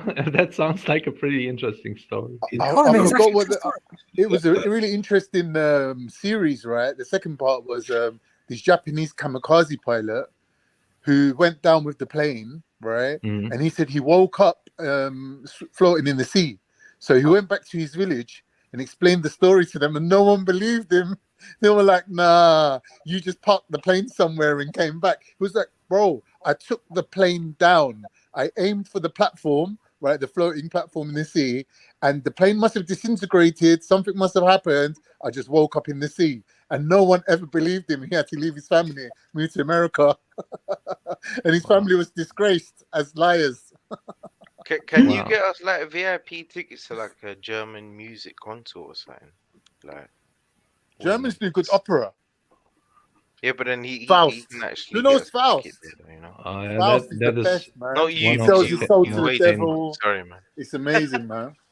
Faustus. You know it, Elron, right? Yeah, of course. Is I it- mean, yeah. As a child, man, they took us to the- I've done some editing on the Faustian spirit 4 years ago or something. Oh, that's so interesting, man. Really good. You know, it's a similar story to the, you know, the blues. They say in the blues artists, they used to go to the crossroads, meet the devil, and sell their soul to him for fame and fortune. It's very similar I've to. heard some interviews. It's on this famous road, Route 66 or something. Yeah, Yeah, it's a similar defunct- to the Faust actually, story. what do you call it? It's been scrapped. Route 66. I Well, didn't know that. man. Are you allowed to have like under 16-year-olds on the channel? Don't This know. kid loves America, Bizarre. though. I don't know why he loves America so much. What, me? Yeah, it's weird how much you love It's America. it's a fact, isn't it? Like Route 66. What do you call it? You know, I don't know how you know how long it went here, but it definitely finished just west of Los Angeles. It's called Santa I've Monica. been on on Route coast to coast, 66. bro. Route Yo, I've 66 been on goes Route coast to 66. coast. I've been on it. Yeah. Doesn't it Well, go when you coast got- to coast? when you got initiated. What's his name? I have another question. Isn't it the one that Forrest Gump runs across, No. all the way across America? I went there after 9/11 happened because my dad works in the Twin Towers, isn't it? Your dad works in the Twin Towers. Is he Yeah. all right? Did he make it? Yeah. Oh, that's He took right. the day off. That's Did he take the day off? Huh? Did he take the day off? I cannot disclose the information. Yeah, mad. Mad. Mad. Not the people that died. Take the people out. The person who's alive. Take the piss out of him. Nah, what I'm saying is, well, anyway. Roast no. that were incoming. I'm telling you, that guy come back. Man took the day off. Sorry, You know? sorry, go on. Alright, that's a smart man. Oh, I don't make worry, a because- promise, right? When is the next Black Pound Day? Every day. Right now, motherfucker, you can send me £10 right now if you like. Just I donate to might Trilluminati. purchase I might purchase a GZ 450 shoe. Nah, yeah, put a 50 in. But- Yes, donate 50 to Trilluminati. Big up It's Saluni. charity of You can't buy Get him Yeezys anymore. In fact, you can buy You gotta Yeezys. get him You can over buy some here. Yeezys. Smoke Just some. donate 50 to Trilluminati Live and you're all good. And it's hard to Donate get to the them, right? It's hard to get them at the moment. Donate to the channel. That's better, man. It's better for you in society. Donate to the channel. I'll tell you what, if you donate £50 to Trilluminati Live, I'll send a black pound your way. Pause. Yeah, therefore, pause. You don't need a pound or a pause for that. It's a pound you donate. How you telling man what man needs a pause for? Shut your mouth, man. Man needs a pause for that. Why have you got the power to mute people? Explain yourself. Shut up, Shifa. Exactly. Like tell him. I think you should just mute him for that. You know the way there. Don't you get it? And then Khan, I don't know what you was talking about. You was begging to be the only European with a key. You missed out on that one, bro. I forgot that. Was Ireland part of Europe or not? You forgot. What do you mean is Ireland part of Europe? It's still part of Europe. You Don't play. Don't dumb, play. dumb, dummy. He meant male European, MJ. He meant male European, but he just didn't get the word out. Hit that like button, man. Cash App and PayPal, man. Also, don't forget to subscribe to the Clips page. Come on. Clips on YouTube. Also, And don't forget to hit the like button on the clips as well, family. Also, last but not least, don't forget to also touch the GoFundMe. Support the brother, you get me, and his mission to, you know, do whatever he's doing, i.e. the traveling. So yeah, support, man, in any way, shape or form you can.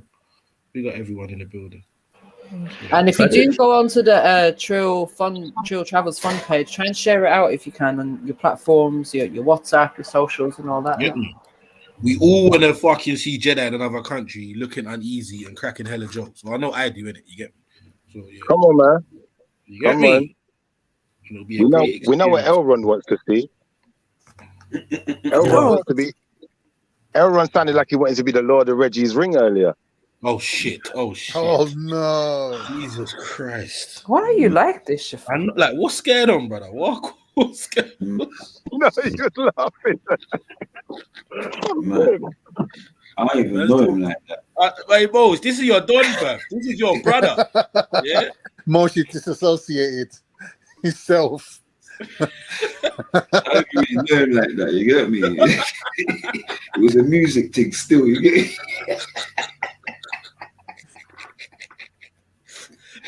He is the Lord of the Rings, though, isn't he? Elron, what the fuck, man? Shit, weirdo. Why do you pick these names? Like, people, think about your name before you pick a name. Think about it wisely. Schiffer is on a mad one today, innit? I could just tell you, man. Big up, Schiffer.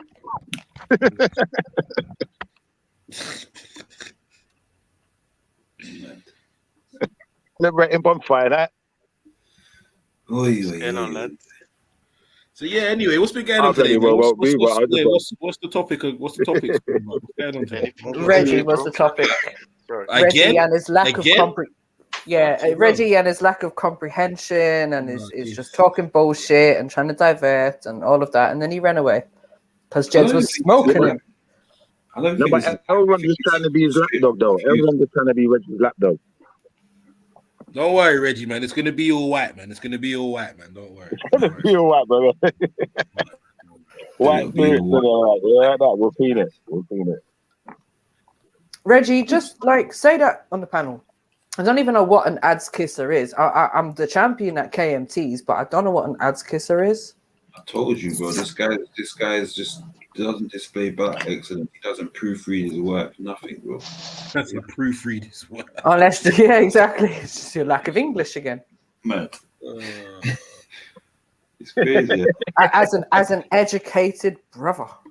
And the worst thing is, you should just delete the comment and rewrite it in it so it makes obviously it makes sense because we got common sense, but you should just delete it so it reads properly because you're all about the excellence.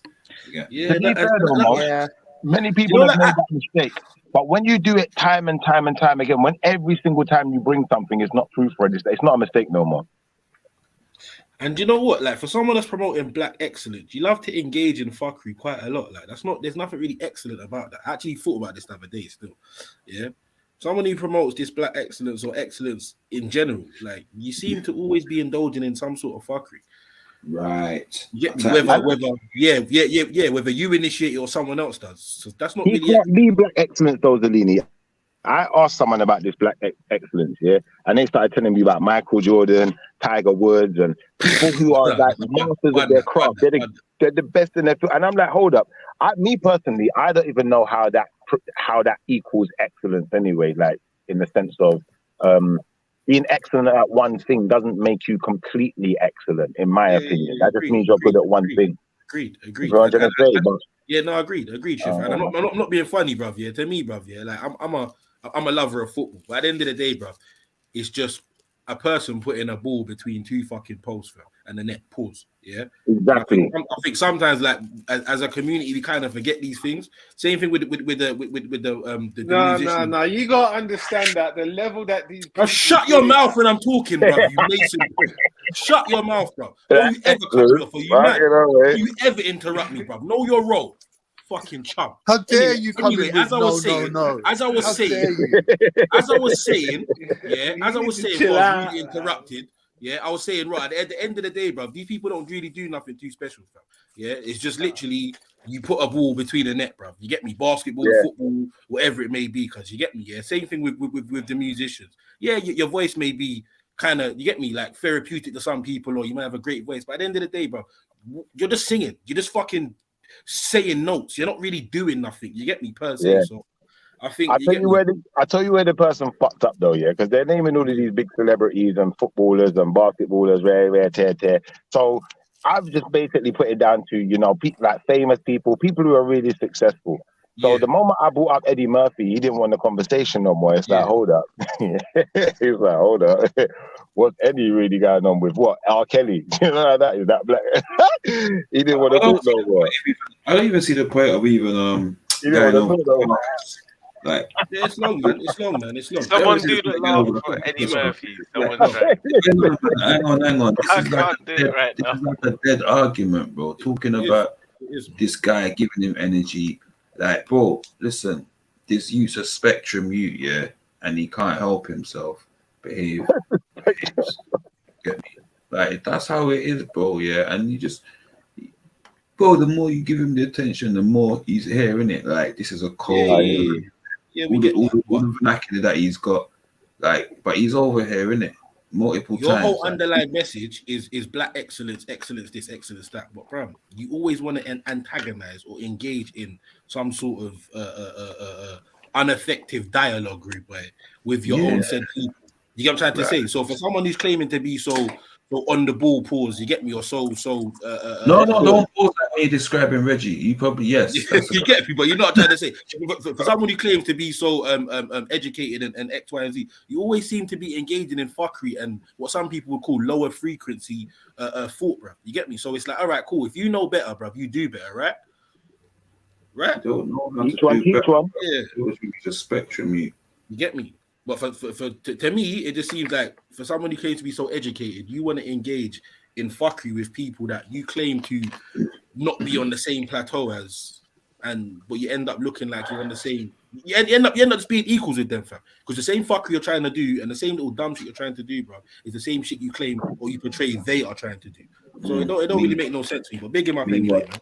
Meanwhile, the female family are taking back their laptops. Yeah, cuz you get me. See, it don't make sense to me. It don't make sense. It don't make sense. It's crazy. It's crazy. I don't know. You guys just made one contradiction after another. Bruv, your whole life's a contradiction, you piece of shit. Shut up, man. No,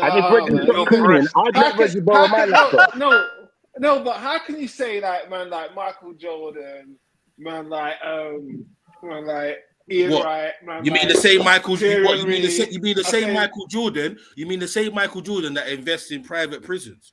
That's not the same Michael Jordan. Yeah, bruv, we've been over this. You get me? No, It's that's not the same. We've been over this, bruv. We've been over this. That's not the same Michael Jordan. Shut your mouth, man.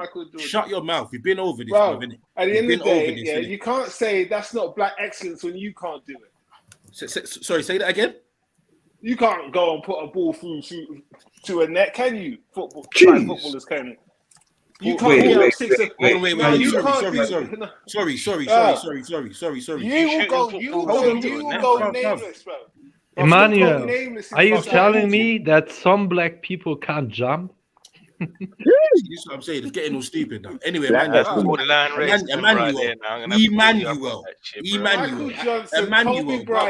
bruv. Shut up. Michael Jordan, bruv, yeah, for as good as he may be able to jump and fucking slam dunk and do all sorts of this other shit, bruv, yeah, Michael Jordan is a nobody to me, and I'll explain to you why, bruv, yeah?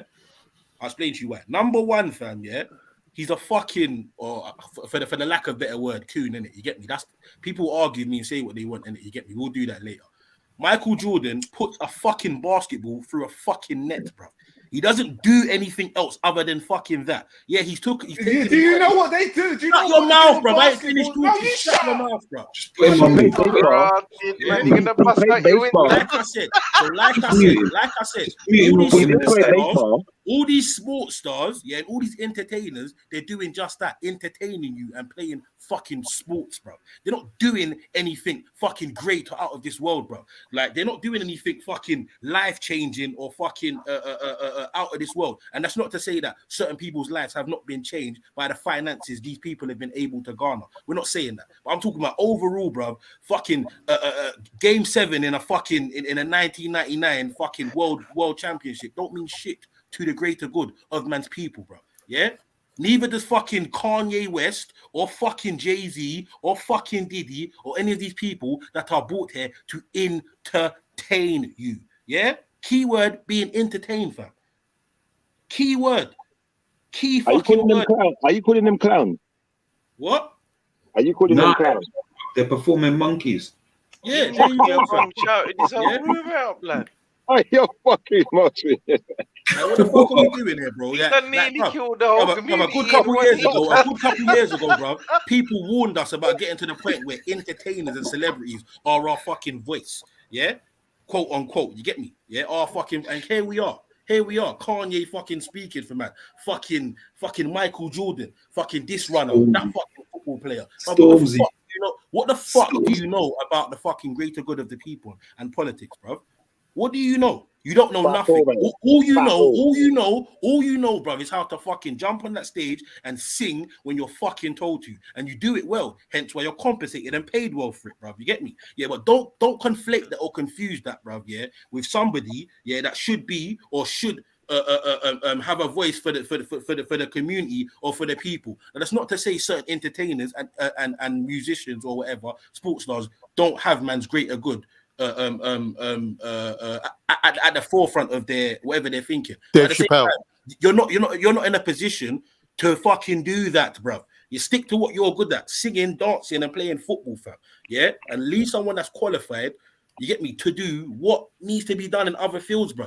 Yeah, Kanye West fucking meeting the obviously it's bullshit anyway. You get me? We know it's the game and it's EastEnders, but I'm simply saying Cardi B meeting the president. And yeah, shit. like, bro, what are we doing, Shift, man? Like, what's going on? I'm with you. I'm with you. 100. What's going on here, bro?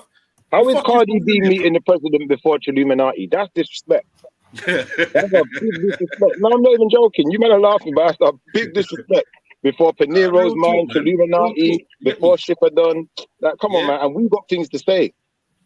You get me? Yeah, big up all the entertainers and all them people, bro. But like I said, you got your lane, you got your field, fam.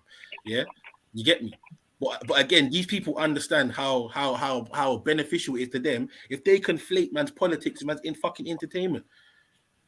They understand that shit better than we do. That's why they got fucking Cardi B, bruv. The guy that was stripping, shaking up Tuntun 5 years ago, trying to go and speak for the on behalf of our people or the greater good of black people in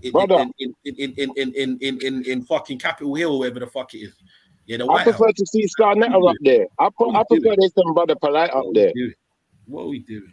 Don't do that.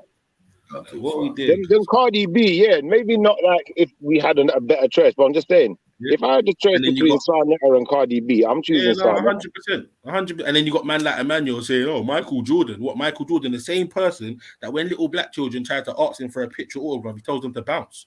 That Michael Jordan. Oh shit. That Michael Jordan there. The same Michael Jordan. The same Michael Jordan that Chameleonaire said, "Bro, I went to a paid dinner where man was paid to chat to him, and man still didn't even want to fucking mingle with man." That Michael Jordan there. Oh shit. Anyway, Manuel. This is why people tell you about idolizing man, fam. Yeah. So listen. Hang on, Emmanuel. Emmanuel, let me talk first, man.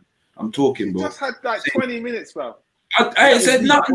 That was me. Moshe's talking now. Shut up, man. Moshe's talking. Yeah, I'm talking, man. Where your fucking Freemason turn up, man? Anyway, I'm saying when you idolize people like this is what happens. You start to feel like they can walk on water and kind of thing there. And this is what the guys are saying. Yeah, like a lot of time. Let me finish, bro.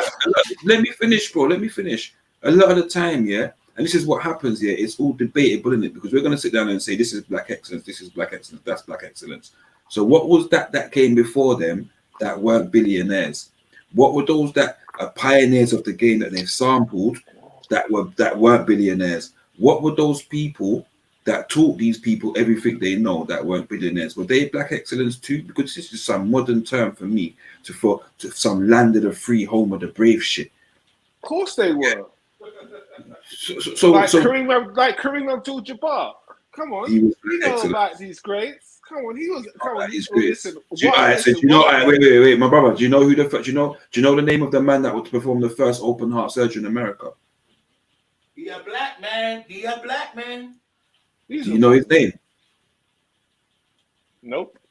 Right, that you don't know about black excellence, my brother. That's what I'm trying to say. Listen. No, my brother. My brother. Nah, that was a shotgun show. That was shotgun. Let me finish. Just my brother. Let me finish one more sentence. Do you get the drift where I'm coming from when I'm looking at black excellence? Did I say that's not black excellence? No, I'm not saying you're not saying it is, but I'm saying exactly. We're being shown that that black excellence isn't necessarily. Hold on, one second. Go You on, got my bad, go on. I'm saying it.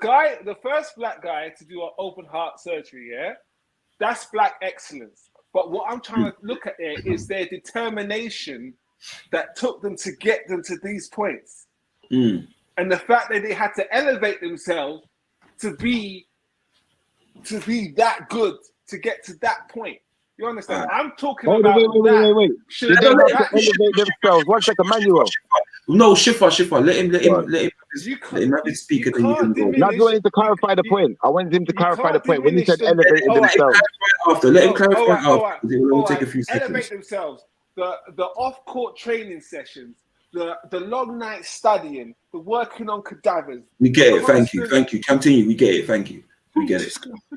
That sort of elevation where they're doing behind closed doors, they're still pushing themselves to be better. That's what I mean. Cool. Yeah, no. When you be excellent, when you're recognized for your hard work as a black man, that is black excellence. Okay, my brother. Okay, so by that metric, yeah. Can one say to you then that again, the guy that performed the open heart surgery for me would be more black excellence because of this. He wasn't trapped into a system where he's making obscene amounts of money, right? He's had to work, I'd say, equally as hard and every day for the things that he's got to, and earns less, right? Earns less. To a point where he's less recognized. We can talk about Diddy, Jay-Z, but when I say to you, do you know his name? We don't know his name, right? So I'm saying to you, the people that we are seeing argue. So check it like this: is Diddy the best producer ever in hip hop? No. Right. Is Jay-Z the best rapper ever in hip hop? No. Right. Okay. So again. But there's people that went before them and have arrived after them that you would argue are better, but not in the category of black excellence. Those people have been given to us as black excellence because of this billionaire or financial status. Okay, but who is the best rapper? Who is the best rapper though? Listen. That's the I real know rappers question. who. Listen, In there's UK, rappers who we don't. As he said, listen, hold on, 1 second here. There's The rappers fuck out of that here, we man. don't know. That's UK. We don't know. Let him answer, man. Stop talking over him. Let him answer. There are people. Just because, listen, I'm just talking about the names that we all recognize of just a tear example. But I know people who are way more better than the people that are put in front of us. Yeah, 100%, fam. We all do. But again, there's a they're black excellence too. Emmanuel, what I think you're not understanding here fully is that, bro. Or I think you may get it. You may just not like want to acknowledge it right now. There's an agenda to push young black youth to music and fucking sports. That's right. They don't have the same push to push them towards fucking brain surgery, fucking botany, fucking all these politics. all these other industries and all these other career professions that could benefit them a lot greater than fucking rapping or fucking putting a ball through a hoop or into a chemical engineering. So again, energy. So back to Brother Motion's point, bro. Like he said, he rates the open heart surgery more than Michael, and I agree, fam. Because to be quite honest, bro, as much as you may have fucking got some slam dunks and won some trophies, fam, this motherfucker's saving lives, fam, and creating innovative measures that will prolong people's lives. And his name was Daniel Hay. Hold on, bro. Wait, man. Shut up and wait, man. Shut up. Shut your fucking mouth, bro. Yeah. Stop talking over, man, bro. Like I said, he will create methods that will be here long after he's gone, bro. Yeah, people might use Michael Jordan slam dunk from 1992, fam, but they ain't doing nothing for the greater good of fucking humanity or people, bro. Yeah, all that does is entertain you on a fucking Friday or Saturday night, bro, for fucking 48 minutes. Then guess what? You talk about it the next day, and then it's for the next week. That's not really doing nothing. This motherfucker was saving lives, creating innovative methods to prolong people's lives and help humanity as a whole, fam. So, like Motion said, just because you don't hear about this person too tough or their name's not in fucking glitz and glamour, bro, don't mean that they didn't have a bigger or a more long-lasting effect. Yeah. That's the word I'm looking for. Long-lasting effect on humanity, society as a whole, fam. And that's what excellence is to me. Excellence, that's right. They're scoring real slam dunk. When you look at the legacy, the people that have left around behind, what is Diddy's legacy? What? His brethren got murdered. What? He snaked the whole league of people that said he snaked them and done. Yeah. Like, is that legacy? His son is a rapper. His son is a rapper. My brother. But you have to understand, my brother, that's not his legacy to us, but in the streets of that is his legacy. Do you understand what I'm trying to say to you? In the streets of Compton, Dr. Dre's legacy would be, bro, you was wearing sequins and you fucking fuck a man. Like, that's his legacy, bro. And you got easy kills. I totally agree with you. I totally agree with you. One second, Manuel, I'll be 2 seconds quickly. Motion, I totally agree with you because the guy who's the doctor and the scientist and XYZ, they're scoring slam dunks in real life. Michael Jordan was doing fake slam dunks in Space Jam, from what I remember. Do you know what? Forget Space Jam. Listen, bro. Emmanuel, listen to me, brother. Yeah, you see, I grew up playing games, man. You playing games. Brother, listen. You speak to the brother. I grew up. I was into football properly, brother. Yeah, I was a proper little football head. Yeah, my favorite footballers, bro, were Rude Hullet and John Barnes, bro, because they looked like me. Yeah, and they were fantastic footballers, bro. And everywhere I went and played football, yeah, Barnes, Hullet. Every time I'm doing something, you look more like Rude Hullet still. You look more like Rude Hullet. Anyway, I was gonna say something, but I had to realize it's my brethren I'm talking to. No, I'm saying because you said it, that was funny. If I don't push me, you know. and again, like I said, I think in the black community, especially these newer generations, we confuse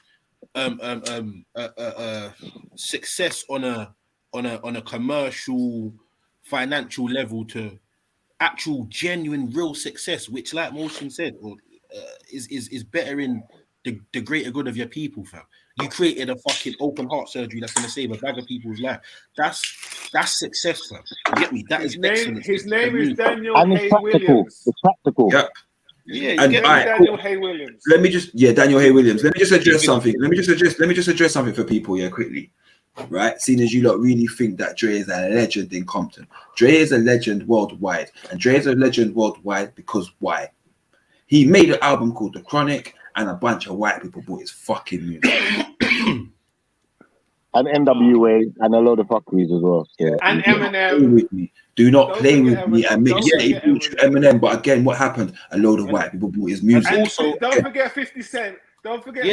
What happened again? A load of white people bought his music. No, and don't forget Power. Yeah, all right, Emmanuel, we get it, Emmanuel, man. All right, man. How much don't forget you gonna do, bro? We get it. Yeah, hear what I'm saying to you, though. At the end of the day, Dr. Dre being in the position Dr. J is in is not by accident either, fam.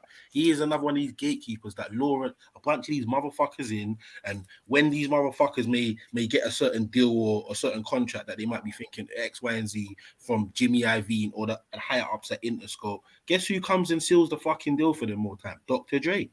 Yeah? So, again, he's still doing the organ grinders work, fam. Yeah, whether you want to see it or not, fuck whether he has a billion individually himself, bro. How much other people is he lured in to get fucked over? Trust me. These are the dicks. Dr. Dre. See, this is come on. This is what I'm saying again. Look at he's got hits. He's got hits after hits after hits. All right, cool. But Emmanuel, imagine this. He's got hits after hits after hits after hits. This I have to show you why this isn't black excellence, because he's got hits after hits after hits after hits after hits. But guess who made more money from his music than he did? Jimmy Iovine. the record label. The motherfucker you hardly see, bro. The little small white guy with glasses that you hardly see, fam. Yeah, bro. That's made the most money. So you keep talking about your black excellence, yeah. Let's pay some guys in the sideways, yeah. If you would have talked about black excellence, yeah, and it didn't work out well, but what would have been black excellence, yeah, would have been the more Suge way, the way he was trying to make the distribution. Suge Knight. No, listen to what I'm saying to you. Listen to my point, not the name. So not the name, because it didn't work out. Listen to the point I said. The fact that he was trying to amalgamate companies so that Is Elron laughing at the fact that we're equating black musicians with black excellence? Because he was trying to make this point that this was a representation of our culture, and I successfully fought him down. You guys have spent the last 20 minutes arguing the opposite. No, not even. No, we're not arguing the opposite. No, We're not arguing yeah, no, bro. Man's agreeing. Man's saying that these motherfuckers should not be these people who are It's Emmanuel. It also disproves the point that white people are not willing to what spend is the on track that will divulge money London? on black people. I've said Kalashnikov and you man went off Bro, on. shut up, man. Shut your mouth, bro. Are you this me now? Relax, man. So yeah, like as far as we're concerned, you're looking at sports people and saying that they're black excellence. Yeah, never. We're being good at something, and I'm saying to you, we all know. Like for example, being a guy that's a football coach, I've seen youths play football that have never signed a contract that got more skill than Ronaldo and Ronaldinho. I see them doing madness on the football pitch. Yeah. You get what I'm saying? Yeah. Is that excellence or are they failing? No, it's excellence. It's excellence, even though they're failing and not doing nothing. No. You don't understand. I never said anything about their how everyone looks at them. I said it's what people do behind closed doors. Emmanuel, they work hard, Emmanuel. and they achieve what they want to achieve in life. Emmanuel, that's excellence. When you look at the word excellence, Stop. Wait, let him finish, man. Khan, relax. You're not black, Khan. It's not involved. I'm not diminishing. I'm not diminishing. Listen, I'm not diminishing anyone of their achievements in life. If they get to where they want to and they've worked hard to get it, that's excellent. All right, can I pause you there, Emmanuel, quickly? Sorry. Thank you for your clarification. I feel like the whole excellent argument is more of an argument for somebody like Reggie, I believe them, because you've given a more rounded view on what you class as excellence, which isn't just solely because you see Jay-Z in saying that that's excellent. You're actually saying there's more excellence that we don't see, and you're actually saying that's fine. That's cool. Thank you. That's cool. I don't think. And I want to add a point. One minute. One sec. Please. Hold on. My point is this: excellence is coming from the word excel. Yeah. So you have to be pushing the boundaries. You have to do something that no one's ever done before. You have to take it to the next level. Being like another rapper or another basketball player when it's been done already, that's brilliance. That's not excellence. Excellence was the guy who smashed it. Oh, I would say, and in sports, it's especially obvious. If the average people can see if someone is really good at what he's doing, especially in sports. So it's an analogy, and it must be translated to other, obviously, other forms of where you can excel, right? Yeah. And if that is lacking, that there's a problem there, and I think it has to do with the late commercialization of sports. It wasn't like that in the past, right? And we need to fix that. But when I'm talking about sports, for example, the biggest sport here in Germany is, for example, no, it's still football. It's also like handball, but and when it comes to that, what people are often missing, it doesn't really matter what the character is, right? Of course, I would much more prefer like a good character who is also a good player there, right? But even if he isn't, just by him performing great and people seeing that, what's behind it is there's a lot of local football clubs where people are coming together, families are coming together, and all of that.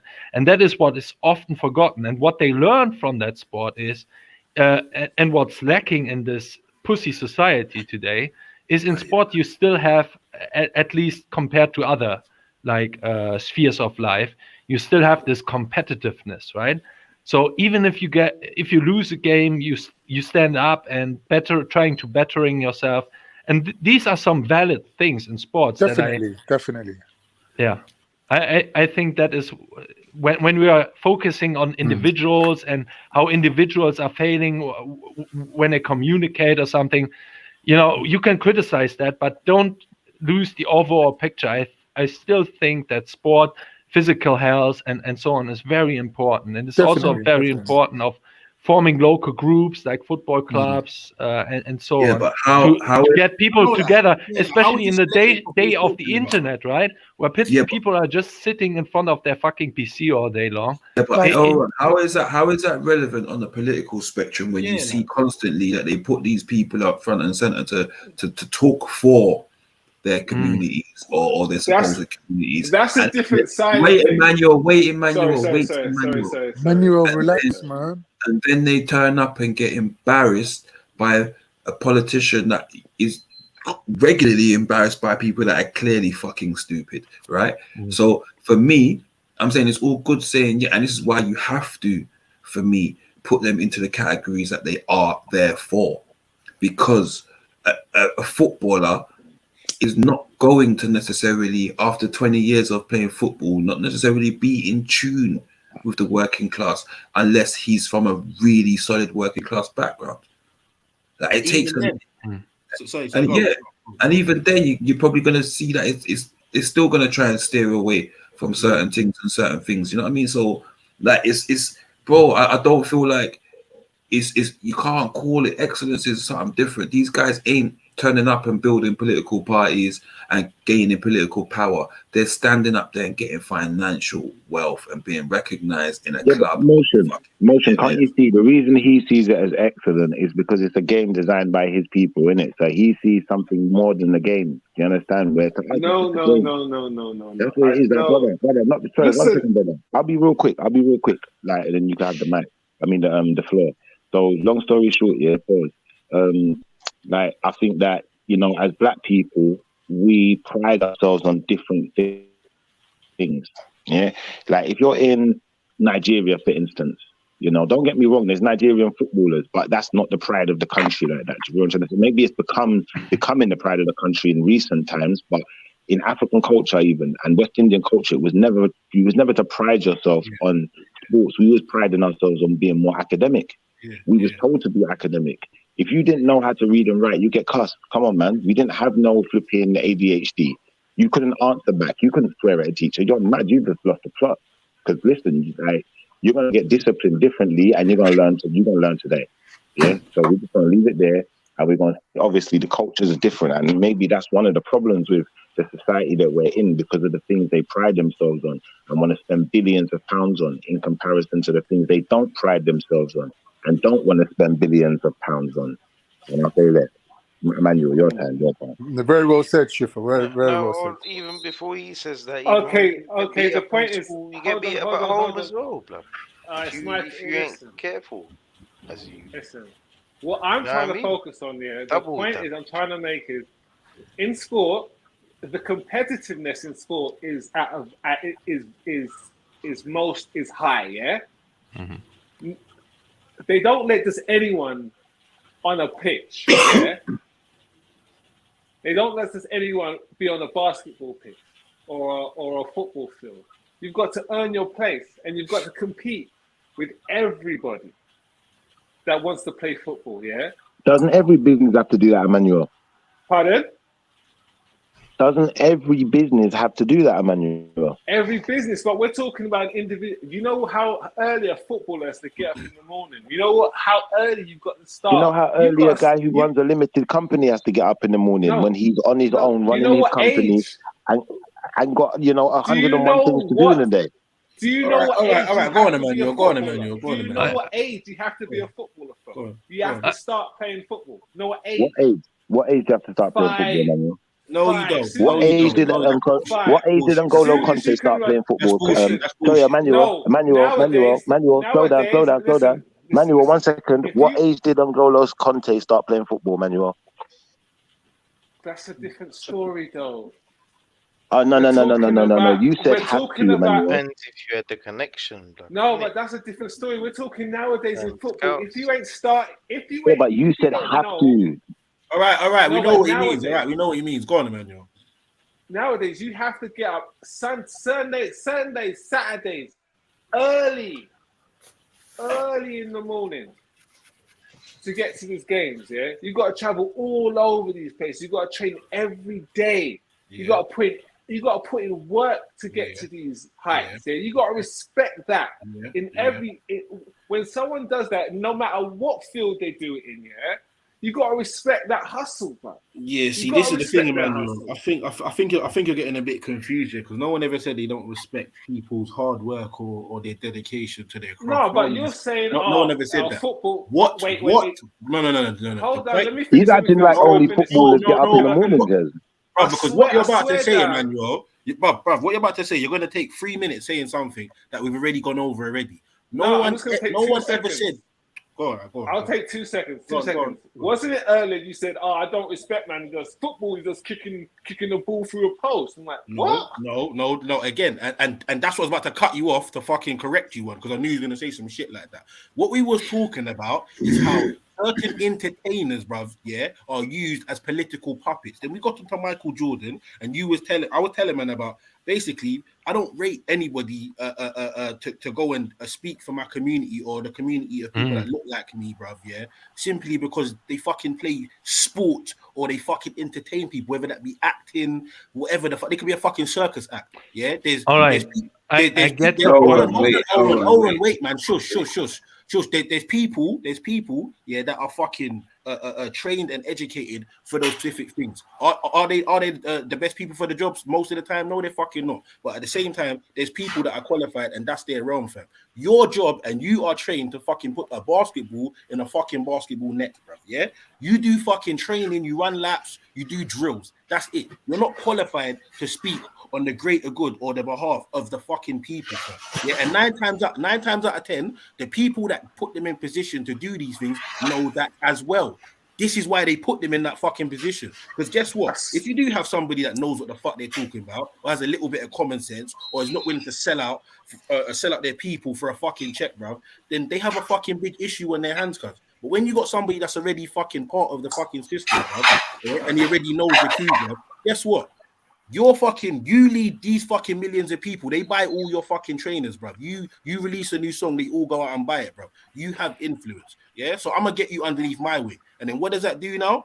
Just like the 2008 thing where everyone's screaming, we must vote for fucking Barack. People in England talking about Barack. They ain't your fucking president. They ain't your fucking prime minister, But this is the power and the allure of these so-called fucking celebrities.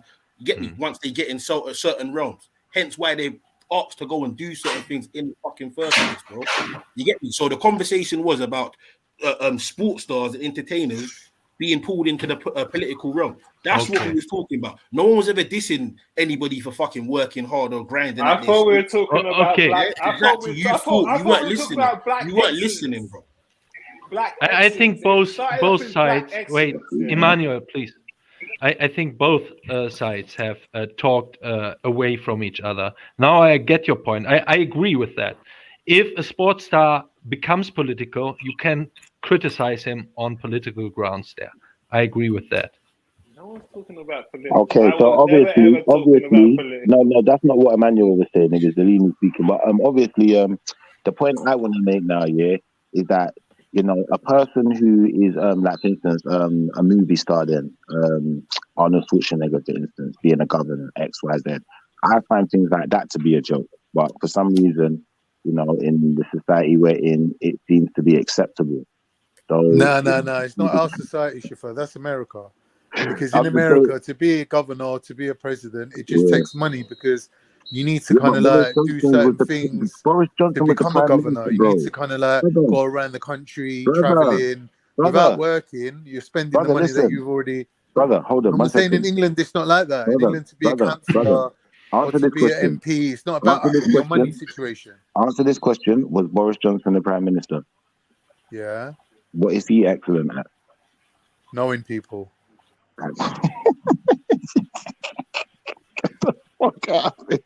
Brother, when you compare Boris Johnson to me, you, and Barney McGrew, Boris Johnson knew people. He had contacts. He went to the right school. He had the right contacts. Yeah, he was moving in the right circles. That's what he Hey, did. can I ask you a question? Can I ask you a question? Can I ask you one question? Wait, Yeah, wait, but he wait, wasn't. Schiffer. He wasn't a celebrity Schiffer though. He was. Schiffer, He can was I Not a ask you a celebrity, question? but he still an He was a arsehole. public schoolboy. Hold on, can I Yeah, ask you a okay. final question? Who would you rather represent you, Joe Biden or Michael Jordan? Michael Joe Jordan. Biden or Michael Jordan? I like Jordan before Biden. Michael Jordan. I like Jordan before Biden, but only because it's Biden. Yeah, Biden's Why a the weirdo, though. disingenuous laugh? No, that's his real laugh. Representative. That's Emmanuel. his real laugh, bro. That's his real laugh. Who would you have? Emmanuel, who would you have? Oh no! Who would you rather have? Who would What? you rather have? Obviously, Michael Jordan. But do you know about Joe Biden? You lot don't know about Joe Joe Biden. Biden. The only reason You know why about I his say Joe history. Biden is because he's gone senile. Look, If Joe Joe Biden was wasn't involved senile, I'd in say Joe bare Biden. wars. All right, He was all a right. general. Fuck Joe Biden and fuck Michael Jordan. But just for Emmanuel, yeah, let me just break something down real quick for you. Yeah? You're amping up or gassing for a person, bruv, yeah. That No. created Hold on, wait, shut up, man. Shut up. You could speak after I'm finished, bro. Yeah, for a man that created a shoe, bruv, yeah, that young black children get killed over on a daily basis, yeah. Simply because what? Say it again. What? He didn't create the shoe. Yes, he did. So No, Michael he didn't Jordan. create. Michael Jordan didn't They create just Jordan. said no. They said Nike went to him and said, "Can we put your name on the shoe?" And he said, "Yeah, can't." And then Sounds about right. he Sounds about became right. the creative. He became the creator of the shoe. No, Like, no, what no, is no, that? no, Like, no, like, bro, They- like, do you no, know? they Do you know? pay Do you know, him- they Emmanuel? pay him for his name. Emmanuel. They pay him for his name. Emmanuel, you could do the semantics and you can split hairs, bruv. Yeah, you say Jordan, you think of Michael Jordan. You think of Michael Jordan, you think of Jordan trainers. Let's stop being dumb here a minute, yeah? But Anyway, he like didn't I was- design it. He didn't Whatever. design it. He All right, didn't all right, design all right, them. all right, but who all right, hold cares? on, wait. All right, shush. All right, cool. Even if he But didn't said design Jordan it, designed them. even if he didn't design it, bruv, yeah. Even if he didn't design it, Michael Jordan, yeah, Michael Jordan has a very, very big say in Jordan trainers. Would you agree or would you disagree? Obviously. All right, so he does, yeah. All right, cool. I'm glad we Yeah. established that. So basically, there's the trainer being created, bruv, yeah, that hundreds of thousands of children are killed over and die over. And even at the launch of these trainers, people get into shootouts and stabbings and X, Y, and Z, bruv, yeah. So cool. My question is, bruv, why wouldn't this billionaire, bruv, yeah, that's created this product that is majority of the time bought by certain communities, bruv, why wouldn't he make this shoe more accessible to cut so-called violence in certain communities? Because they've correlated the Michael Jordan fucking trainer, bruv. They've correlated that to certain violence, bruv. You get me? In certain communities, like that's a straight. So correlation.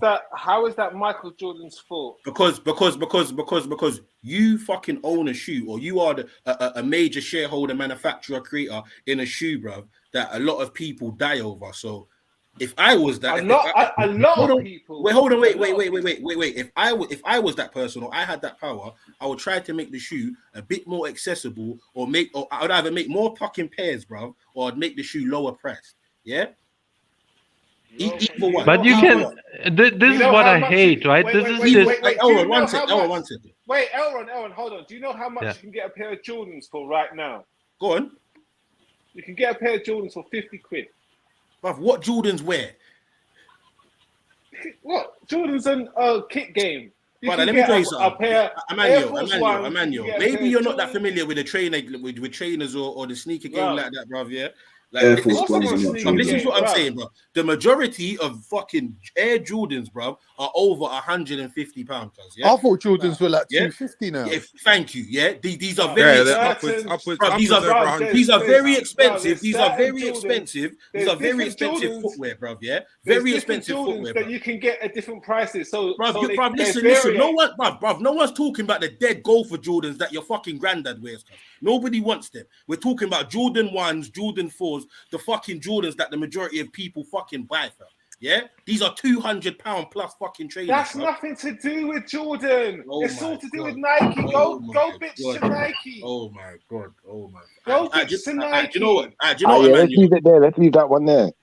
That's enough, man. Bellini, can I ask you a question? Bellini, can I ask you a question? Who would you prefer for Prime Minister? Rishi Sunak, who we got now, or Robbie G? Who's Robbie G? Fuck it, Idris Elba. Idris Elba. So ask me who Idris Elba is. Bruv, to But be you quite see, honest, this, I'm not gonna lie. this, Bun all this is them. I this don't really care. Bruv. bio-Leninist I don't really care mindset who that I fucking hate so much. hypothetical You run. I can't don't really have give a fuck about that. I expensive care about things shit. because You some care people about shit can't like I was buy just this saying, bruv. shit. Yeah, Michael Jordan has the This is ability, this bruv, envious to mindset change the that I price hate of so his much. fucking shoes, bruv. Yeah, he He has the ability doesn't to do have that. the. He could do They that, bruv. can't He have really a would. Bentley anymore. Don't produce any Bentleys anymore. Don't produce any Porsche anymore because everyone has to be equal. This is this kind of envious mindset that I hate so much.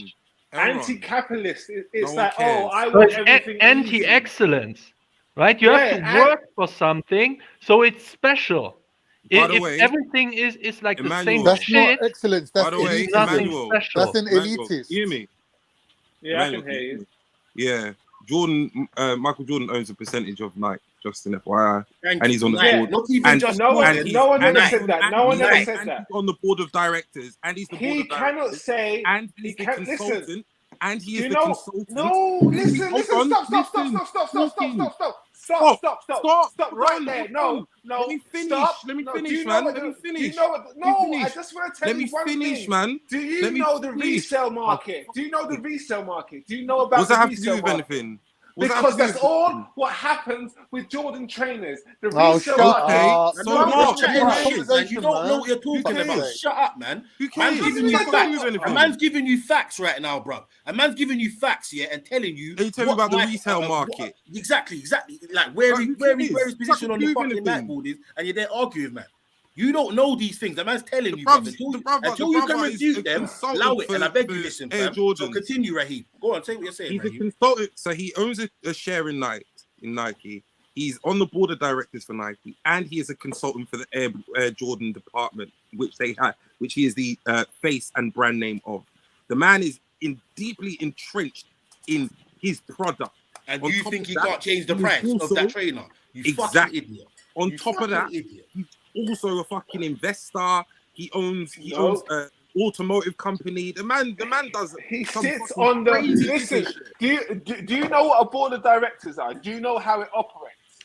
Do you Oh know my do. God. Yes, no, I do do. you know what share? Do you know what You've been shareholders drinking are? that conscious IT, man, about do No, you know? but do you know what shareholders are? Do you, listen, Yes, here's I know the thing. what a Now, here's the shareholder thing. is. I Here's have the thing. people who own the company, Jordan, yes. listen, Jordan he's just a figurehead at Nike. No, he's not. He's a decision They maker. just, no, he's not a decision. He's a decision maker. 5% of Nike is not a decision maker. Says who? All right. And how much of the Jordan? How much of the Jordan brand does he own? How much of the Jordan brand does he own? How much of the Jordan brand does he own? What percentage of Adidas does Kanye West own? He owns He the designed Jordan his brand. own trainers. Say that again. Sorry. Shush. Say that again, Raheem. He owns the Jordan brand, because he owns a part of Nike. So he owns the Jordan brand. No, he's 5%. the consultant.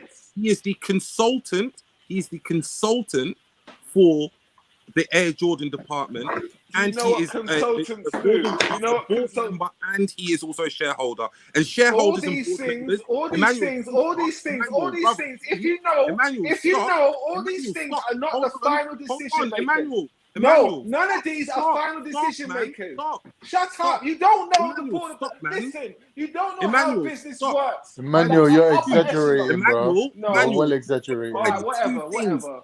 You're well exaggerating. You went from the first pair of Jordans, did he design them, to now saying in the year 2022, does he have a say? He knows what man's saying is true. That's why. He knows what man's saying is true.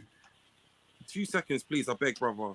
Emmanuel, you're telling me I don't know how business works. I'm qualified to degree level in criminology and business. I've made it clear several times when I talk on these things. I'm not talking shit. So 5%. There is a difference. 5%. There is a difference. So 5%. There is a difference. There is a difference.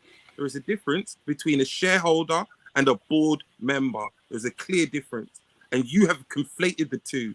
If you are a board member, it means the people below you have to ask you for permission to do shit to your product. If you are a consultant, there's something called a RACI. Do you know what a RACI is? Do you know what a RACI is? Well, I'll take that as a no. It stands for responsible, accountable, consulted, and informed. So any decision that is made, he falls under the C of a RACI.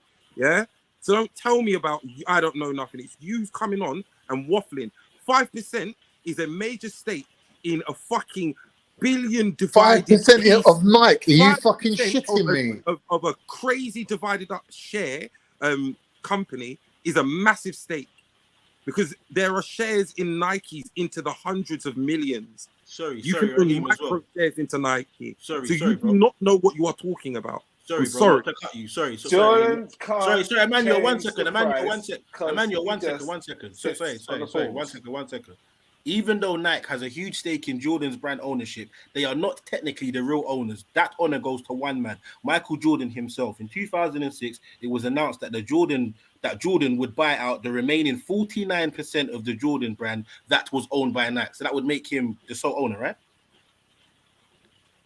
Yeah, like I said, he has the ability to dictate the fucking price of merchandise if he wants to, bruv. Yeah, Man, you lot just talking. Yeah? Can I just say something?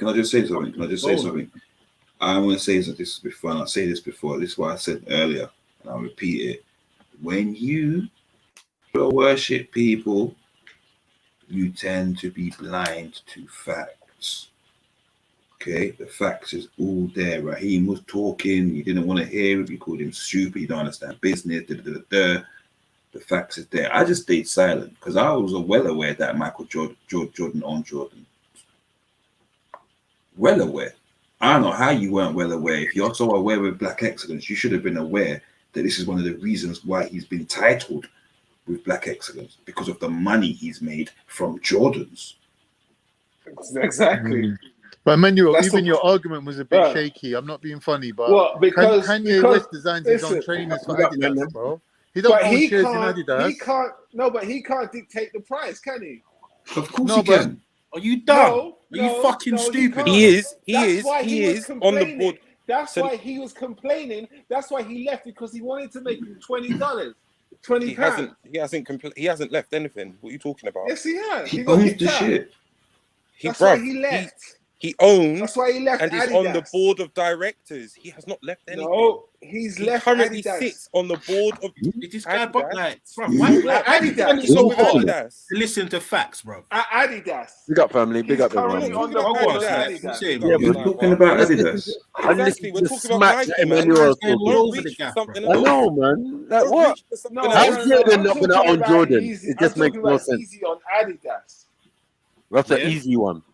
Man's telling man that Michael Jordan can dictate the price of the fucking trainer if he wants. Of course he can. He can make it. He's so an owner of it.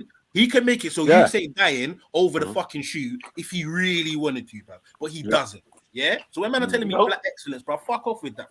Bro, you listen. I'll tell you how the game works. It's Black Excellence in the sense that you don't even know how the game works. This is exactly it. Let me tell you how the trainer game works. Yeah. Let me tell you how the trainer game works. Yeah. You don't know how it works. Trainer game. Listen, stop. A trainer drops on the 23rd of November. Yeah. All the bots, everyone, all the resellers, they buy it up immediately. They buy everything up immediately, yeah? And then they whop another £200-300, yeah, on the new releases. So if you're gonna get what are you talking about, man?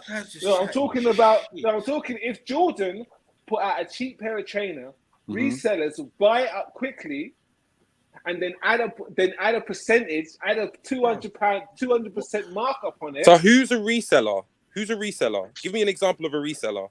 Like Kit Game. Okay. Kit Game. Like, all these kids on how long has Kit Game? How long has Kit Game been around? Exactly, Snipes. That was going to be my next fucking question. About a year. Man's talking about the last 12 years maximum. I know. About a year or two. So what about all the years before when man was dying? What about all the years before when man getting robbed for shoes? What about all the years before? There's always been resellers, yeah? No. You said bots always. How long's bots been around? Listen, I'm talking about. Yeah, there's a difference between resellers and stockers, though. You know, and retailers. They buy them all up before they come out. They buy them on the day they come out. No, I think that's a relatively Emmanuel. New enough game. More than 12 years, but it's a relatively new enough game. It's new. It's definitely not as old as Nike on that one. So No one's saying that. I'm saying today. Emmanuel. Yeah, but you got the Jordans wrong. So how can anyone listen to you at this present moment? The cost of Jordan 3s are £180 at JD. They're an expensive trainer. Period. That's cheap. Yeah, that is cheap. Oh, shut up! Bruv, This guy will say anything. It's not Man cheap. just said That's not $50. Man just said £50. Remember that 10 minutes ago he's talking about £50. You know. Now he's saying £180 is cheap. But you can go on X stock and find a pair of Jordans on there. And he don't wear Jordans, you know. He only wears Converse. No, I wear Adidas. I only wear Adidas. Shut up, man. Stop talking about. We're at Speaker's Corner with Converse on, bro. Stop talking about. Do you see my trainers? Do you see my trainers? Off-the-wall JD Jordans, bruv. Yeah. No one ain't. Did you wear Converse or not? No. You did. Thank you. Yeah, everyone comes to sell big boy trainers. So what are you talking about? Right, you used to wear Converse to Speaker's Corner, mad thing. Yeah, now Adidas. Now I wear Yeezys. Adidas No offense, I don't rate Nazis, Converse I'm at just saying. Exactly, bro. That don't bother me one bit. Looking like the tallest skateboard P ever. Mad. Allow it, Macu, man. Allow your holy socks. Yeah, exactly. So it's. I'd rather have holy socks with boom trainers than your Converse, bro. Yeah. Adjust your mic, please. Is it loud?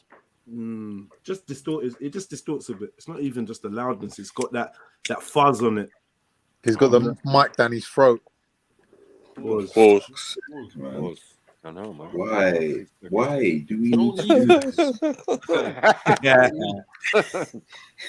Has anyone got interest in me playing the rest of that Tommy Robinson, Sasha Johnson debate?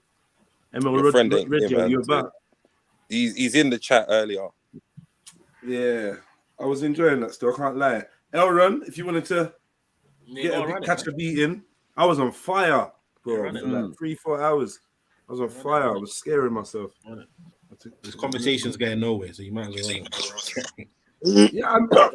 I mean, how did you get to this conversation? It was still related. I'm sure.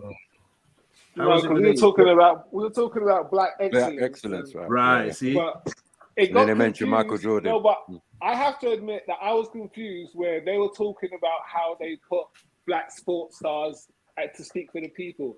I agree with that. That's stupidness. They can't talk for us. They're rich billionaires and got millions of dollars. They don't understand. They're so far away from the community. They don't even know what it looks like. You know, and they're putting them up there, and they've obviously been prompted to be put up there as figureheads. And they said, "Yeah, say what we want you to say," and then go back to your millions. I don't know if that's fair though, because if you next week make £1 squillion, yeah, and then something kicks off in Leighton, and the man saying, "Emmanuel can't talk for us. He's a squillionaire."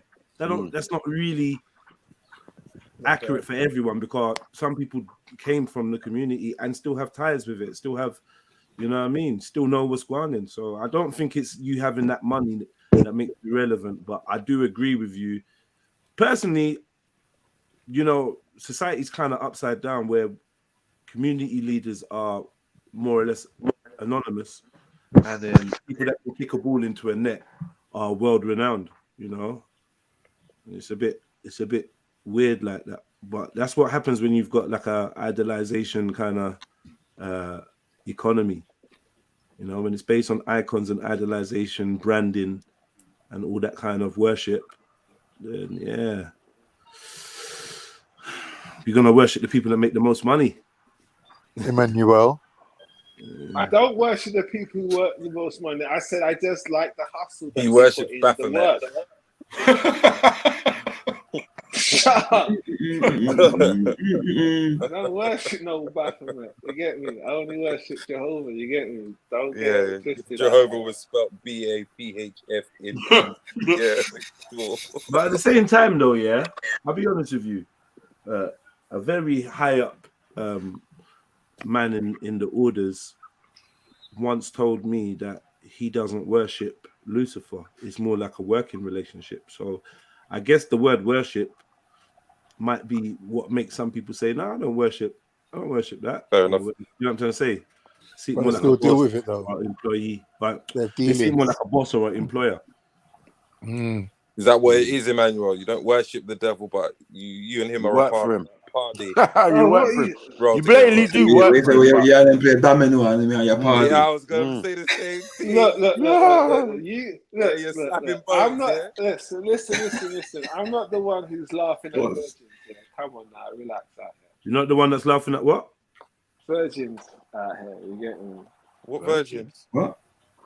What the fuck are you Yeah, I'm not the one who's laughing at virgins out here. Come on now. Are you a virgin? What are you talking about, man? Are you talking about Yunus, the virgin? Yeah. Why are you so bothered about man? What's that have to do with anything? Why are you talking about Eunice? And he's not here. No, Are you alright? No, but I'm saying I'm not talking about you. No, you and the devil have a working contract. That's what we're asking. Simple question. Yeah. I don't have no you working and Satan. contract. Shut up, I man. don't have no working contract. Nah, bro. Fucking Lucifer. Emmanuel definitely ain't sold his soul to the devil. Otherwise, he'd have been a famous comedian by now. Why the speculations for, bro? Why all the speculative? Exactly, Colin. I would be like, bad dough and do bad things. I'm not, bro. Or they would have hired 1,000 people to sit in the audience and laugh at your shit jokes. Exactly. But my It'd been an jokes are overnight sensation. Yeah. And if anyone's laughing, we can call it a conspiracy. You can go watch the videos if you want. Gematria. You're Gematria, man. Yeah.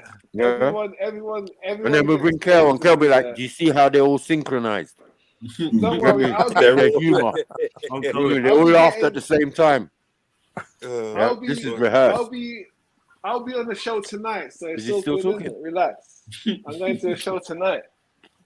What show is that? I'm doing a show tonight in Camden. Show yourself to the For who? brand For leader. Lucifer? No, in Camden.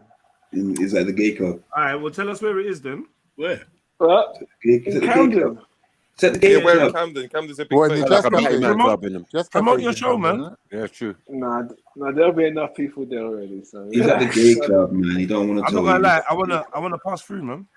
No, I'm headlining. So you're headlining, yeah. Pass through is not cool. You want to pass through? That's headlining, man.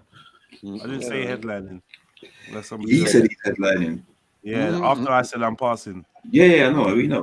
I didn't say it. No, so is what? Can I attend or what? What's going on? I got nothing to do. Nah, it's fully booked. I like the use of If you was performing, you would have left already, man. That's it. It's fully booked. So childish, bro. Fully booked like Ja Rule's concert, yeah, man. Now for real, what is it? What is it? Ticket only? Yeah. How'd you get a ticket? Ticketmaster. So the man them can't forward. You got wank in a coffin. So unless you like to do any of that type of shit, just allow it. Go back. Special guest. The pig. I would invite you guys. I would invite you, but tickets are sold out. So it's like. What did you do for Halloween? Nothing. Don't lie, man. One day you have to invite us to a show and let us roll down, man. Actually, I was on Macu show. So what are you talking about? I was on the show. So what are you talking about? I was there. What?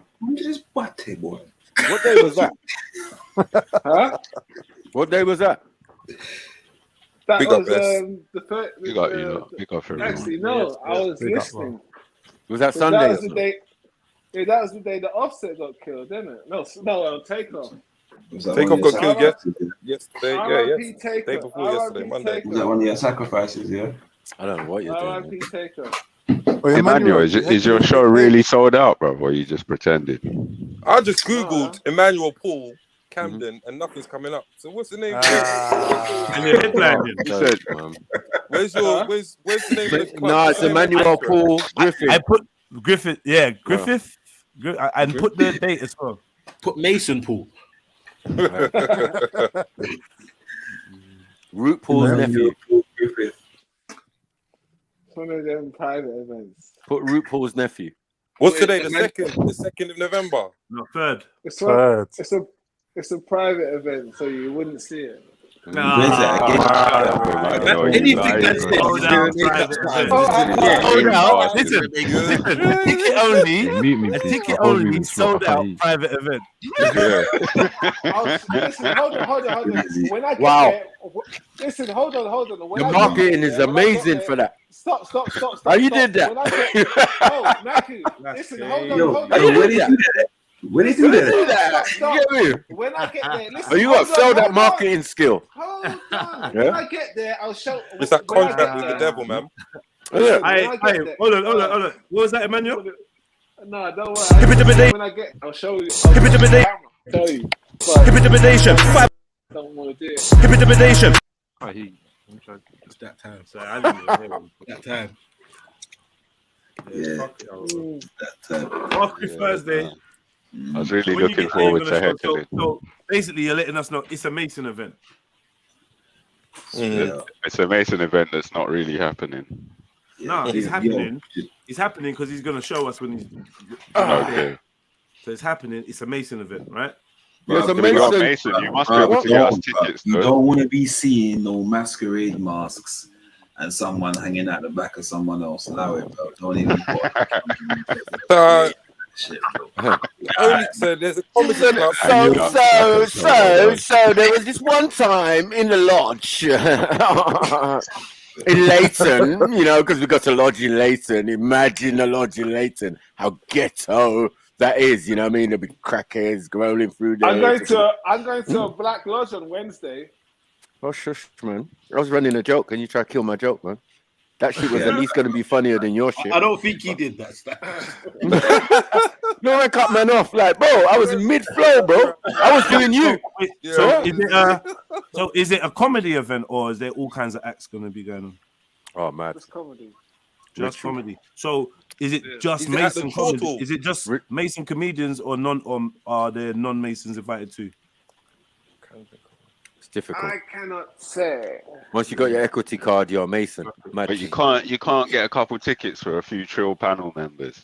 They mash up your shape up, blood. But if you don't want to be hearing them jokes that they're running, bro. And so I just gave you a right. Liven up the show. Come with some professional heckling. This is what I'm saying. Are regular members of the public allowed? Were they allowed to go? No. Oh, fuck off then. It's gonna be shit. Barbarians are one, man. Lion ass Masons in the audience. Hold on, 1 second. It's gonna be shit. They probably got the most banging fucking comedians ever. Telling unheard jokes that you've never heard of. You get right. So why is Emmanuel there then? Yeah. He's got unheard jokes. He's for training and mentorship. No, he gonna wear the white gloves and the apron and collect the drinks. You're not ready for the ins and outs of the spiritual banters and that, man. Yeah, spiritual bants. Metaphysical bants. And there was this one time with Madame Velasquez, when we were chilling, and I passed her the zoot, and she just went into madness. Her eyes went white, rolled back in her head. You get me? She grabbed the crystal ball. Like, what? You didn't fix this microphone, sniper. What? I said I didn't fix. Hey, listen. Are you on your square, sniper? Are you going, Shush, man? You little Mason bitch.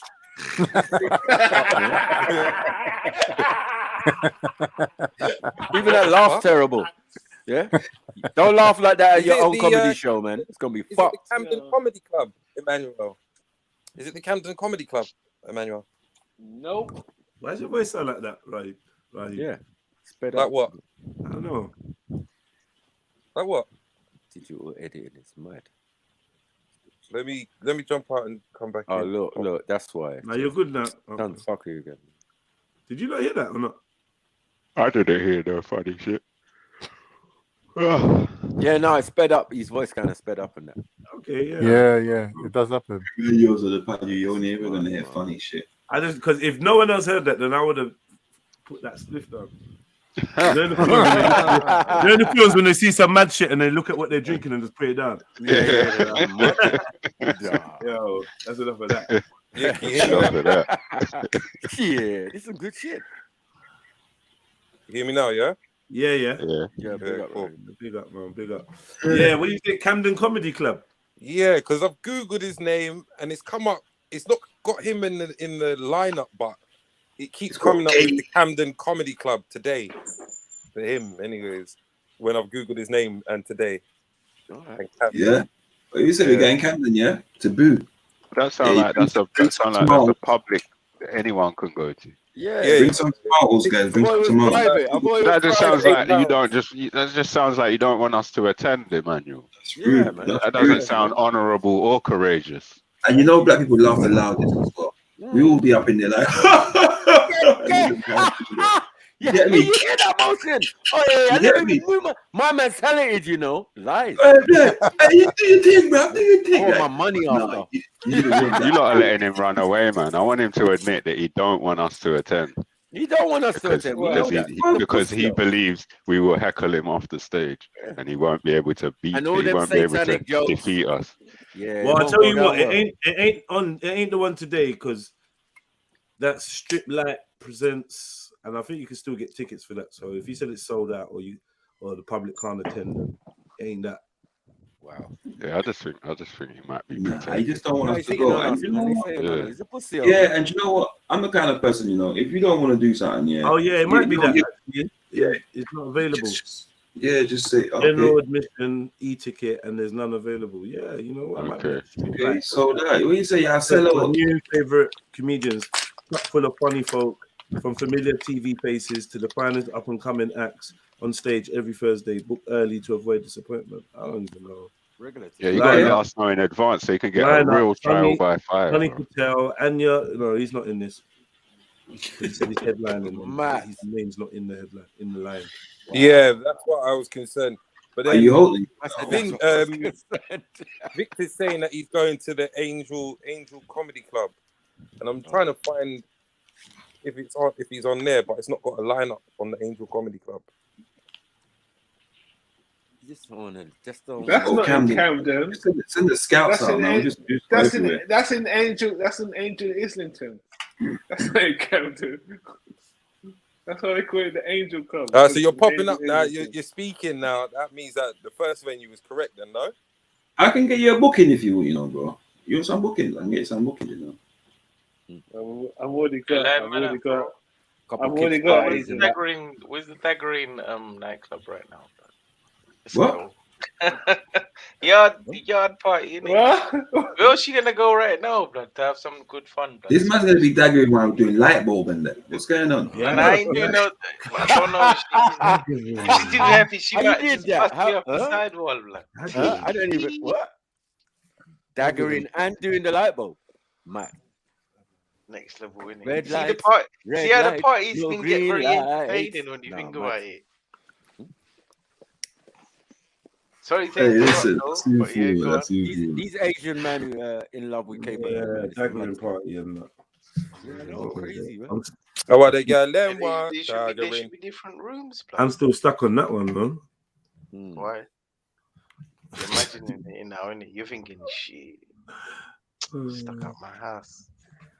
Ain't no party, man. There ain't no DJ nowhere, blood. What? I must be out the loop. Have I gone over like too far, right? If I'm in the loop, I'm leaving. Because he said he was talking about a party, so I'm saying, yeah, I'd love to go to a yard party right now, man. And dagger. I ain't daggering, blood, but that's all they're doing, it.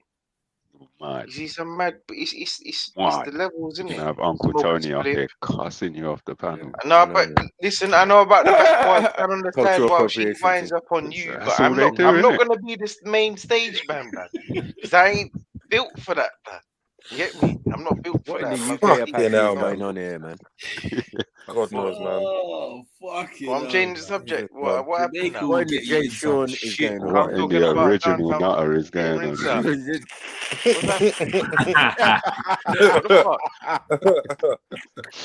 Moving mad.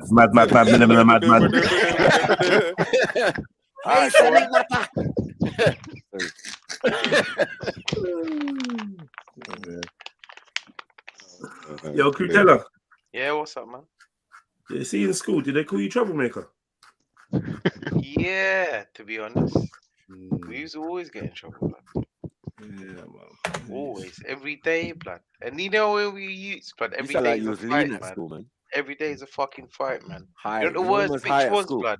They told us the worst thing that ever chill out happened now, to chill me out, was the chill out. first snow. You started it, you man. You asked me and then you tell me no. You open up the dreary door. Let's You change get me? everything.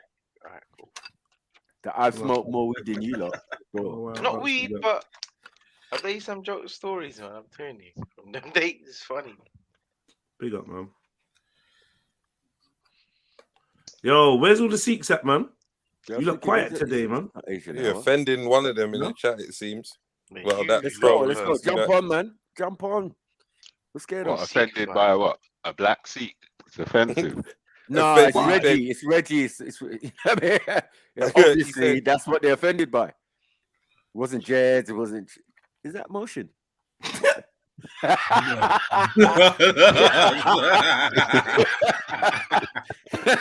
Three brothers there.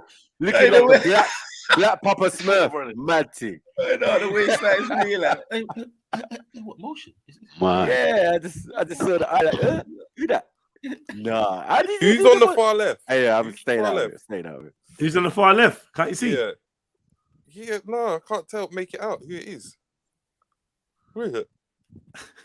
Is that a man or a gal? I'm not sure. I don't know who that is. Is that Empress Becca? No, man. That's Shani, man. Shani? That's Shani, man. Yeah, that's Shani, man. Yeah, I can tell by the moody face. I thought you were going to say you could tell by the hands. You could tell by the hands. Oh, no. The hands would have been black on one side. Anyway, let me. Who's the brother next to you? Because he looks like Crip Gnome, blood, from Brooklyn or some shit, bro. He looks like a proper gnome. I said a Crip Gnome. The one next to you, yeah, like he's got the blue, he's got the big nose. Yeah, it's the black one. You look like nose. CP from Roast, man. Big nose. You look like CP from Roast. What's like wrong with that, man? You know the big nose Crips. Get me. The big nose Crip. Papa Smurf. And then Reggie looks like he was born for the role. Born for it. How did you do that? Like perfect, like mad. Yeah, he looks happy to be there, don't he? I know, just like yes, I've got friends now. And notice a little je ne sais quoi because we are actually on Peckham High Street. Oh shit! Yeah, that was how did what? Code. Yeah, where's computer graphics getting? Strap, cuz. Oh, you use that program. If I saw this out, the people like some Russian, like Dagestan geezer, I don't want to fuck with, blood. You got guns. And I use S's program. If I didn't know that anything about you, lot, fuck these guys. I ain't fuck with these brothers. Yeah, couple Trill panel members at a Sikh parade. High definition. 8K high detail. Hey, you got gangster graphics card. Shit. Shit. You get me? It's about as much as facial hair as Reggie will ever have, though, man. Peppercorn beard, bro. Max, yeah, I doubt it. He's gonna shave it. He's gonna be like my man from Children's Television. What's his name? The black guy. Andy Peters. Andy Peters, fucking hell. And you know, if they shave it all off, Batty Man life. Yeah, you a chichi boy. Has even Reggie got any facial hair? Oh man, no, he keeps a goatee. He's got a struggle beard, brother. He's got a struggle beard. Nah, no beard to that. You're being ridiculous now. I've never seen nothing on the sides. Right. That's what I said. It's a struggle, man. Yeah, a little something. I don't know. I don't even look at Reggie like that, man. Pause.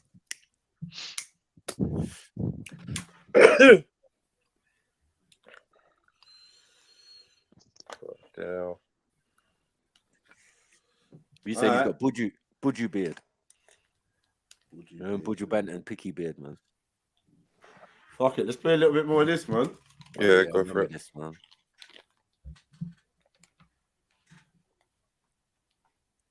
I'll be honest with you. I don't want to talk with him. I don't want. Of course, I'm not. Of course. Yeah, she gets emotional. Black people have PTSD. There's a lot of things that's going on that your side might not be aware of, as well as the things that you're saying to me. Which black people? What proportion of black people are you speaking for? What proportion of black people am I speaking for? Yeah. When you say we want PTSD, You said black people have PTSD. How many, like, as a percentage of? I'm not looking at no percentage. That's what you lot have come with all of this. See, the problem is academic shit. It's not academic shit. The problem is when. Of course, I beg you to take this brother out of my face. We're all here talking. I don't want to talk with him. I'll be honest with you. I don't want to talk with him. Of course I'm not. I am academic. I've got a degree. I'm a child's counselor. But what I mean is when we have these issues, when you have these issues, when you have these issues, we have to look at statistics to understand. I think that's the first thing I research everything. Yeah. So, and to be honest, Black Lives Matter has been going for nearly 10 years. Yeah. Most people in the UK think it's been going for 4 weeks. Yeah? But I've been following America because I follow American politics. I've been following. It's like, say for example, let's say Black Lives Matter is the English Defence League. Yeah. Black Lives Matter killed between 2014 and 2016, executed 11 police officers. Yeah? Black Lives Matter executed what? 11 police officers. The lives. That would be a fucking terrorist organization. What the fuck are you talking about? Is it just me, or does Tommy sound like he had a couple lines before he started? He always sounds like that. 100%. Enough sounds tense, like, 100%. Yeah, he always sounds like that. That's him, man. In the United States, yeah? It just sounds all tense. Sounds like he's ready for the 12:30 Millwall versus Everton, bro. That's what he sounds like. What's his name? Rishi reckons that I won't put my face in the place of a Muslim man. I'm not sure. Not even a face, the term. Why the hell? Why the hell not?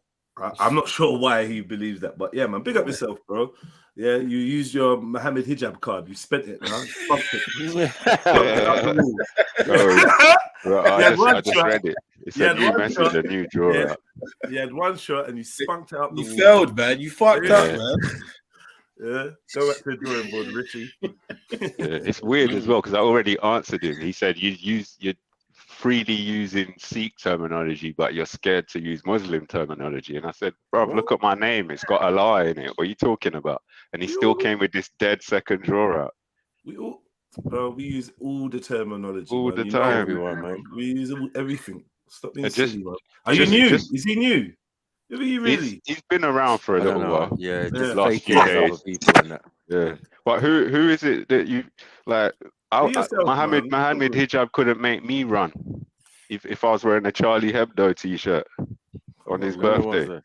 You know who was there? Sitting in his front room with his legs, with your legs on his bloody coffee table. Yeah, man. This is just, and you know what? Yeah, this is an admiration for the uniform.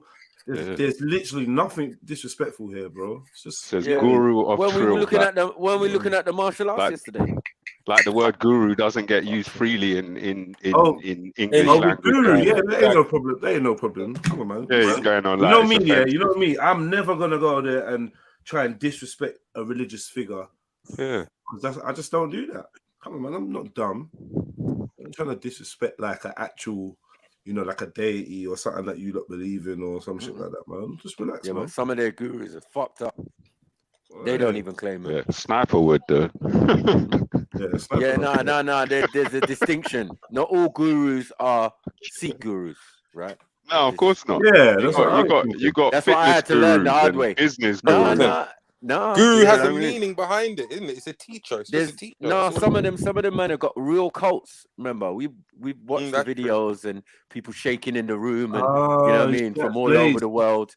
And then when I asked, man, is this a guru? And the man said, yeah. I said, is this a Sikh guru? Man said, no. I said, all right then, cool, because like this guy's doing judge, so yeah, especially distance yourself. You know what I'm saying? So yeah, not every guru is. It's like saying prophet. If you say prophet, it means that they got to be fucking Christian or they got to be Islamic. Like, can I ask? Words are words, isn't it? Can I ask? Are Sikhs? Any Sikhs? Are any of you offended by this picture? And the phrase "guru of Trill," because that's what Rishi's offended by. Yeah, I don't mind changing that. I feel that The person You who got should to be worry about most the guy on offended the side. He looks joke. is motion. You get me? Because Hey, someone in the comments said the color of the free people's skin. If you could change that, it's a bit too mad it's racist. it's affecting them, someone said. Nah, it's fine, man. There's nothing wrong with it, man. Tomorrow. Yeah, I'll just check in with the Sikhs. Well, you don't care. There's no Sikhs in the chat today, I don't think. That- So that ask the road looks Hindus. like it's been places. Fake Rishi Sunak must be a Sikh. Hence why he's offended. There's not Hence one why that's got a he's knife anyway. People just want to chat claiming shit, to man. be. Okay, perturbed. Vincent James says it's like when people say a certain place is like the mecca of fitness and that. Yeah, I hear you. 100%. Meaning like the spot, the place to be. The zenith. The place to be. I don't know how it looks on the screen though. The left. And we always out here right. asking for DeLille and whatnot. You get me?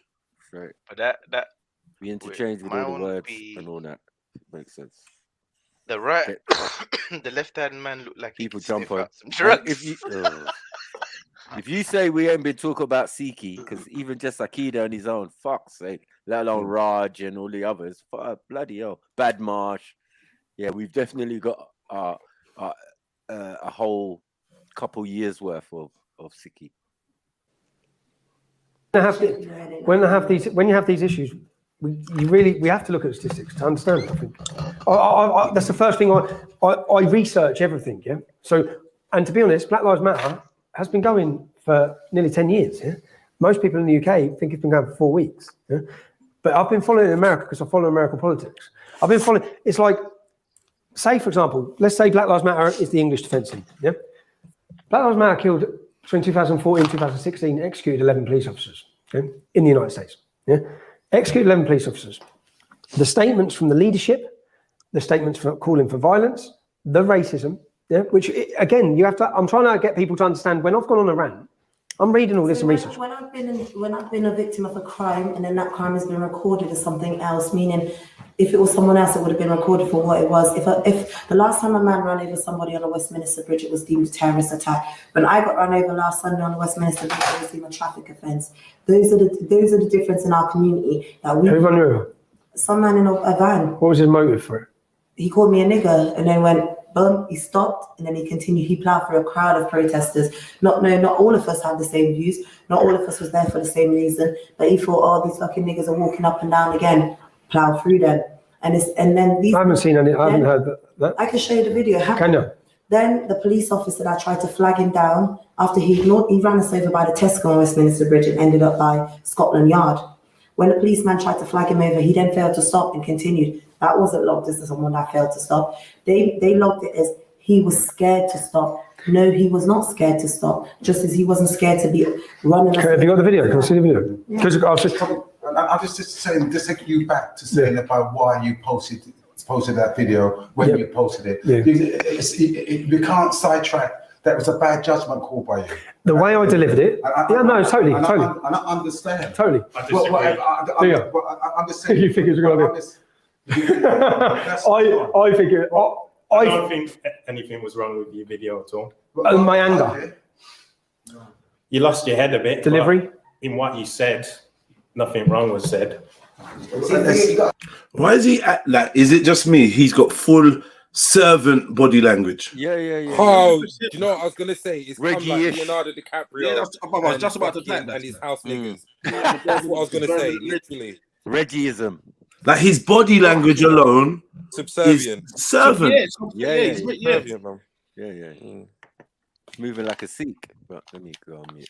Hands behind his back, like Non-threatening. Like, he's standing like a butler. Yeah. It's true. Like if you look to the guy on Tommy Robinson's on the left of the screen, Yeah. how he's standing up firm. The body and strong. language is fucked. Yeah, the body language completely In this different. shot, in this shot, the body language is horrible. Yeah, the other one's in the corner like respect my authority. Yeah, I'm here. I'm the muscle. Exactly. Yeah. Like what? You get me? Anyone get out of hand? She tries it. Fucking have her.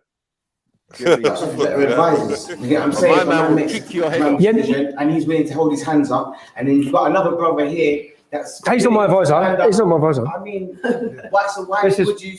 What kind of opinion are you producing? Why? Why are you trying to agitate? Well, because no, it's not. Because when I've watched it, it's clearly here to agitate. Come on, man. Why? Yeah, man. Look at him smiling as well. No, that's why he was sent there with him. This is one of the ones where either you outsmart them, Mm-hmm.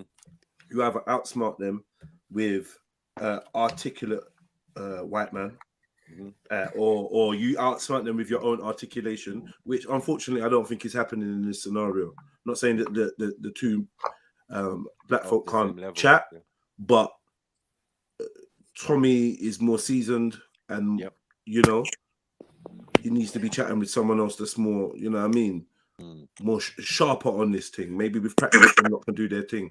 She's speaking with passion, and I respect the passion, because the passion allows you to forego the formalities. So I'm not here to pretend that you haven't brought this guy to antagonize me. I'm getting straight to the point, bro. I'm not playing your little politician game, with smart words, forked tongue. I'm calling it as it is. You're here trying to act like it's cool, but you brought this black guy who's clearly gonna rile you up, and you know what you've done. You're not here genuinely. You've done this for the what they call optics, damage limitation, plus throwing a little jab with the fucking coconut white dude, coconut black dude. And because these lot ain't necessarily barsing on his level, they just get him to the point. Like, yo, listen, man, why are you here, bruv? Like, you're just trying to wind man up. Like, you get me? Simple. You're just trying to wind man up. Why have you brought this thing here? Look at him, man. It's also housey. I find interesting about it. Also a bit of he's also got a bit of pride about him, but the pride is like look at whose side I'm on. Right. Do you understand what I mean by that? This is a fuck you to his dad, or like I said, literally, there's something going on here. Remember what I said earlier? Teach your kids to include people, man, because when you leave them excluded, they go off and they're like, yeah, I'll teach you, I'll show you. The rebellion, I'll fucking show you, I'll teach them. Yeah, don't fit in, huh? Yeah, this is the, you call it. This is the 300 midget, man. I always forget his name. This is the hunchback. The hunchback guy. Yeah. This is him. The 300 hunchback. Let me. Can't raise his shield. Can't fucking jab with. Well, he can jab with the spear. He's got a good spear thrust, but can't raise his shield. Got a strong hand. My father taught me. Watched it. When I've watched it with what I say, I rant about BLM. Yeah? If you listen to what I say, I rant about BLM. Yeah? I don't rant about black people. I know black people have took it that I'm ranting against him. Because the BLM, like you've just said, this isn't BLM to you. Yeah? This Marxist mindset is not what you're standing for. But when I'm ranting, this is what I'm ranting about. You know? I'm ranting about this, I'm ranting about the racism, I'm ranting about all these things that I've witnessed BLM do. But when I say it was wrong, I'd say it was wrong because I've seen the way it was taken. Yeah, I've seen the way I've seen it. I watched it for 3 days, and that's what he said as well. Black boys ain't out here. They're not big. We want the unity. It would be nice to have the unity. It would be nice to have the solidarity. Just like how you feel, it would be nice to have that. But we're not going to be out here begging for it. No, and I'm not going to be here taking a knee. What I'm saying is, I saw the way that video went, and I saw the reception to it. And I saw the way it mobilised black youth to think that everyone's coming to attack. Yeah, it did. No, it did. Yeah, it did. So it didn't just mobilise. No, it mobilised everyone. That genuinely had a fear for your community. Yeah. People like you that genuinely had a fear for your community. I was able to speak to, and they say, "Why the fuck are you a part of this Black Lives Matter? Do you know about this George Soros thing?" So I'm realising it's not just you that's looking at this. But no, a lot of people. This is what I want the black community to understand is, say for example, let's go Burnley Football Club. You saw White Lives Matter. You see the banner went across White Lives Matter, yeah, on Burnley Football Club. If you go online now and you take the public's reaction to it, I've done the numbers, yeah. You take the comments underneath where that statement come out. 80% of the comments are against Burnley Football Club. They're supportive of the White Lives Matter and the reasoning for doing it. If you go on Talk Sport, I've gone on all of the major ones. That's at 81%. Okay, reaction against Talk Sport. They're supporting the thing. The public feeling, and I don't know if the members of the black community are doing it, because I know, because say I've got 50 mates, yeah, and 20 are black. all the 20 are black pretty much are on the side of Black Lives Matter, and pretty much all the 30 people have had enough of it. Yeah, they've had enough of it because they're like, hold on a minute, with this. So, and the reaction to the Black Pound Day is not. What did he say? I think I think that stat is just a load of bullshit. If you used to have 50%, it was hypothetical, but I know it's nonsense. But even if it was based in reality, it'd be bullshit because we all know that the majority supporters of BLM are white people. Yeah, and their black people don't support it. Exactly. So what he's just saying is literal, just gaslighting bullshit. I didn't understand what he was saying. I'm not gonna lie. He said, say I've got 50 mates and 20 of them are black. Then 20 of them will be supporting BLM and the other 30 will be sick and tired of it. Yeah, like his 30 white mates. What is I hear that. I understood that he said that, but what was he? What did he mean by that? Because that doesn't seem like that's going in favor of what? I think he was trying to imply that it's divisive.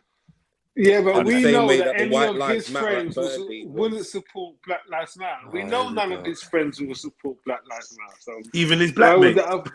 Yeah. No one told him to wear a hat, man. It's I think he's saying that because he drew the comparison to the White Lives Matter at Burnley Football Club, and the White Lives Matter had white people saying yeah, and then the other percent were people saying nah, fuck Burnley Football Club. So he's drawing the same comparison. If you say White Lives Matter, white people are going to be drawn to it. If you say Black Lives Matter, black people are going to be drawn to it. But in reality, if you say Black Lives Matter, white people are going to be drawn to it, and if you say White Lives Matter, white people are going to be drawn to it. So he's just chatting shit, to be fair. That's the difference. That's the point. Sorry, maybe that was like a Twilight Zone moment because I just didn't clock what were you trying to say, bro? Because that doesn't. I don't feel like that stat that you just made up hypothetically helped you. No argument. It just shows that you are against it because you're white. The fuck? Yeah. What's the point of saying that though? He's Black Pound Day. 3% have had enough of it. Yeah, they've had enough of it because they're like, hold on a minute, with this. So, and the reaction to the Black Pound Day is 93% negative reaction from the public. Outside of this Black Lives Matter USA, Black Lives Matter UK are not saying that. And I hope that. And what I mean is, I hope take responsibility by mobilizing those other people like you did, that you say that you don't connect to the Nazi lot and all of that. You were basically putting people out there that had a disliking. But if I take responsibility for that, defenses went up. No, I saw the defenses go. How did your friends respond to that? How did your black friends in your circle respond to your disappointed? Right, and can you see that young? Can you see this? Can you see the? He made the reason we've met is I made a video addressed to my mate, saying, listen, because my mate told me not to ring him. Yeah? I tried to ring my mate, said, well, fuck, he goes, mate, he's going mad. He put something on Facebook going, yeah, actually, bro, he goes, you need to see me. Yeah, that's my mate since a kid. Yeah, and I was like, what the fuck? So I rang my other mate. I tried to ring him, wouldn't answer. Then I spoke to my other mate, and he said, don't ring him. So I made a video saying, yeah, this is for you, bro. Yeah, I'm going to show you because. You've known me 20 years, mate. So I'm going to show you a few facts about this organisation. He's saying about all those men. He went on about that before this happened. Is he telling the truth? He's chatting shit, man.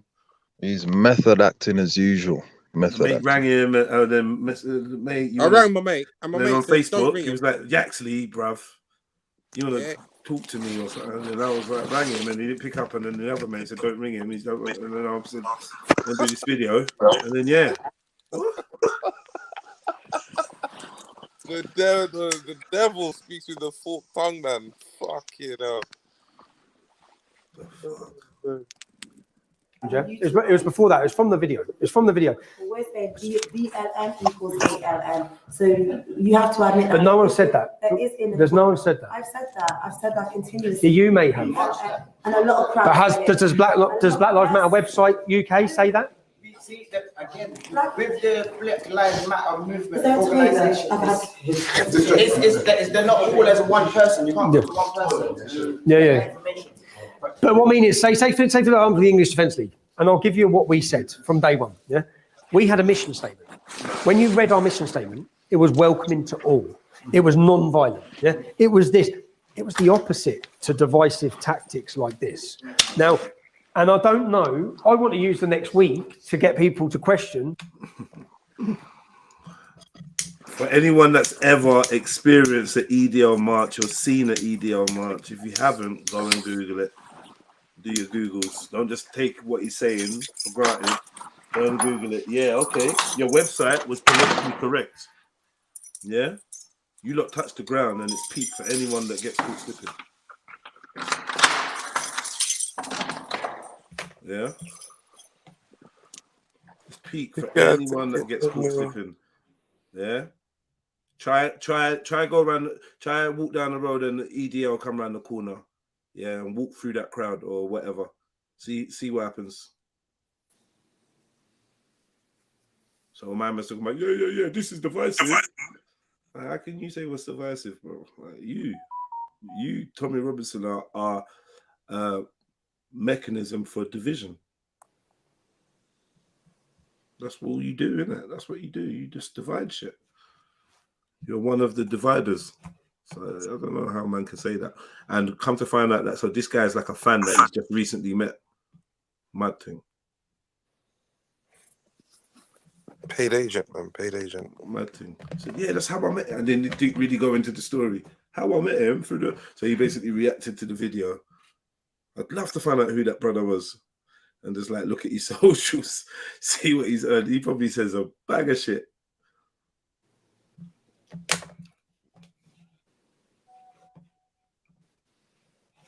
Yeah, man. Who this shit is? This Gary McFarlane. Gary, I've got that on here. I've got a little video because I think it's very damaging to black community. When I've got Stand Up to Racism, hard left, neo-Marxist, Labour affiliated. Exactly. Gary McFarlane. Yes. All of this is left affiliated and neo-Marxist / communist. Yeah, but they don't realise that. They don't know what Marxism is. You know why we don't understand that? No. Because Okay. what I understand, since 1976, the police have been kneeling on my neck. The only thing, I'm just telling you, you can't tell me my lived experience, but I can tell you this. No, he just tried to tell me. But I can tell you what's happened is they're not only kneeling on my neck, they've kneeled on my son's neck and they've kneeled on my grandson's neck. And I'm saying to you simply this. If you think at the end of the day it is right for us just to sit there and be victims. No, I don't think it's right. In fact, I wouldn't have said a word. I watched all the stuff going on in London and didn't really give a shit. Yeah, I'm not supportive of the police. The police have caused me mayhem, bruv. I've been falsely accused of so much stuff, and I've had persecution. What my whole family have. I don't like the police. I don't like the establishment. Stand together on the injustices around the police. Yeah, I don't. Yeah, we don't want to get rid of the police, but as I said, we want to reform the police and make them more accountable in how they do their. Which what I'm saying is, everyone who supports me would support any of that message. Yeah, the problem that's coming with Black Lives Matter across the UK is this background to it, the other political messages. You know, like, was that message you, Black Lives Matter Oxford? Not me. Do you know what that message is? I didn't know what the image meant. And the Jewish girl that was on our team, that business said she's Jewish, and she didn't even see that it was the message above it, which if you had the whole image, it would say stand up, rise up. Yeah, stand up, rise up, but that is an anti-Semitic trope that they have all got big noses because they're Jewish men who are controlling the world. It's a conspiracy theory. Yeah, sure. When you start, man, let interesting. talk so that we can move Conspiracy theory. Say that again. I said I found that very interesting about the Jewish comment that it's a conspiracy. Conspiracy theory, yeah. I found that very interesting. Well, we already know he's paid by the Jews, heavily paid by the Jews. Israel loves a Tommy Robinson. Yo, mute gang, what's going on? What are you lot saying? I noticed this when I was speaking earlier. I was like, yo, got no response. No, I would say about the video, I would say that. Look, the young girl, yo, Kutella, go shot. Situation. Go shot, man, go shot. Fucking hell. Sometimes you got to send man shot and then let man return, you get me? Oh, you know.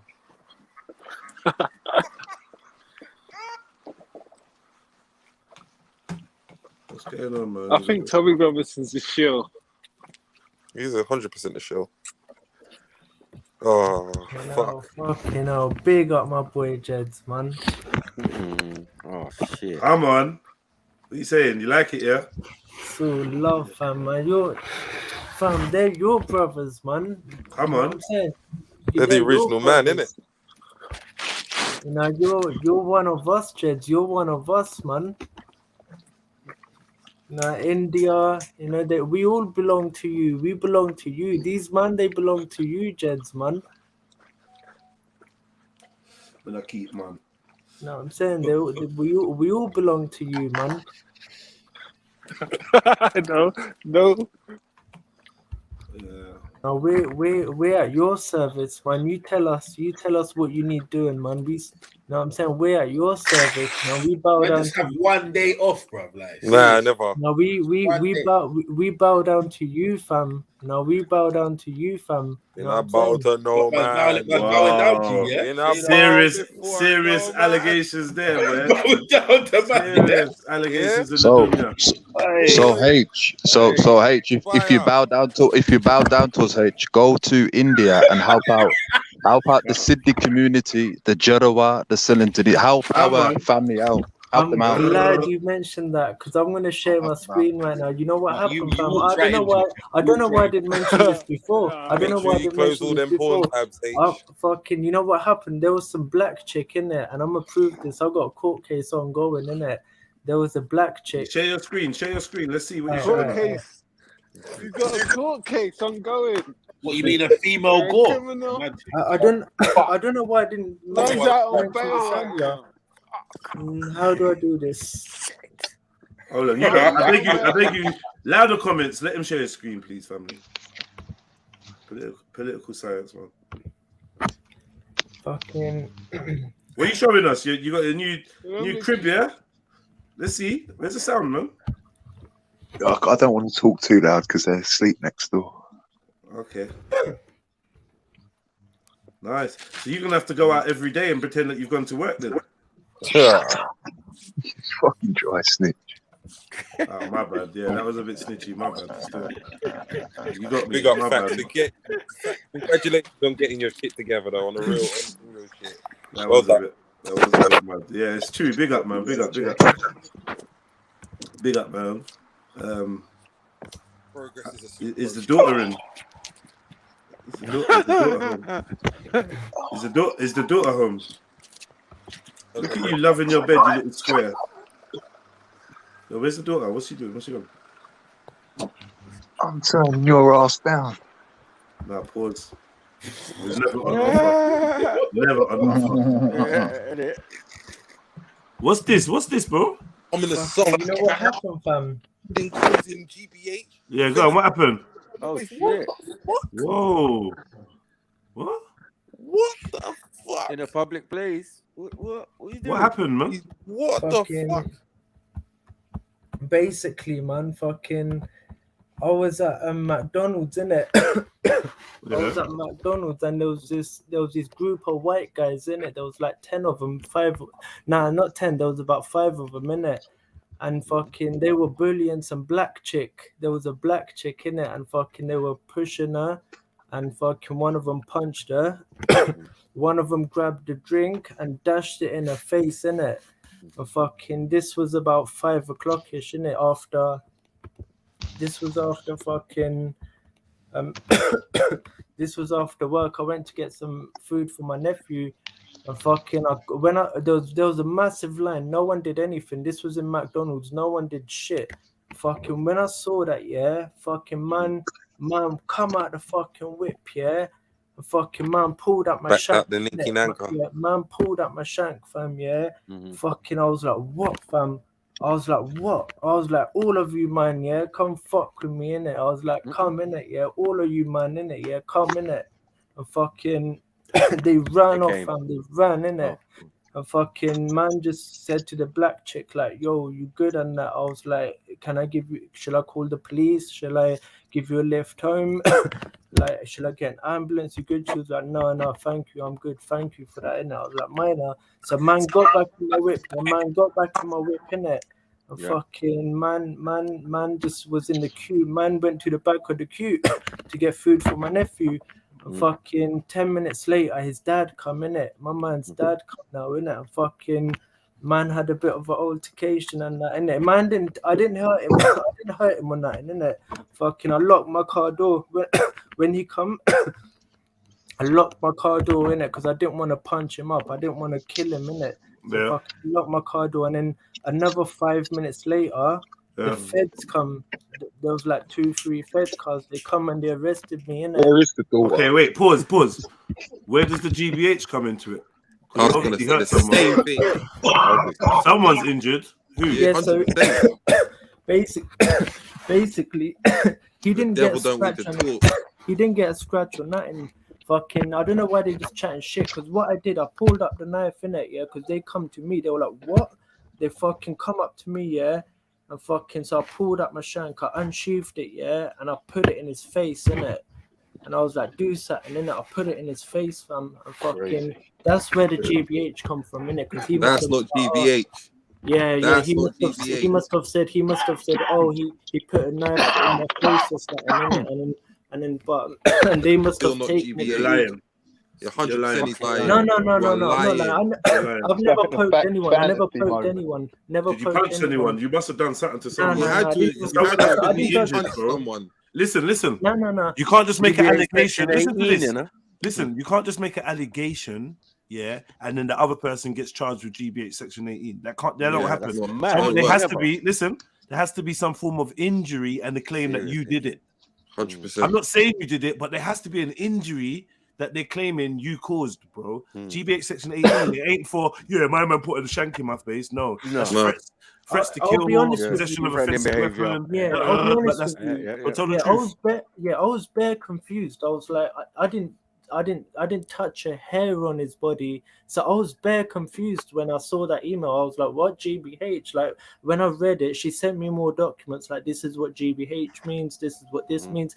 And when I read GBH, I was like, what? I was like, I didn't touch a hair on his body, fam. Like why am I getting Someone said guru bodily harm. I was hella confused about that, innit?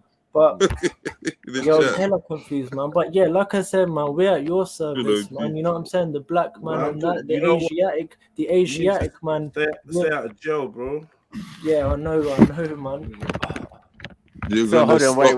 You're gonna stop praising Guru and you're gonna move to Allah. Sorry, your guru's name is Barbara Schnick. You can't even honest with you, man. I spoke to some elders. I spoke to some elders in it, and I spoke to some elders, and they were like, I spoke to some elders in the Sikh community, and they were like, in hindsight, I wasn't right. I was wrong. In hindsight, I was wrong, but I'm definitely not guilty of the charges against me. Wrong for what? Because what I should have done instead of getting out my car and being like, what, yeah, come in it, yeah, instead of being like that, man should have just ignored them and just gone up to the black chick and been like, yo, let me, like, you good, instead of going to the other people and like trying it, you know what I'm saying? Like, what, come in it. Did you cut someone? Did you cut someone? Or no, I didn't touch someone. I didn't touch well, when you put the knife this in brother the thinks guy's he's face, kick-ass. I'm telling you. Yeah, when you put the knife in the guy's face, did it touch his face? No, I didn't even touch him. He nicked his face sure? or something, man. I'm sure, fam. I put it close to him. I put it bare close to him. I was maybe like a few inches away from him, but I didn't touch him. Fam, So you're the charge is lying. way too extreme for the circumstances that you're wild. mentioning. CPS would have dropped those charges of GBH if there was no evidence of you committing it. That's you grievous are bodily harm. Someone bled. Someone bled. Where's the bit that says where's the bit that says GBH? They're wounding causing GBH section 18. Yeah, bad. Like, what? Common assault and battery means you put your hands on the person. Yes. Wounding causing GBH. You've caused common assault, damage, battery, and damage. No, someone possession. You got possession charge, right? Lying to us. And then offensive weapon in a public place. Yeah, I was You're not licensed to carry a coupon anyway, so I don't know what you're doing. Yeah, the solicitor said to me, "Don't worry about the offensive weapon," innit? He said, "Don't worry about that." But I was bare confused. I was hella confused. I was like, "Man, lying to us, man." I I was like, man didn't even touch him. Like, why am I getting GBH? But it's minor, man. Look, cameras are there. There's hella cameras there. I know. You haven't just got GBH though. You've got common assault as well. Yeah, you got your hands on there, bro. You've Like, done. what is And that going could on? be put your section hands on 18, him. depending how many people are there. You wild out, bro. You wild Yeah, out. you literally you Hey, had a when moment. did this had a happen? moment. When did this happen? This happened. This happened September, October time. September 25th. Wow. 2021. Last year. Wild. Yeah, last year. You can see. Last year? Oh, yeah. Man. H, man. Akida, Right, what are you doing? You had a blackout moment, didn't you? No. Honestly, man, I was kind of vexed. I was like, black chick. I was like, no, fam. When I saw the black with me. Are you sure? Are you sure you never beat up the black chick or something? Because like, bro, this is a lot. Who yeah, did but you beat you know up? what I'm saying? That's my Asiatic son's sister. But did know you what I'm black saying, out fam? or something? But like I said, I was wrong, man. Man should have just gone up to the chick and been like, "Well, go on, like You battered the black. I was like, man should have just gone up. Man should have just gone up to the chick and been like, "Yo, even now, hold on, my brother. Even now, I don't think you fully understand the charges. I don't think so. Mate, you're looking at a minimum of 4, starting at 4, anything going up to 11. Hey, check this. You know them films, yeah, where a man tells you his account, yeah, and you see his side of the story, and then the film shows you the other events, what really happens, and he's there like, calm down, why are you screaming? What, like, no, yeah. And in the real thing, he's just slashing and slashing 4 men on the floor, fly kicking, doing that special martial art from yesterday. You get me? Like, yeah. There is no knife. There is only Siki. Mad. You either had a blackout moment, or that's what I think. You got so scared.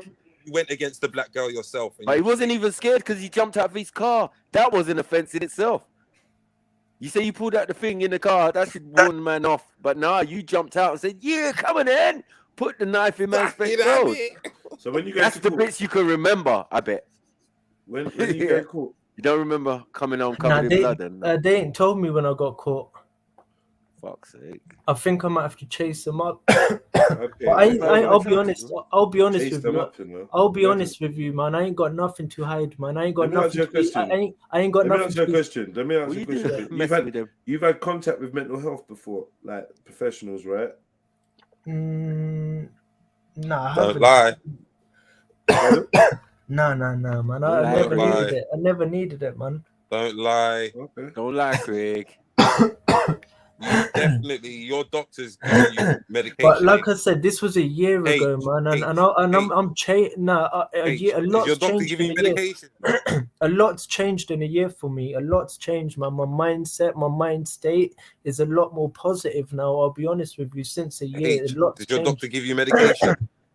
No, but you're still asking people to come to your yard and sending location and number. He's on meds. I'm telling you. Raw. But no, I'm just saying, man. Look, no one can ever say. No one can. Some people shouldn't have these weapons and things. So have you been charged? I've not been. They've not found me guilty. No. Have you been charged? Did the police station charge you? Is the next step court or is it back to the police station? That's something I don't know. Or the DPS taking it any further? Do you have to go back to the police station? There's something well booky about this. You better know. No, I'm going to inspect this. Hold on, Hey, show us the other documents, please. Scroll up, man. Scroll up. Attached. Scroll up. No, scroll down. Hold on. If it's been a year, that's a charge, man. They've had time to work it out. Look at but so where's the court date then? There's no court date. And normally after you have to go court as well, or you know what I mean. So I think this was the letter to. Yeah, when they attended. Yeah, this is the first letter. But what you've met with a solicitor since this? No, I haven't. No. How come? She just ain't got back to me. Hey, don't make sense. Show us the attached documents. Go into your actual email. Show us the attached document, the common assault document, the wounding causing GBH section 18, and the offensive weapons documents, please. Because you would then know. Yeah, you would then know what you're being charged for. 'Cause, like, yeah, makes sense, huh? Because otherwise, bro, it's peak for you. No, it's not peak for me. You're messing with the Macu charges, bro. Like, allow it, man. It says You know that. It about says that like, for the how- GBH. the Macu charges. The Macu charges, man. Them jets. You know what I mean? The Macu, yeah, them big ones. Like that's big shit. That's the big shit. Leave that alone. That's the big shit there, bro. That's some Yeah, big that's shit. bird. When it comes to like gonna- beating up and mashing up people, yeah, It's that's the it's big. not really going to get much worse. The next step up from that is attempted murder. Is an M. Attempted, 100% it is. Yeah. That's it. And then Yeah, after that is a very murder. serious. I don't have that. I don't have where. No, she you never can't be said- there. I'm saying you can't be you. If you're there, you're in trouble. Because I don't Especially think the way you're the always jails stable, are my today, brother. the Muslims are going to eat you alive, and if they don't eat you alive, the rest are All going right, to. enough of the horror stories is one thing, but I'm trying to get to the actuality of what's going on because things are not making sense. I don't know if you lot realize this thing is not. Yeah, it's not. It's not. Like, It's not right? making no Because it's sense. like the due process of how things work. Either he's lying or something's because I'm confused. You was arrested for these things. Did the police ever contact you and say no further charges? No, I ain't had nothing like that, man. Okay, let's I mean, like I said, I ain't got nothing to hide. I ain't got nothing to be scared of because I know I ain't done nothing unlawfully wrong. maliciously causing grief. Nothing to be guilty. I ain't got nothing to be afraid of. I ain't got nothing. Okay, yeah, but this is just an explanation of what that charge means, not what you did or what you're accused of. This is a serious specified offense. Yeah, it is. Yeah. 100%. It's a really So bad where is the thing talking about like what you're accused of? I've never received that.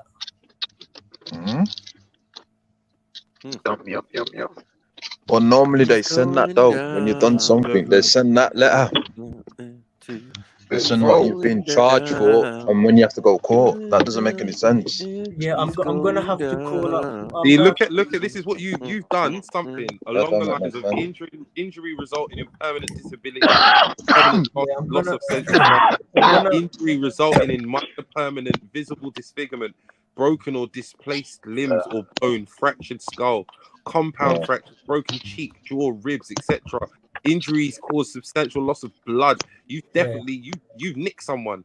You took it too far. I'm gonna and have you to. cut someone. I'm gonna have to call up my solicitor tomorrow. And what should I tell her? What should I ask her? Wagwan. Yeah. Just say, yeah. Look, listen. What's the update? Like, was I charged? Oh, if God still does miracles. Did they charge you on that day when you was at the police station? Did they say, okay, we're charging you, or did they say, okay, we're just gonna bail you to return? They would have gave you those two options. We're gonna do an investigation and we're gonna bail you to return, or we've got significant evidence. We've contacted the CPS and they said it's okay for us to charge you and then give you a court date. Yeah, That's I think what it happened. was a charge. I think it was a charge. You were charged. So then Yeah. So then now you've been charged. You should have been required to go to court to what do they do first? You're just gonna go for the hearing. It's just a hearing. Yeah, the hearing, yeah. Just a hearing. Okay, this is what he's been charged with. This is this, blah blah blah. Any bail conditions? Are we bailing him or not? Boom, boom, boom. Yeah. You get me? Yeah. And then you're gonna be bailed or whatever, or remanded till a further court date. The next court date would actually be about pleas and directions. So that's where you go and say whether you're entering a guilty plea or a not guilty plea, and there'd be more communication based on that. And then a trial date would be set. If you're going not guilty, then they're going for a trial, and the trial date would be set. It's called pleas and direction because you have a plea or your solicitor indicates that you need more time or there's some complication. The prosecution may say, Your Honor, we want to wait for trial because there's a further 2 other co-defendants and or the witness is currently on holiday, so there's no point doing the trial because the witness is going to need to take the stand. So can we prolong it? Whatever relevant information. The problem is something this is the for process. GBH. No, I appreciate that, man. Something like GGH is not going to remain in the magistrate's court. Hard. So, yeah. Not with a knife, it won't. No, I'm saying it won't Yeah. So that's so again, it's just the process. You'll be in the magistrate's court, as in what they're saying. But they'll sort that out at the hearing. From the hearing, if it's like for instance, if you go for a hearing on an M, you go in the magistrate court, and then they say, but obviously this is getting pushed up to Crown or Old Bailey. Yeah. Thank you. Standard. That's all your beginning. pleas and everything you said is in the magistrates. The pleas is a guilty plea. If they're saying like, what's the direction? Yeah, boy. But you know what? I've had my shit pushed down. I'm gonna call up my solicitor tomorrow. I've had my case. Go from magistrate to Crown, and then they from Crown they sent me to Old Bailey, and Old Bailey, my solicitor managed to get it back down to Crown. I was shocking at Old Bailey, bro. When I stepped into that court, green leather padding and fucking dark green leather padding, like intimidating, and wood, and bro, every bad man in England has been Old Bailey, you know. I want you to do something. IRA, you name it, Bronson. Even the way that we came into the Old Bailey was different. I need you to do one thing. I need you to do one thing. When I go court, and when I get locked up, I need you to distribute sweets for me. No, distribute sweets. Now, this is the time of celebration. The time of celebration and good tidings and rejoicing. No, this is. I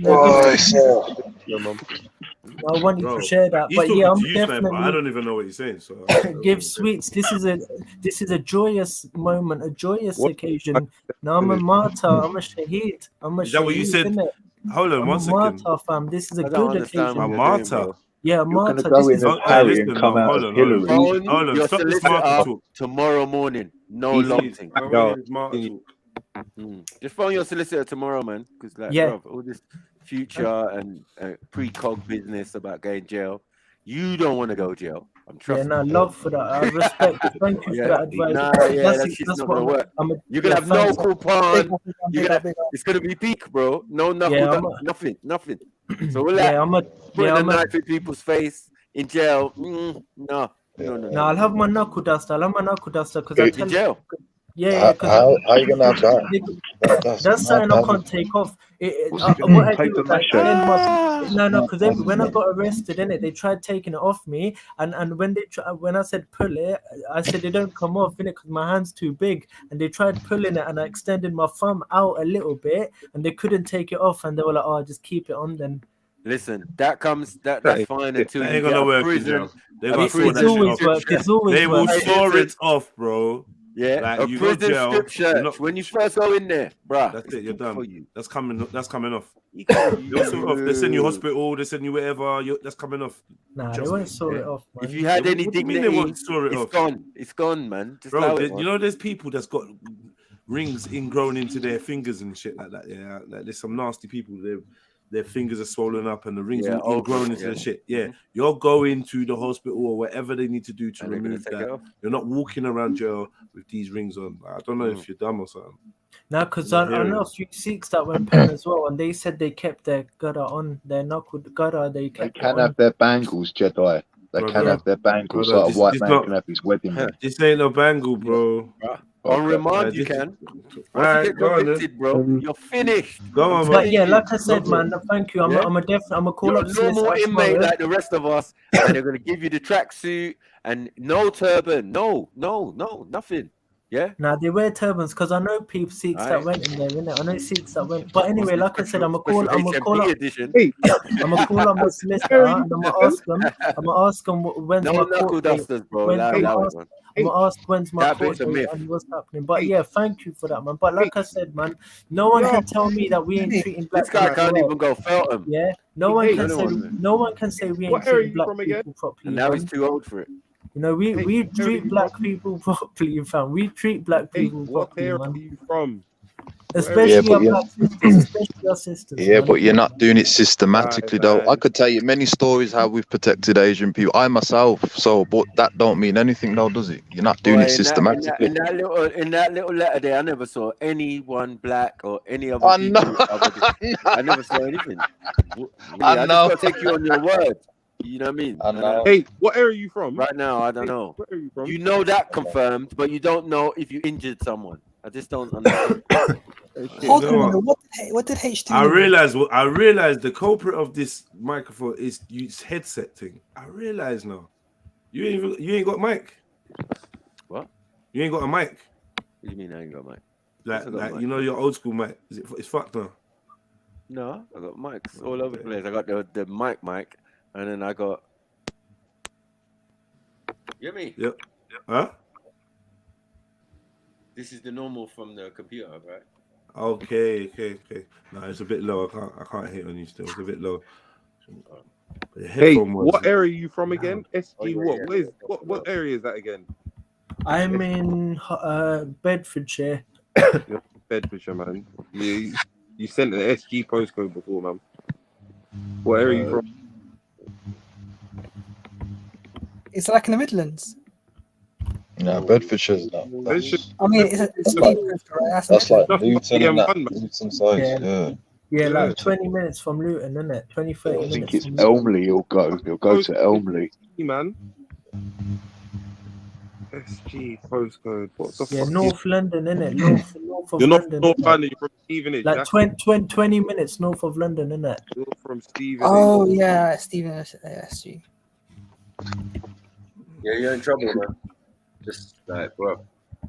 You either get the Marsh private jail or Elmley. Listen, man. Our gurus went jail, man. They stayed there for years, fam. Our gurus went pen, innit?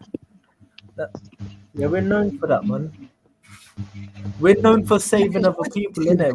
We're known for saving other people, man. And for that, I want you to give sweets. I want you to distribute sweets for me, man, or to everybody. Us to do stupid things, man. No, for the, I want right now. I want everyone in the chat to donate a $5 to Jedi for me. I want everybody. That's right. The 139 Yeah. You're Come on. One of you. Listen to the fucking man. One of you right now, putting a $5, putting £6, putting £6 for Jeds right now. I want everybody to do that. Yeah, because moment pen, and this is a time to celebrate. This is a positive moment, a happy moment. So I want everybody watching right now to donate at least a quid. There's £6, fam, £6. Every one of you right now. Nothing Friday, huh? And I don't want to hear no more comments until you've done that. Come on, man, please, for me, please, man. Yeah, man, big up, man. Facts. You there? Hey, what's that sound? Who's got the fuck? What do you do? Me? I'm a martyr, innit? A shaheed, innit? Stab the black woman. What do you do, innit? Like, just listen to that. What do you do? I saved the honor of a woman, innit? I saved the honor of a black sister, my sister, innit? You to roll with white people and you should be racist to black people. Then all of a sudden, now black girl. Yeah, that's what I did, Usman. That's what I did. I saved the honor. I protected the honor of the Asiatic woman. Asiatic black woman, man. That's what I did. I saved her honor. So you protected her. Okay. Why do you not stay on the scene? Like, why do you not stay on the scene? And give this. Black Asiatic. Don't act like you don't know, bro. Freestyle Friday, you know, Black Asiatic. No, I don't know this one though. I don't know. Actually, confused at that. Man. I don't know this one. This is too many combinations. I want everyone to distribute sweets, man. It's a celebration time. Everybody donate that. Everybody donate £6 right now to everybody. Donate. Yeah, I like that one. That one's cool. That one can stay. We're not doing that. Yeah. What in the Jeffrey Epstein is going on? I don't know what's that's gonna look as a grown man giving out sweets. Like, what are we doing here? Here you go. Have a tic tac. My friend went. Hey, if I give out sweets here, I'm gonna end up in a jail cell next to you. yeah,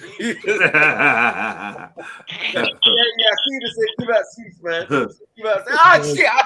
Good one, man. Come on. No, that But yeah, no, big up the family. I'm gonna be in the chats and that still. I'm gonna be in the chats. in man. jail. How many of the attackers were there? Common assault, section 18. There you go, kids. There you go. Right. What are we doing? Was there one person or was it like two people attacking the Nah, there were like He 5 stabbed of the them. whole crew, man. He stabbed the whole crew of white guys. That girl and her white friend, and then tried to pretend he was the hero because he had a moment. Yeah. He blacked out. He blacked out, man. The moment he put the knife to his face, he just forgot about what happened next. Woke up in the car. Covered in blood. Didn't know Covered what in blood. Not thinking, just drove home. Just, autopilot. Mad thing. You know what I mean? And then went and grabbed his spear and rocked in the corner for like 3 days. Mad thing. Oh, that's madness. Astaghfirullah.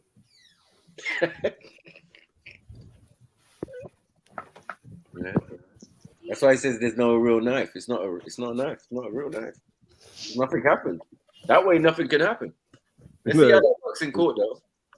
Yeah. See where he's going with it, but yeah, I don't know. It's not really Johnny Cochran-ish still.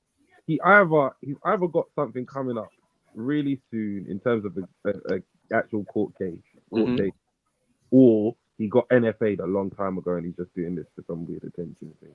Otherwise, it's peak for him. Yeah. But the way he's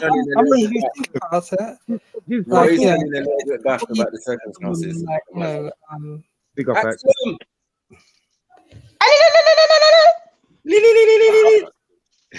Big up. Big up. Hello, right? It's been a while.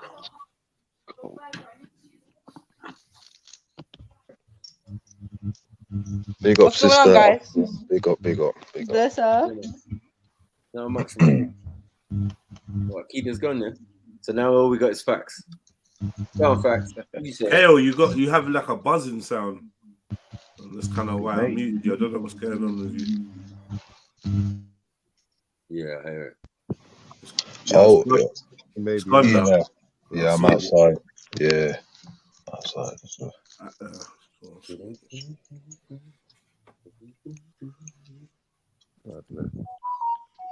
You say facts. You got the new yard thing, chilling, lying down, thinking about the daughter next door. Mad thing. Behave yourself, man. Don't start your fucking, man. When's Amanda coming down? You know. Still see Amanda, facts. What? Long time ago. You still see her? But we still speak every day. Yeah, he's hit the thing now. He's mashed up. What's that, methadone? Yeah, he does some skackle. Skackle.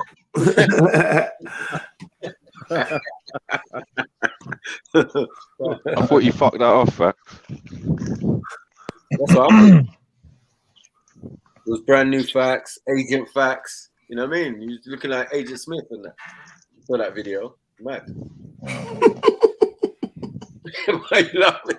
Yeah, Agent Smith up in here. Oh, Mr. Anderson. Right, 4 months is what I just done. What? You right. It was 4 months without, you know what I mean? That was a long time without, you know what I mean? Any amenities. You can do a longer time. In a tin wagon for 4 months. Uh-oh. Andy? You don't even need the I mean when I'm here. I was scared of it.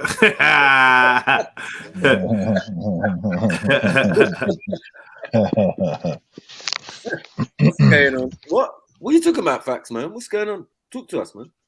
I can't. People just come in, so I'm trying to be polite. Got to get used to all this. I'm not used to being around people. Yo, facts. I'm not gonna lie. I think you've made a mistake. I think you've made a massive mistake. I don't know what you're doing, bro. It's what James said. It's a starting board, you know, somewhere to bounce, you know. Hold on. You take the facts from yesterday, you know. You take it the day before. Setbacks, facts. I'm not gonna lie. How you get a yard and then what? You should have took the granny annex, bro. Like, you're whispering, bro. Yeah. You get me? It's quarter to I 9, bro. You're whispering. Tin wagon, but it's like shiffer. I spent too long in the tin wagon. Not shiffer. Yes, shiffer. Yes, shiffer. It's fucking. That's so true, though, Es. That's so true. That is cold. I have to go to your car to speak up. Speak your chest. Exactly. That was hilarious. Shiffer's in his car listening like that. You're not taking a piss. Yeah. Fucking hell. So tired. Nah, Fact, man, sit up when you speak to us, man. Please stop this. Different type of tired. Yeah, Jack, call it tired. That's more than tired. I look like liquid tired. Like what is that? Huh? I thought you said you found the ash of that. Fact, man. What is this? I don't look like ash to me. No, man. Listen, or something. That look like something you could light with a spoon. Yeah, it gets so cold. It gets so cold at 4 in the spoon morning. and that. No, listen, it gets so cold at 4 in the morning. You might get 2 hours sleep if you're lucky at night, and then you'll just collapse from exhaustion on the 5th night and go for 6 hours. So you do that for 4 months. It's going to take a toll on your body. That's just the reality of it. Hey, Facts, why didn't you take the granny annex, bro? Nah, can we stop the whispering, please? Now I'm whispering. I'm just trying to make him not feel alone in whispering. Hey, bro. Jedi. You cannot whisper, man. You have problem whispering. You can't whisper. Shut gonna love your it. Danish mouth up, man. Listen. No. But listen, Danish, you know? Now it's time for Danish. But listen, yeah. Why didn't you take the granny annex, bro? Like, that was perfect. You could have been in there doing your own thing, left alone. You moved into a yard and there's a young daughter there. Like, I'm not comfortable with the situation. How old is she? University. How old is she, bro? So he's in university. 20. 20. Yeah. She's 20. 20 plus. She's 20. Yeah. And she's at home. 20 years too young for Facts. Yeah, and I can hear it in your voice, bro. She's the reason why you've taken this place. Because yesterday you said, if you saw the way she looked at me, the way she was looking at me, and what I'm saying to you, my brother, yeah, is this is a big mistake. You need to get out of there. Have you put money down? Fucking get up and go. Call the granny annex and say, yo, is it still there? Because I want to take it. And then you can speak as loud as you want, do your thing, have your woman over, all sorts. Smoke in the yard if you want to. Come on, man. What are you doing, Facts? Yeah, even spit in your yard. Why have you decided on this? You've gone from the open road, driving around, to this. Like, what?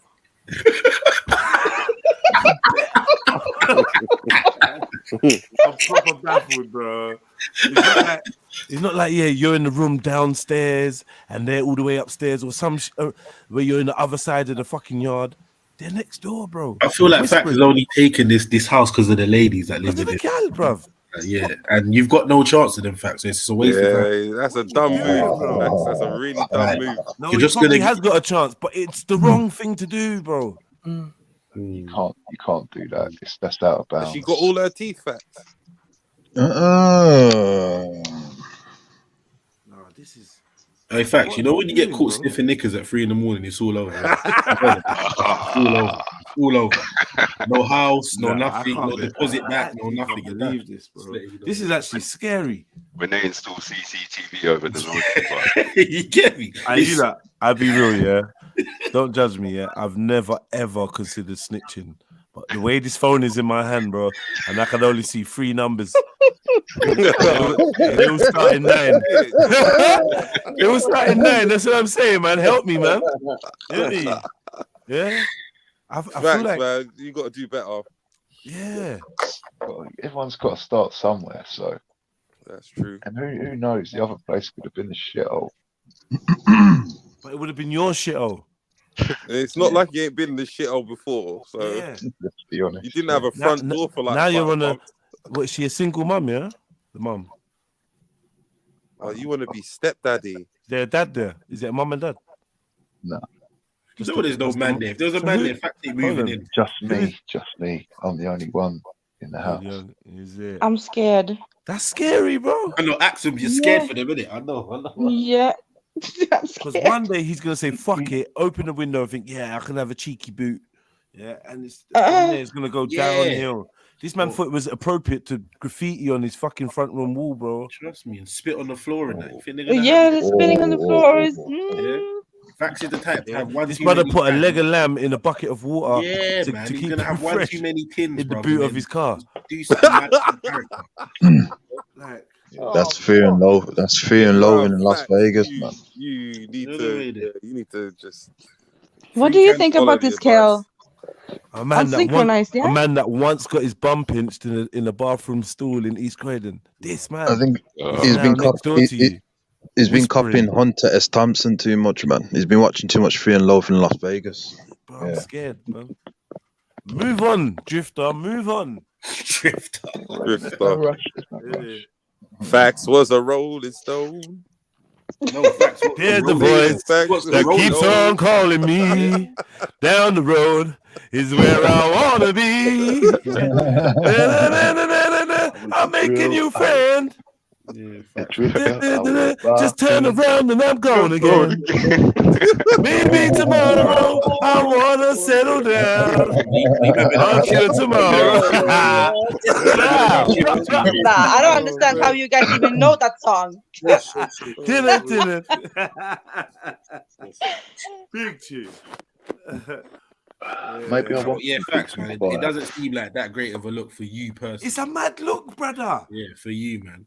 Like, come on, bro. Like, you're a person that loves to be talking shit to late hours of the day sometimes, bro.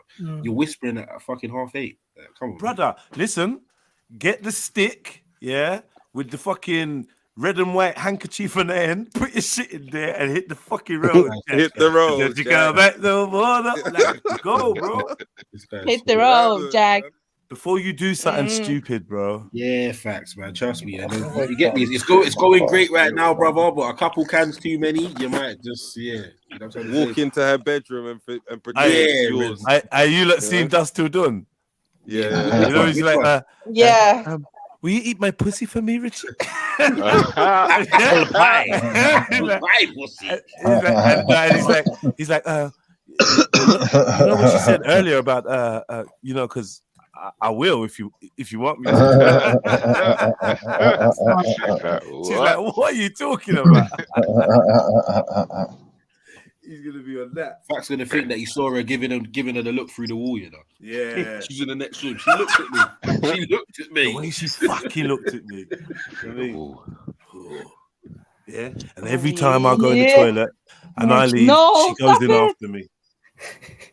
Richie, you've done it again. I've only went to the shop and I come back and this is what I find. I know what he's doing, you know. Yeah, exactly. Yeah, this is what I find. Yeah, exactly. You know the scenes. That shit was mad. She tried to leave. She tried to. When you left, she just a whole different person. Crazy. That's wild. I'm okay with it, man. Yeah, man. It's first night. You shouldn't be okay with it. That's the It's problem. mad, bro. So what's the setup then? How's the benefit? Yeah. Yeah, but they want a working professional, but it's how's the benefit. Stop lying to us, bro. Well, what you want and what you get are two different things. I don't think it's that. Yeah, like she wants no sex and she gets. No. You're out of order. No. You're out of order. I couldn't help myself. Oh, man. So yeah, so if it's a working professional's place, how did you get that facts? Usually they want proof of like a job or something before they sign the tenancy or allow you to sign the tenancy. Did you know I'm the master manipulator? Whoa. Yeah, I didn't hear any of that. Yeah, JEDI called 999. Jedi? All that damn number, Call. man. Press the fucking number. Jedi! Call 911. 999 over here, man. 999. I don't know. You stop London. listening I don't know. Welcome to Call someone, please call 911. Exactly. I'm to the next. You're overreacting again, folks. This is a fact show, man. This is a fact show. 4%, so. Someone's getting a phone call. Yeah, what's going on there? My line's off now.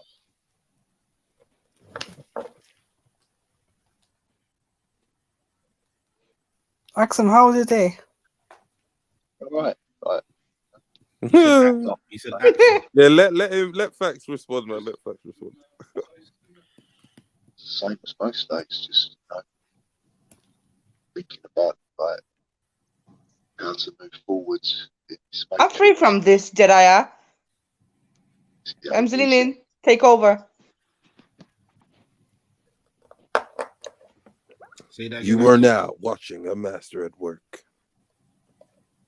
No, I'm taking Right, masters at work. That was a DJ set. That was a bit random. Yeah, no, they were Eunice? How are you taking over, Eunice? Restoration. How are you taking over, Eunice? Yeah, Eunice. You're not going anywhere. Like, who are you taking over? I'm taking over, innit? What? Taking over the show. I'm taking over the show, innit? You know what I mean? MD, man, come get your peoples, man. The fuck is a family member? Fuck, you know. Yeah, good on you. Facts. Yeah. Facts, master. Anyways, no, I'm not. I'm joking. I'm not taking over. Doing this stuff right now. It's not like anyone took you seriously. Come on, man. Oh, I know it, man. My timbers. Don Osmond's on his way round to take over. No one was worried to believe you and I. Fuck you know. See, I don't question anything. I believe everything happens for a reason. It's all meant to be. That's what I was just thinking outside. Like, so you believe that a man touched you inappropriately in a bathroom stall for a reason? Yeah, because he enjoyed it. That was the reason. If you led him on, little fucking yeah, tease. literally. Huh? So what have you got me in a fucking bathroom stall for then? That's not what you wanted. No, wait. What did a man do to you, Facts? Touching you? We've been through this. Touching you? Yeah, that's what he said. That's what he said. Touching you? Somewhere else, there was like, couldn't get out. Flat or something. Touching you, yeah? About something about so much. I'm touching you. Touching you? Touching me? And no, I'm touching you. I'm touching you. Yeah, apparently they were sharing, they were sharing the same gear and they were using it in a cubicle or something, like the same toilet cubicle. You was in a cubicle next. Hey, Facts, don't have that. Don't have that. Get a 1-0 tonight. I'm exhausted. Yeah, I heard, man. That's madness, man. No, they say heroin makes you horny. How many women are in the house, Facts? 4. 4 women, and you. Fuck you know. What? Who's the other 2 women? This is gonna end up on BBC News, isn't it? Who's the other 2 women? I don't know. 2 other victims. What they live there? Yeah. Were they housemates? Yes. Yeah, I suppose it's like a Wow. setup. Wow. Right. Mad. Okay, I see why you took it, little tramp. You can't handle the levels. You'd fold like a pack of cards in about 10 minutes. That's why you're on. I would never live in a situation like that. Are you mad? What are you talking about, bro? Sounds depressing, innit? Yeah, don't ever talk about levels. Like, you just got living in your... What are you talking about? It sounds depressing. That is something that's depressing, Eunice. You want to find yourself in Eunice. You, in fact, is in the same league, brother. Yeah, Division 1 over there. That's what you guys want to do.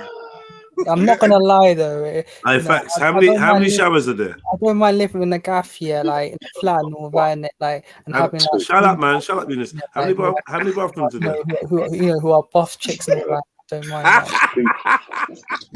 What? Bro, I'm not listening to this thing. What? How many bathrooms? One separate toilet, one bathroom with a toilet and a bath and a shower. So one shower. And a bath. So what? Five people, one shower. And a bath. Yeah. What is a shower separate from the bath? No, it's in the bath. You know, like exactly. Shut up, man. It's 5 people using one thing. Bazooka, that Veruca. and you know Fax pisses in the shower. Probably in the bath. He probably pisses in the bath. When it's full of water. Allegedly. No, but guys, imagine meeting up with Fax in the middle of the night as a woman. Like, There's a lot of things there that I'm not allowed to imagine. One sentence. There's a lot of things you just said there. I know. Yeah. No. There's no meeting up with Fax. There's no meeting up with Fax in the night. And there's no meeting up with Fax in the night as a woman. At the toilet. No, but imagine, you've been into. No, I'm thinking as myself, going in the bathroom, coming out, and the first thing I see is Fax. No, you just the breath. You just see the breath in the shadow. Like, eyes and crooked teeth. Oh shit! No, I was like thinking about American Psycho, the old one, the old movie. Yeah. Patrick Bateman. That was a good film. That was. Oh, we are there. Yeah, exactly. Panicking. Like, and you know what? He's standing there looking down at your crotch area like that. They're looking down. I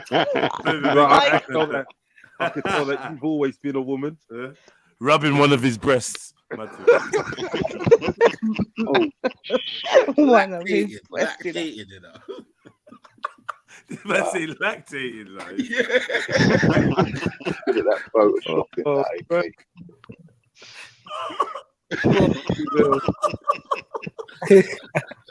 Lactating. Did you say He's rubbing his nipple paws. What? Were you challenging, man? Right, who? Challenge, yeah, man. I agree with you. Call them out. Who you calling out? The people that haven't been on camera. Ooh. Which is the majority of the panel. ASIANS number one. The councillor gets a reply. The councillor gets a pass, man. She councillors on a stripe. So any like. What are you talking about? Someone explain. Let's talk about while lying on the bed thinking about young He's just come in, walks past you, smell like heroin. Mad thing. What does heroin smell like anyway? Oh my god! It smells like hummus. Hey, Eunice, you wouldn't believe me. You wouldn't believe me, but I swear down, it smells like hummus. Man, if it smells like hummus, Eunice will be on top of him. Nah. Eunice, grab a little bag, innit? It's everywhere. You better taste it. Rub it on baggy. You have to try it to know what it is. Nah, I'm joking. Don't do drugs, kids. Don't do drugs. Anybody. No one do drugs.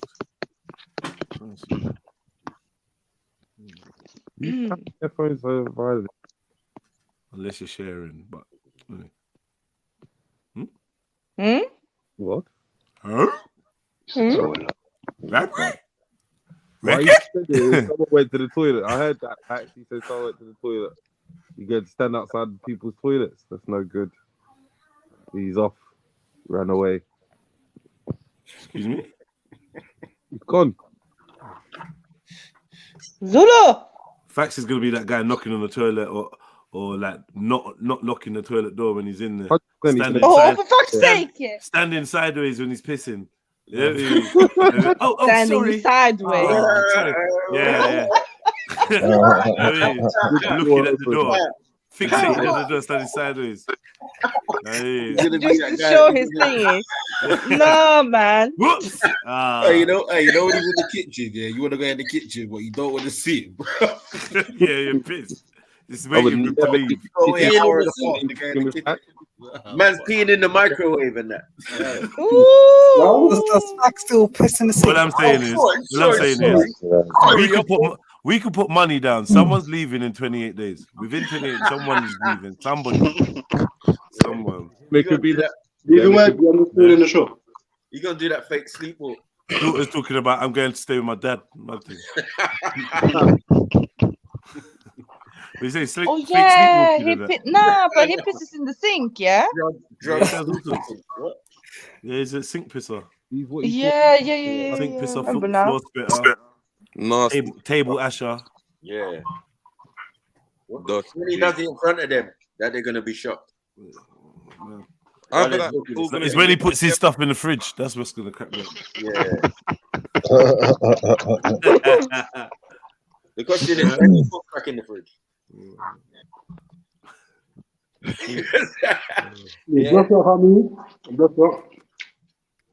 Can you hear me okay? And the thing, Fax is the kind of man to steal from the yard. Nah, it's gonna be a madness. I do remember seeing a phone by the kitchen table. Yeah, he's to help you look for it all day. Help you look for it. Yeah, but he's too dumb to fucking put it on silent, bro. So when you ring it, man, he's fucking.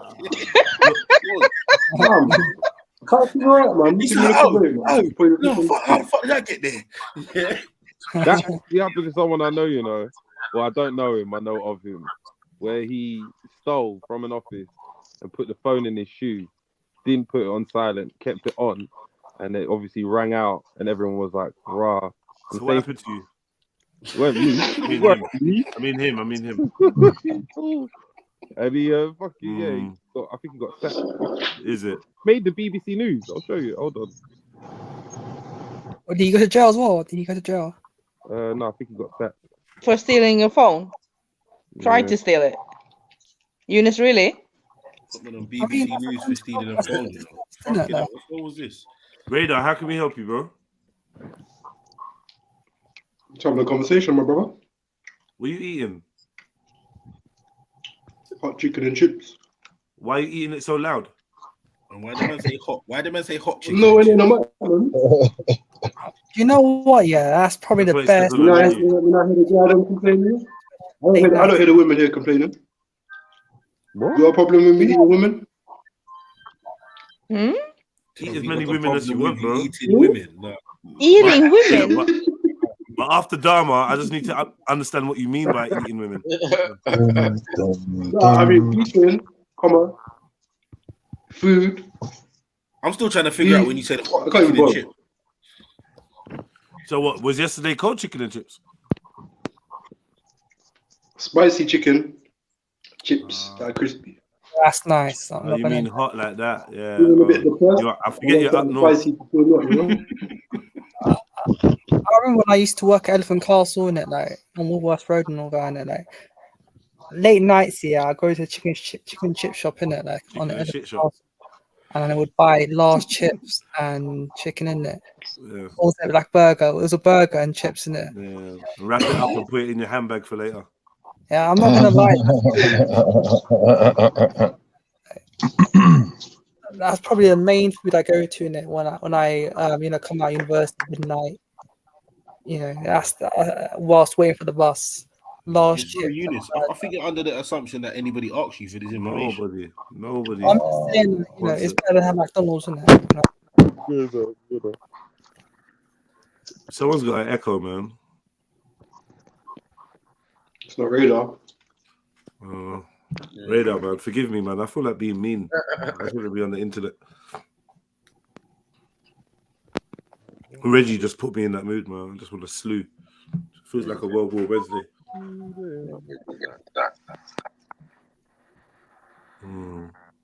on fuckery today, man.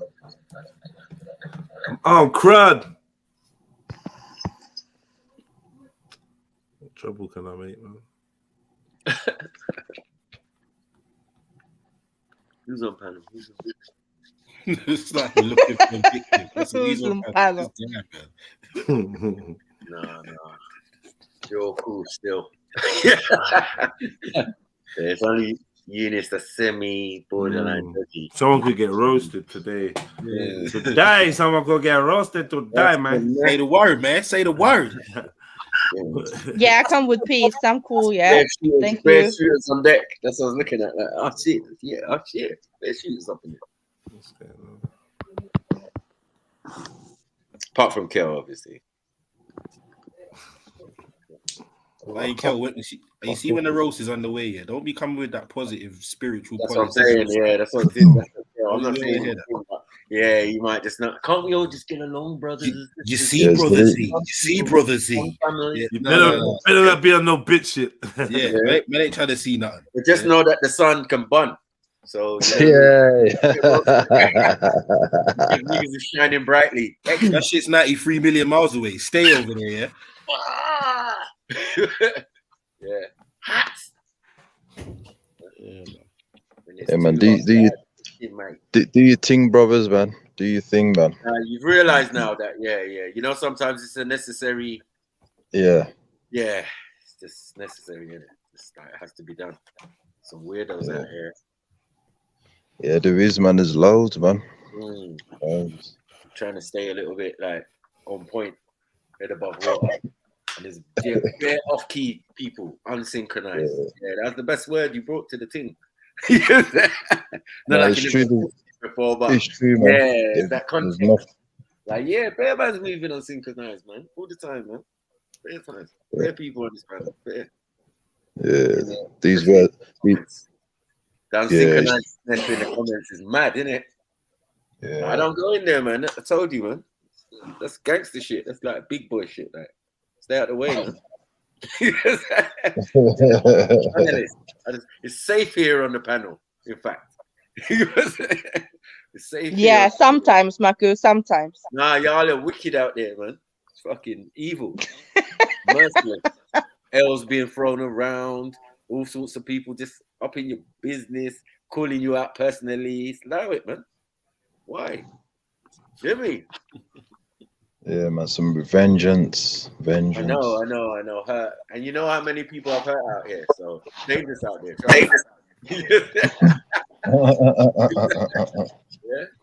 Yeah. Get shank in my back, me. Pause. Yeah, there's definitely some characters. There's definitely characters online, man. Yeah, definitely, man. The chat at the same time can be the funniest chat you've ever. I got one. If you don't want to top it, go on. You require someone to screen it there. What? Yeah. You go on, Radar. Are you fucking eating and talking to man again? Or at least you're getting back to normal, because that's fucking normal for you. Is there a delay? Could you do a delay check? Yo. Mic check 1 2 1 2. Yeah, bro. Yo. Check.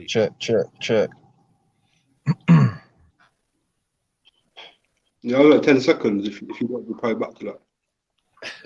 What the fuck is happening? Can you hear anything? Raheem, it's you, yeah? Turn on Axum. Hey. You alright? Yeah, how are you? Yeah, shit. It's just too much.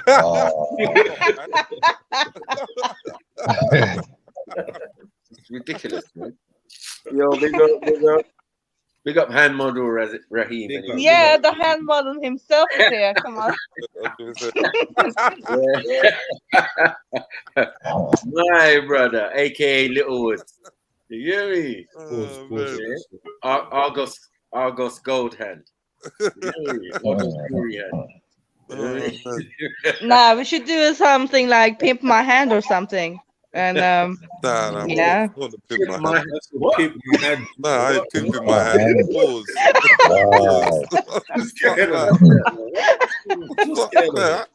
I see that Oxum trying to pimp you already, Raheem, man. You gotta be careful, man.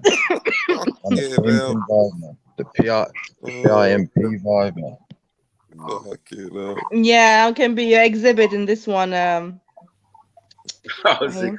exhibit. Yeah, man. I hope it's nothing like Taxi though. I ain't even seen Taxi. I've heard it's a good film. That's with Robert De Niro, isn't it? Yeah, it's a good film, man. Yeah. Just don't get pimped. That's all I can say, man. It was a good film, man. Very good film, man. Radar, what was the subject you wanted to bring up? Oh man, not while he's eating, man. Let him finish his food, man. It's like, bruh. Ridiculous. Listen, I'll wait. Basically, it's going to require someone to do a search, but search up Fayum portraits. Supposedly, this is the oldest collection of human faces from like 2,000 years or so ago. So just type it. Just type it. We'll all do research. Anyone can ask questions. It's fascinating. There's blue mermaids on there. Everything. It's fascinating. What? I'm gonna go mute. No, wait. Faces. When the shift are you talking? That's not. No, because my dad's been telling about that before. My ex was telling about that before, fam. Man, them and I'm the sure whole the family seen them like before, innit? They drag people into the sea. We know about Clash your of the Titans. I know it sounds crazy. That's what I'm saying. What in the Kingdom of Atlantis is going on? I want to share everyone. Someone share screen. What in the I don't want them to take all the technical equipment from my yard is going on? You know what I'm saying? Come busting through the door because I googled something. Pause. You know what I'm saying? Yeah, pause. Listen, yeah, pause. I like it. I don't know about the cum busting through your door.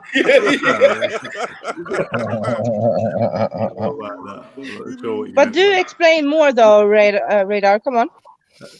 What his face is. Good spot there, Julie. Let's start with baby step. Crawl before we walk. Ride donkey before we ride horse. So I type can't in hear you, man. mummy portrait. Who's speaking? Is that Slap or is that? Type in Fayum, Fayum. Sorry, horse. If it is a billing store. Liberties. Ain't got Gloucestershire, madman accent. Madty. Man's got the fucked up Wi-Fi with the fucked up accent and he's eating. Pause. I know. In a cell, man. How is eating pause, Emzelini? It's pause. Next man eating. Anyway. You don't understand. You still don't understand. I'm on my mobile data, bro. Emzelini, you got that too many. His response to you, Zelini, was, "I'm on my mobile." So everything else is true except for his internet. You know what? Yeah, the best thing to have with fries is mayo, innit? Like, or what do you call it? Burger sauce, innit? Like, or barbecue sauce, like. Hold on. Radar. How have they got pictures of people from 2,000 years ago? Yeah, how come no one typed it in? They shared their screen. You lot are fucking. No, my search engine. Nah, me neither. Research team. Where's MJ? Yeah, get her to do it. Let her fuck up hers. Yeah, MJ, come on, do some research. Yeah. Mash up your Google. Told you, man. Eunice, why don't you do it? You share your screen. No, do it on DuckDuckGo. Come on, man. Masters and that. It's private. Just got a VPN. Do it. What? VPN? No, allow it, man. Anything that might have got you locked in that place, yeah, I'm not really. Fucking hell. Yeah, because this don't seem like crypto or nothing. It seems crypty or creepy. Yeah, I'm not doing it. I don't trust it, man. I don't trust the process. So just tell us about it. What is it? Something about mermaids killing people? What happened? No, I said blue mermaids and pictures from 2,000 years ago. Did they have cameras or what? Paintings or photos? What are they? Now it's drawing. It's paintings. It's paintings of the oldest human faces. They're all over the world, like England, every country. It shows if they got white bits of paint on them, which shows they've had neurological damage, so their painters are that good that they could paint now. And I'm saying there's so many different faces, different races, and it's very interesting just to look through, even if you just look through the images. It's quite open. If you look further, you can see more. I haven't even gone further into it myself. Yeah, all these different images of human faces. Now, wait. Anyway, let me go on mute, man.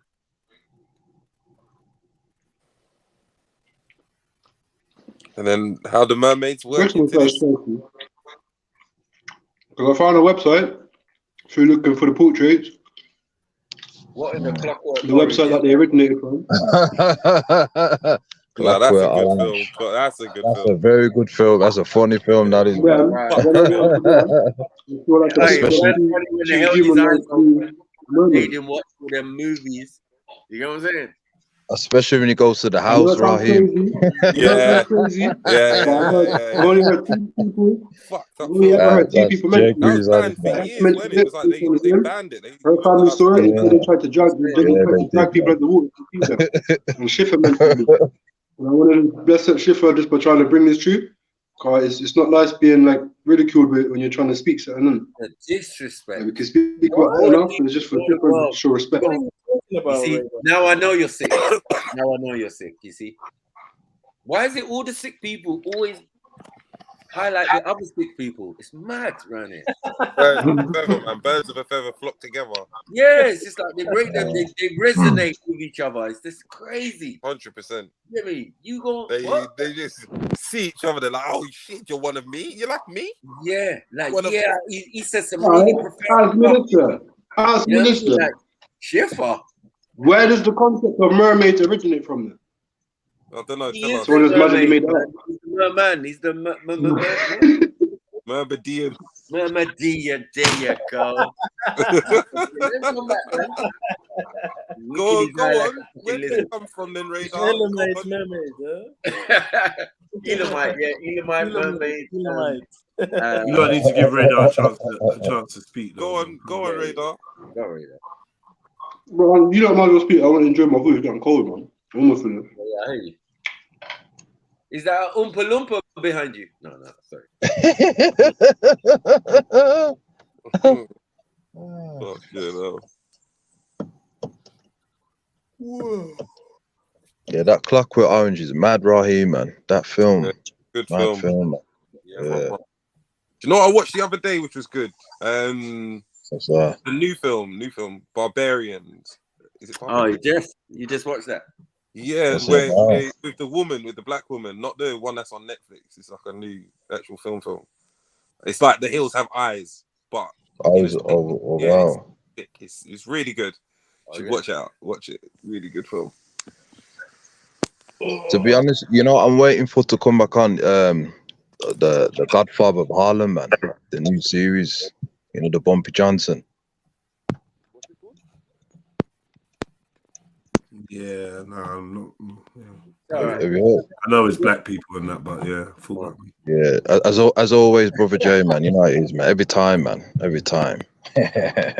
You should play that video for me. I'm black, y'all, and I'm black, y'all, and I'm black, y'all. But yeah, I'm waiting for that. Come on, man. You know about CB4, yeah?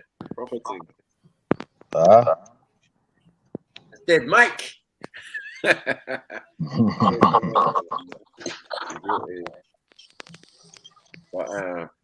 Straight out of Low Cash, crazy motherfucking name. Oh yeah. Yeah, that was kind, man. That was a good film. That was good film, man. I just out of curiosity, was he talking about Vic in that bar there, Sniper? What? Was he talking about Vic in that bar, MC Gusto? Yeah. So you know what he says next. Yeah. And they're gonna Gusto. Mad. No, that was jokes. Too much. That was when Chris Rock was at least a little bit funny. Playing a neat or weak kind of guy is his best role. In CB4, that was that film. Yeah.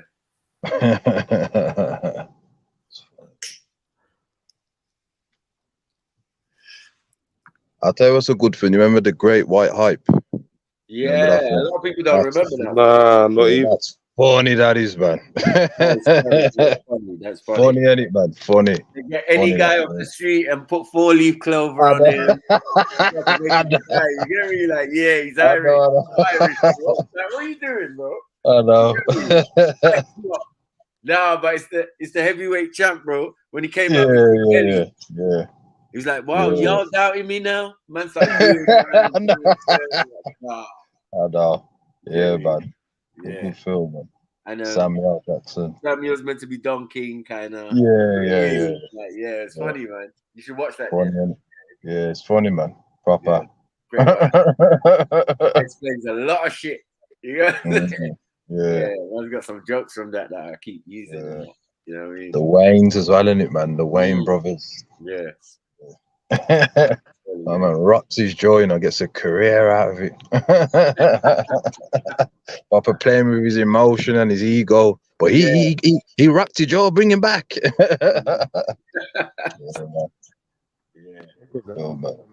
Hey, big up panel, big up everyone. Big up, Big up right here, man.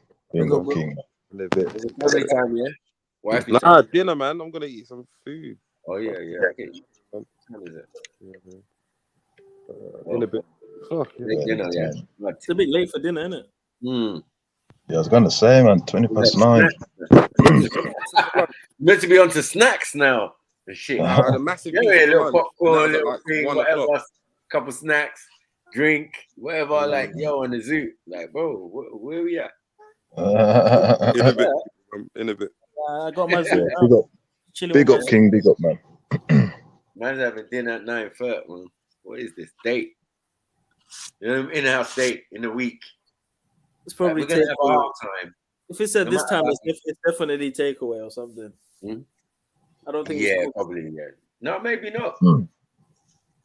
Maybe not. Yeah.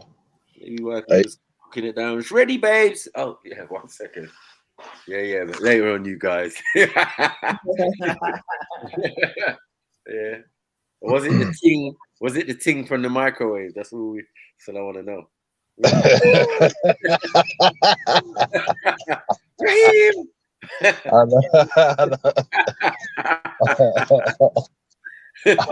Yeah.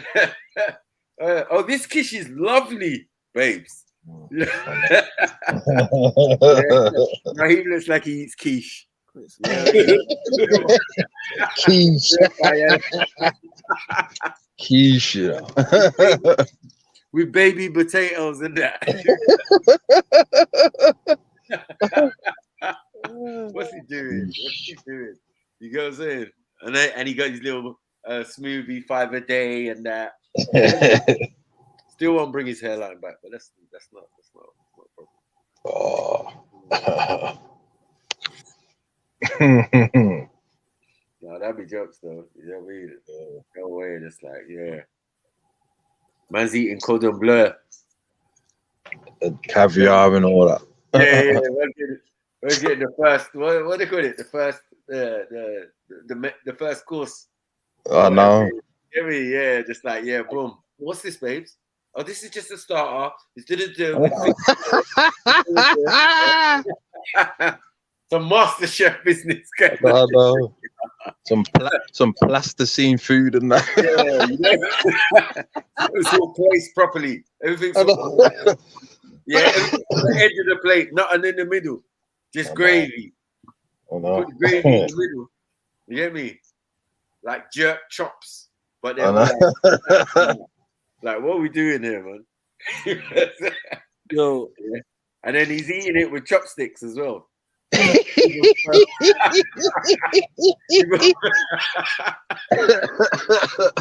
will furthermore mash it up, like, yeah. This is delicious. I know. Here's a topic. What's your guys? She's all there waiting for his reaction. Go on. What's your guys' belief on the state of the dead? State of the dead. Is that a film or are you on about live? Live. Is that film? Yeah, you caught me. I thought you said the Evil Dead. I was thinking, wow, you know about that film. I was trying to pivot it into like a philosophical convo. Okay. So Yeah, go on. Yeah, it's a serious it's a serious event, isn't it? You know, it's the inevitable for all of us, isn't it? Yeah, man. But what does that entail? What's the process? What do you believe the process is? What do I you think think you head into a new dimension. For what? The state of the dead? Yeah, what happens? When you're dead. No? Is it when you're dead? Or what are we doing? When the soul is whatever you believe happens, boom. What happens after that? Who knows? It's a big topic, man. Who knows? Who the hell knows? I don't know. You tell me, man, because I thought you was talking about a film. I thought you said The Evil Dead. Okay, it's not the Hey, time. Zuni, you been in Hailing County again? No, I don't think it's time right now. It's not the time, actually. We'll talk about it later. Then. We'll talk about it later.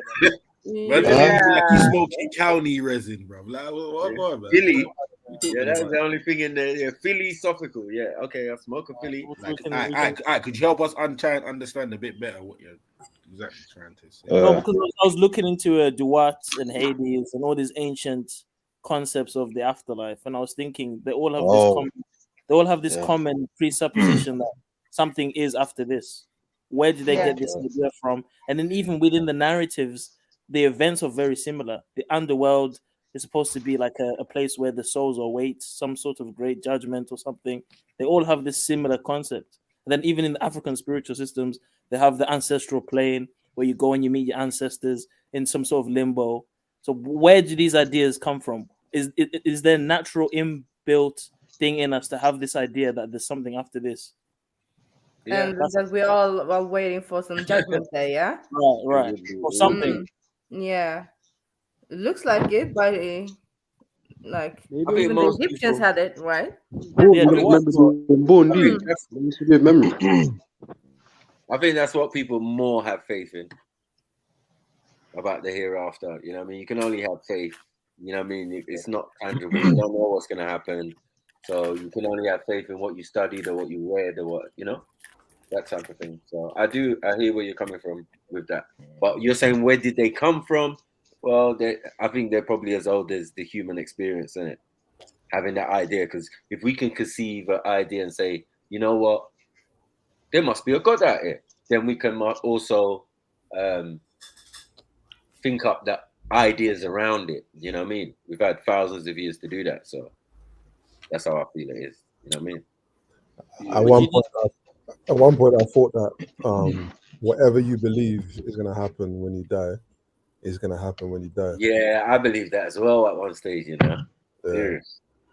If you believed heaven, then you would go heaven. If you believe let's break that down. So are you saying that the consciousness I have now, I will be conscious in that experience if I believe I'm going there? Is that what you're saying? Maybe you're a different type of you. Because you know what I mean? It might be if it's free of this bodily form and it's in another form, then can we attach emotions and certain things? But intellect or your memories, I think they will still be intact, right? Yeah, but some people say that the DMT is released in the brain at the moment of death, which is, you know, some people speculate that's the reflective moment where you look at your past or whatever. Yeah. Maybe you see someone that you lost and you're going to walk through the light, all these near-death experiences, or I walked through the light and I saw this and I saw an angel. And I saw, it's like, what is that? What is that state? What is some of that, what you're talking about, has been placed there. It's been placed in our imagination via TV and all sorts, and you know, accounts and documentaries and our thing is not pure. You know what I mean? We're not pure human beings. Like if we were left untouched without all of this technology and you know what I mean, things in the modern world. You know what I mean? Okay, but then let's take it to the ancient times then, Max. When the Egyptians had the concept of Duat, right? And they had this whole idea of Osiris, the feather, and the heart. Like, where did this idea come from? Is this just aspects of nature, or is there some spiritual truth to this place that you will go? Maybe not the exact details of how it's going to be. Maybe it's allegory or whatever, but is there an actual place where you're going to go after this? You know what I mean? That's what I'm trying to get at. You know what I mean? In some people's systems, yeah, there is a place that they go, you know, that they came from and all of this type of stuff. So yeah, there is some truth to that. Do you get what I'm saying? Because they But say how would they have known that? what? Sorry. How would they have known that? For What do sure. you mean? How would they have known for sure? No, nothing is for sure, but only if people have gone there and come back like they do in the modern time. Oh yeah, near-death experience or whatever. I don't know. You know what I mean? Because everybody, each individual's experience when they die is going to be their experience. There's no one to come back and tell you what it was and what it is when you reach the other side. So, you know what I mean? But no, say there is other side because there was even a before you were born. Exactly. And this is why I'm of the opinion that I don't believe anything happens. I don't believe anything happens personally, and that's just based off my ignorance. I can't tell until that time, but from what I can, yeah. Go on. Do you believe in like innate in us, in some way, or what's innate? Do you mean innate in us to think of an afterlife? Yeah. I mean, yeah. I mean, the fact that the mortality of humanity is definitely something that we ponder on, and we obviously want to continue to exist. We don't want to not to exist. So I'm sure, yeah, it's a natural thing in us to want to continue to live. But my question is like this whole narrative of a judgment and a whole process where you're conscious in another realm and you're walking around or you're on a boat, the underworld or whatever. Where is that coming from? Or is it just simply just all allegory for something else? It's probably allegory. No, in some cases, yeah. I mean, because that's all you can do. You know what I mean? Because or something that's been passed down in a song, in a oral tradition, written down, whatever. Those are the things that people do. Because it's funny that you talk about these the duat and all of that. This idea of mummification was not always Egyptian. It came in the later dynasties and at a certain point, these guys decided we need to start wrapping up people and blah blah blah and doing all that.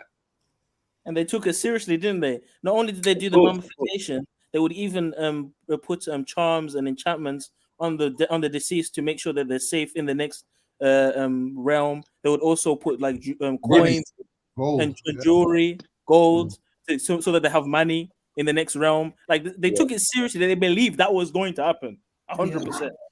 I mean, yeah, but again, it's like a level down from what they already knew. This is why you can see it comes in at a certain point, even though it's a practice that was always there, but it didn't mean everybody was wrapped up and done like that. Do you get what I'm saying? That's not. If you go to the Valley of the Kings, you see, man, very properly and all of this in a big box, kind of, metal, and even inside the pyramid, you see one. You see a broken kind of sarcophagus. You mean? Yeah. Yeah. It's not really even the idea of the coffin, but even the idea of the coffin, it seems to, even in modern culture, people being put in coffins, it seems to stem from the ancient Egyptian way of thinking. Well, if it was, it would be the same as what we do. I mean, that's a mound, right? The pyramid. So if you're gonna bury someone, don't they say in the Bible? There's no difference. Sorry. What do you say? Sorry? I can't hear what you're saying, Red. Don't they say in the Bible that? Mic check. Go on. Yeah. Microphone check. Can you hear me? Is it a delay? No, we hear you now. Don't it say in the Bible that death is like a deep sleep and you wake back up? It doesn't. So what say if people that do wake up, but they're just stuck in a coffin?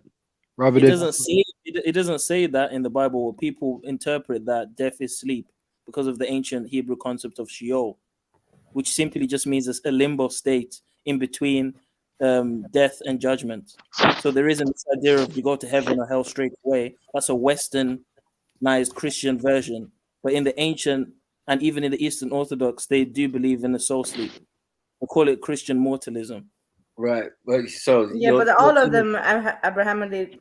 Again, your thing is different to the Christians. Even all of them believe in this limbo state, right? Even Muslims believe that as well. When you die, you wait Judgment Day. They don't go straight to heaven or hell. This is an innovation. One thing that's left out, right, that I think is important, is the thing that can't be measured or can't be, touched or whatever, but it's there, is your soul, right? What is that though? What is that though, Matthew?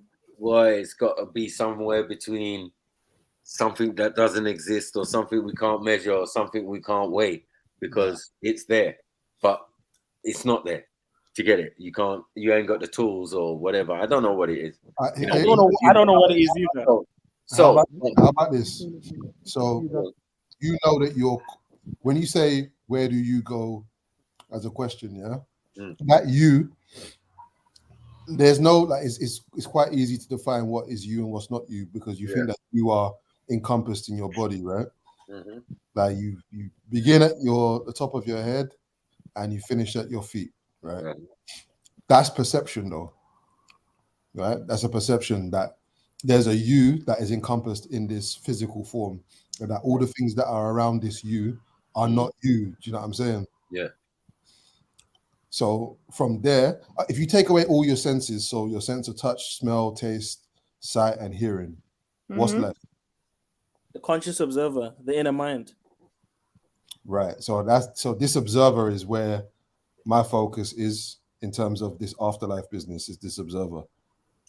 But then do you carry the memories and do you carry the input from your sense in that new state, in that new realm or dimension, or are you a completely different thing? Because if everything you are is based on what you've taken in informationally, whether it's your memories, what you tasted, what you've smelt, all these experiences, how does that now translate and carry over to the next state? I think the question is a bit loaded though. Is based on It doesn't. You know why? Because all your senses that you have now are based on touch. They're one sense, really. Yeah. But the memory is still there. It's in your spirit, though, right? How does your spirit carry memories? It's the brain that stores memories. Right. So that's different. Yeah, but the information about who you are and your surroundings will keep on going with the spirit, right? I don't know. I believe that's the organ. The brain does that, not the spirit. Well, that is the spirit. I'm saying, like that's what's giving you your functions, the moving, why we're talking and do. But your soul stays intact, right? But when what's that? We're asking, what is that? You know what I mean? No one knows, but everyone knows it's there. But what I'm saying is, even in the ancient African or Egyptian, they had the open the mouth ceremony after 40 days, meaning the soul is in the body still for a while, but there's a ceremony on the 40th day. They put the body at an angle, and then when the sun rises, it hits the pineal gland or whatever. You get what I'm saying? The penis is erect or whatever. That's why you see that one with the penis erect on it. And the soul leaves the body and goes back to the source. You get what I'm saying? So they have processes that, when you go further on, men are not even doing that, right? They're just thinking, it must be just mummification and that's it. Well, there's more processes that go with the concept of funeral or burial or putting someone to rest. Do you get it? So what they're putting in the grave is a shell. They know that the soul is not in there no more. Wait. Quick question though. If you're saying that the flesh or the body is a shell, then how is the soul or the spirit transmitted from person to person? Is it through the seed of the father? Is the spirit in my ball sack right now? So that when I have a kid, that spirit in my ball sack is going to be. Is that what we're saying? I think I know the answer. The spirit supposedly, or whatever happens. I believe on contact, because the egg has energy and all of that, for it to be an egg, and then the sperm has energy for it to travel and reach the egg, and then the moment they connect and the splitting goes on, that's the physical form though. Do you get what I'm saying? The soul now, we don't know at what point. Sorry, you're thinking of like generational sin, yes? Zulu? No. I was talking about how is the spirit, because you're making the argument that the shell is the body. So if there's something inside the body that it leaves, how did it go in? When did it go in? Did it go in when the sperm cell meets the egg? Was it already in the sperm cell in the dad? Like, where is the spirit coming from? I don't know about the sperm cell in the dad, but I'm just saying that both carry energy and information and DNA and whatever. So, but then that's the shell, Maku. That's not the spirit. I think on contact though, Yeah. And Deep questions, Zulu. When you watch the egg split into 4 and 8 and and 16 and all of that, right? And then what the first form, by the time it's formed, the first form it does as an embryo, maybe that's it. I don't know. So are you saying that there's possibly a stage within the development of the embryo or whatever where this spirit goes in and now it becomes a living soul? Is that what you're suggesting? I think that might be the case. So then that means it could be, I don't know. I really don't know. You know what I mean? That's the reality, but I can give you as many ideas that I think. Hey, can I say something? We could go on all day. Not even a problem. 5 minutes. Yeah. In reality, I have to be deadly honest and say, who knows? No one knows. 100%. But you know, these are the arguments people will make against abortion to say, you know, the soul possibly goes in as soon as the sperm meets the egg. I mean, we don't know that. But if that is the case, then technically that person is a person from that moment of fusion, right? Yeah. We can say that. Because so then that means remember that we didn't have that process in Africa. I don't think we did. Abortion. Maybe there was something wrong and it had to be removed and Nah, you can go to the witch doctor, they'll give you a little thing to drink and the baby dead. Of course we had that. Oh, okay. But that's different to cutting it out and all of this type of thing. Yeah, of course. This barbaric. Yeah, I don't when it's like a few months in and it's basically looking like a person, then you're cutting it up. It's a bit mad. Yeah, so there was no rallies. This is what I'm trying to say. There was no ancient rallies against the bullshit. You know what I mean? Yeah. I know you weren't even there.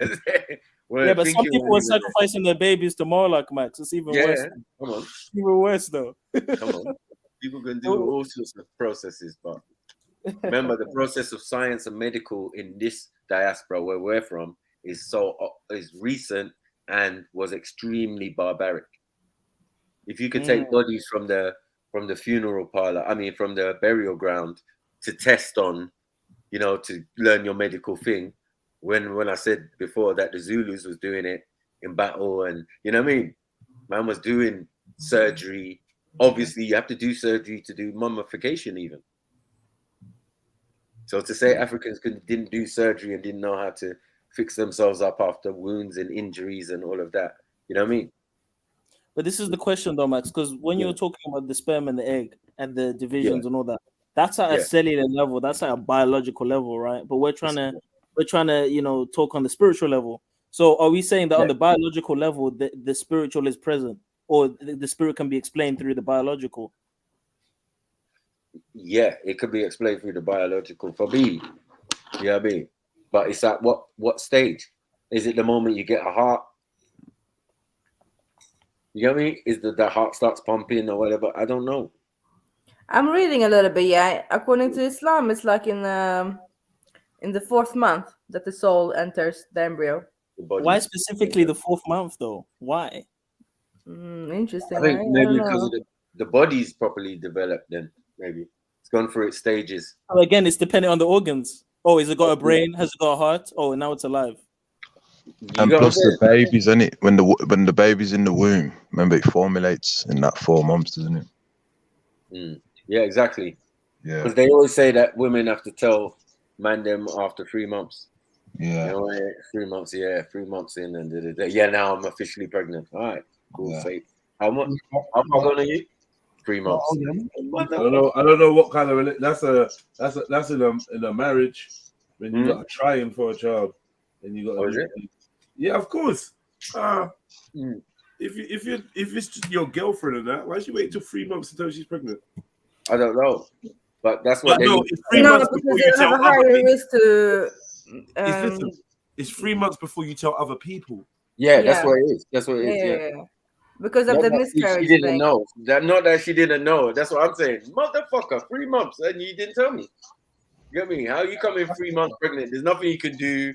You get what I'm saying? Like there's so many. Yeah, it just cuts out bare things. It's just like 3 months pregnant. Huh? How do you know? Because I went to the doctor and they told me it was 3 months. Oh shit. Okay, see, the spot on 3 months. You don't know what's there? Spot on 3 months. Yeah, my teeth. All right, safe.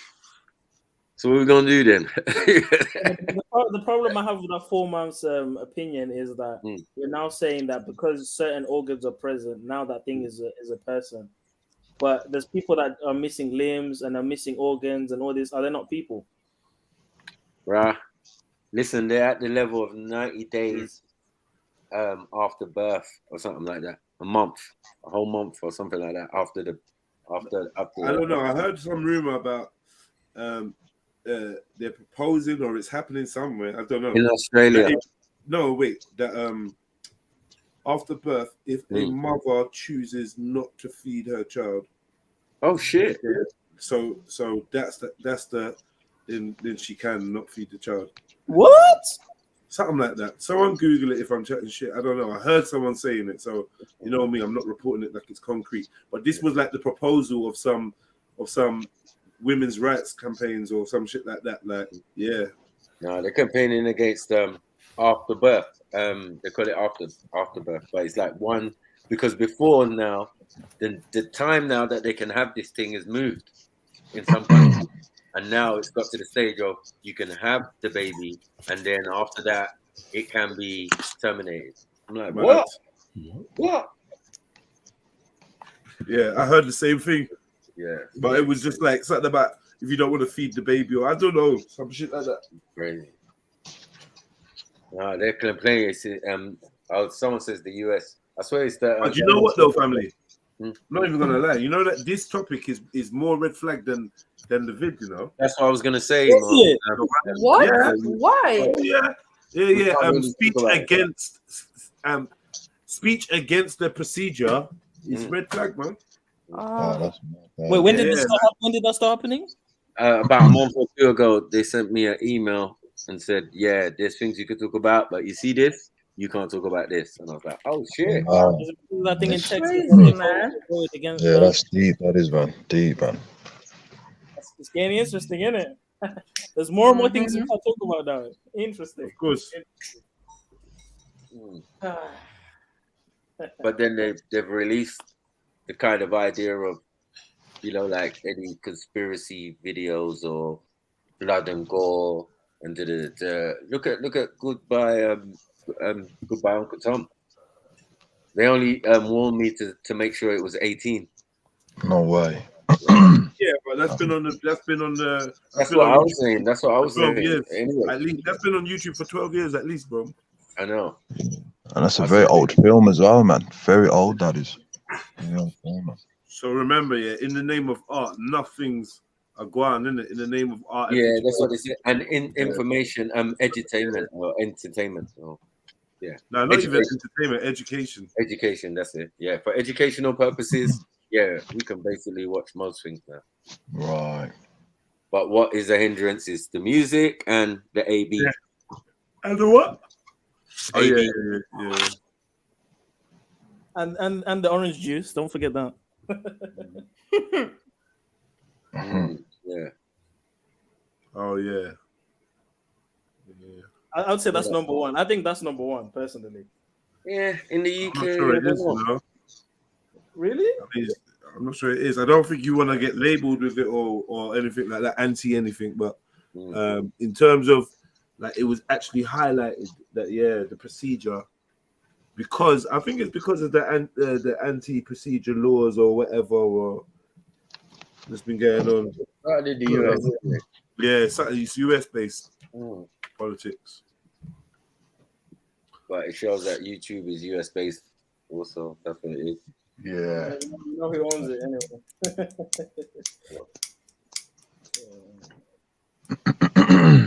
Man, I was looking into dawah, man. There's some really interesting ancient concepts. It makes you wonder how much they knew when they were making these things up. How much did they know? You know what I mean? Because you look at Hades and dawah, it's pretty much almost identical. A lot of the Greek gods and the Egyptian gods are interchangeable. They're quite similar, and even the spiritual concepts. Obviously, we know the Greek story from Kemet anyway. But it's a lot of the concepts of those regions are going to be in later concepts. You know what I'm saying? They're even going to be in the Abrahamic. So, you know. Exactly. You know, you see Hades and Tartarus in the Bible. You're like, what? And obviously, it's the Greek language, but even in the Hebrew, Sheol is very similar to dawah. They all have this concept of a limbo where people wait before something. This whole idea of going to heaven or hell is an innovation. The difference is they got in the Greek one they got someone there. Someone's on the boats. Yeah. Apollo. Yeah, the boat taking There's your also soul to the there's next. also a boat Yeah. in the The realm of Apollo. Yeah, There's also a boat. Yeah. Where are they getting this from? Where is this coming from? That's my question. Yeah, the ferryman, the ferryman. Yeah. Well, if you Paying him with some coins or whatever. No. If you lived in mountain range, and you lived in like caves in the mountain range, you would come up with concepts like ghouls, gremlins, Middle Earth, all of these type of things, So there was this one time, there was this one time I was at Right Knowledge Camp, and these guys, those are their own concepts, trust me. Any Hellenistic, because they had their weird concepts. It's made up though. Are you sure it's made up? Huh? Are you sure it's made up? Because if we acknowledge that these ancient peoples were in contact with entities that had more insight to reality, why are we assuming that they just made it up? Surely these beings would have told them certain things. All right, but I'm saying the Middle Earth is Middle Earth, right? And Middle Earth must be under the earth. So if they understand that there is pockets or caves that house people and cities and all of that ancient times, maybe that's true. But who would know better than a mountain dweller about caves and shit? Of course, caves and mountains and so as I said, they make up all sorts of stories. When you're delusional and out in the cold and blitz and that with rickets and all of that, it change your mind, fam. I get what you're saying, Mark. I'm not saying that ancient peoples couldn't make up legends and fables. We do this. No. I'm just saying, like, when we say Greek, there's more. It's more layered than that. You know what I mean? It's more. They've got deeper concepts that are coming from older concepts before they became Greeks. Well, I hear what you're saying, bro. But the point I was trying to make is, in the modern time, in academia, they look down on ancient stories and they call everything myths that doesn't align with their timeline. Right? No, not theirs. They don't call theirs myths, though. They call ours myths. No. They will call their stuff. They call everything. They call everything a myth. They call everything. They call the flood myth. They call tell some Scandinavians that Odin is not real. Go on. I dare you. It's still a myth. Don't exist. No, but I clearly said academia. We're talking about academia, right? Okay, I'm just saying. In ancient Greece, you run your mouth up about Zeus and see what happened to you. Yeah. Toga or no, you get me. You could get bored up. Yeah, that was back then, though, Matthew. I'm talking about now. But even now, though, they still believe in it. So why would they be like that, though, Axel? If it wasn't real to them, it was real to them. Yeah. But this is the point I'm trying to make here. The point I'm trying to make is I'm not saying, when they're calling it a myth, it means that they're lying, that it isn't a myth. It very well may be a myth, but it doesn't mean that there isn't any truths in that myth. In the myth. No, of course. That's why it's called mythology. Right? Mythical creatures and everything. Come on. Right. It's an ology, man. It's got its own ology in that. Mad thing. Study of, you know what I mean? It makes sense, right? But it's just that because it's so far back, it's usually, with the ancient people, and you know who the ancient people were, so you know how they're gonna be about it. And all of the ancient people have the same concept, right? Not all of all the same ancient concept. people. No, they're almost the same concept, right? not everyone. It can't be. No, but the concept of a heaven and a hell, or as a great place, or underworld, wrong place. That's not even every African concept. So no. Us as Africans, we have the concept of meeting the ancestors or being with the ancestors. That is also a limbo underworld realm. Well, it may not limbo is described as the same thing, but it's the same concept. I don't know, and not everybody thinks that anyway. Okay, show me a culture that doesn't believe. Like some of us don't even believe that their people don't believe that they even came from here. So all this other stuff like hell and that, it don't know. Sorry. No, but again, like you're focusing on the name, but the concept. It's the concept I'm speaking of. But it's not. Remember, it's not monolith. Africa's not monolith, and you know what I mean. Okay, so in your tribe, what happens after death in your tribe? After death? Yeah. Well, I know there's no hell. I know that for certain. Yeah. Okay. But there is a judgment, right? Yeah, there probably is. Yeah. So where do the bad people go? The bad people, I don't even know. To be honest, maybe they get forgiven. Maybe they stay here for a little bit, and then when the time comes, they go back. But every soul goes back to the source. So the source will recycle you and send you back down as a firefly. Yeah, that's reincarnation. That's a totally different thing now. That's reincarnation. No, but that's natural in our thing. I mean, a lot of them say like, "Yo, you were your grandfather, or you were your great uncle, or your auntie, or your Yeah, but don't they only mean like because you have the traits of your grandfather? No, right? No. Some of us have the person's birthmark or something. You know what I'm saying, Axel? I don't know. I you're just born. You just live your life and but you got certain birthmarks that no one else has got, and then someone comes and tells you, yeah. Your granddad had those. You are your great grandfather anyway, so it's no big deal. Just deal with it. Yeah, from a kid. You know what I mean? From what I just read here, apparently you guys believe that the spirits will eventually return and express itself in a different way. This is similar to the Aztecs and a lot of other peoples that believe that the spirits are still with us of the dead people, like the concept of the ghosts and all this stuff. That stuff for me, I don't believe that. I don't believe in ghosts. I don't believe in ghosts either. I think ghosts are demons masqueraded themselves as a loved one. I've never seen a ghost. We have a name for that. We call it familiar spirits. This is I'm what just saying, I've never seen a ghost in all my years. So what do you define as a ghost? Because over here it's like more there's a dead person spirit, yeah? That's a ghost. Are you sure? Yeah. So Yeah. And for you? Is it the same? Well, yeah, the soul of a dead person or whatever, isn't it? Or the spirit of it there, the soul of a dead person. But I don't know. I don't believe it. Never encountered it. I think it's demons personally. I don't know. Have you seen one though? That's the question. No, I've seen demons, but not ghosts. What? You've seen demons? So hold on. You're telling me you've never seen a demon? No, that's not human. What do you mean by that? I mean, like, I look at people's behavior, and there's some wicked people out here, and I could say, yes, that nigga is a demon. Like, he's moving like a demon. He's done some demon stuff. He's a demon, bro. Would you say there was a? Hold on. You want me to go for metaphysical concepts and all of that, and believe that ghosts are demons? I don't know. I don't correlate the two. Even in that example you gave, Marco, that person that's behaving demonic, would you not say there's a demon in that person? I would. So then you've seen a demon then? Yeah, exactly. In a person. Right. It doesn't have to be. It doesn't have to mean. What do you mean? So when you say what type of demon have you seen? I've seen people that are possessed. Okay. I've had, dreams and spirit. Don't talk about vampires. I don't even want to hear it. Allow it. Yeah. I know exactly. Listen, I know you, bro. I know exactly. That's what you're doing. I didn't say anything. That's exactly what you're doing. All right, the next word that was going to come out of my mouth was cellulite.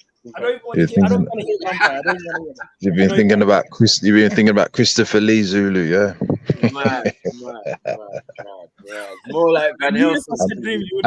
And Peter Cushing. He's on a Van Helsing thing. Have you seen the vampire chicks in Van Helsing? Van Helsing. Which one? The old one or the new one? The new one with the dicks. Yeah. Oh, fuck's sake. One kills me. One kills me. Yeah, that never happened. You don't even want to know the story. Safe to say he's done enough suburbs to get it out of his system. He's truly forgiven in the eyes of the Lord. There's a way to get rid of sorry. So what other demons have you seen? Sorry. Have you seen spiritual, metaphysical, like appear in front of you demons? The problem with me saying yes is I'm not allowing the possibility that maybe I hallucinated or maybe I wasn't seeing clearly, but it's very possible that it could have been a demon. It's very possible. Okay. You might have seen a demon in real life. But when I say I've seen a demon, what form does a demon have? They can take many forms. They can take the form of a human being. That was I was just about to ask you, Zulu, how do you know? Exactly. I don't know what a demon looks like in its native form because I could just walk down the street and walk past the demon if demons can look like human beings. So what was it that you saw, Zulu? What do you mean? What was it that I saw? What did it look like? Well, in the example that I can think of is where it looks like a shadowy figure. Oh yeah. Okay. I'm not gonna now conclude demons look like shadowy figures because, like I just said, you take on many forms. I'm just gonna be another brother, like I don't know, at night. I don't know. Do you see what I'm saying? Like, a bit racist. That guy could just move fast, like. Could also be an angel, though, Zulu. Can it? Yes, angels also take on the form of human beings as well. That's because he's dark. Just because he's dark. It's got to be a demon. You get what I'm saying? Its business. It's got to be a demon because he's dark skinned or he's African looking. You know what I mean? It had to be a demon rather than it being an angelic being. And I'll tell you this as well. A lot of times it's when I've had sleep paralysis. I don't have it anymore. For a long time. Sleep paralysis. In a long time. Oh, that brother there, that same brother. Okay, that's that might be a demon. That's good. No one judges you. Yeah. Definitely good. Every time I said Yeshua's name, the demon fled straight away, and it was pissed. Yeah. Well, why is he coming back then? I've seen some demons. Why did you say it to me? I'll go away for a little bit, but I'll be back again. If you look up the abyss, that's what for every god in the look book. up what exactly? I didn't hear you. The abyss is supposed to be the prison of the fallen angels. And some people believe that when you're casting them out in Jesus' name or you're doing exorcisms, is to send them to prison. This is not obviously. Some people believe different things of what's in that prison. There is definitely an abyss. There's definitely a spiritual prison. A lot of people believe that's where the fallen angels go. That's why the angels were. If you look at the story when Jesus casted the angels in the pigs, the angels were pissed because it's like if we go to the prison, basically we're just waiting there until judgment day. So just like put us in the pigs, put us somewhere. Don't just leave us without bodies, because these things want bodies. They want to possess something. Okay, so your impression of a demon is something that can be multiple things, including a kind of black spectral, moving fast. I don't know, whatever. Wow. Yeah. All right. Cool. Anyone else? Maku is like, Any of you not seen Black Adam? I want to watch that. About that earlier. Has anyone even seen that? I want to watch that. Calm down, man. Calm down. Is it good, brother? Is it good, brother Jay? Is it good? I want to see. I ain't seen it. Don't be running to see The Rock, man. Pause, man. Apparently, it's not so good. Nah. I heard it's bad. Someone said it was bad. Well, bad meaning bad or bad meaning good? Yeah, bad meaning good. Let's look into There's a lot of action, but the storyline apparently isn't solid. Pause.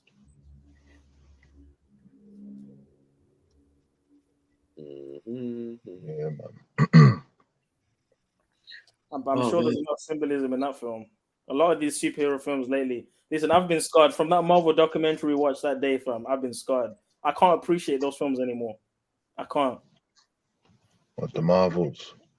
I remember when you pull it up for a couple of hours. You remember that? Yeah, I remember that. We go through it every other What is it that scarred? Yeah.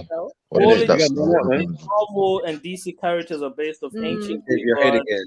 They're all antichrist. The people that wrote these comic books and all these things were occultists and masons. The whole thing is anti God, anti Jesus, anti all of it. It's mad. Okay.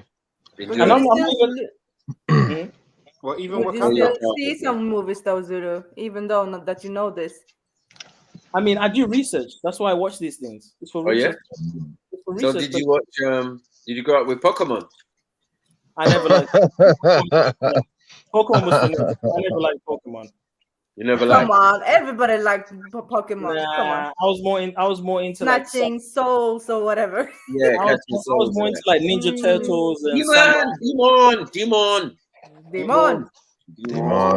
Ninja Turtles. Yeah, we catch a Magic. ball. The darkest magic. Yeah. You get me? Pikachu. No, Pikachu. Yeah. Judge. Innit? All the names in that Alakazam and shit. And it was Yeah. Do you know what I'm Even saying? when you look at the concept of Shazam, the guy that gives him the power is supposed to be a wizard. And if you look at the Shazam, it's an acronym for many different things. Like the S means Solomon, the H means Horus. It's nuts, bro. All of basically the ancient gods is what gives him the power. You know, so Hermes will be speed. Something will be this. It's all just madness, bro. Sorry. You know that's DC, yeah? No, that's DC. I know, but DC is satanic as well. So basically, Zulu, how come you didn't realize it was all movies? What do you mean? It's all Hollywood. Like, why did you just pick out Marvel? Like, oh yeah, that's it. And then say DC. No, but I'm saying like even at the comic book level, forget the MCU or the DCU. Your level of comics. Anything Your level of comic books are low still. Yeah. No, I know all that comic books are you. What are you talking about? No, Michael? I'm just saying that. Hold on. Michael, I challenge you to a Marvel quiz right now. Hold on. I challenge you to a Marvel quiz right now. Challenge Maku to a them comic books came out. Let's have a Marvel quiz right now, bro. Come on. Satanology quiz, Not fair, man. Allow it, man. No, I'll win. You know I'll win. Come on, man. Satan expert. We can go to X-Men. We can go to Fantastic. Come on, bro. I'll win, man. Let's grow up, man. Let's have a quiz. I'm done with you, Born, but pick up. See, look, what's wrong, Axel? What happened, sis? Nah, your avatar. I'm done. I'm actually done with you, you know? Why? What's wrong with his avatar? What's wrong with that? That's his business. You do know that's his restaurant, Axel, right? Oh, shit. Yeah, that's his business. What's wrong with you, man? Fucking hell. So what was you thinking, Axum? Axum, what was you thinking? What was you thinking? No, it does see. No. Am I wrong for thinking that though? Axum. Why would your mind even go there when it's Chinese on a plate with a knife and a fork? Why would your mind even go there, Axum? Because you've been in Europe too long. Honey Rush. Not for real. And we're open late. We got new late night hours. You can eat fannies all night. Wow. Brother boy makes me laugh. What are you thinking, Axel? You think Ball just started eating fucking fanny off a plate? Is that what you think? What is fanny? Axel, what is fanny? What is fanny? Now you're gonna start Zelini now, Axel. Nah. You know what? What does it mean, Axel? I am feel. Incredibly. That's my dead grandmother's name, Axel. And I don't know why your mind would. Why would your mind go there? You're the authority that you said it with. I know. Why would you have to go for the super serious though? Super no joke though. After mentioning late hours and all that. I'd be like, I know she had one, but I didn't know that was her name. It's my grandmother's name, Axum. My grandmother. She like the Grammy call. Yeah, he went there. Boo. How's business, brother Born, man? What's happening, man? Yeah, what's going on, man? Fanny's is open 24/7, yeah? Yeah, coming along. No, just not 24/7. No, we can't do 24/7. Hold on, you doing deliveries? What's going on? Yeah. All of that. Uber Eats, DoorDash, all of that shit. That shit. All right. Yeah, big up, King. Big up, man. Big up, King. That shit picked up during the pandemic too. You see what I'm saying? So I heard that one. that's a big part of it. Always was a decent part of business, but after the pandemic shit, like that's the one of the biggest parts of business. So yeah, man. You know what I'm saying? But yeah, man. And the weekends we got new hours, man. New hours on the weekends. You know what's funny though is we still kind of doing it on the low because we get some construction done. All right. So it's kind of on the low. Yeah, it's weird. The laws and shit are weird here. So yeah. So what are you serving at Fanny's? Hey,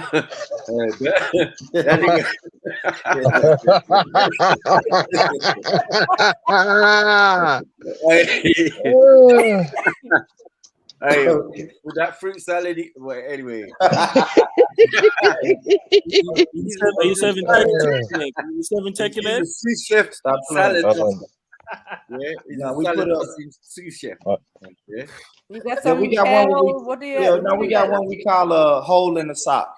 So we put your chicken in the bag and cut out a little hole in the corner of the bag. Knife was hole in the sock. Man, we named the rest a plate. I'm sending Gordon Ramsay around there, man. Oh, that's it. I'm sending Gordon Ramsay around there. Yeah, I got this brethren in Tennessee. Yeah. Why you gotta talk to me like that, brother Gordon? Yeah. Why you gotta talk to me like that, brother? Yeah, he thinks he knows better, but let's see.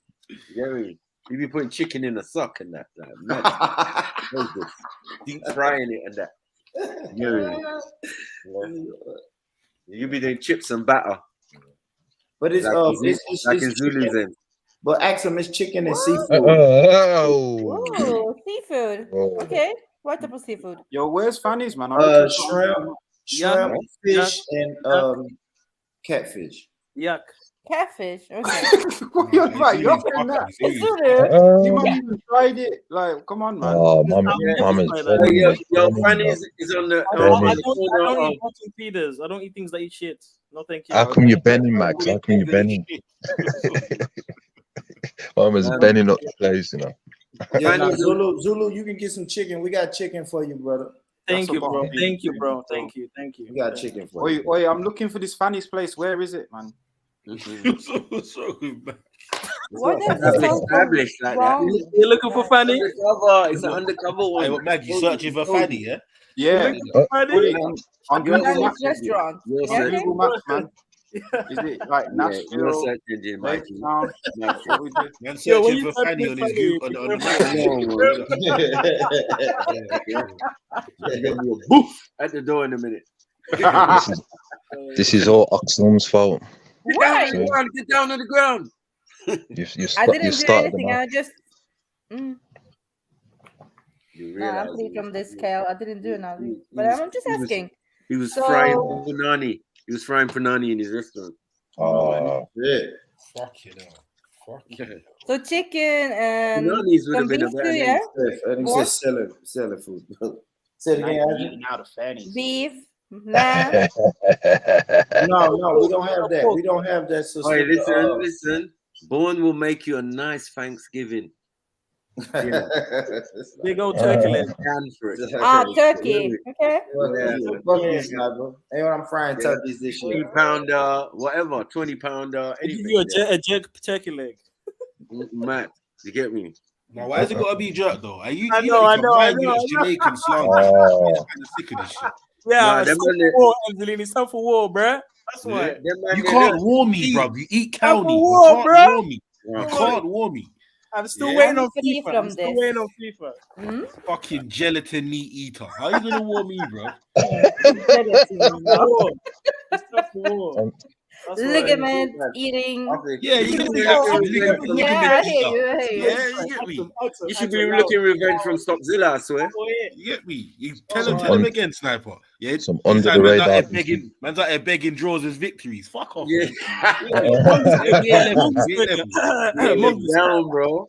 Yeah, we ain't down, bro. Sorry. Connective tissue and that on the menu. Man is water. Man still carrying it on. Oh, you didn't go there, yeah. Man is water. Sorry.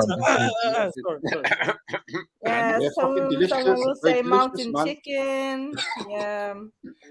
Another one is gonna say some bush meat. Wait. Excuse me, sandwich face. Are you talking? Excuse me, sandwich face. Are you talking? Hold on, one sec. Because I ain't finished that piece of shit. Yeah. Mayo on your loaf. No, I'm good. I'm staying up with her. From you mentioned cheese that was brown, you was already excluded from the races. Yeah, that's for you, Zulu. All right, listen, don't That's even why your son ish. You know the Zulus are winning, bro. You can't speak shit about our shit. He was paired from deep there. fried He a was cow's paired meat. from there. How the fuck is No, that a W? that's a lie. That's a lie. How is that a W? My son ish sister. No, wait. How can you deep fry some skeleton? Like how? And we don't deep fry Huh? it. We boil it. So that's Anyway, what That skeleton? makes it better. Cow knee. Yeah, but that's not skeleton. Come on, man. Nah, but you it's eat. knee. Hold It's on. like a You knee- eat cow's knee as well. All of you do. Wait, seriously, Zulu, I've been doing research. Hold on. You guys eat cow foot or the oxtail shit? That's all ligaments. Don't Oxtail's try banging, it. bro. Watch your mouth. It is, exactly. It's banging. No, Watch your oxtail is fucking mouth. banging. Watch No, your I mouth, agree. innit? It is Goddamn banging. mouth. Are you But cooking you it know, down ops with is your banging. things? Cow's knees. That's what's Hey, banging. Zelini, have you seen the picture online of the oxtail? Like when they just chop off the ox's tail, that shit looks crazy. Oh no. Hey, I don't wanna Born see Rich. that. Born Rich, how many oxes have you seen in Tennessee?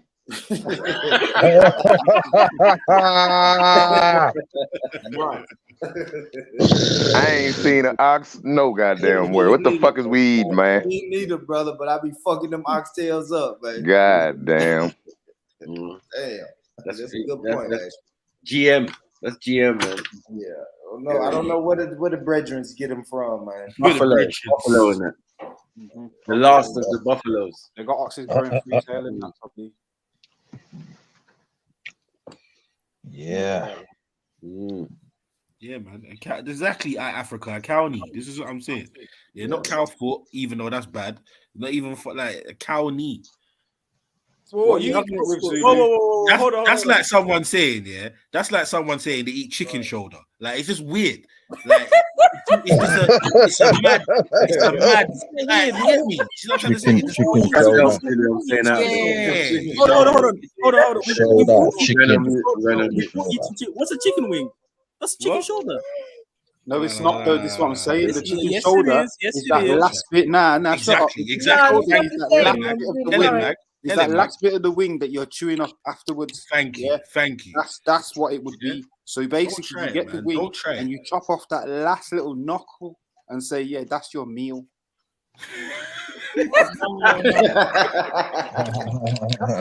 Anyway, Zulu, I got That's not fair, man. I'm not hearing that. Because when you're eating cow's foot, when you're eating cow's foot and oxtail, no one can chat about cow's knees, all right, bro. no, but this is what I'm saying. I've got proper questions for you, don't it? When I go to maybe the cow foot, the oxtail, hell no. and I go there and I sit down and I order my cow's knees. What's it coming with? It's a How did they stew. cook it You're having it in a It looks stew. nice still. It looks nice. Pull it up. Tell them, man. Yeah, Mag, it comes with chips and salad, yeah. Chips and salad, yeah, that's it, man. You know when you have some fucked up food and you got chips and you just can like water it down. You have it with pap. More Rich is laughing, but he doesn't even have a dish. He don't even have what's that Ados dish? What's that Ados dish? He's eating pig's feet. He's eating pig's feet, man. I don't eat no pork. Hog maw. None of that pork. Hold on. But I'll tell you this though. What I eat. No, listen. What I cook in my restaurant is an ADOS dish. Hot chicken. Especially, you know what I mean? Especially Nashville hot chicken. You know what I mean? Y'all eat KFC. That's a black woman's recipe. Yes, it is. Yes, it is. Nah, but see, man, it is. Miss Childress. I know. Sorry. Tell us about the ADOS chicken, man. I want to hear that. You eat Kentucky Fried, right? Yeah. ADOS. Yeah, I'm good. Yeah, now if you eat Kentucky Fried, man, you eating ADOS. The basic. Come on, brother boy. I'll say it like this. We've been frying shit forever, bro. Hold on. Are you saying that you leave from your business, drive to KFC, buy a bucket or as many buckets as you can, go back to Fanny's and sell it as ADOS. Nah, you know we Yes, ain't that's doing exactly that. what you're saying. That's exactly what you're saying, Sniper. That's exactly what you're Y'all know saying. we'll never do that. You're a fucking criminal. My man's out here trying to charge $15 for a 3-piece. No, allow it. I'm doing only fours and O's. He's doing ADOS chicken. doing down boy. I tell you what we don't do. Yeah, Bush motherfucker meat. don't even bother taking the KFC labels off We the don't shit. do bush meat and cow's meat. Like, why am I asking for gravy from Born Rich's restaurant and it's coming out with KFC on the side of the package? Like, what's going on? What the fuck is that about? What the fuck is that about? This is popcorn chicken. What are you doing? Crossed out. You know it crossed out. A man put fannies. Hey, yo, what is this fanny shit, Born Rich? That's your restaurant? Yeah, that's his restaurant. Yeah, Man, y'all quit. I'm gonna pull up at Fanny's one of these good old days. Yeah, man. I'm gonna see what it is. Make sure it's open. Yeah, come holler at me, man. We got hot chicken for you. By the time you come, we'll probably have jerk. We'll probably have jerk chicken by the time you come, Ash. There you go. There you go. There you go. What do you say, Jet? What? Jerk chicken. KFC. We'll take KFC. You don't even sound convinced to say it. Say again. Say again. You gonna have what? You said jerk. Yeah, we want jerk chicken. Jerk chicken coming real soon, man. Then Hey, jerk Zellini, shrimp you having that? and Like, jerk Hey, cabbage. nah, you don't say that, Zellini. Come on, man. No. Yeah, man. What's he doing? Man, you just gonna let that one Nah, slide. Yeah? Oh, sorry. You know what it is? I was Yeah. typing in the chat. I was about to tell Mark Smith something about his self. But sorry, what did you say? What did you say, Paul? No. Let's worry about Mark, man. Mark need to fix up, don't he, Zellini? What is that? I know. What Mark talking about, Zellini? What is Mark talking about in the chat? He need to fix up, man. I know. Mark Smith. Bitch ass motherfucker. Marky Mark Smith. Smith and But Wesson. anyway, Marky what are you Mark. saying, Paul? I kind of. No, I'm just saying, Mark, man. Mark ain't on shit. It's Mark. Oh, say that. He's Say gonna serve that. Jet. He's serving Jet. I know niggas don't want no smoke with Jamaica. Pussy. Right. Yeah, man. Nice Mark, man. We're talking about Mark, man. Mark is a pussy, man. You right. He don't want no I'm smoke. sorry to say, but we all know what type of rice you eat, yeah? So, Stop cheerleading, man, so we can actually understand the joke. Her English is already bad. Her English is already broken. Do you mind? Do you mind? Her English is already broken. Could we hear the You joke? interrupting Zellini. Stop interrupting her, Zellini. Come on, Shush, man. Shush, man. I'm getting weak, man. Quit interrupting the sister. bro. Shush, man. Nigga weak, Axel, go on. man. Axel, what'd you say? no, I said what I said. You heard me. I heard you say. What a Foxy bunch of Brown. waste. Foxy Brown. Sorry. Excuse me. Can we get that in English, please, Axel?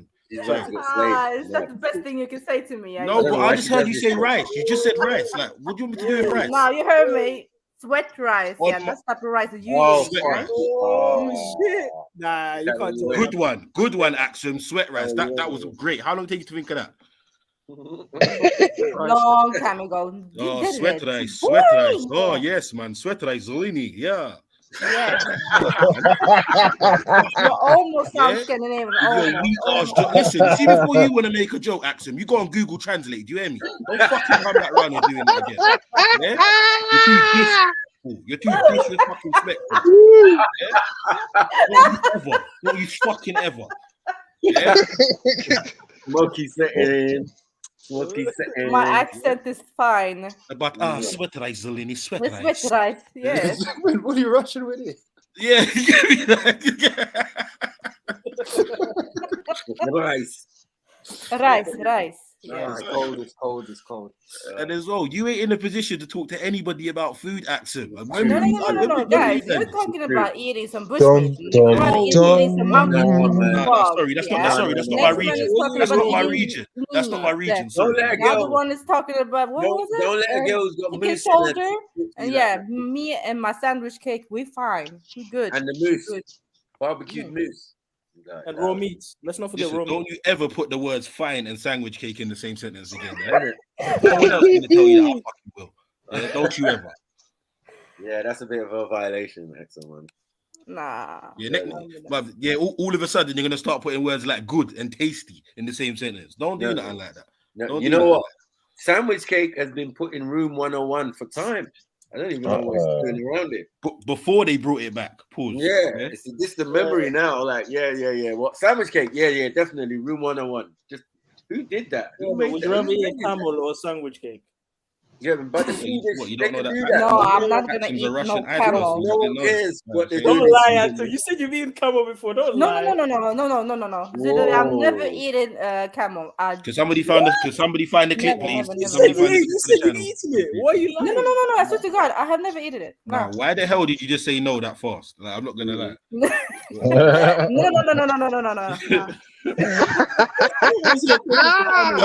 I've never heard her talk that fast in my life. Not English. Not English. Guys, if I only spoken to you in Swedish, you will be like surprised, really. Yeah. Axum, you know they want to hear you in Swedish. You know that. No one wants to hear that shit, Kel. Don't lie. I know this. Come on, I know Zilly. the Canadians, Yeah, we don't want to hear the local slang and drinking. Everyone is hiding in the chat. You know you want to hear it, Zilly. No, hey, listen, Kel, we don't want to hear the local slang. We don't. We really don't. We don't want to hear. Hey, Oxum, is this some freaky girls in Sweden, Oxum? Is this some freaky girls down there? Oh, they some. Yeah, just girls that just. Cheeky girls. We are the cheeky girls. We. If you like some tall blonde women, now you've joined NATO. It might be a reality for Yeah. I might go down there and get me. Kel loves that one. Kel loves that one. That was I might go down there. Black. And get me I'm gonna have to jog up the road and back. I need to go down there and get me a freaky Swedish girl. A freaky Swedish, just nasty. Look like she'll do a cartwheel with a dress on. A freaky Swedish girl. Just nasty. Yeah, but if a Swedish man done it to you, you still like it. Yeah, you're gonna get all the ice swimming hyped up you up, brother. Man. There's certain criteria you need to meet. Like, do you eat brown cheese? Do you like languages? What? Brown cheese. Brown cheese. Exactly. Let's go back a little bit. Brown cheese. Man, he look like he's military, man. Come on, man. What brown cheese? Good girl. Like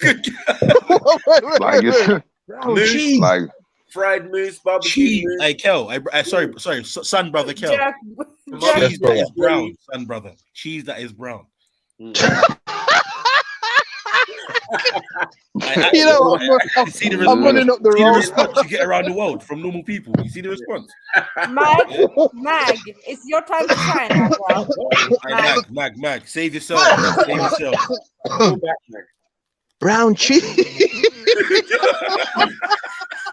Yo, Kale, next time I'm muted up. Don't worry yourself. Don't worry, what ends you in, I will bring it. Trust me. You make sure you got crackers. They got sweets. Pause. Yeah. What? Sorry, Mike. We didn't hear you. I said, Kale, make sure you got crackers in the yard. Don't worry, Kel, man. Mac tried to give me this speech as well, man. Talking about, fun. You get fun, like you get fun and cheese, like bro. The Jacob crap. Wait a minute, brown cheese. We're not buying what you're selling, yeah. We're not buying it. No, it's cheese with caramel in it, so it's brown cheese. You know, man. I gotta handle it, man. There's caramel in the cheese. Awesome. Is that what they do? Is that what they do in Sweden? That's what I heard Mag is doing. No. Where did they do that? We're calling it in Norway. In Norway. Hey, Kel, listen. He had the audacity to bring this shit across the border. The audacity. And sort of the unlimited goal. He had the goal to bring it over. Mag has it. See, Mag's got no shame. Brown cheese. Yeah. Now, see, this is the thing, man. Now, see, this is the thing. Hey, Mag, wait. How long ago did you get that, man? Huh? How long have you had that for? No, this is. Do you know what? Yeah, I don't even need it imported no more. I got this on Waitrose. Oh, swear down. What is it? Yeah, that's the Norwegian brown cheese. You saying, Mag, it was so banging you had to buy it yourself, you know? No. Nah. So what did you do? You just put it on toast, or like how'd you eat it? Use it how you would have used cheese, Zulu. What part of Birmingham you get that from, Max? Max, what part of Birmingham you get that from? What was that, Kale? Oh, you want to try it? Be honest. You want to Nah, I'm never. Nah, I'm not trying them things. But that's Iceland.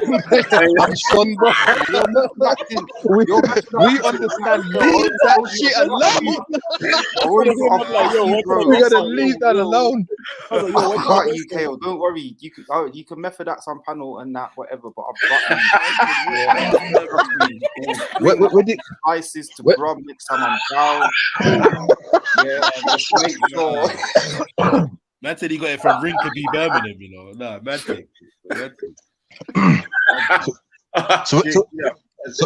where do you get that from, Max? Max, where do you get that from? Northwest Birmingham. You can never got that from Northwest Birmingham. No way. No way you got that. Huh? I got this in London, mate. Not from the Zows and stuff like that. Not from there, man. Impossible. Is there a Waitrose in Lazelle's, blood? Oh, okay. Just checking, man. Just checking. Yes, Answorth. Man said he got it from Spark Hill Home. I know from up them sides, yeah. Sparbrook. Man got it from Sparbrook. Sparbrook Home. Sparbrook. When you reach the only legal exporter of JEDI. I told you, Axel, don't fuck with me, Axel, yeah? So, You're looking at this, yeah. Matt got it. Soon you're all gonna get confirmed. So, Aktum, in Norway, in Norway, right? In Norway, Aktum, they're eating cheese. They're eating cheese with caramel inside. Not caramel inside. It's like you're heating it up and then it turns into some. It's like, yeah. Can you explain the process, Nancy? Explain the process. Yeah. It's like what they're heating up the milk, so it becomes almost like it's a condensed milk and normal cheese. Milk. Yeah, if they had a baby, Kel, that's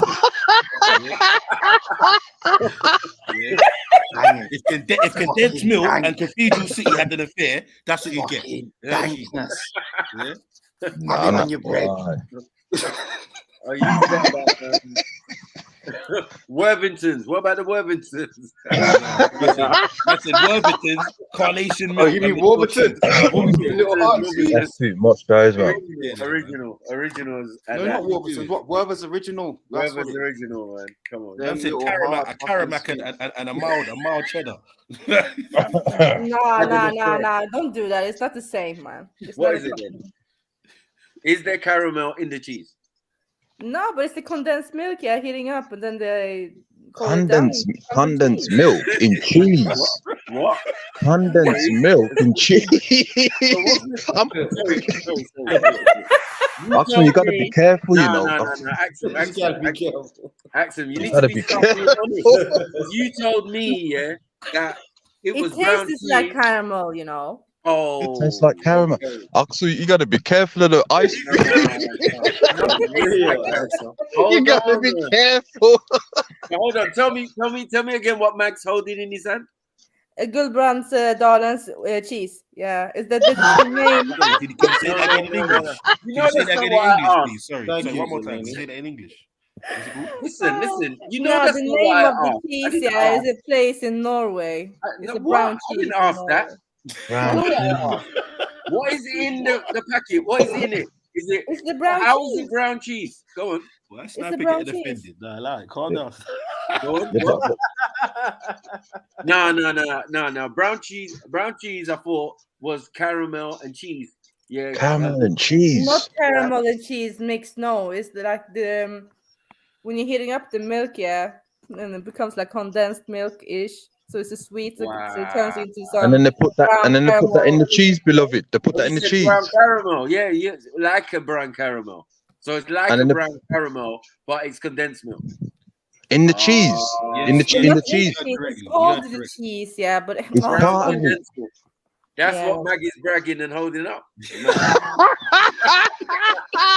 Exactly, Mag. specialitet. See, it's shit like this why black people are lactose intolerant, Axel. Yeah? It's caramel. Bro, I'm gonna choke. I'm gonna choke. What? Wait. No, it's made from like CC33 is putting in the chat, yeah. Some sheep's milk. Sheep's milk? Sheep. Sheep? Okay. The goat milk or sheep, yeah. Oh, the goat's milk. The goat's milk. Nah, that's dead. That is disgusting. No, Why not some acting like you don't know the whole details of the cheese? Like, I know. Why? All of a sudden, it was caramel, and it was what? And now it's what? It's goat milk. The other day, he's ready to give us a spreadsheet about the blood clot cheese, man. Tell us the Wow, information. man, that's let me just Somali flame, det är inte mjukost, det är brunost. Wow, how could you say that? Wow. Oh, sorry. Oh, she's talking to Google. I didn't speak Swedish. Oh, Google. Yeah. Go on, Axel. Go on. Huh? No, nothing. Lagatha. Sorry. Lagatha. Shield maiden. Yeah. Come on. Have you ever heard of sandwich cake, Kel? Oh, my, for fuck's sake, now. Oh my, nah. What is a sandwich cake? Kel's gonna die tonight. So you haven't, mother. Share your screens, Delaney. Okay. We ain't even got past the ground cheese yet. Like, what we doing? Snipes. Okay, Kale, remember, I'm your son's sister. Yeah, no. I have my son raised. You sounded very unsynchronized. Okay, Sorry, hear that one. brother Sniper. Would you like to do the honors, please? Let's look at this sandwich. Hey, Zeleny, I got the capabilities too. If y'all wanna, you gonna fucking learn today, Axel. You gonna fucking learn today. It don't matter. What we doing? What I need to look up? What I need to look up? Sandwich cake. A sandwich cake. Swedish. And this is originally from where? Norway. No, Sweden. Because I know it's not African. I know it's not. I know it's not. It's not Eritrean. It's not nothing. And I know it's not Caribbean as well. I know it's not. So no being. There's no being in there. There's no being, cheering. Nothing like that. Come on, Mag. Oh my God, man. Okay, so Axum, this sandwich cake. Are you looking right? at Mag's thingy? Looks like shea butter. So what? Yeah. That's the cheese. Dropping off it. Brown condensed milk. Cheese. Yeah. Bro, that looks like budge. Oh. Okay. Wow. Are you gonna eat that? So it's on like a crack. It's on like a cracker, is it? Something like that. On crack. It's the same. Mag, what is that, man? Throw yourself in the bin. What the fuck was that, Mag? Cheese. I'm not. You look like some maggot. That is like US government cheese, man. God almighty. No one don't eat that. No, cinder block cheese, cinder block. It comes out. Okay, let's relax, relax, guys.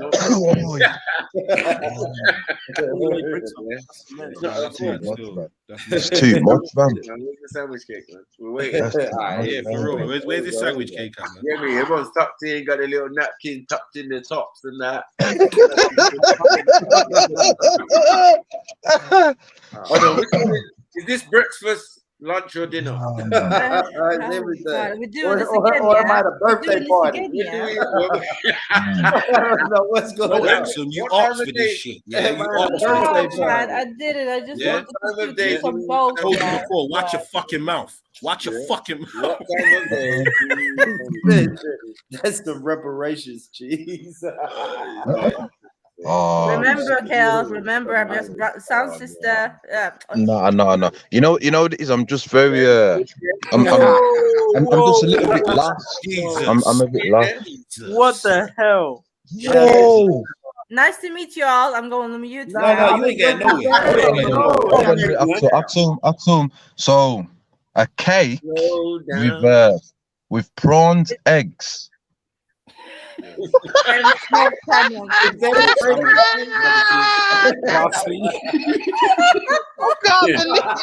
there's more. Bro, there's more. Wait, pull up the next one, man. Run the next. We got one with a slice. Run the next cake. Use the selector. Run the next cake, man. What we doing? I swear there's one with a Where's the selector? Run the next cake. Run the next cake. What the hell is this? What'd you say? Cake. It's actually peas. I love Peas on the cake. Salmon. Sorry, Boy. we're not getting the salmon. We're not getting the salmon. Wait, you don't read the detail though. They got stripy cucumber. All right, I will say this now for the record. Like, what is there frosting? Is there vanilla frosting?